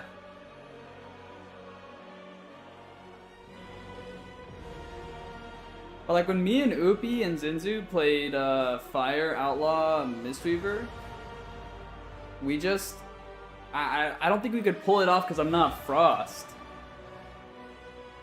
Monk healing just isn't OP enough. So a mirror matchup, Prez is one of the worst picks. Welcome back, everyone. Yeah. Second to last series of the day. We're in North All right, fuck, America. I gotta piss. One Winner sec, of this baby. one determines quite a lot who goes on to be in the grand finals. It is F tier versus Welcome to the Jung, Zico. Yeah, F tier versus Welcome to the Jung. This is the team that knocked Welcome to the Jung down to the lower bracket. So F tier, and they do it again and actually knock Welcome to the Jung out of the tournament, or are we gonna see Welcome to the Jungle kind of learn from that series and adapt and find a way to beat this elemental feral that we saw from F tier? Absolutely. We've got to look at our updated standings. Also, Welcome to the Jungle, super close to the Gators back. As you can see, 320 points versus 300. And then Super T's all the way down. Really, it's only third, but all the way down at 160 points is F tier. And I mean, they've come close. They took Gators back to game 5. They already beat Welcome to the Jungle once. It seems to me, though, with F tier is that it's going to be a blind pick type of series. They have that Ellie Farrell, which has been a phenomenal win rate into all of the rogue mages in North America. So if they blind lock Ellie Farrell and Welcome to the Jungle blind lock rogue mage, likely this series should favor F tier. I would imagine. But it depends on if Welcome to the Jungle have, maybe honed up something on their Ret Warrior, if they feel they shouldn't lose that matchup into the Feral Ellie, because F tier was afraid of it, right? They were locking double outlaw. They were so afraid of that matchup. So it's potential that Welcome to the Jungle have learned something. If they haven't, then I think this is kind of a blind pick type of scenario. And it's going to be a lot of mind games as far as the results of this series. Yeah, I think it's a tough position to be in if you're Welcome to the Jungle, because you kind of have an idea of what they're going to play. One of them you might be afraid of, but I mean, Zico, in your mind, is there something that you want to see Welcome to the Jungle run if they do lock in Ellie Farrell on the side of F tier? Ret Warrior. I think Welcome to the Jungle, this is my analysis of this team. This is a team that typically doesn't run a lot of different comps. They usually run 2 comps, 3 comps max per season, and they just get really, really good at them and beat everyone. So I think what is most likely to happen from Welcome to the Jungle is that we're going to see them play Ret Warrior, and they stayed up all night, and they had their like little black notepad with all the secrets in it, and they just flipped the pages and they're like, oh yes, this strategy, yeah, from 5 years ago, this is our strategy. And then they tested it, and then now they came in, and they're just gonna, the ancient scripts, the ancient texts, ancient scriptures. I think they're gonna, I think they're gonna bust something crazy out with the Ret Warrior and just 3-0 the series. I have a follow-up question though in regards to comp with a team like Welcome to the Jungle. They don't play a lot of comps. Do you think that's just because they're unwilling to learn more comps, or they just don't need to because they're so good at what they already play? I mean, they can. I mean, we've seen Drake play Warrior, we've seen him play Ret, we've seen him play Feral Druid, we've seen him play Windwalker Monk, we've seen him play everything. And same thing goes for the team. We've seen Previ on Shadow Priest, on Ali Shaman, on Boomkin, and the list goes on. I mean, I'm not even going to talk about the rest of the roster. We've seen what these guys can do, but I think that they just don't need to. Like, typically, this is what happens in the past. Like, Welcome to the Jungle will just play like Ellie Feral for an entire season, and then we'll be like, okay, but Ellie Feral we're seeing all of them lose in this matchup. It's bad here, so surely they're gonna swap, and then they just don't swap, and then they just 3-0 because I don't know, they're just built differently. Just that good, built diffy. I think it's gonna be a Ret Warrior 3-0. Ret Warrior 3-0 for Welcome to the Jungle. Super Tease, what about you? Trying to make the difficulty increase for Zika is to predict the comps in the blind pick and the series outcome to get a point now on the prediction. Yeah, we gave him an it's affix. too easy if he just predicts the score. We need the comps listed too here. You know what? I'm risking the biscuit for the rest of the day. I have nothing to lose. I'm on the bottom of the leaderboard. I'm saying F tier win this 3-1. I'm going in complete opposites of what everybody else is anticipating. I have to. I have no choice, but I also believe. Okay. I would love to see an F tier win. I really would. I think they're capable. I love an underdog story, but I am going to go Welcome to the Jungle on this one. But I'm going to go 3-1 Welcome to the Jungle. So let's see what Ven and Chan predicts. I wonder if we're going to be split down the middle or we're going to be... Oh, Chan's on my side. Yeah. That might be bad news for him, though, Super Tease. You're known cursor. Yep, that is true. Actually, Chan or D Machine, though? That's a good question. Did Chan go to sleep? I know it's really late. Well, here, if Chan gets his prediction wrong, it's D Machine. If he gets it right, it's Chan. Oh, see, it's a cover. I see. Yeah, exactly. Nice bit of copium on the side of the predictions. But all right, let us know in chat. I believe the predictions are going out for you guys as well. And this is your last chance, chat, to lock in to try and catch up with Zigo. I don't know where we are right now in terms of predictions, but better get this one right. I want to see you beat him. But we're at F tier 52%, and Welcome to the Jungle 48%. frankly, I am surprised, Super Tees, that it's so down the middle. I mean, there's a lot of F tier fans out there, man. They are an up and coming team. They're streaming every single day. They're building their community. They're building their fan base. They're not playing Rogue Mage. There's a lot of people, I think, rooting for them right now because every other team has been Rogue. I guess we saw Welcome to the Jungle play Ret Warrior, so a little bit of difference there. But pretty much every team main focus has been Rogue Mage. So F tier are battling against the meta, battling against all odds here. Dallas has been having a phenomenal tournament. He's going to have to continue it. They have to beat number 1 and number 2 seeds of North America if they want to win this cup. They have to beat Zhang twice in one tournament, which is already a statement in itself if they manage to pull that off there. And then Zhang Bahai, these guys are usually undefeated, like completely uncontested. But this season seems to be giving them a bit of a challenge. Z-Rated loses, or F tier loses this. If they can keep their chain going. They did actually just drop a map to Direwolves, which I was not expecting whatsoever. So there's definitely some holes in their play this weekend. And if those holes are still present, then F tier will have an opportunity. Holes in their armor, Super Tees, or do you feel like it's other teams stepping up as well? Perhaps a little of both? I mean, they're stepping. There's some mistakes in the series F tier Welcome to the Zhang on Saturday that were pretty big, though. It was like just no response or overlapping every cooldown.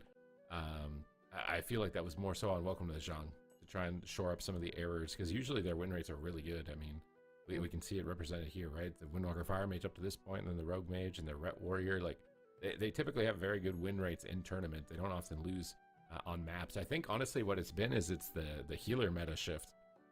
That's causing a little bit of uncertainty for every team. I think that's why Echo is also struggling in Europe. Is just that every weekend it's been this healer is now the healer you need to learn to play, or the healer you learned is now weaker. So how do you adjust to that?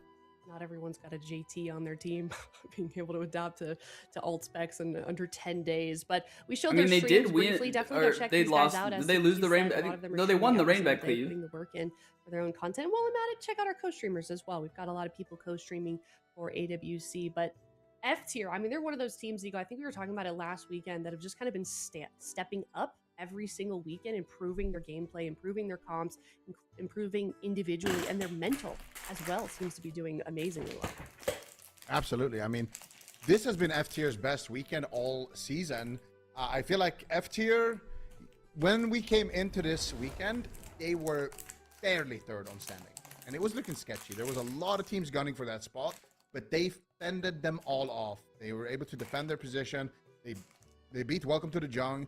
They were able to take the Gators to a really close game 5. Like, they have stepped up. They've shown comps that they have that can deal with basically Fuck, I need anything more water. anyone throws at them. It would be so hyped if So F tier I think won. that, you know, this is a great weekend for them. I could see them go the entire distance. And I think despite when you look at the points and you see that, okay, there's 2 teams with 300 plus points, and then there is a huge gap, and then it's F tier at I think 160 points. Even if you look at that, you might think it's just a 2-horse race in NA with F tier and Welcome to the Jung and the Gators. But I think F tier is also in that race, especially having kind of peaked in this cup. Could not agree more. Well, let's see what they can do. Let's see if they can prove that they deserve to be in that top 3 spot. They're going to be up against Welcome to the Jung. Game number 1 here in the lower bracket, kicking off between F tier and Welcome to the Jung, Super Tees. And here we go. We got Ret Warrior from F tier. This is what I meant by the blind pick. I think they thought it was going to be a Ret Warrior mirror.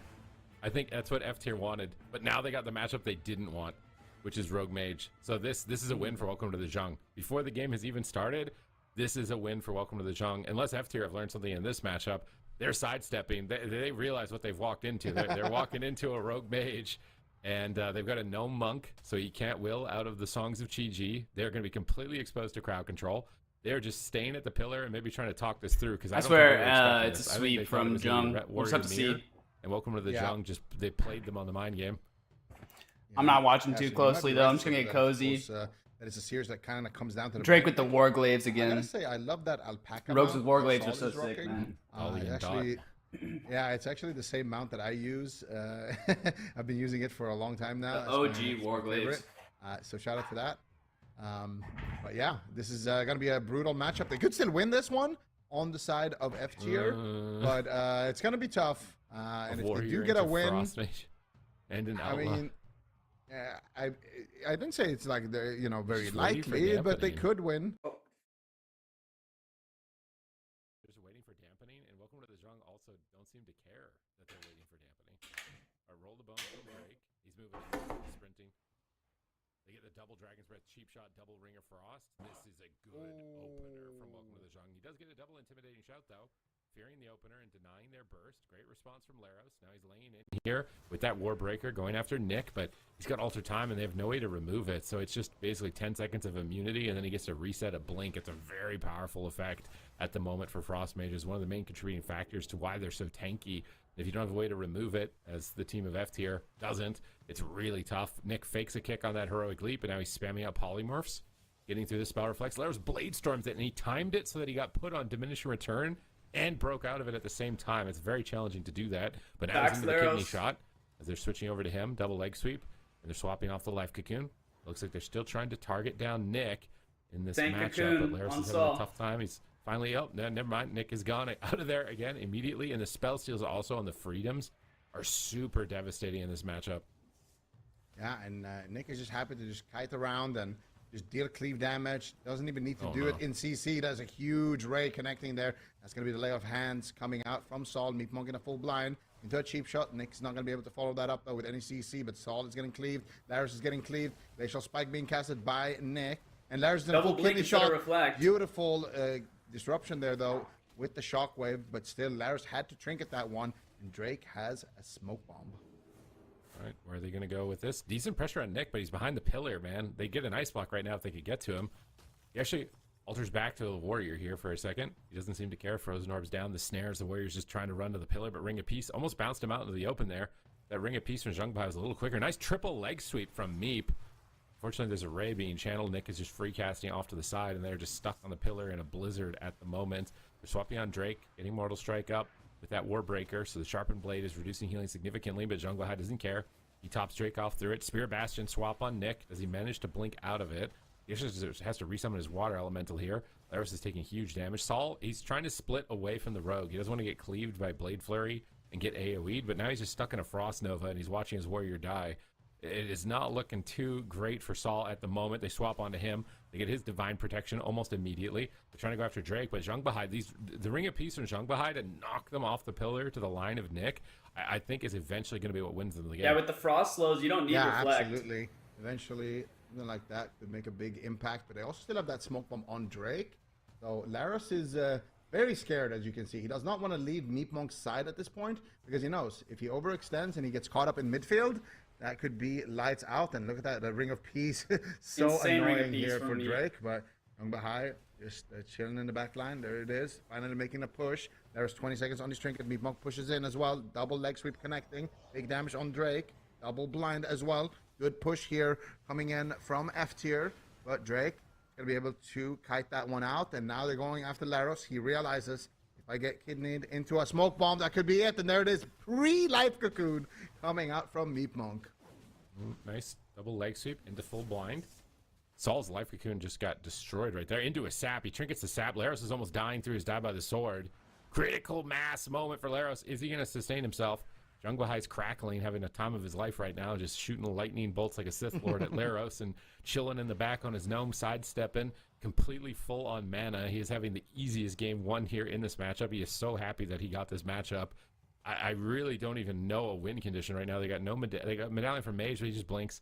He's got 2 blocks. Rogue has everything. Monk has everything and full mana. Meep needs to try and drink, but there's no way he'll be able to with Blizzard on the left side. Frozen Orbs and a Rogue possibly on the right side. I just don't see him ever being able to get mana. They're just cheap-shotting there, engaging Zhongbahai.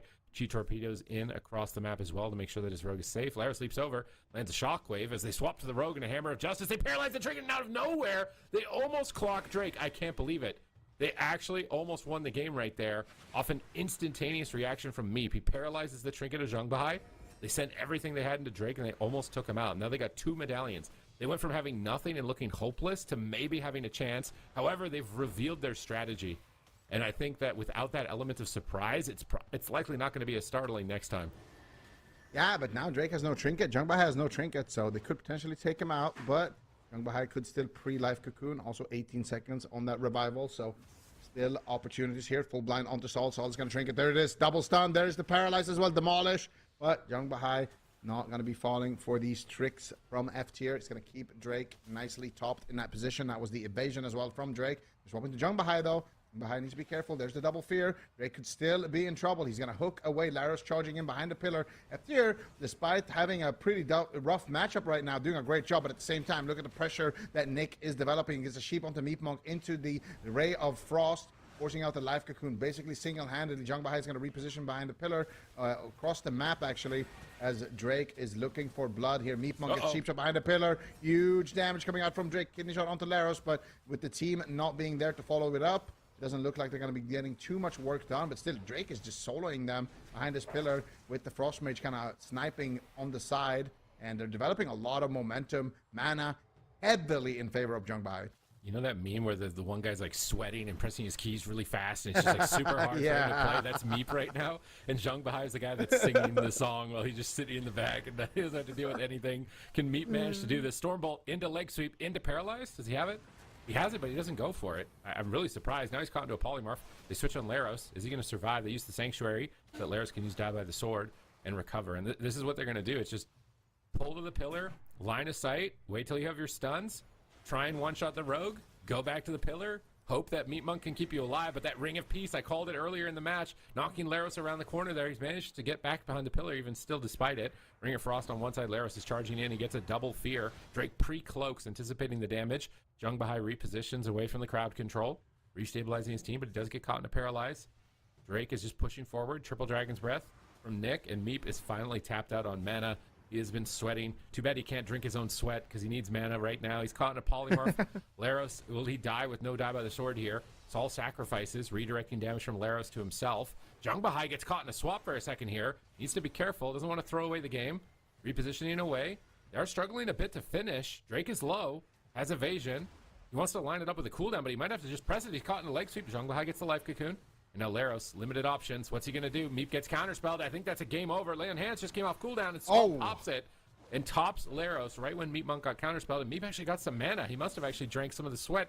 He's actually got enough mana to maybe keep this going, but they're getting cleaved. Look at this damage. It's just tremendous pressure from Welcome to the Zhong, overwhelming Meep. Will he be able to be the MVP and the hero? He's caught in a paralyze. Laros is disarmed. Meep trinkets out. Drake's in trouble. Maybe they can do this. He evasions at critically low health. FTR are doing everything possible to win game number one. Saul Divine Shields, and they have to win the blind pick. Otherwise, it's counter pick, counter pick, counter pick for the rest of the series. They have to fight against all odds. No defense left. No mana left. They still have to manage to do it, or this series is going to be a hell ride. They fear the healer. They're trying to connect, but Laros can't get there. A Ray of Frost is channeling, and Nick will close out the kill. Welcome to the Zhong. Take game one.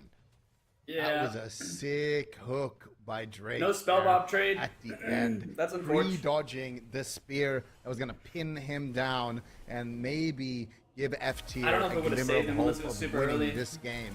But welcome to the Zhong. They are coming in hot. They're coming in prepared. And yeah, just a decisive victory here against F tier. I think F tier played it about as well as you can. I mean, if you overextend and you stay in the open for too long against the Frost Mage, you are going to die. But we can see here a little bit closer. So Meep Monk gets counterspelled, and then look at Drake here with the kick as well. Actually, never mind. But here, right in this moment here, so Drake is about to get pinned down by the Spear of Bastion. Look at this right here. Lay cooldown Drake actually is just gonna tracked hook away, that game. and he dodges it. And that was a huge moment. Then he kidneys him. Normally the CD tracking for Lay's bugs. There's a Ring of Peace between them as well. And Drake just pre-smoke bomb himself as well. He knows, I'm the target. You guys need me. You guys need to charge me. And we're not going to make that happen. Him and Young Bahai with that Ring of Peace grapple play that they did. And then the pre-smoke bomb to dodge the next charge. Beautiful, beautiful stuff there, because Laros, he wants to connect. He's a big, scary warrior. It's deep into dampening. He wants to press Demolish on this guy. He wants to send him. But can't do that when Drake is being that slippery. And you see here, he was quite low. Young Bahai was even in a fear in this position. So very, very scary moment here for Drake. But unfortunately for them, on the side of F tier, all human trinketed that last go. Close that gap.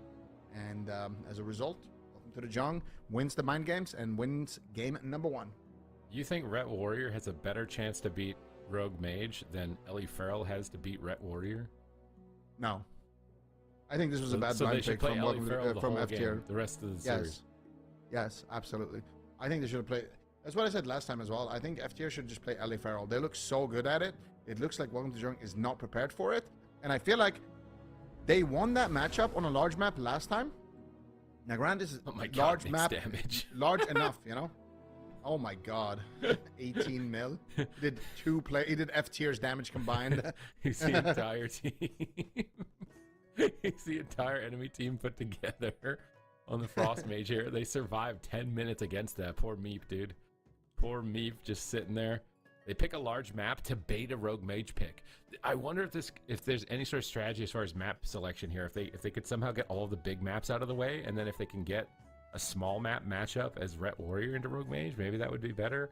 But I feel like they want to set up the Ellie Feral here. That unless they they set up the Ellie Feral on the Empyrean domain. They were able to win this map last time, but I think it was off some pretty big blunders from Welcome to the Zhong. So if Welcome to the Zhong don't present those blunders, can F tier still win? That's the question, because usually what happens is Welcome to the Jungle, they find a way to win the matchup that they lost previously, and they just win it with one comp. So this is very telling for Welcome to the Jungle.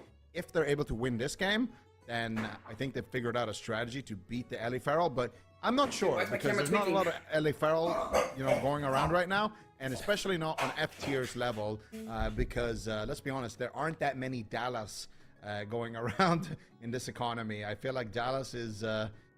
he is such a good prime real estate cat. Yeah, it's prime. He's prime real estate for sure. He's doing a great job on that druid. So even if you do get practice, it's not like Dallas quality practice, right? This old elite set for Rogue. I think the Cataclysm elite set. This brings back nostalgia, man. It brings back memories. Season 11 from how many? I don't want to know how many years ago that is. Actually, never mind. Drake on this Outlaw Rogue looking phenomenal, cutting through that lower bracket, one team after another, looking to dispose of F tier in a rematch to get to the grand finals to face off against Gators back. Will they manage to get there?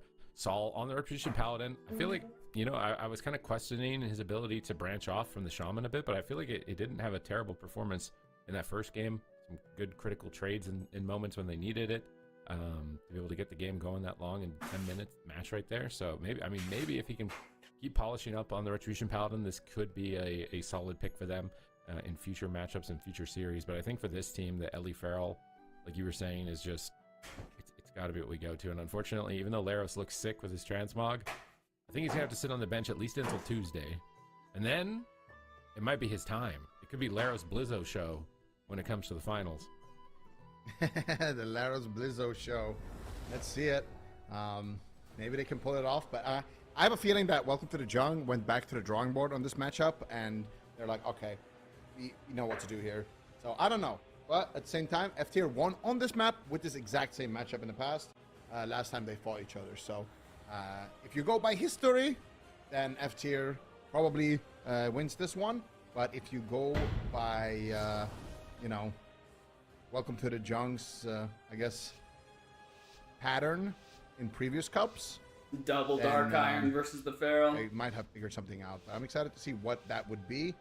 If it's last time they tried to go after Dallas more when he pushed behind the pillars, but then Saul just blasted the mage. So I'm not sure what we're gonna see here in terms of strategy, but I do think that no matter what, F tier has kind of crafted a brick composition here, and Welcome to the Jung needs to find a way to actually defeat it. Full sap onto Meat Monk, full kidney shot onto Saul. They're gonna be starting off the game with a beautiful pressure coming out here. Ascendance already ripped right now. Stormkeeper as well for Saul. He's doing a lot of damage, and Dallas is tagged in. And this man is never cold when he's tagged in. Look at that pressure swapping to Zhang Bahai already. Stun into stun. Beautiful transcendence though from Zhang Bahai. And they are going to be able to deal with this first incarnation beautifully. All right, good deflection from that Ascendance Incarn combo. Nice stun lock on Meeb and Dallas. Really heavy fire right now. Meeb Monk responds. X breaks. Life Cocoon and restabilizes. Dallas is immediately not backing down. Just maim stun on Rogue. Looking like he wanted to maybe move out of range and go for a Cyclone, but just gets full bleeds up instead. Goes to the instant entangling root. Switches back onto Nick. Big ferocious bites coming in onto both. He pre-bears the stun, anticipating the attack here as Drake reconnects. Earthquake's being tossed down as well. Hoping to get some stay. He gets one on the mage right there. That could actually be very annoying Dallas for him. needs to send out more get a couple clones. Earthquakes on this pillar like this, but here comes a kidney shot. Drake is trying to connect to Dallas, but he's just slipping around the corner. and he's trying to get back to his healer, but he actually misses his kick there, and he's going to get a Ray of Frost with precognition. Bloodlust comes through here onto Dallas and Sol, trying to amplify their damage, get these bleed ticks rapidly incoming onto Zhang Bahai. Meep is there as well with leg sweep available. Does he go for the DR? He does get the DR stun. Can they finish Zhang Bahai in game number 2? Big heals. He tops. He cheat torpedoes across the map. Dallas is forced to retreat. Meep is in a cheap shot. Dallas is trying to get into bear form, but the Ray of Frost again fully channeled, and Dallas might just be down for the count. He survival instincts at critically low health. He rebuffs for the extra versatility, and then goes back into cat form to try and reload bleeds, charging towards the mage, but he's just dying. It's so much pressure on him. I feel like welcome to the Zhang. They've improved in this matchup, let alone, you know, not making mistakes. I feel like they've gotten even better. Yeah, definitely. And this strategy of going after Dallas more and just playing to survive on the side of Nick seems to be working for them so far, but they are leaving Sol open. And you know when you're leaving Sol open, anything can happen on that elemental shaman. Nick gets bounced back into the pillar. Dallas in bear form, anticipating a stun at this position, but doesn't look like he's going to be able to get that bear form, pre-bear form just yet. Drake is kind of hunting him behind the corner, still in bear form, just kind of kiting around there, just dodging Drake, but Drake finally is going to connect. But at the same time, Nick's taking some damage from Sol. Sol does get interrupted there on a lava burst, I believe. Bahai also gets interrupted. A little bit of bleed pressure developing. Dallas now feeling confident to go into cat form, doing decent amount of damage. But there's the leg sweep, and this is the strategy here. They just want to make sure that they catch Dallas in cat form anytime he's overextending like this. They just want to use a stun on him in cat form. But now Dallas is on diminishing returns, so he's going to go in cat form and be a menace and do a lot of work here. Drake needs to be careful. That's going to be the evasion from Drake. Bahai as well, sweating here with the renewal coming through. And now Dallas expecting a stun, sitting in bear form. And this is the name of the game. Anytime Dallas can get too much work done in cat, it's going to be trouble for Welcome to the Jung. So they're trying to limit that. Boy, they're swapping on Sol, realizing that Dallas is just turtling at the pillar all day. They've got pressure on him at 50% health. Meep trying to sustain his mana, but falling slowly behind now at the 3.5-minute mark in a kidney shot. But Dallas is a bear. Looks like he's not going to get pressured. They paralyze Drake. Meep rolls forward, getting that rushing wind kick over onto the mage, trying to amplify the damage of his team to that target as well. Bloodlust going to get popped here from Sol. Dallas jumps in. Looks like Nick faked an interrupt. He's repositioning away from the Bloodlust and goes for a Ray of Frost around the corner. Sol can't get there in time. Another fully channeled Ray of Frost. I think that's one thing they're making as a big blunder is Nick is getting too many of those. It's the main ability for the Frost Mage. It puts so much pressure on Meep to try and recover. Life Cocoons, they switch off that to Sol. Decent pressure on Nick, though. They actually switch on Meep towards the tail end of the kidney shot. He will be able to survive. Sol gets gouged. They're trying to get back to the pillar. Dallas and Meep. Nick off to the left. He's actually kind of an aggressive stance here from Nick. He fakes an interrupt. Polymorph. Not able to find one. Ring of Frost, not going to go for it. Gets in cap roar. Dallas retreats in bear form. Gets back in onto the rogue. I don't think he wants to be next to him, though. Going to be a kidney shot coming off cooldown here pretty shortly. He's retreating back to the pillar to line of sight. He's anticipating the kidney shot. They have a smoke bomb. They have adrenaline rush, and they have blind. So they have a lot of power on the side of Welcome to the Zhang. But at the same time, Sol has Ascendance. So if he can time this Ascendance right at the end of a push from Welcome to the Zhang, so they have little time to react and retreat, that could be his big moment. He's got Bloodlust. He's popping. Here comes the Ascendance. But they're going to be able to see it coming. They use Vortex to hold the mage in the open on that Feral Druid so that Sol's Ascendance can't be completely line of sighted. But unfortunately, he's kicked on Lava Burst, and now he's getting spam polymorphed. Dragon's Breath on Dallas. And if Sol doesn't connect during this Ascendance, his damage is just going to disappear for another 2 minutes. He gets a Stormkeeper off. They really need to force a block during this window. They've got a couple more seconds. Zhang Bahai blocks it, though, with his Revival, healing all the targets to full, and then dispelling and also immuning magic at that point in time. Although not with the Restore, just immuning the magic damage. Leg sweep, Zhang Bahai just going to Life Cocoon, keeping them aggressive. Doesn't want to fall behind. Another fully channeled Ray of Frost, putting Dallas behind. And Nick is just cutting on the outside. They get a triple leg sweep from Zhang Bahai, and his Sol is going to fall here. Meep makes a trade, but it's costing him so much mana. If they have less mana, and damn over for them. Yeah, and also about the pressure. I mean, Incarnation is just such a stalling scary forever, having dude. dampening, but if Dallas is just getting kidney shot anytime he goes cat form, he can't really do anything. I mean, look at him. He's in bear form. He's just a scared cat right now, taking so much damage. Look, even when Drake is in a Cyclone, Dallas cannot play offensively. There's the Life Cocoon coming through. Meep Monk sitting through some crowd control in that situation, but still 30% Dallas, damp even when it's a Cocoon. 2v2, can't really do anything. Finally is going to connect here with some pressure. Double disorienting roar now, anticipating a stun lock coming through from Drake. Zhang Bahai in a paralyzed Nick, finally forced into the ice block here. Nice push coming through from Sol, and that is the danger as well. When you're leaving Sol free, that's the situation that can happen. Smoke bomb onto Dallas. He trinkets out, though. Cricket wall, good reaction to the smoke bomb, adrenaline rush. Triple leg sweep, though, again from Zhang Bahai. He's getting a lot of triples this game. And every time he does, the pressure starts to mount. Meep trying to keep up with his team and go for a double stun. And Dallas is getting bleeds on the Rogue, bleeds on the Mage. Reloading his Moonfires, but he's dying. He's getting shredded. The Outlaw Rogue is starting to cut through his defense. Meep into a full polymorph. Dallas gets knocked away from the pillar. He's on the run. He bearforms the stun. He's trying to be greedy with the bark skin right now. It's not a Ray. It's not adrenaline rush. He manages to get away with the greed here. It's good observance from Dallas. He jumps back into the fray. Nick fakes another interrupt. Nick is just faking so many kicks.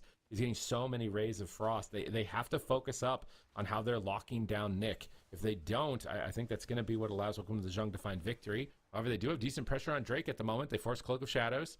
They break through the barrier on Nick. Ascendant's Bloodlust was just used, though, and a huge hit of damage on Dallas right there as he bearforms, but Drake is hesitant. He doesn't want to go around the pillar and throw. He's going to move back over here onto Saul, interrupt the Hex, Meep into a leg sweep. Zhang Bahai crackling, getting damage amplified. In on the target, ready for Touch of Death likely in the next couple of seconds. Dallas jumps over, reloading, bleeds on Nick. Meep is up here in the fray as well. Close to the fight, rushing wind kick, getting into the mix. Nick gets blasted, and they get the second block on a wind shear. They interrupt Zhang Bahai. They might be actually doing this. Despite being behind on mana, they might actually be doing this. I thought Welcome to the Zhang were running the show, but they are in a almost checkmate position as a result of the pressure from F tier. Yeah, Nick no ice block, Drake no trinket, cloak evasion. They have a buffet right now, and Dallas knows it. He's charging in confidently in cat. Big damage coming through, but some pressure onto Saul is going to force him to burrow as well.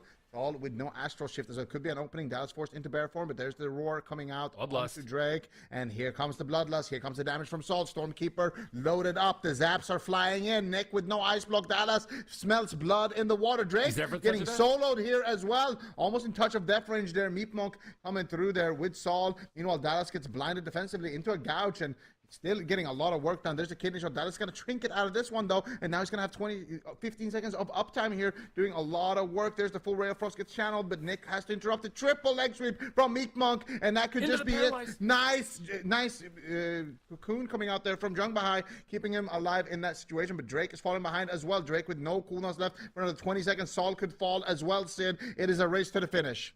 This is going to be a nail-biter finish right now, a photo finish. Who will fall first, Dallas or Nick? He gets a ray off. He bark skins. It might not be enough. Paralyzed life comes up in 3 seconds. 2 seconds for it. 1 second for it. Can Meep survive to it? He pops it immediately. Dragon's Breath almost a second before he could activate it. And now they have to just machine gun Lava Burst. They have to win the game right now. But Ice Block just came up for Nick. He can immune the kill. Drake's Cloak of Shadows just came up right when F tier needed to win the game. Their defense activates. Zhang Bahai portals away from the swap, but he's still getting Lava Bursted. Can Saul finish him?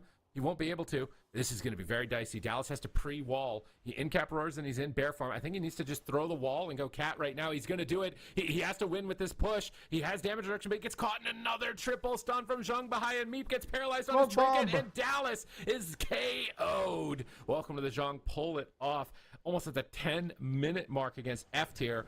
And now the Ret Warrior didn't work. The Feral Ellie didn't work. The Feral Ellie still looks better, but the Feral Ellie didn't work. And now you're on match point, facing elimination. You beat them in the upper bracket, but welcome to the Zhang. They adapt and overcome. So you might beat them once, but then the next time you face them, they're an entirely different team to be able to take on. So if you're F tier, this is uphill if ever in North America. The only non-rogue mage team the entire day. Can they manage to do it? They have to reverse sweep one of North America's most notorious teams that just dominates every season no matter what the meta is. They just immediately adapt to it. They were so close. It was so unfortunate that the block came up for Nick right there and the cloak came up for Drake. All their options just disappeared, and Dallas tried to commit with the wall to go for the win, but there was nothing left for them. There's just no mana. It just hit critical mass. They couldn't recover anymore. And now Welcome to the Zhang are sitting pretty comfortably, I would say, for the rest of the series here. Beautiful. There's so many defensives, man. And that's the thing about Welcome to the Zhang, right? They just come back stronger. Like, you can make them bleed, you can hurt them, but they will just come back and find a way without changing their comps usually. And this is what it looks like. I mean, they find this opportunity here on Dallas. And despite the pre-survival instincts, Dallas knows, like, okay, we have to win the game right now. We got no mana, we got no cooldowns, we got nothing left. Meep Monk drops the last life cocoon here, and Meep Monk, basically after he presses this life cocoon, he says, good luck, guys. It's up to you now. I've done what I can, you know. My class, this is all it can do. Sadly for them, Nick gets that ice block back, pulls the ice block, and then they find this opportunity. Pre-survival instinct. Dallas tries to get some work done, but he just gets leg swept on the survival instinct, and then he gets taken down in a ER kidney shot. So good stuff from Welcome to the Jung. Not, I feel like this is a matchup that could still go either way, but I think that this is what I wanted to see last time when they fought, going after Dallas more, because Dallas, leaving him open was just too dangerous. He was doing way too much work. He was swapping to Jung Bahai and murdering him in a stun. He was getting, crucial cyclones. He was just doing too much. So shutting him down is a good way to kind of adapt to the series. I mean, if you're F tier right now, you basically have to win 3 10-minute games in a row. This is gonna be a marathon for F tier. I'm almost wondering if they're gonna go on the double outlaw. Are they emotionally defeated, or if they're just gonna stick to it regardless, even though they know they're gonna have to face counter comps for the rest of the series here. They got a minute and a half to lock it in. They want to establish dominance in the region. This is by far their best composition, their highest win rate. When you watch them play it, it just looks way more clean, put together, has pressure, momentum, and options. So they are sticking to it. They're not going to be getting into desperation hour and breaking out their double outlaw like they did yesterday on the first day of North America, which I think is wise overall for building their confidence. And as far as like meta adaptations, for Tuesday, I feel like their comp kind of just stays the same. They can probably still just run the same thing, even if they do go out here. Obviously, they don't want to. They're going to battle for their fans. But this is probably the most difficult challenge that you could set a team under, which is down 2 points against Welcome to the Jung, and they have a Rogue Mage. They've polished it, and they have a Ret Warrior in the wings that was very tough for you yesterday as well. So yeah, F tier fans, they need your energy. This is like, if they're Goku, they're beaten down, they're desperate, they're trying to get a spirit bomb. They need your energy if they're going to manage to pull this off, because this is tough. But maybe this is like one of those old school The Move moments, where they let their fans think it's over.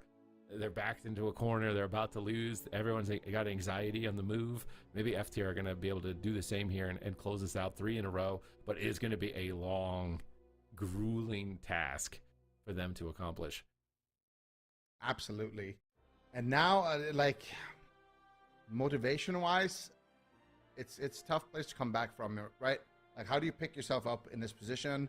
You beat this team before, and it did come down to kind of comp picks in the end. You know that you're gonna have to beat some disgusting things. Even if you win against this Rogue Mage Priest, they still have so many other options on the side of Jung. So you're in a tough position.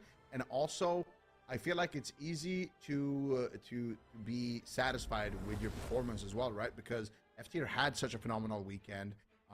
So regardless, their goal was to get that 3rd place position. They've secured it. So at this point, they still want to win. They want to finish on top. But when you're down like this, it can be easy to just kind of let it happen. They're gonna try their best. There's just no shot from. It's looking rough F-tier, right now man. for F tier. Welcome to the Jung. Hungry still, because It's they so have more. unfortunate. They have more to play for at this position, right? Because they are tied. If they win this, they are tied on points with the Gators, and it's gonna come down to cheat. actual last series to determine who Opening is the top Shaman, of NA. interesting. Ooh, Saul just launching lava burst like a volcano. Swapping immediately Feral as soon as ripping he it. pops out. He knows that he needs to just get as many ascendances as possible to tax Zhang Bahai's mana. So he's playing hyper aggressive and just throwing everything that he has in the opener. But Zhang Bahai is appropriately responding. He just uses Life Cocoon, so that way he can maintain his mana rather than trying to power through it. Yeah, dude, if Nick and with Drake throughput. play properly, He uses there's cooldown to negate all of it, it's and a his sweep. entire team was full health throughout that full rotation of Incarnation and Ascendance. They literally didn't drop below 99%. They looked like Superman. And Saul was launching bullets, just completely everything just bounced off and nothing even happened. That is not good for F tier in the opening stages. They really wanted to get momentum with it, and now that the threat of Ascendance is gone, Welcome to the Jung are going to play aggressive. They're baiting Dallas around the corner, kiting him away from Meep. Meep is going after Drake. Dallas is still jumping in. Good pressure on Drake, at least from Saul right here, but Zhang Bahai just picks him up with a Shayloon's gift. Repositioning off to the side here.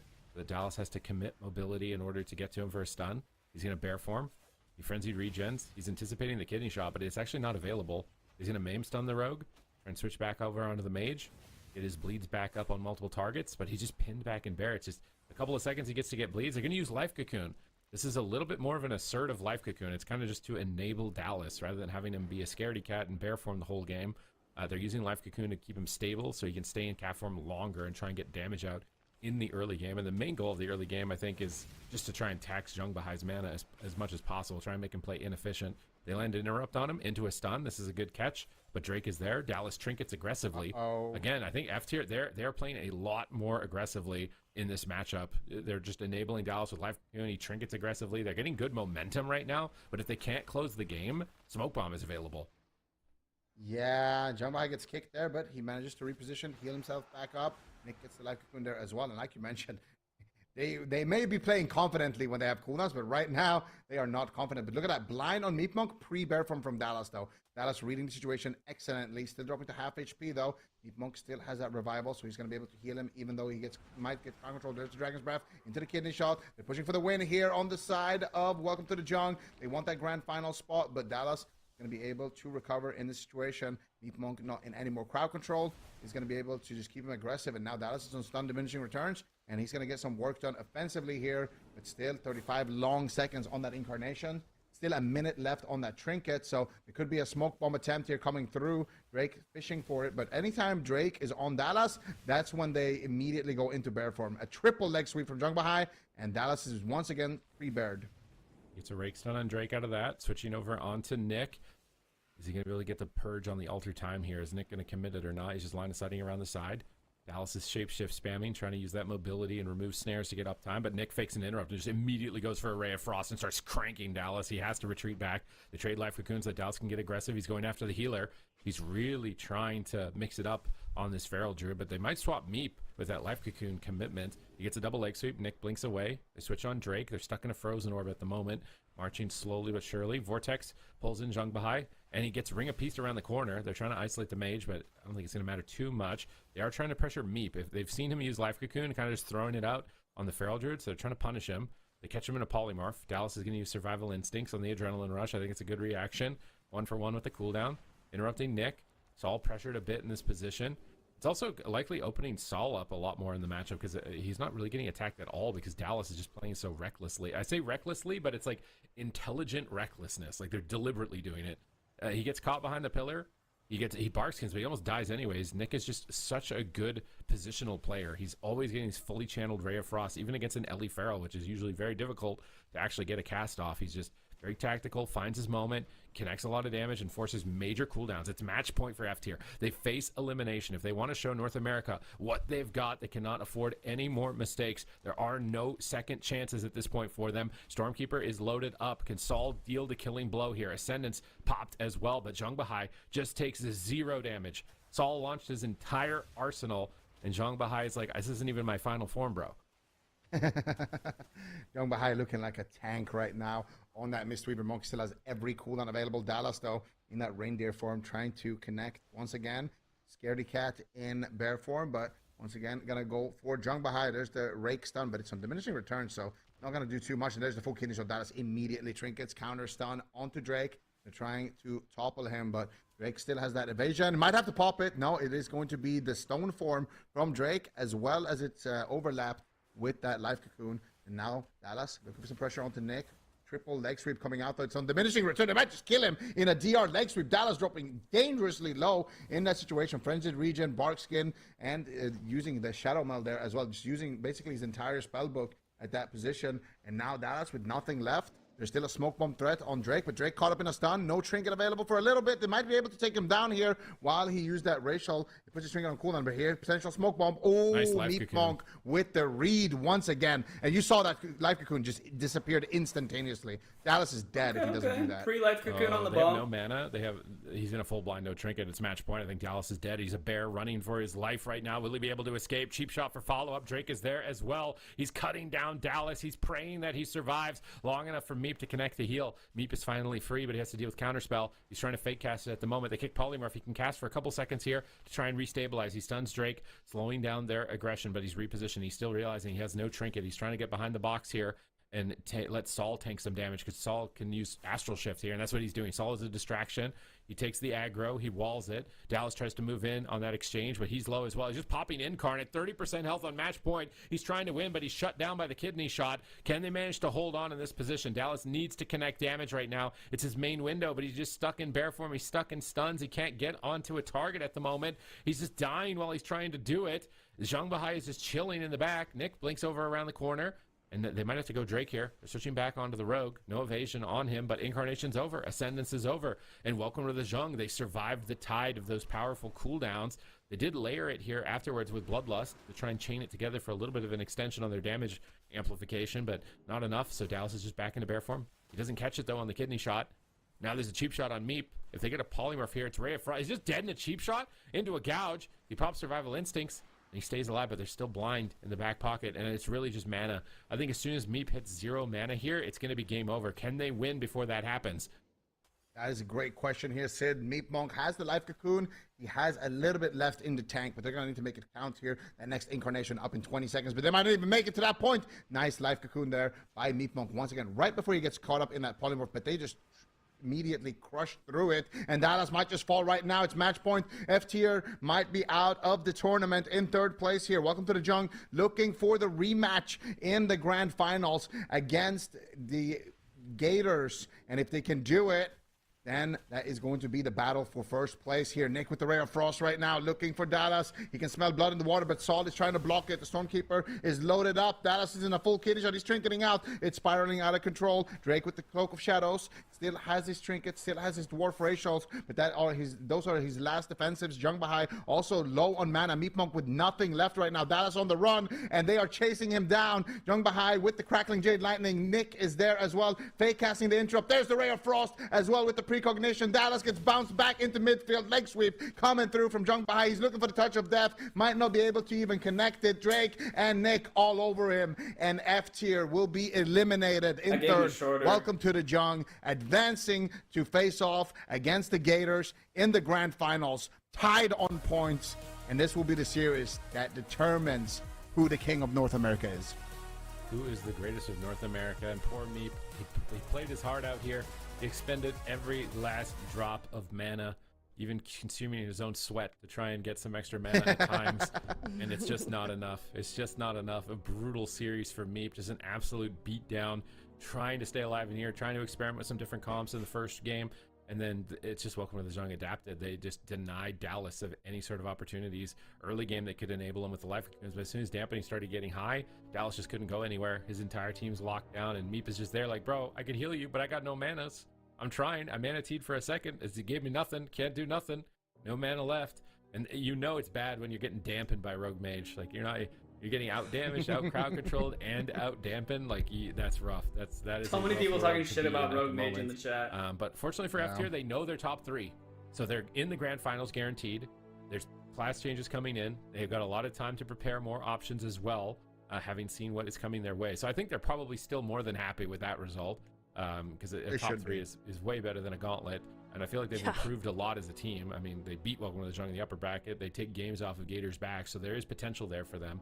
So hopefully they're not too deflated with this defeat here from Welcome to the Jung, as most teams have likely experienced this quite a few times throughout the years in North America, facing off against them head-to-head. And now we get the grand final between a tied series, or was it 320 points, I think, between both of them, between Welcome to the Jung and between the Gators' back, and we'll finally decide who is the greatest in North America. Is it the Gators or is it the Jung? We will find out in the best of 7 grand finals. Unfortunately for Dallas here, not enough. They will be out, but now they've got time to prepare.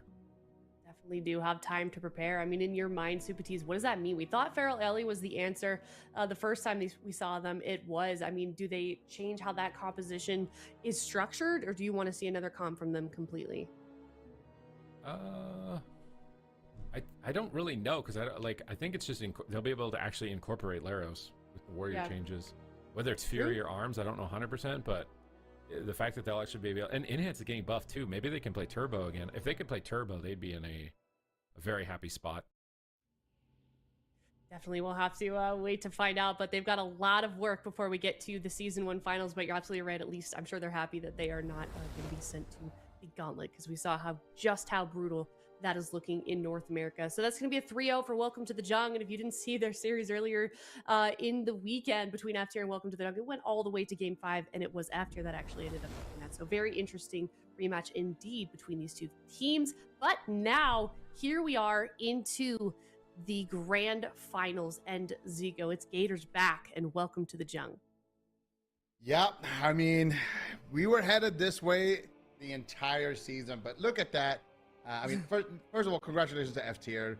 They beat Direwolves by 8 points, but to get those 8 points, they had to go up against the. Yeah, they had to beat the Titans. They had to beat the Kings. You know, they really performed this weekend, and if they perform like this during the finals, it's still anyone's game, right?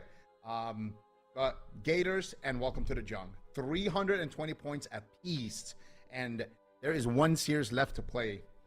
This will be the series that decides which one of these teams will be the top dog in North America heading into the finals. And the top dog will face the team that comes crawling out of the gauntlet, whereas the second team will know who they're against.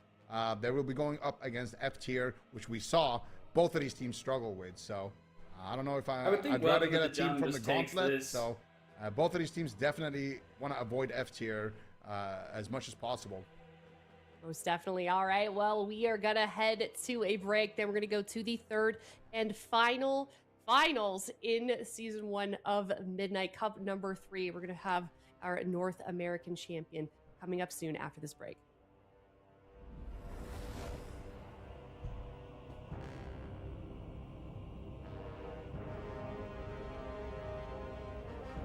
There's just no way. That was so sleeper, man.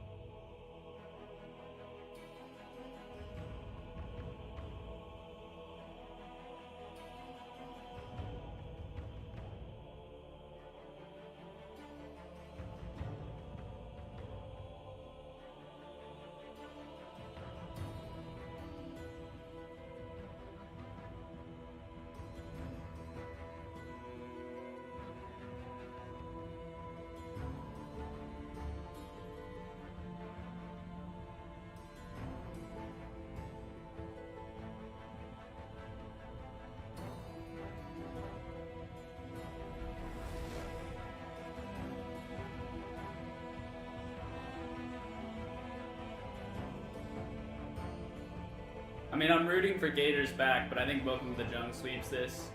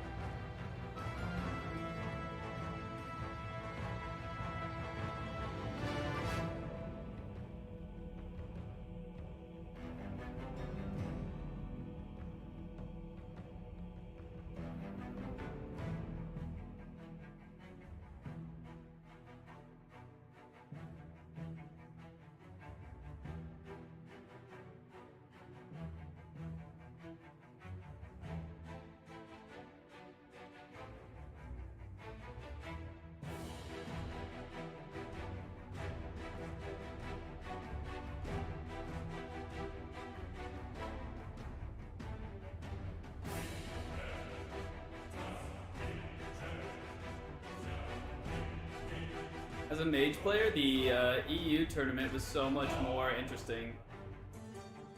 Watching both mages. NA is just an RMP sweep.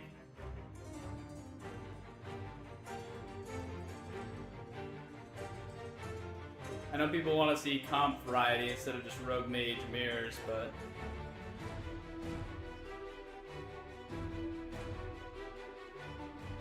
comp's just too good.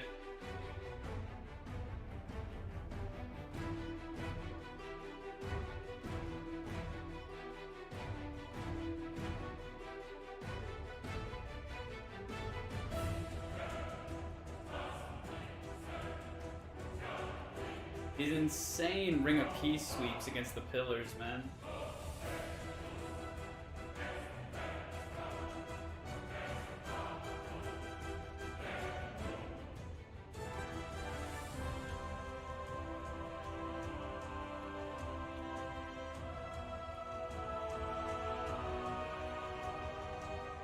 Want to see red button cleave. Rainback cleave.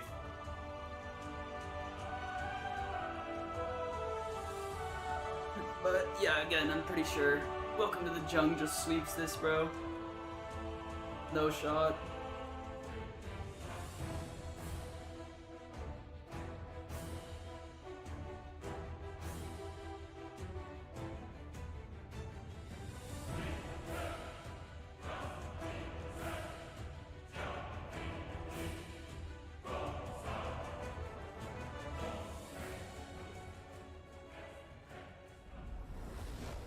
Hello, everybody. Welcome back. It is the final championship Sunday of Season 1 of Midnight, and this is going to be a big one. We have got Gators back versus Welcome to the Jung, currently tied in points as well, and I am going to have a hard time determining who's going to win this series, Super Tees. I don't even want to do my predictions. Let's not talk about that at the moment. Let's talk about these two teams and just how tremendously well they've been playing all season and really raising the bar of competition.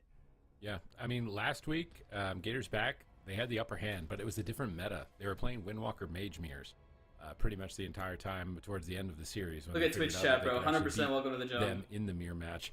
So now it's like, we haven't seen them really go toe-to-toe as like Outlaw Frost mirrors in that regard. We don't know if Welcome to the Jung has a secret weapon that might be able to dispense with Rogue Mage either. We don't know if the Gators are going to do this double Outlaw shenanigans, because maybe that it'll work if they're main rogues. We don't know. So there's a lot of surprise here, I think, in this finals. It's not as easy to expect based on previous results, because it's a different meta. It's a different matchup that we've seen previously. It would be so funny if double Outlaw beat RMP, though. Every single game was a Druid. Then we would have some comp variety. Is going to randomly be a Druid, even despite playing Monk basically the entire tournament. There's a lot of unanswered questions, and I think you're watching the power bar go back and forth between the chat trying to make a prediction, and I feel like my brain's doing the same thing. It's like, I kind of know, maybe I should go this way. I don't really know. It's going to be a close one. I'm rooting for Gators back. I think you're absolutely right. I think chat knows that as well. Get your predictions in, chat. Gators back right now, 66% versus the, oh wow, you can't even say it because it just keeps jumping so quickly. But then you were talking about it a little bit, kind of what the comps that you wanted to see or might see. Do you have any idea or any hopes for this series in terms of the blind pick?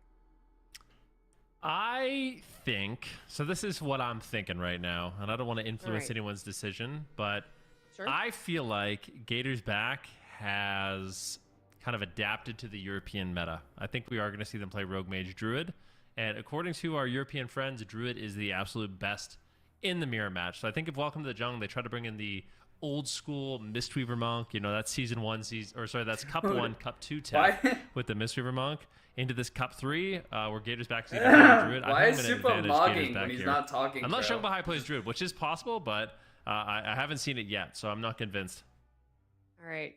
Well, given that, we'll let chat keep deciding on their predictions. Ven, what is your prediction for the series? So, given it's a best of 7, I am guessing Gators back wins 4-1. 4-1. All right. Super Tees. What about you? I have to beat the coin. If I lose to the coin here, I think I'm tied with the coin, which means I'm no better than a coin. I have to beat the coin. So I don't know what the coin has done for this series or not, but I'm doing the same. I think Gators back are going to win this. I think it's going to be 4-2. I think if Cubsy uses a Druid, which I don't know if he's going to. So if he doesn't go in on the Druid, maybe this prediction's completely... It's so sad. It's so sad when you can actually lose to a coin flip. Like, yeah, I'm right there with you, man. Lose, I'll tie, okay? I want to see more Resto Druid in North America. But I want to be better than the coin, so I have to beat the coin here. It's just hilarious, though. Like, yeah, we've been casting for, like, I don't know, 12 years or something like that, 11 years, and we're no better with our predictions at a coin flip. That's tough, man. That's real tough. Does it go to show just like how good these teams are, that they're so evenly matched, and like you really have no idea what they're going to play in the blind pick, how well they're going to play either. I mean, super. That's a great way to look at it. Yeah, thank you. You're welcome. I'm trying to make us look good, but you were saying it just now. Like, you can't use past matches to determine how this one's going to go. Welcome to the Jung just won in their rematch against F tier when they previously, like in the same weekend, they had already beaten them. So really, who knows? Rainbet almost lost the rest of the predictions. War, let's though. get Zico and Shan in there, but I think if they're smart, 4-2 for Gators back. Wow. Excuse me.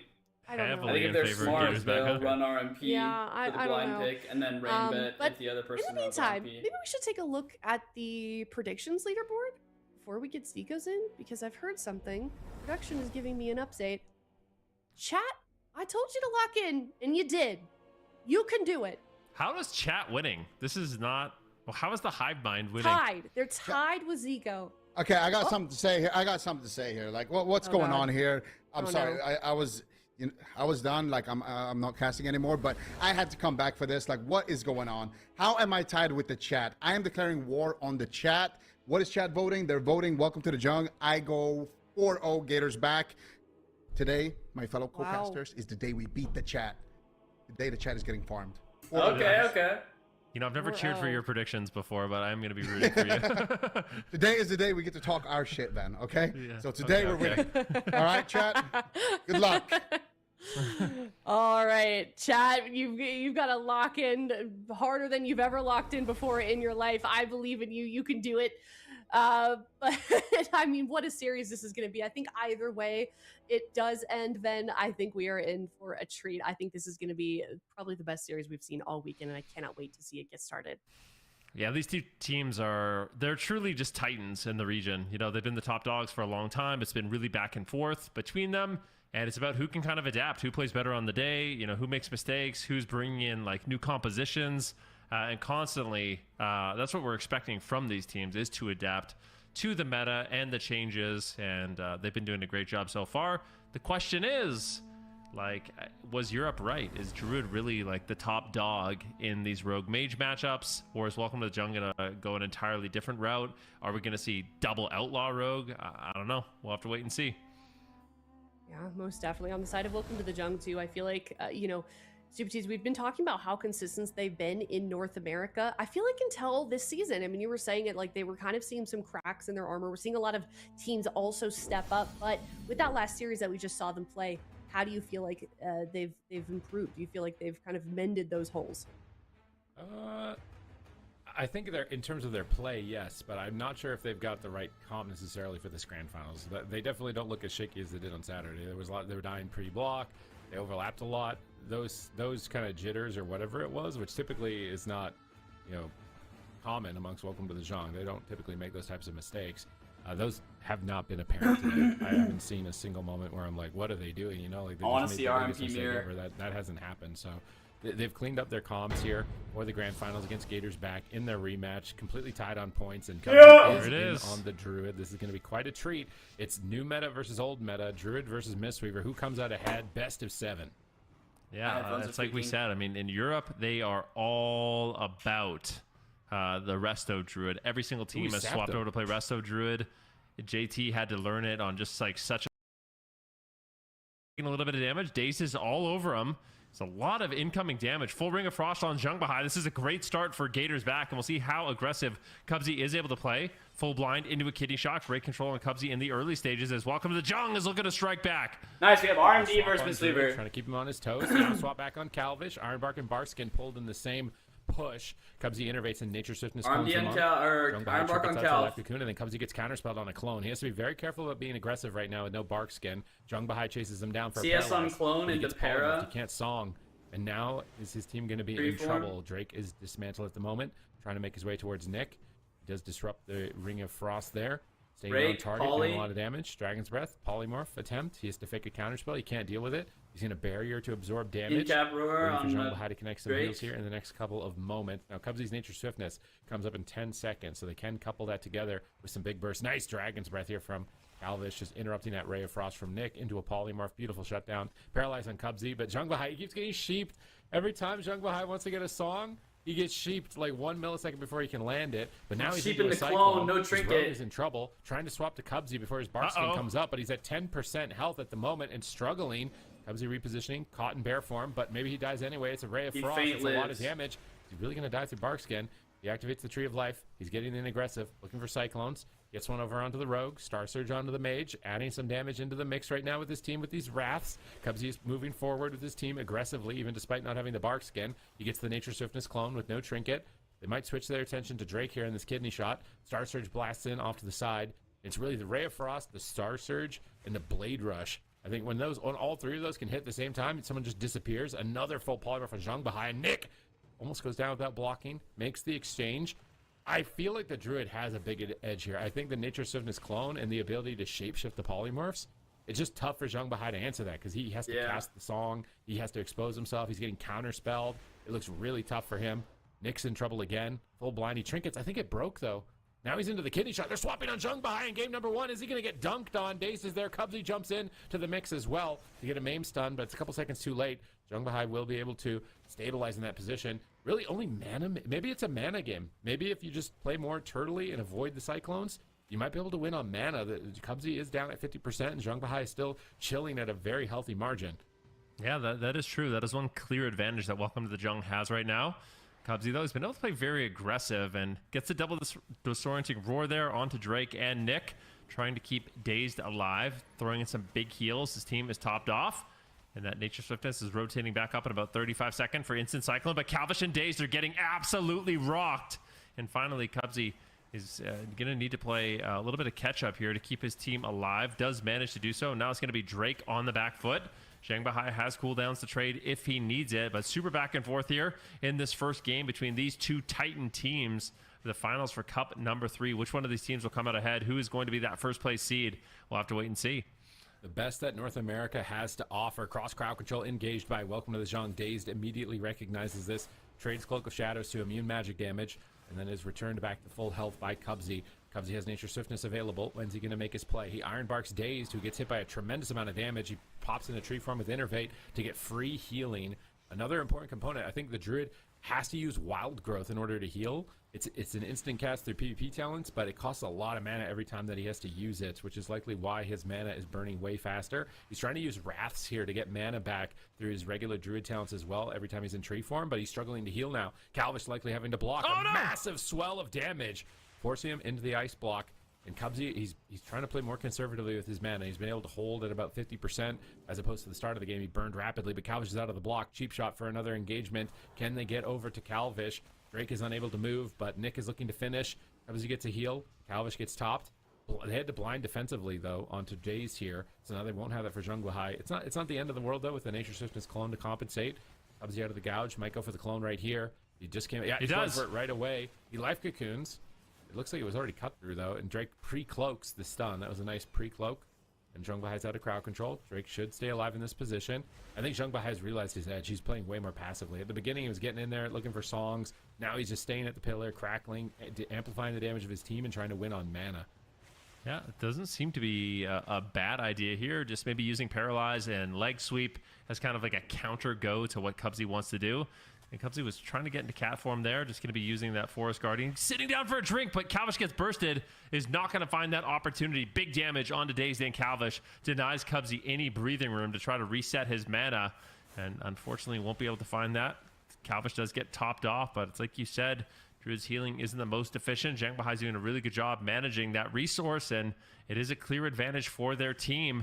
Daze right now in a little danger. Cubsy gets put into a kidney shot. Do they get the Ring of Frost? It looks like they do find it, and now Daze is low, and Cubsy's forced to trade the trinket, and he might just die anyways. Insane pressure on Daze, forces out the Cloak of Shadows. Cloak trinket overlap. The clone, Nature Swiftness over on Zhang Bahai. Drake pre-used his Void embellishment there to absorb damage before the kidney shot. Drake has been making very heads-up plays, anticipating every stun and preemptively using a defensive to survive these burst moments. Cubsy's trying to regenerate mana with Wrath at the moment in tree form. He's managed to squeeze a little bit out of that window of time at the moment, but every Wrath is not a heal over time effect, so it's going to be falling behind on healing. Dazed is low. Life Raccoon enables Drake to get aggressive. Dazed is on the run. Iron Bark in exchange. Cubsy ducks around the corner. Stampeding Roar trying to retreat from their pursuit. They do manage to stay alive, but for how much longer? Cubsy's going to need to get a drink at some point in this match, but the pressure just is not subsiding. They cut through his Void Embellishment. They go for a Smoke Bomb. Drake is ready for it. They counterspell the Ray. Beautiful shutdown on this Smoke Bomb from Dazed here on the side of Welcome to the Zhang. They get another Cyclone over on the Zhang Bahai. They might just kill Cubsy. They're swapping over to him. He greeds it out with the Tree of Life, managing to recover. Good pressure on Drake and Nick. They have to hold this pressure. They have to keep Zhang Bahai on his toes right now at 33% dampening. But it's Calvish who has to block. Cubsy is struggling to heal. He Star Surges to amplify his hots. Zhang Bahai is crackling. Everybody doing tons of damage from the back line. Now we see another clone. Can they drop Drake before he can use his Cloak of Shadows or vanish? He also has blind available. He's greeting it at the moment, managing to get away with the greed. Now where are they going to go with this next kidney shot? 8 seconds up for Drake. They go for a cheap shot instead on Dazed, but Cubsy fortunately has Innervate, so he's going to get a couple seconds of free healing right now. He's actually spent most of it in bear form. He gets caught in a stun regardless. Calvish in trouble. Blinks to the middle of the map. He shadow melts the Ray. Is it going to be enough to survive? He's trying to sit in it. He goes for the barrier, and it will disrupt their attempt. That would have been a block if he didn't shadow melt. Shadow melt vital in that exchange right there. And somehow Cubsy's managed to get his mana in a position where it's edging closer and closer to Zhang Bahai, and Gator's back may still have a chance. Ooh, let's see what they can do. Nick is getting low. Dazed is getting low. It is a race to the finish here in this game number 1. Who is going to strike first blood in this best of 7? Ray of Frost channels out here for Calvish, but the damage just is not there. Drake finally taking some burst. Shatter combo after shatter combo, and Drake might just fall. This is so deadly. Zhang Bahai finally able to connect some heals here onto Drake, but he is still on the run. Gator's back is swarming them. The double disorienting roar. Cubsy is getting aggressive. Full cyclone. Drake drops the smoke bomb. How is he still alive? Just using the pillar, utilizing the best he can. Zhang Bahai gets the triple sweep, and they might be able to reverse this. Drake somehow lives in such a dire situation. Cubsy's managed to do it. Mana is even at this point, but pressure's in favor of Welcome to the Zhang. Dazed has to Cloak of Shadows, but the Rogue can cut through that. Drake evasions. Drake is low. Dazed is low. Who is going to fall first? It could be a cross kill. Kidney shot onto Drake. Dazed is getting blasted by Nick's Ray of Frost. Dazed manages to disrupt it, but he's still low. I think they're both going to die. Counterspell on Zhang Bahai. Okay, Cubsy's completely out of mana. Drake's Dragon's Breath, and can Nick finish Dazed here? I think it's unlikely. No Ray of Frost available. Cubsy does some God's work. Oh my gosh. He has that such a huge mana deficit for most of this match. Keeps his team going, regenerated mana in those Tree of Lives, picked his moments, kept his team alive, and in the late game, I don't think Welcome to the Jung has Rainback cleave like Gator's back right now, looking pretty tough. I think seems like Gator's back just has better R&D. To win this more or less effortlessly. It might go back and forth just like you talking about Druid, and that didn't look effortless.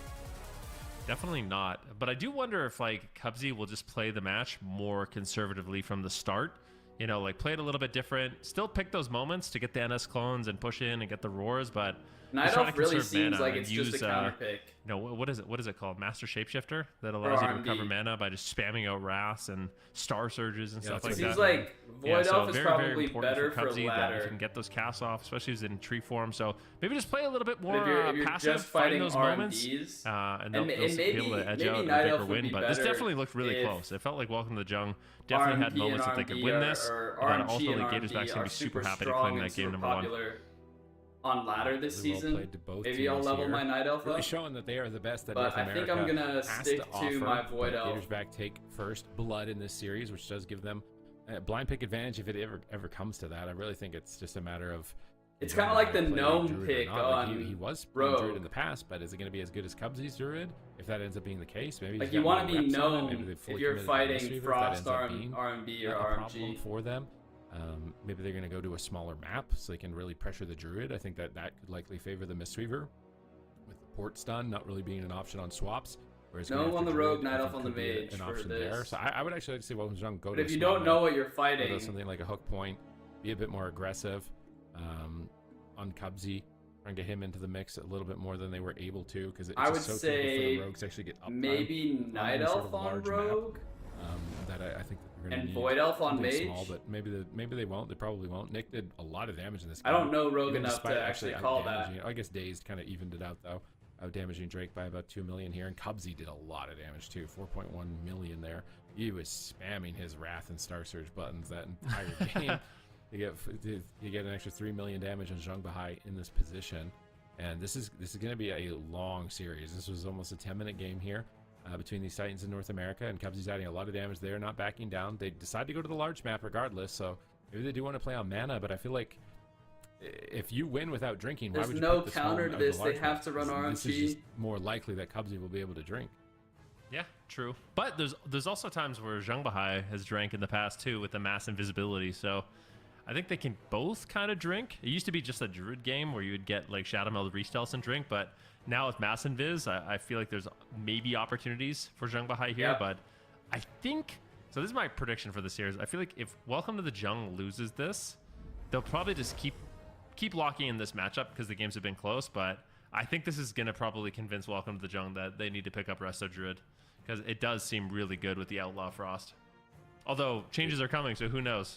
Maybe it's not even good anymore. Yeah, I mean, Outlaw Rogue could be falling off pretty heavily. Mind you, Subtlety Rogue's probably waiting in the wings, ready to go as a quick Assassination. substitute, I think. Maybe Assassination as a quick substitute for it, although maybe not as oppressing. We will have to wait and see here, but it's game number 2. Welcome to Zhang, locking in the same composition here, ready to go head-to-head. They learned a lot in that matchup. Zhang Bahai was trying to get crowd control early game, not able to land it. He was shut down so much. Maybe they need to focus on that window, because at the same time, it does feel like if he was able to get those songs, he would get a lot of pressure. So maybe they need to save counterspell for that specific window, because he was getting polymorphed every time that he tried to move in for that crowd Before control. next game Zico starts. right now is happy about his prediction. Chat leaning into Welcome to the Zhang. Did they? Like, was it locked in? Are they locked into Welcome to the It would be weird Jungle? if that didn't get locked in. I thought that was the whole reason we were doing the bid or not. Unless they Imagine someone just dropped maybe a it bunch of wasn't. points and just and ruined the war. yeah. They wouldn't do that. Oh, it's close. Yeah, see, look, Okay, they're in okay. favor of Welcome to the Zhang. So they bet on Zhang, but Cubsy Druid, bro. Don't bet. You got to bet on Cubsy's Druid. You're not going to bet on Cubsy's Druid. We're seeing him in the mix here doing tons of damage. Nick's dropping down Blizzard, trying to find someone out of stealth. Not going to find anybody. Drake even got a sap on Cubsy in the last game. It didn't even matter. He's actually right next to him. Combat is secured. No saps will be landed. Cubsy just opens. He gets paralyzed immediately. And Zhang Bahai is trying to get a song, but now he's blinded. And this is the trouble with the monk. If he could actually connect that song, I think it would be dangerous. But he gets intercepted, and then Drake just dies in the opener. He just dies in the opener. Just one interception. One interception. Game over. Gators back. Up 2-0 in the series. Chat is livid. Zico is grinning. I mean, that's a tilter for sure. I mean, that is one of the things about a matchup like this, right? Like, when you're watching at home, you're probably thinking, man, these games are taking a long time. Well, the reason why they're taking a long time is because these teams are good. If they weren't good, the games end like this. So, I mean, if you kind of get baited into a false sense of security, let's see exactly what happens here. So, Zhang Bahai, he gets blinded. They open on Drake. Cubsy's there. He gets the disorienting roar, and then Drake literally just dies. He just trinkets too late. Doesn't respect the damage. I mean, that could have been a vanish. There could have been a lot that was done there, but it was kind of just a really tough situation. Zhang Bahai, like, if he trinkets his disorienting roar, he immediately is going to get NS cloned. I mean, Drake, so tough. I mean, if your Gator's back, you're so happy, though. That puts you in such a good spot. Going to be a tough series here for Welcome to the Zhang. Just miscalculating his durability in that moment in time. The cheap shot, they left a gap on the stun. Maybe he thought he was going to be okay, but it's so tough for Zhang Bahai because I feel like he needs to get these songs, but he just gets stopped every time. Whereas the Druid, you can't stop the Nature Swiftness clone. I think that's the distinct advantage that I'm noticing, at least for the Druid, is that the Druid gets guaranteed CC, whereas the Monk can actually be prevented, and it's losing them the game. I wonder how much that Star Surge hit for. It's gonna be on the log here. It's gonna be a lot. I think it hits for hard. Also, like, I just wanna say this too. Like, Cubsy getting to play Druid, oof. That's scary for North America because Cubsy, I mean, Chanimal's been saying it all day. He thinks Cubsy's the best Druid in the game, period. Nobody is better than Cubsy. I mean, I'm sure there's some people that might want to debate that, but I think Cubsy's been insanely good. And him getting to play this composition with these players on Resto Druid, I mean, I would be absolutely horrified. He's incredibly good at this class. They're just going another big map, Empyrean Domain right here. North America dominance on the line. Who is taking the crown going into the grand finals? Gators back are welcome to the Zhang. They're tied on points right now, 320 apiece. The winner will advance with 340 into the number 1 seed position. Number 2 seed will face off against F tier in the grand finals. Taking their time with lock-in, but I can imagine it's going to be more of the same here. I can't really imagine that there's too much for them to talk about. They're just in a great spot. They've seen what happens in the late game. They've seen that they're capable of winning early game. And yeah, Cubsy, Star Surge, 75k. As a Boomkin main, I'm jealous because it's twice as hard. That's a non-crit. Is that a non-crit? I think so, yeah. Say crit if it's, yeah, I'm jealous. My non-crit Star Surges is a Boomkin. That's my spell, Cubsy. As a Boomkin, it's like 19k non-crit if I'm lucky. As a non-biased Boomy player, his has a cooldown.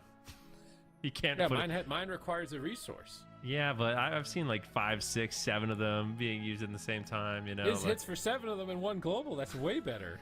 I'd rather have a cooldown. Hey, you're getting a 20% buff. All right, like I would rather a talent that hits that hard with a cooldown than be able to spam it 7 times for the same amount. I could do so much with 6 extra globals. Yeah, that's true. Star Surge looking good for Resto Druid. I love Resto Druid. I've been nonstop playing it because it just feels like you have so much control of the match. Nature's swiftness is especially super fun to use, and then when you can move in, you talked about Heart of the Wild giving you extra burst. You have all kinds of stuns. Like it just feels like you can really be a playmaker, even if you're like bad, like me. Like Uncle Elliot's not great at Resto Druid, but it still feels like I can do some cool stuff. You get the Nature's Swiftness clones, a couple Feral Frenzies, a Maim Stun, and you're like, yes. A little disorient, I am the GOAT. Makes you feel that way, yeah. I am the champ. And then you get stunned in Solo Shuffle and die instantly. You're like, this is not what I expected. That's it. That's the other thing with Druid. I feel like if it wasn't enabled by Rogue and Mage right now, it probably wouldn't be as dominant as it is. Yeah, I think it does need the support. So again, even though Druid's not getting nerfed, I believe, on Tuesday with losing the Rogue's protection and some of the Mage threat, I think with Ray of Frost coming down, it's possible that Druid is also indirectly nerfed because the 2 specs that enable it this much are also being targeted. But he's got his build right here. He's got that, I think it's Master Shapeshifter on the bottom left above the green icon on the Druid tree. If we want to hover over it, it looks like a black icon on the Druid talent tree or on the Resto talent tree. But what even is it actually? It's like a shapeshift. It's 2 animals, I think. I think it's like a cat and a bear. Yeah, that talent right there. This is what Cubsy is using to regenerate mana. So I mean, not only does the Star Surge hit harder than mine, it also that was over mana. before I could even So every take a time he's piss, pressing dude. Wrath and Star Surge, he's getting mana back. It seems himself. like it's kind of the same interaction as the mana tank and the monk, trying to juggle time to mix those in. Mage and Druid just don't even go in so biz. it's very important for Cubsy to find any opportunity that he can to squeeze in those abilities To bait in order the monk. to extend his mana. Because if Welcome to the Zhong win this, I think it will be off mana in the late game. Or a Druid No, swap, they do but go I don't in see that biz. happening on a map like this, which is why Or they go still, but really Mage prefer to stays go into out. a small map. Zhong Bahai gets sapped. Dazed is Immediately moving starts in on the with Mage. Shark. Nick alter times, Zap. anticipating the opener. He alters back, activates the barrier, and Dragon's Breath. Cubsy jumps into the mix to stun the Rogue, adding a lot of damage here and intercepting the stuns. Zhong Bahai, is he going to be able to deal with it? He's in a cheap shot, doesn't want to go down. He's go going to trade Rogue. the Restoral, but he gets cloned. He didn't time it at the end of the clone. stun, so now he can't immune the clone, and Drake might just die in the opener again. He trades out his Void Barrier to absorb damage. They're swapping on Cubsy. Song of Chi-Ji being launched here. Who's it going to hit? Looks like it's going after Calvish. It's going to hit Calvish, but instantly dispelled. Ring of Frost, nice swap onto Dazed here. Welcome to the Zhong, but he's got his Void Embellishment to absorb damage. Appreciate So reminding me of the Mage. Zalzak's Veiled Eye trinket, the tank Back trinket. rogue, Now with and this they embellishment. clone Anytime Druid, a back player gets low, rogue. nice Cyclone. Drake's in trouble. Zhong Bahai has to trinket. He's already blown through so Trinket much. He's in a bubble. full stun. They might get Ice Made. Block too. If they get uptime on Nick right now, they purge off the shields with Spell Steal. He Void Barriers. They cut through it with a Star Surge. Cubsy is just in position. You just see him doing the little broccoli shuffle, running side to side. Finally, though, Zhong Bahai gets a sleep, and look how much pressure it gets. Sleeping Daze. Just one Song of Chi-Ji into a Polymorph, and it forces Cubsy's trinket. They have to, like, Zhong Bahai is like the quarterback. They got to get him.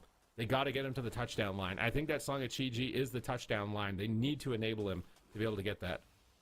Yeah, the crowd Half clone control puts him on definitely helps. DR. And now They're Cubsy rushing, in they're a bit of a rushing. weird situation where he doesn't have his trinket. He's got no Gators Iron back Bark. just going full A really Mongo. good opportunity here for Welcome to the Jungle to take down Daze. He has no Vanish, so even though he can trinket out of a stun, he doesn't really have a response after that. And Calvish is low, a nightmare situation. Cubsy just playing in the backline now, not playing as confidently as we saw in the early stages of this game. Counterspell being used by Nick, I do believe. I don't know who that actually landed on. Oh, it was Calvish. So Calvish gets interrupted. Song of GG once again, and Dazed is now in trouble. He's all alone. He's isolated. Defensive blind potentially, but Drake manages to find it. It looks like Cubsy will be able to heal him and keep him alive. Beautiful counterspell by Calvish on that Ray of Frost. Well done. Well, full blind, no trinket. Drake trades the Cloak of Shadows and greeds the trinket, jumping over to Calvish, but he's still just dying. He dismantles the rogue. Cubsy's looking for a low Cyclone and gets it. Well-timed Cyclone, denying Zhang Bahai of the recovery, but his cooldowns are coming back up, so he's probably just happy that Drake isn't dead right now. He's going to have some big exchanges available in the near future. Dazed is going off into the corner right now on the right side of the screen to try and get a re-stealth, I think, for a cheap shot or something or other. He does get a re-stealth. He jumps in for cheap shot on Drake. Zhang Bahai is moving in. He needs to get this song. Is he going to get it? He gets Dragon's Breath. He's very sad. Oh my, they might just kill him with the smoke bomb. Drake trinkets. Good response in this exchange. Takes 0 damage. They polymorph Dazed. Pressure now into Calvish. Trying to switch off those Druid heal over time effects. And they've realized they have to get Zhang Bahai into the mix. They thought they could win passively, I think, in game 1, so they just started just sitting in the back. Here's and the real lost go. Opening, so Kidney, can Zhang in Bahai cap get there? roar. Pre-life cocoons. Pre-life He cocoon. anticipates Drake the target as he has no trinket or cloak. Back off. Which I think is a Go good lead next. in this position. Zhang Bahai into a stun. They have no Ray. Goes for the clone, chains it together, nicks the target. They could swap Drake too as well. Kidney shot on Cubsy. They're actually going Cubsy amidst this aggression. A risky play. They don't even get a bark skin. It's really unfortunate they don't even get a there bark it skin is. to paralyze him. There's the song. Please. He preemptively casted the song and then paralyzed him so it would hit him right when it ended. He's realized that if he paralyzes first, they can stop him. So he's casting it ahead of time and preempting its movement, which is very intelligent Blind from Kidney. Zhang Bahai. If he can manage to In sneak a cap couple roar. more of those, but right now his team is in a defensive position. He has to trinket, Restoral to recover Drake and recover, but Star Searchers are coming in. They're going Cubsy again. If they'd gotten it, they can't even get his bark skin right now. This is really bad. They get a double Ring of Frost at least. Song of Chi-Ji. Zhang Bahai's trying to fake an interrupt. Goes for it again. It's going to miss. It's going off into the distance. It hits Dazed. Cubsy will avoid that song. And now they're just trying to reposition. Zhang Bahai retreating away from the clone, but And it's that's caught. clone. Nature Swiftness. Pre-evasion. Nice play from Drake. Anticipating a stun here from Dazed. They're trying to switch on to Nick. But it looks a little bit tough to get to him at the moment. Drake into a kidney shot. Cubsy's hitting him with Star Surges. Blasting him with those Wraths. And Zhang Bahai is able to heal it regardless, though. Mana is even between these teams. Oh my god, what was that hit on Cal? What just hit Calvish? He has to block? I mean, maybe there's a big roll there by Drake with the adrenaline rush. They make a swap on Daze. They have a lot of damage available. And that's the thing about the Outlaw Rogue. Every single time he's using Roll the Bones, he can get a huge boost of damage, and it can be very scary. Calvish low a little bit here. Cubsy should be able to keep him alive. Cubsy playing very passively now, sitting in the back, using Wrath. Drake gets caught, and Zhang Bahai is forced to trade out the Life Cloak Cocoon Cocoon to overlap. keep Drake alive, but it's overlapped with Trinket and Cloak, so there's a clear opening here for Gators back. Unless they get a lucky kill on Calvish, it's If they can over. capitalize. Zhang Bahai moves in. Calvish in trouble. Blinks Full over. CS on Counterspell heal. Zhang Bahai. Now possibly Nick in trouble. No, it's Calvish. No! They actually got I've it. seen it happen to Wow. both sides. It happens to the best of I us. mean, Gators Even the back best with of North rushing. America, dying pre-CDs and dying pre-CDs. They gotta here. lock in, or People it's have a- the they could opportunity actually to slip come back in the- this series, and they are slip the learning. victory. They are adapting. I think Zhang Bahai is starting to style a little bit in these situations, getting the crowd control that his team needs to, and I think it's a lot more challenging for him personally in this matchup. And his team is doing a lot of damage. Also, the end scoreboard there, like right here, it looks even, but at the end of the game, it looks like Drake and Nick started building a huge edge on overall damage. And I think that's what got the block randomly earlier on, right? I think right around here. They just How many buffs does he have? Like, I don't even... You just get hit by, I don't even understand what that was. It just felt like nothing. He just hit from thin air and lost all of his health. And then he counterspells, so he thinks he's fine, but then he gets leg swept. And then he Blinks just and stun, explodes. still dies. Boop. Quick little pop. Good response from Welcome to the Jungle. They're not going to get 4-0'd in North America. They're getting better and better in the matchup. We're going to just likely watch these teams evolve, I think, throughout this series. This is crazy. What a day. What a day of games. And like you said, we're going to be going to game 4 here. Gators back. Here's the question. What are they going to do with a map. Like, do you think a big map favors them? Do you think a small map favors them? Like, what do you think they're going to actually do? It might be worth to just I mean, they're both just perma slot double blink instead of I think the small map should favor swapping the into reflect, because you think it's got to be easier to get to use reflect effectively, you have to throw alter time. Jumbo high also, You basically just lose alter time by running drinks reflection. if that ever does actually become an issue in the series also.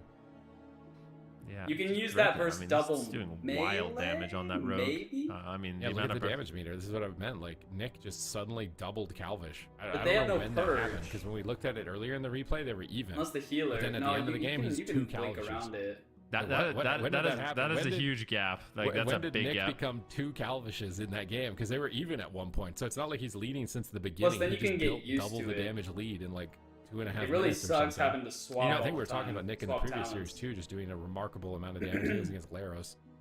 Yeah, So They're not this is slow as not Fire what is Mage, going on. but I guess it makes sense here because there's no pillars. But I wasn't expecting the Druid to go for the small map. This one makes sense because there's no pillars. They want to get the Monk out in the open. This is the one small map where I would think the Druid is favored. But it's interesting. They're thinking like the exact opposite. For the Monk. We'll have to see. I want to see when it advances more into the series. If Welcome to the Zhong win here, then small maps are 100%. If I had better, known but that this Gator's map back not. was going to pull up Probably the not so good. rest This is a of really good Druid, I map for would've- Cyclone. If Cubsy can actually be enabled to I cast would've Cyclones, bet like it you on mentioned, them, not a but- lot of line of sight points. So I thought it was going to be an RNG but mirror. maybe Gator's back is setting up something cheeky. But yeah, Cubsy on the Druid. Try is something insane. on their counter pop. Yeah, on their counter pick. I mean, in theory, the Druid should be a good matchup. I mean, that's what Europe seems to think. And yeah, they're going to play it again. So I don't think either team is going to change. I think this is just going to be all the way to game what 7. they've prepared and their best odds are. I mean, maybe if Gators back suddenly get dominated and they do like a double outlaw, but I don't see that happening. I don't think they're going to get completely dominated. Just a little bit of a misstep on Calvish's part, and honestly, just kudos to Nick for building like. I don't know how he managed to build double the damage lead, in this type of matchup with how much disruption there typically is. And I think it's good to at least note, because a lot of the time I feel like people hyperfixate on damage meters. Like, oh man, he did so much damage. But when you're literally doing double the damage, that matters a lot. yeah, like, that matters. like, And it's not pad damage, I think is what you mean. Like sometimes people will just like dot pets and AoE and it's kind of pointless. Yeah. This is like fully effective Seems damage. like heavy versus just neck is the way to pulling an ice go. block, so it's definitely not just pad damage. Maybe not for the 100%. DPS, but Empowered Hex of Leeching. 'Cause He's using in mana, so in Zheng Bahai doing EU, everything he can. He's basically playing the everyone was Mistweaver running mana build. Field Mech. He's a gnome to increase his getting intellect. He's got the nerfed, gems so- to increase his intellect. He's thirsty for tea, playing the new Crackling Jade Lightning build. Just trying to get that free healing with a Crackling Jade Lightning. That's a cool transmog. I feel like that looks really good. Like, it's just the Druid set, but I feel like it looks cool. It's the new remaster of the classic WoW sets. You I can get think these from was the Sammy's Void in the Ritual, same I think. one? Yeah, well, you can wear any class of the same armor type, I think. So if you're like a warrior, you can wear Sam was the using the Judgment Warlock set. one, yeah. Yeah, so if you're a cloth, you can wear the Warlock one. How do you get this? I need to get it. You just do the ritual events. I think there's a currency tied to it, which is the new feature of 12.0.5. I think Oh, there's good some, shout out. There's some currency tied to it, and you get the void version of those kind of classic WoW sets that you can use regardless of class. I don't know if they intentionally did that or unintentionally did that with you, because like this is normally a druid only set, so you wouldn't see a monk having it. But it does look cool on a monk, so hopefully if it wasn't intentional, they don't fix it. It's one of those like accidental good things. Happy little accidents. It was like with the housing, like they didn't intend for you to have flying houses, and they were actually going to patch it out, but they're like, oh wait, they like it, don't patch it out. Like so, sometimes, a mistake ends up being the best feature. We're going into Ruins of Lordaeron. It's not match point, unfortunately. I haven't been able to say that the entire day. I think it was stolen away from me in the European region. It wasn't on the desk. But Ruins of Lordaeron here. Neither team backing down. Welcome to the Zhong, showing signs of life. Nick is building a massive edge for his team, doubling Calvish's damage. Calvish is going to need to step it up here.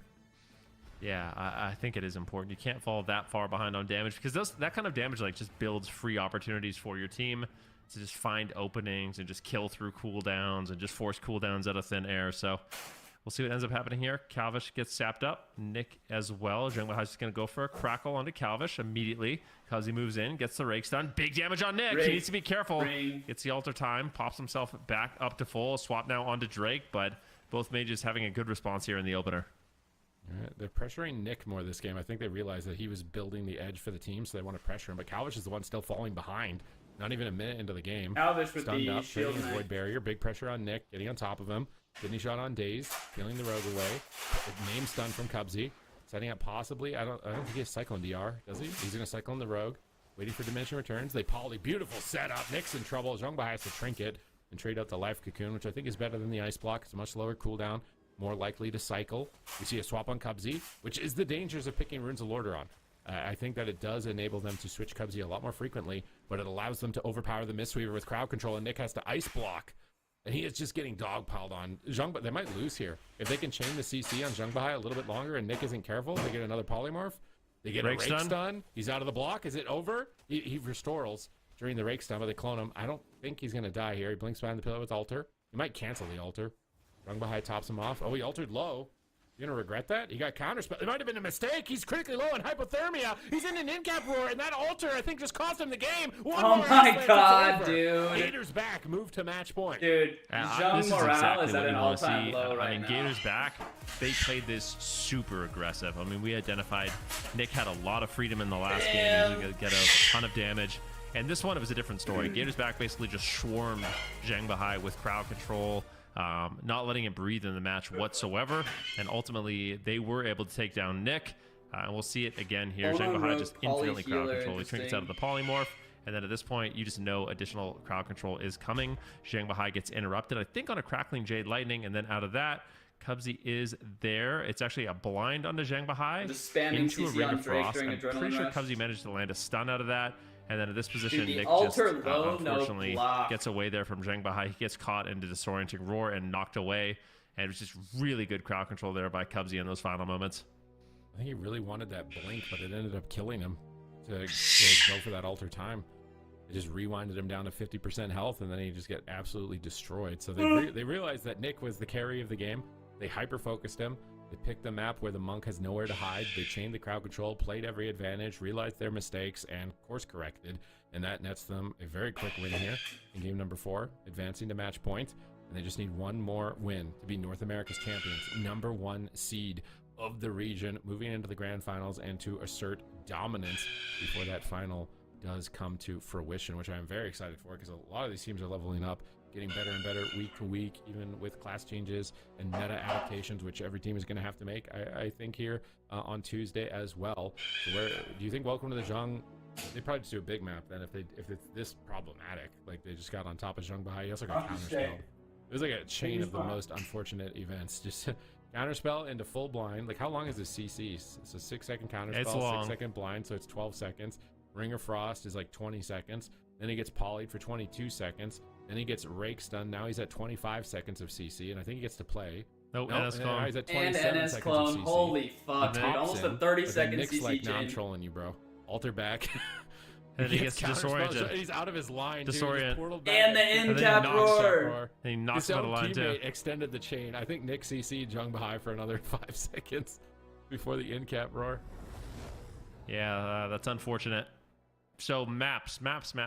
Where are we going? I think it's going to be a big map, but what I want to see is I don't care what map it is. I just still want to see Gators back play with that level of confidence. I think they just need to play on top of Nick. I talked about this earlier today with Chan, where it's like Calvish Young's to just me gonna throw, feels man. like he's one of the best players under pressure. He likes to play in your face. He likes to play very aggressive. He likes to keep you on the back foot and just be faster and better than you are. And I don't know. It definitely works in favor of Gators back playstyle. So even though we're on a large map, I want to see Gators back play with that level of like intensity.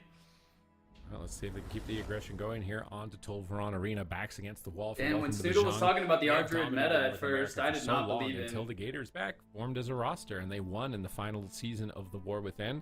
And now Gators back. They dropped the first cup, but the second cup, and now looking like the third cup, that they are back in form here. And with Cubsy, RMG still seems strong, jokes aside, but back in form.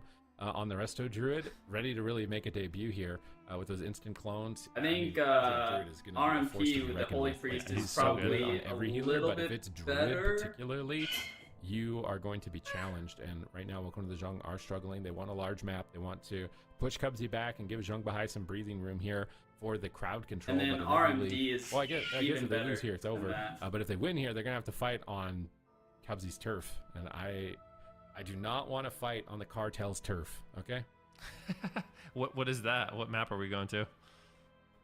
What would be the worst map for the Mystery Monk other than Runes of Lordaeron with open space? Mugambala. The prophecy. That actually might be a good map. Yeah, I swear. I think that could be a good anti-monk, even though like typically it's like the port, but it's upstairs. But I don't think it matters so much. It might actually be Mogambala is the next best like druid CCs, because if you play on the bottom, the monk's in the open the whole game. But if you play on top, you're gonna get stacked and probably die. So it could be. We have to wait and see if we get there. We are zoned into Tolvaron Arena. It's the final match of the final Cup of North America. How do you get will be ashes the on champion? tourney realm? Gators back dominating. They adapt and overcome as each of these teams have been evolving and leveling up against each other in the series. But there is a distinct difference between Zhang Bahai's Mistweaver Monk and Cubsy's Resto Druid. And maybe Zhang Bahai's got this Transmog because he wishes he was a Druid. He's caught into a sap. 100%. Nick is immediately the target. He alter times. Zang 100% wishes he was the Druid. River Frost is secured. He's repositioning, so you can alter around the corner, back to full Break. health. This altar should be. He altered into a ring and got blasted, losing half of his health right there. He had to void barrier as well. Drake is dismantled. They're stacked up and getting cleaved. Cubsy's in position to go for crowd control at any moment as well with that Tree of Life. He does get blinded on his Cyclone. They slow down some of his aggression, and Nick is just turtling. He's trying to avoid damage during the blind. Playing defensive. The stun locks come through. Ray of Frost. Doesn't look like anyone could swap it and stop it, and that was a massive amount of damage. Daze manages to survive. Calvish is now getting swapped over to. And Nick is just full defense. He is just glued to that pillar right now. But Daze doesn't care. He's going to rip him off that pillar. Cubsy comes in with a Cyclone. Nick's in trouble. Zhang Bahai has to Trinket and Life Cocoon. And it was like you were saying, you wanted to see Gators aggressive. This is Gators gotta aggressive. Go next. I love it. This is exactly what I want to see. They already get the trinket out of the way, but Calvish has to hold on. He's taking a lot of damage. He's getting bursted down. We've seen him go down once without using the ice block, but looks like he will blink to safety. Comes in a DJ. No, Calvish! Oh so my close. Gosh. 3% health. He holds on. And that's a gouge on Cubsy. He could just outright die. It looks like Cubsy will be able to take him down. Daze forced to trade out his trinket and cloak, and all of a sudden, welcome to the Jung are punishing this aggression. Nick baiting them behind the pillar, and really Drake doing such a phenomenal job setting up pressure for the team.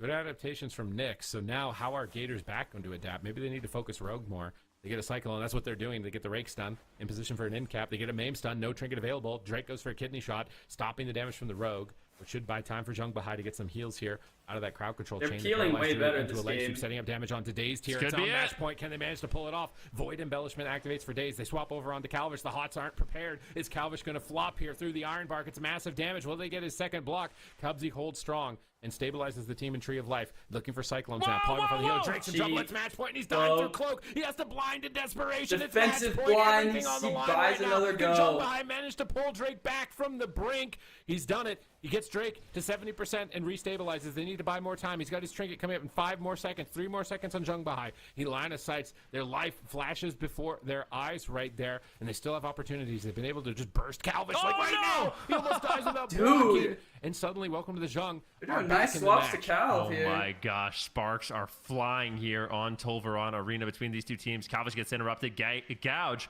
onto Cubsy. So make a push here onto Daze. Daze battling it back though. A full stun on Drake. Zhang Bahai is forced to make the trade. He trinkets, he uses the life cocoon.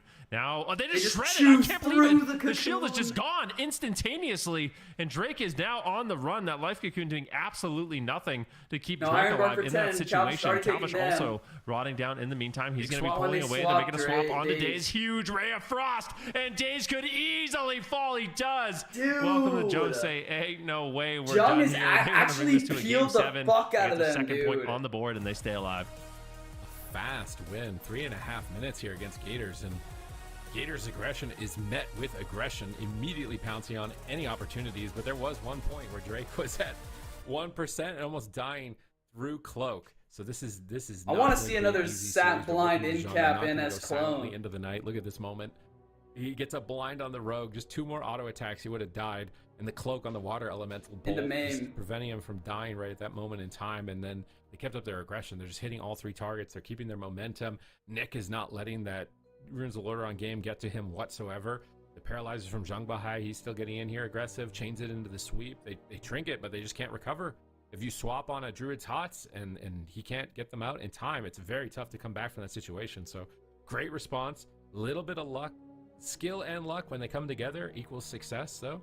So well done to welcome to the Zhang. Even despite, I think, most of the players would say Mistweaver is unfavored in the matchup, perhaps they can redefine the meta with their Mistweaver pick. All these moments where they just kill Calvish off air.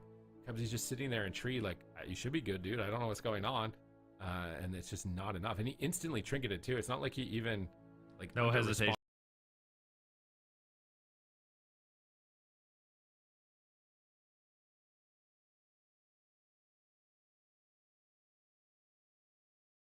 Yeah. He immediately trinketed. He just could not come back from that. The counterspell on Calvish also denied him from aiding them in that moment in time. And so welcome to Zhang, put a point on the board, and now where are we going to go? What is the ultimate counter?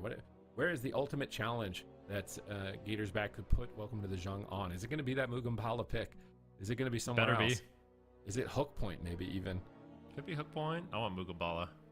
Mugumbala's not picked enough. Robodrome. Nah, not Robodrome. A little too big for me. Let's say, what about Cage of Carnage? What about Nakudan? Oh yeah, dude. No one picks that map. No one picks it anyway. They picked it all the time before. I like that now map. They never pick it up. Now they never pick it.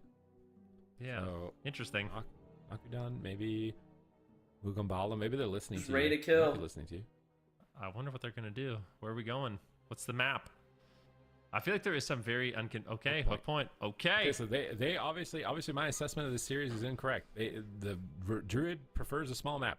Typically, I would think the Druid wants the big maps historically, right? Oh. If we've ever watched AWC, it's usually the Druid picking the big maps. They want to drink and they want to make sure they got the late game, but in this current state, it looks like they want the small map. They want to get on top of the monk, and they want aggression. You know what else it could be too is, I will say in that last game, Nick utilized the big pillar very well. Like having a big pillar to line of sight on, it definitely felt like it played into the favor of Nick in that matchup. So maybe just going to this map, having the smaller pillars and less space for Nick to kind of pre-kite. Get the game 7? Because the openers of Gators Back are really solid because they have triple stealth, right? Like unfortunately for Zhang Bahai, at some point in the game he's just by himself. Like he's just there, everyone else is in stealth, and when Nick comes out of invisibility, if you use it or he doesn't even use it at all, it basically guarantees Gators Back gets a sap and a really strong opener on the DPS of Welcome to the Jung. Yeah, it's going to be tough. Here we go. Gates are open.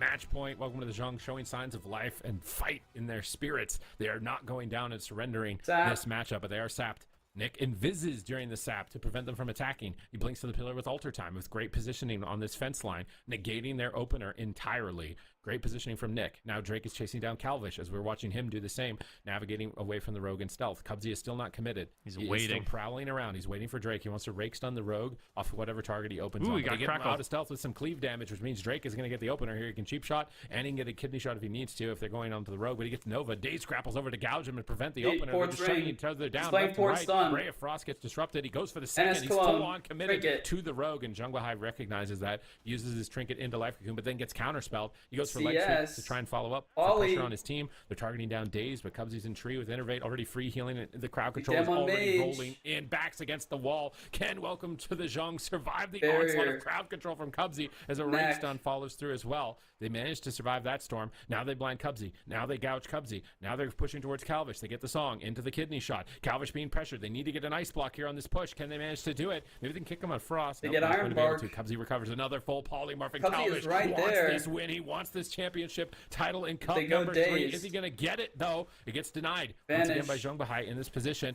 Now Cubsy into a paralyze. They don't have anything to follow it, I think. He should be able to restore the team here. Dazed and Nick going at each other. Nick fakes the interrupt and spam polymorphs. I think it broke there, but they're going to polymorph him again. Probably into a Nova of some kind. Try and get him away. Calvish is playing patient here at the pillar, waiting for his opportunity that Drake is going to present with a kidney shot in the near future. Calvish is ice lancing, shatter comboing Drake. Here comes the Cyclone, though, with no trinket. And how will Drake respond in this position? He's greeting it. He trinkets a little late. He gets stunned on his trinket, but he gets the cloak. It might not matter. Zhang Bahai gets into the bomb. Is he going to be able to handle the damage? It's Why didn't he immense cloak the pressure Mage? coming out from Cubsy right now into Drake. Oh, he's fine, and Zhang he's Bahai fine. does it, defying death once again. But now they're in a checkmate position. No trinket on Monk for 5 seconds. Can they get something going in that window? Can they stall that window? They stun the Druid. They're trying to get after Calvish. They're trying to force him into the block. They can't. Now Zhang Bahai needs to get ready. His mage has 2 blocks, so I think he needs to use that Life Cocoon on Drake, likely in this next setup. Cubsy's getting in position, 8 seconds to his NS, but he's struggling to heal. Calvish is taking huge damage. They're switching their damage to Dazed at the same time, too. Here comes the stun lock.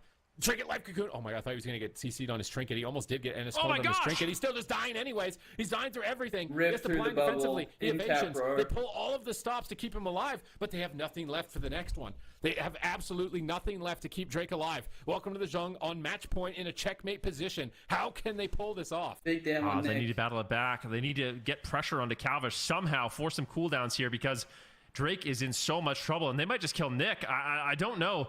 Gator's back hold all the cards right now. Full polymorph onto Drake. Anything onto Zhang Bahai. It's a full rake stun. Cubsy, can he land the Cyclone? He's trying to. Zhang Bahai portals away. Extremely well done, but Nature Swift is coming up in 18 seconds. There it is. The roar into the potential clone. He lands it, but are they going to be able to take him down? Drake gets caught in the stun, but he's got a few seconds on that vanish. Can pull the trigger with that if he needs to. Doesn't want to do it too late. Cheap shot onto Cubsy. Ray across onto Drake. I don't know if Drake's going to be able to survive. It's Sid. He waited for the vanish to use the ray, but it's not enough. And Calvish is actually getting pressured. They've somehow done it. They have to survive another setup, though. There's still a 15-second window here. Kidney Shot comes up, and this Kidney Shot could still close the game. They have Nature Swiftness, Clone, and a Kidney Shot. Daze probably should just cloak aggressively here to win the game. How is Drake going to survive? He has to pre-feint the stun. Is he going to get it? They're pressuring Daze out of nowhere. What is going on? Cubsy is floundering to stay alive. Here comes the cloak aggressively. They're trying to win the game, but Zhang Bahai is pre-healing behind the pillar. Calvish is getting destroyed right now by Nick. They do get the Clone, but Drake has Cloak. He's going to trade Cloak, and Calvish has to block. And welcome to the Zhang. Pull off the impossible. They have no cooldowns left. On match point, facing elimination right here and there. And now suddenly they're in a winning position. Dazed is getting destroyed. Cubsy has to Trinket. He's not even recovered. He's leg swept. He might take damage through the evasion as a result. They're trying to pressure Drake. They're still trying to keep up the momentum that they had, but they're falling behind on mana. They're falling behind on options. Zhangba has cooldowns. Nick Trinkets out of the Clone. Cubsy gets gouged. Here's the blind. It could be a Trinket Life Cocoon, but they're pressuring two targets. It's tough for Zhang Bahai. He has to make a tough decision. He commits it to the Rogue, trusting that Nick will use Ice Block if he needs it in the next couple of seconds. And now they're getting aggressive. Look at the damage on the Zone. And they've done it. They're just seconds away from victory, taking it to a Game 7. Defensive Smoke Bomb, but Dazed is there. A Paralyzed for follow-up, and Zhang Bahai is the MVP, pulling his team through setup after setup, relentless crowd control chains, and ultimately securing the control that wins the match. Why haven't we seen another one of those openers? I mean, Zhang Bahai played insane. I was going to say Nick's the MVP. I mean, this guy is an another absolute cannon on that Frost Mage. I mean, he's just gapping Calvish in terms of damage done. It is insane how much pressure he's finding in these particular moments. But as a whole, I mean, welcome to the Jungle. They're playing this extremely well, and they just turned the swing match on its head for this Game 7. So beautifully done there by Welcome to the Jungle. They managed to stay alive. We're going to a Game 7. Days just under relentless pressure in this match. We can see here exactly what happened. It's the full song of TG on the Cubsy, and at this point, Dazed, he is just desperate. The smoke bomb comes in. I think that was actually from Drake, and there's just nowhere to run, nowhere to hide. No cooldowns left. Welcome to the Jung has more experience guy, in this position. And unfortunately, he will fall. For Dazed, a little guy. He's just a little guy. That's his name. But like, that's his gnome's name. Just a little guy. Trying to make it in a big world, and I can't believe it. We're actually at a Game 7. I thought I didn't think that. Yeah. Dude, the chat is so happy. The chat wants to beat Zico. The chat wants to be on top of the prediction leaderboard right now for Cup number 3, and one game is going to decide it all, and they beat them out on Hook Point, which was, I feel like Hook Point did kind of backfire, though, because Zhang Bahai's ports, the port to the fence line to be able to escape crowd control. Nick I think absolutely it backfired a bit, but at the same time, they were in a checkmate position. They just couldn't close it. They just couldn't close it. And then with every passing second that they can't close it, Nick is just building this huge damage lead. So yeah, it's like they have to be able to figure out how to close it on these small maps if they're going to go for the small map option. I mean, Nick is doing a he lot tried of to damage. Crimson Vile Pillar. It's like I said, damage isn't everything, but he's creating this pressure. I mean, when Cubsy gets aggressive, he starts falling behind so rapidly. Like once they can't actually close out the game onto Drake, Nick has already just like set his team up to instantly turn around the momentum, instantly turn around the pressure with the amount of damage that he's dealing. Tiger's Peak, just going neutral, not trying to get not too big, not too small, nothing crazy. Just the right side. The Damn, Goldilocks zone barrier here. hit for Tiger's 30K. Peak. That's not bad. The Zhang, I mean, they're probably going to do the same. I imagine. Like, what else are you going to do? And it's actually working. If they win with Monk, are they? Really I want them to play Double Outlaw. Please play Double Outlaw. I thought that it must be Druid, but maybe EU players are just better at Druid than Monk. maybe like if it was a really good, solid, long-term Monk, that maybe Monk is actually able to compete at least somewhat well. Maybe Welcome to the Jungle is just insane. I don't know. that as well. Maybe they don't have a mage like Nick on their team for this. Like, if the mages There's some good mages in Europe. Maybe the mages do the same damage as the No, opposing dude, how team. did they win that one go in the O? What's really exciting about this is that we finally get to see it head to head. You know, all of the talk that happens, like I don't know, maybe the EU mages just aren't as good. I think you have to hold the sap. I can't wait. Yeah, that's gonna be so fun. You have to blind opener as well. A show match that happens to qualify for the fifth in spot. Cap Roar, NS Clone, or the final spot, at least between North America and Europe, to go to BlizzCon. So we actually get to see it happen. Yeah, with big stakes as well. Big stakes in the finals. What was Jungle? They're taking their time. This is a team that usually just, you know, there's no way they're ready to go. They're all business, right? Like they're just getting into the next match, but they really want to talk this out. Maybe they need a break. What might be better is yeah, no doubt, need a breather. This has been a brutal day for them from the lower bracket, getting beaten by F tier, and then having to come into the grand finals, take on Cubsy's Druid, and kind of getting tossed around for a little bit, but now they've found their stride, they found their strat. Nick is just running circles around Kalavish and doing so much damage, and Jungbahai's picking his moments and surviving just checkmate positions. I don't know how he did that. It was like at least a minute and a half where they're in a checkmate spot. Just kidney shot and NS Clone hit at the same time, and it's death for Drake, and they somehow I think you can open sap and survive that moment. Because in Cap Roar is 3 seconds max anyway. Do they chicken out? You think they chicken out? No way, right? You don't think they're the at game all was sweating? So close. I mean, they might be sweating a little bit, but you can't back out of the mirror. It's not even a mirror at this point. You can't back out. Can you? They might. We've seen teams do it. I mean, I don't think they should, but they might. I would honestly be disappointed. Are they gonna I'd be push like the a disappointed dad if that happened, to be honest. If it's are they gonna push the red button? Disappointed? I mean, unless they win, then I'd be like, okay, that was a genius move. You know, it's like one of those things. It's like it's either gonna look genius or it's gonna look really sad. So, but I don't think they will. My gut is telling me we're gonna see Rogue Mage Mirror in this one. That's what I'm thinking. Yeah. There it is. They're not backing down. Just mirror. Surrendering. It's going straight here. Game 7. North America. Who is the best team in the region? It's decided by a singular game. I mean, this is good. If Drake, we've seen a lot of Rogue Mage today. I'm not gonna lie. Like these mirrors are good. Yeah, Channel must be smiling. He's and they loving all it. in with all the DRs on heal. Yeah, Man is just cackling to the bank right now with how many pre-blocks we've seen throughout the. Maybe that really messes the them lowers, up. The uppers, Europe, North America, it doesn't matter. It's a copyright infringement, you know. No, you sue just them all. need another clone. Pending. Benruki's going to take They'd all the have to prize be casted. pre-block. I wouldn't go that far, but yeah, it's kind of my thing. I don't know. I feel like it's every mage's thing, really, especially in like this meta can be fast. I mean, mages have so much like active mitigation through like spamming invises, and their shields are so strong. But if you don't have anything available, you can get chunked really fast. So these mages can get baited into a false sense of security. I do wonder if there's any like distinct build. I feel like all the mages have pretty much ran the exact same thing. Like every single talent point is just completely identical for every mage that I've seen today. So I'd actually like to see if Calvish is running anything different. Like, is there a single talent point difference between these players? Exact same stats, exact same talents. Spellslinger Frost. Okay, so it looks identical. Oh, Master Shepherd, maybe? Can we flip between them and try? No, there's a Spellsteal talent difference as well. Yeah, that's it. The Spellsteal talent.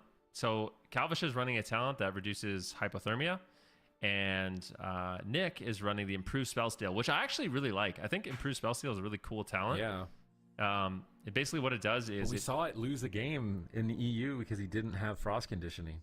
Yeah, but like if you're just ripping off a hot at the right time against a Resto Druid, you know, it's like every time you press Spellsteal, you're getting off. Calvish is fighting the monk though. Yeah, he's not playing it. But he's not the one playing it. Oh, sorry. Yeah. So it's going to be Nick that ends up playing it, but Calvish is going to have his ice blocks a little bit faster. Very cool talent, though. But yeah, other than that, I think they're pretty much running the same thing, same builds. Standard. Minor detail here, but obviously the matchup might be determining that more than anything. At the same time, though, Druid gets a little bit of perk protection. I mean, if you hit a 3-stack life plume right on an end cap, like that could be just checkmate. It's also if you get out of CC and there's nothing to swift mend, it sucks as a Druid. That's like if you get out of a CC chain and there's like even just a little dinky rejuva, you're probably going to keep your team alive. But if there's nothing, it makes it annoying. You have to use that extra global to wild growth. All right, here we go. Tiger's Peak. North America's championship title on the line in Cup number 3. Who will be going into the finals? The number 1 seed of the region. Gators back. Cubsy, Dazed, and Calvish on the left side of your screen. Welcome to the Zhang Bahai. I did not think it was going to go to Game 7, dude. Gates are open. There is no going Let's see back this opener. from this point. Hots are preemptively loaded up onto Calvish. Both rogues moving forward. Cubsy and Stealth. Cubsy wanting to get the I think rake they on have to Dazed. I think find they the hit Dazed rogue with the Blizzard right there. first Or to do Drake an shot opener with like Blizzard. Game 2. Dazed is moving in. Sap. They're going to open Mage with the rake stun. Cubsy, this is the first time we see him commit aggressively. Zap They're on all in on Mage. Nick, almost blasting him down in the first millisecond of the game. Now they're trying Cheap. to turn it around. Para. Looks like they're Song. targeting Dazed with the paralyzed. Sweep. Cubsy iron barks in between the No, leg just sweep sweep. there. And he should be able to stay alive. Disarm. Both these teams making some risky moves. There. This is the first time we've seen Damn. Cubsy that aggressive. Usually he waits till the rogue opens. He's really leading the charge right now, forcing the trinket now from Zhang Bahai. Yeah, and he is playing so aggressive. You just love to see it. This is exactly how I want Gators back to play, but they can be punished. They will be able to reverse the pressure. Cheap shot now onto Cubsy. What are they going to do out of that? They don't find the Ring of Frost. Unfortunately, Nick isn't able to land it. Glacial Spike comes down, but it's going to be a Drake Drake using the smoke bomb. Daze could fall. He's got the Cloak of Shadows, but Cubsy's caught into a paralyze, so looks like they will weather that storm, though, with minimal damage. Daze didn't really have to They trade too DB'd much. the sheep. Oh, big hit on Calvish. He can't afford to die pre-block. It's match point right now. It's so much damage, and he's greeting it. He's greeting it. He manages to get away with the greed. Now Nature Swiftness available for Cubsy. He's in position. Maim stun. He hard cast the cycle. I think he regrets that. He get gouged on it. He could have just committed Triple the CC there. Now he's sweep. in trouble. His entire team leg swept. Calvish is getting crit. They follow up with a polymorph. They counterspell Zhang Bahai at the same time. Glacial Spike, that but poly Ray of Frost is coming ruined through the- from Nick, and Calvish is getting destroyed at the I mean, moment. the para He's ruined the holding on by poly. a He thread right blocks, he now blocks. and has to trade the block. And I think Dude, Cubsy literally regrets floating it. 10% He should have just HP. gone for the NS. He tried to greet it with the casted clone, and then it just spiraled his team out of control because Zhang Bahai could leg sweep. Now he's into the kidney shot. They're going Drake, trying to keep the pressure. Smoke bomb. He trinkets. He grapples out. He goes after Calvish. Kicking him on a In-cap cast, roar. and then reconnecting here to gouge his next cast, trying to protect Zhang Bahai, but Cubsy's in position to clone. He gets counterspelled. Could be a perfect storm here for them to take down Calvish if Drake can get there. Nick is blasting him at the moment, and Calvish is trying to match Nick's damage this game. He has to get closer if they want to win this. Dazed is dismantled. Blind on Cubsy. Big opportunity. Zhang Bahai, where are you going to go? Oh, he gets caught in his sheep. A big misplay by Zhang Bahai. Is he going to lose because of this? He's trying to sit through it. There's a kidney shot. He's into a cyclone. He has Trinket Life Cocoon. He's just doing it. He's not risking it. He makes the trade. Dazed in trouble. Paralyzed on healer. He cloaks the stun. Nice play from Dazed in the spot. Anticipating that. Immuning magic damage to be able to recover for the next attack. And now they're in checkmate. They have no restoral. Monk has no trinket. Rogue has no trinket. They're in the same position they were in on hook point. Can Drake and Zhang Bahai and Nick manage to pull this off and survive for 2 more minutes? It's going to be very difficult. It's going to be up to Nick to create a lot of pressure here. Drake, of course, has Vanish too, so a pre-Vanish might be able to keep them alive. Song of TG trades out onto Daze. In-cap. Disorienting Roar. What are they going to do?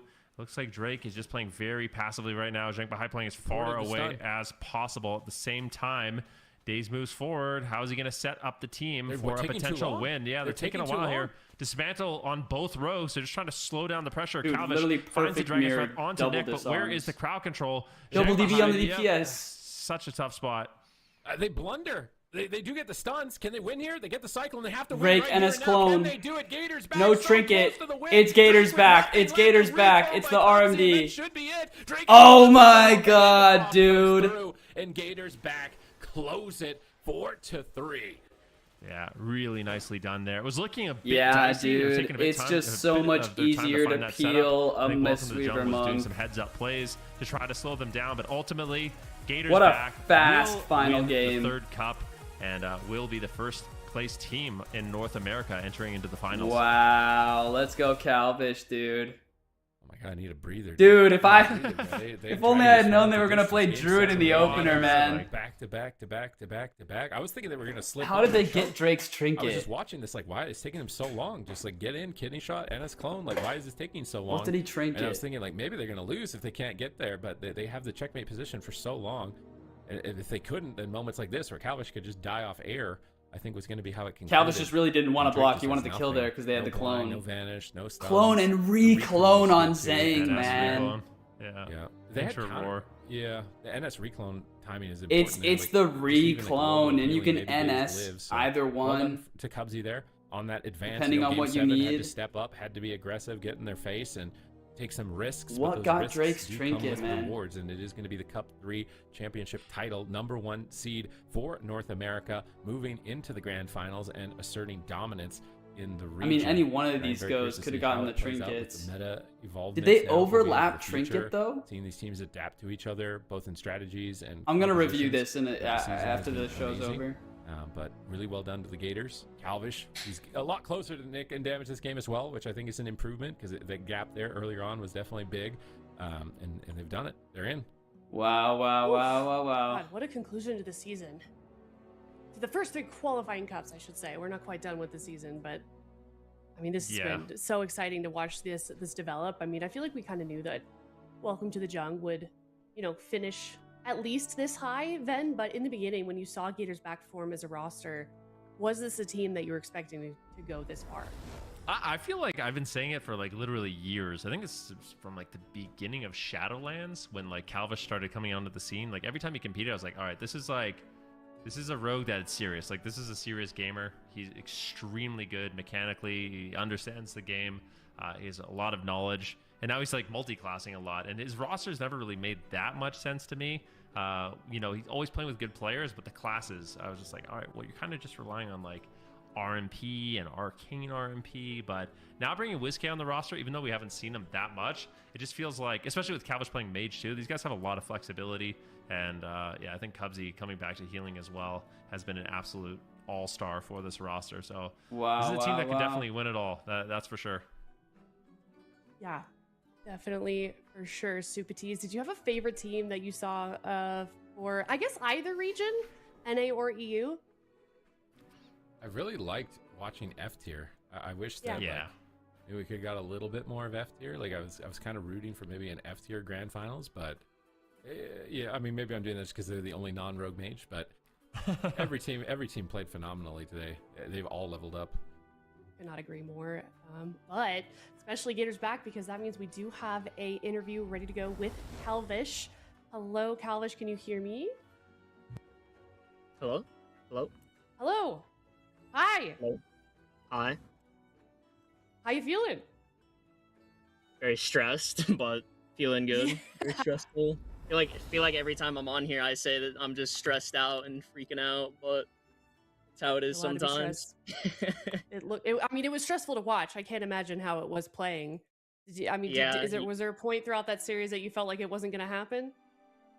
I mean, not exactly. It's more so just like you can just die at any moment in this matchup, which like I think that happened to both of us. I think I died a game without blocking. I think Nick did. It's just like it's so hard to like play so well, especially versus players of like Jung's caliber. Of course, it's just really, really rough games, honestly. But it's super fun, and it's nice being in there versus them too. But very stressful for sure. When stuff like that happens, when you do have losses like that, is there something special about your team that kind of allows you to keep moving forward and sort of put that out of your mind to get wins? Well, I think it's like all of us know that things like that can happen, especially when the games go like this, when they're like this, and you can just super easily die without pressing something. You just gotta come back from it. You gotta move on, talk about the rest of the game and what was going well during the game. Like on the MP game that I died without blocking, we were like, it was a really good game for us. We were winning most of the time. I'm pretty sure when I died, they had literally nothing. So it's like, what can you really take from that other than you just gotta run it back, right? Absolutely. And I know that we spoke to you last week and you guys were really confident, but like in the beginning of the season, is this how you expected to finish Cup number 3 this high in first place in standings, beating Welcome to the Jung? Is this kind of how you expected it to go? I think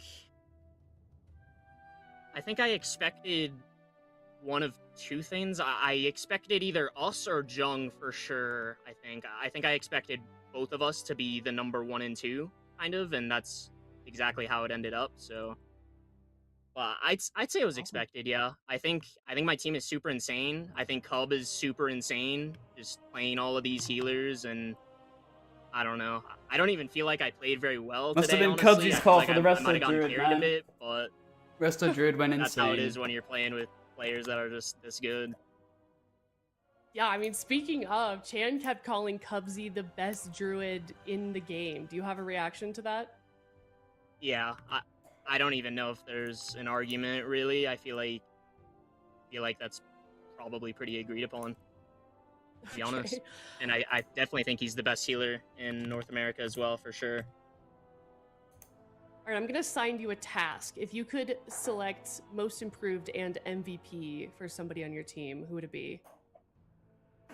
I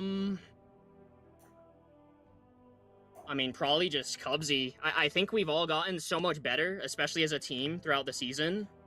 But, I mean, Cub obviously came back on the healer last season, and he's been performing clearly super insane. And I think he's played like 4 different healers. We probably had like 4 different healers ready throughout all of these cup stages. And for him to come back after 1 season and do that, there's definitely not many people that can do that. Here's Season Drake's definitely did trinket. Demand a lot from the healers. Speaking of Zhang, no adapting trinket. for the future, for season 1, how do you guys plan to work around some of the class changes? Kidney bomb. They forced his trinket Just a with the wait and see bomb. thing. I mean, you know, maybe we can get some more SP buffs. That'd be pretty nice. But then how did they get Zhang's trinket? No personal reason to say that, but some Shadow Priest buffs would be really nice. Give the Shadow Priest some love out there. But yeah, I mean, we'll just see what's right. We'll just see what's happening with the meta. I think we can. I feel pretty confident in our team's ability to adapt to pretty much any meta. So I think we'll be good. Yeah, we gotta wait and see. Awesome. All right. Any final words? So then when the NS clone came back around, no, I don't think so. Just shout out to my team. Shout out. They waited like a whole extra go. These guys are so insane. Like Nick was gapping me on damage in these games. Just such high quality games, just all around. Super. And then they just rake. Awesome. Super clone. fun to watch, and I'm looking forward to seeing you guys next time. They don't even need a stun for Drake, dude. All right. See you later. They Congratulations just double clone once again to Gators of back in Cap Super. Roar. Look forward to seeing them come back for They just the needed finals, because I mean, what a season it's been for all of these teams, for all both of the regions trinkets as well. And then they could just all in on Drake. Season. We're not even done yet. We still get to see. Does Nick get any CC? Super T's. We get to see season. He gets a counter spell. Finals. On what spell was he casting? Yeah, it had to have been Poly because he cast Glacial right after. that is the one. It's been years, right, since we've had these high stakes. Cheap. He tries to juke and he gets kicked by Calvish. Audience, like the energy of that, watching these players play on the first early kick too. Online for so long. I think that's going to be a tremendous wow, qualify through, which will be the top 2 from this bracket, and then the top 2 from the European one as well. But F tier, they're going to go back, do their homework, go back to the drawing board with the changes to try and come up with something against Welcome to the Jungle, because they beat them once. So it is possible for them to beat them again, whereas Gators back are going to have to wait for the results of the gauntlet and which team is going to climb out of there, because every team in that gauntlet has had unless F tier gets a mage team, so mage comp, they're going to get swept by Jung again, I think. And maybe that enables them to their win on Jung was lucky, I think. Run all the way through this championship bracket. But maybe with more resto druids, it could be different. I think a lot of people are seeing just how strong our druid RMD is. Finals, and it's definitely going to be brutal for both NA and EU. We can also take a look at the EU bracket. We had those games earlier today as well, and that means that we also have our bracket formed for the season 1 finals of EU. And then of course Echo waiting for the gauntlet winner. Then we've got Streamer Zone GG versus Burger King. But Ven, are you most excited for EU or NA for the gauntlet? Oh, that you're putting me on the spot right now. I am. Who's your favorite? I am. One more time. Well, one thing that I wanted to say is I feel like in the past when you get that first place position, right? Your Echo or your Gators back, you feel pretty confident because you're fighting a team coming out of the gauntlet. But I don't know if I'd be that happy because right now there's so many good teams in the gauntlet, like Habos Babos, Dobob, Stop Nerf Mistweaver. All those teams have been able to put pressure on Echo and have really close games. So who knows what's going to happen? You know, I feel like this season more than any, I feel like the gauntlet team is a serious threat to whoever finished in first place. So they definitely got to be on their toes. Yeah, most definitely. Here is the EU gauntlet and how that's going to work. We've got Stop Nerf Mistweaver in round 4, waiting for an opponent from all of these other rounds in the gauntlet. Only one team from EU and NA can make it to the season 1 finals of their respective regions. So definitely want to be tuning in on that. And we've got one final thing to look at for the season. And that is the prediction leaderboard. Ouch. And I forget where chat ended up, but yeah, did they? We need the Zico's king. like Oh, they renamed it the prophecy. king.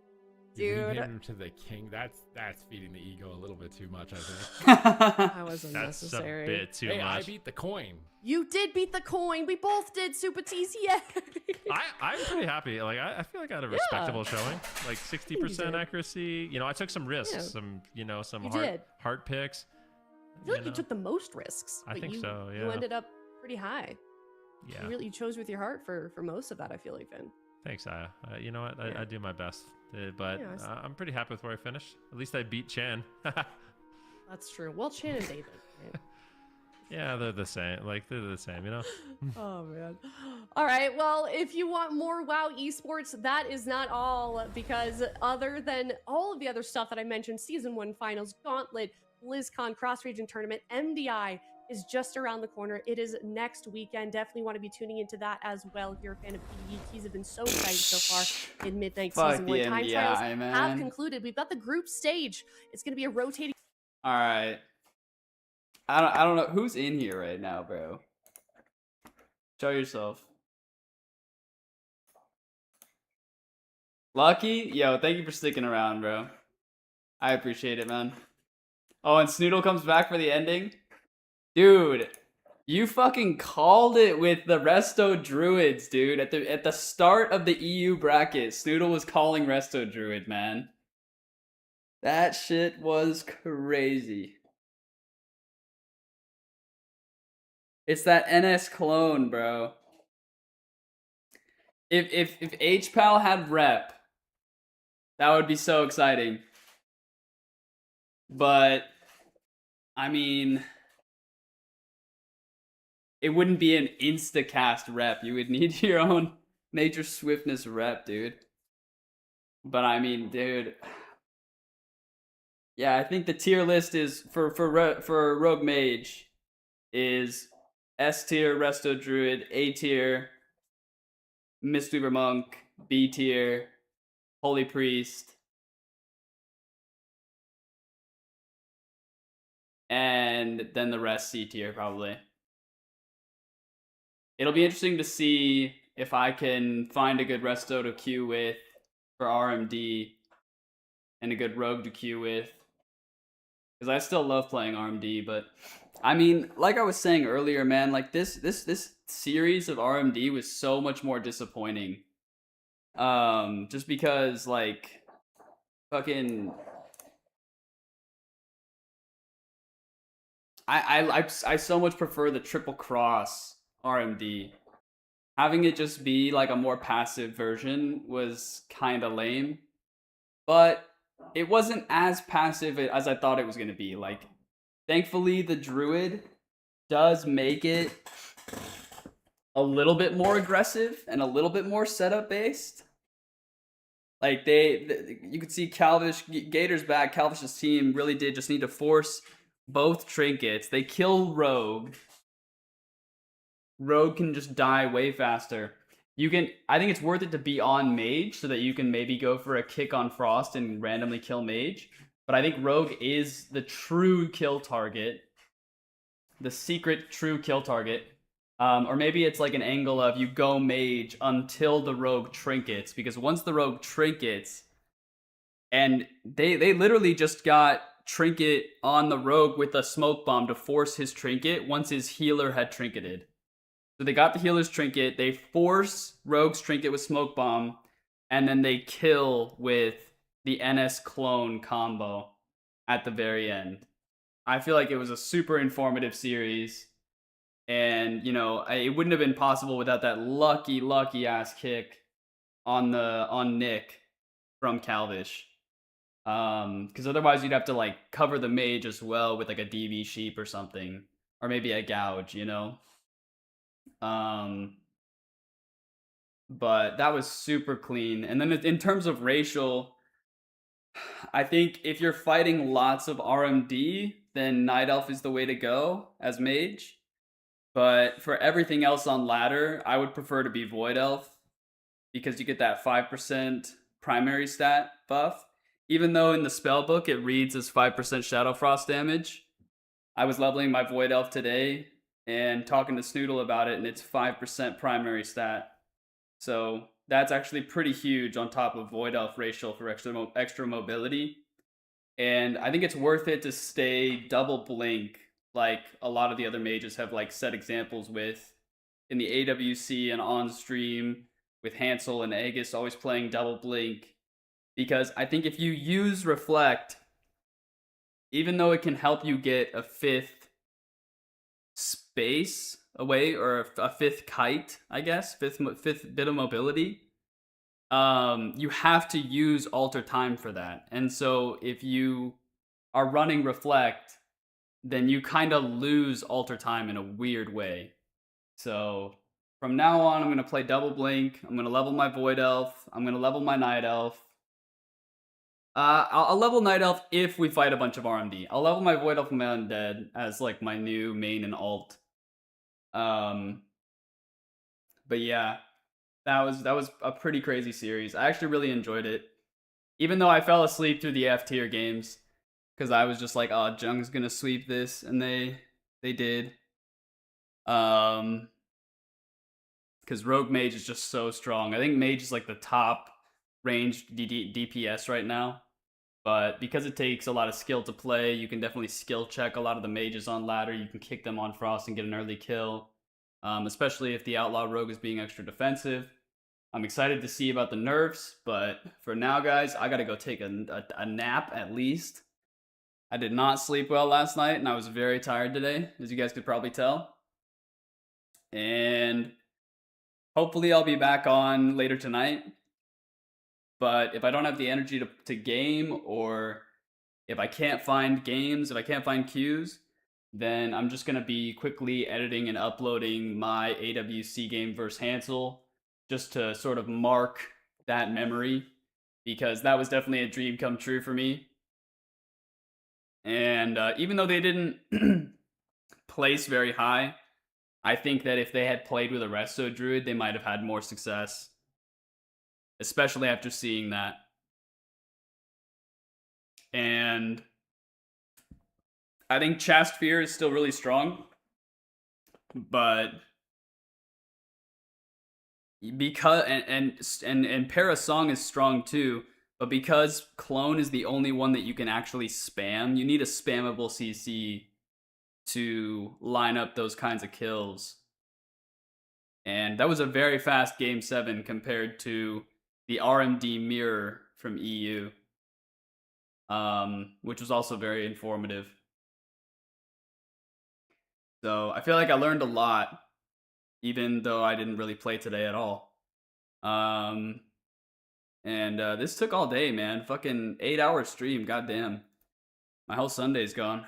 Not that I had any other plans. But yeah, I've got an audition to prep for tomorrow. And I'm going to upload this new YouTube video, which you might have caught if you were here on stream. And I really appreciate everybody who stops by, even if it's just for a little bit. And I appreciate all that you do and all that you say. Snoodle, thank you. And Lucky, thank you for helping me get to 100 chats this stream. It really does make it feel like a real stream. And who else was in here from YouTube? Load in, CAF. I saw your comment. I responded to your comment. Hopefully you saw my reply. And yeah, I'm going to talk about the incoming changes coming on Tuesday, the next time that I'm online. But if you check the comment section on the previous stream, you can see me and Loden sort of talking about it and discussing it. But yeah, I'm very, very much looking forward to the next Q session. I feel like I learned a lot. So thank you to everybody who stopped by. Thank you for all you do and all that you say. It really does mean a lot. These 11 subscribers absolutely blow my mind. And thank you for the support, and something that, you know, is a dream come true for me, and something that just makes me really happy. And yeah, until next time, watch your back, lock your doors. Don't go to bed hungry, stay hydrated. Have a good stretch, have a good scratch, and have sweet dreams. I love you. Bye, bye, bye. Take care. I'll see you next time. Peace out. Deuces. Bye, bye. Bye, bye. Bye, bye. Bye, bye.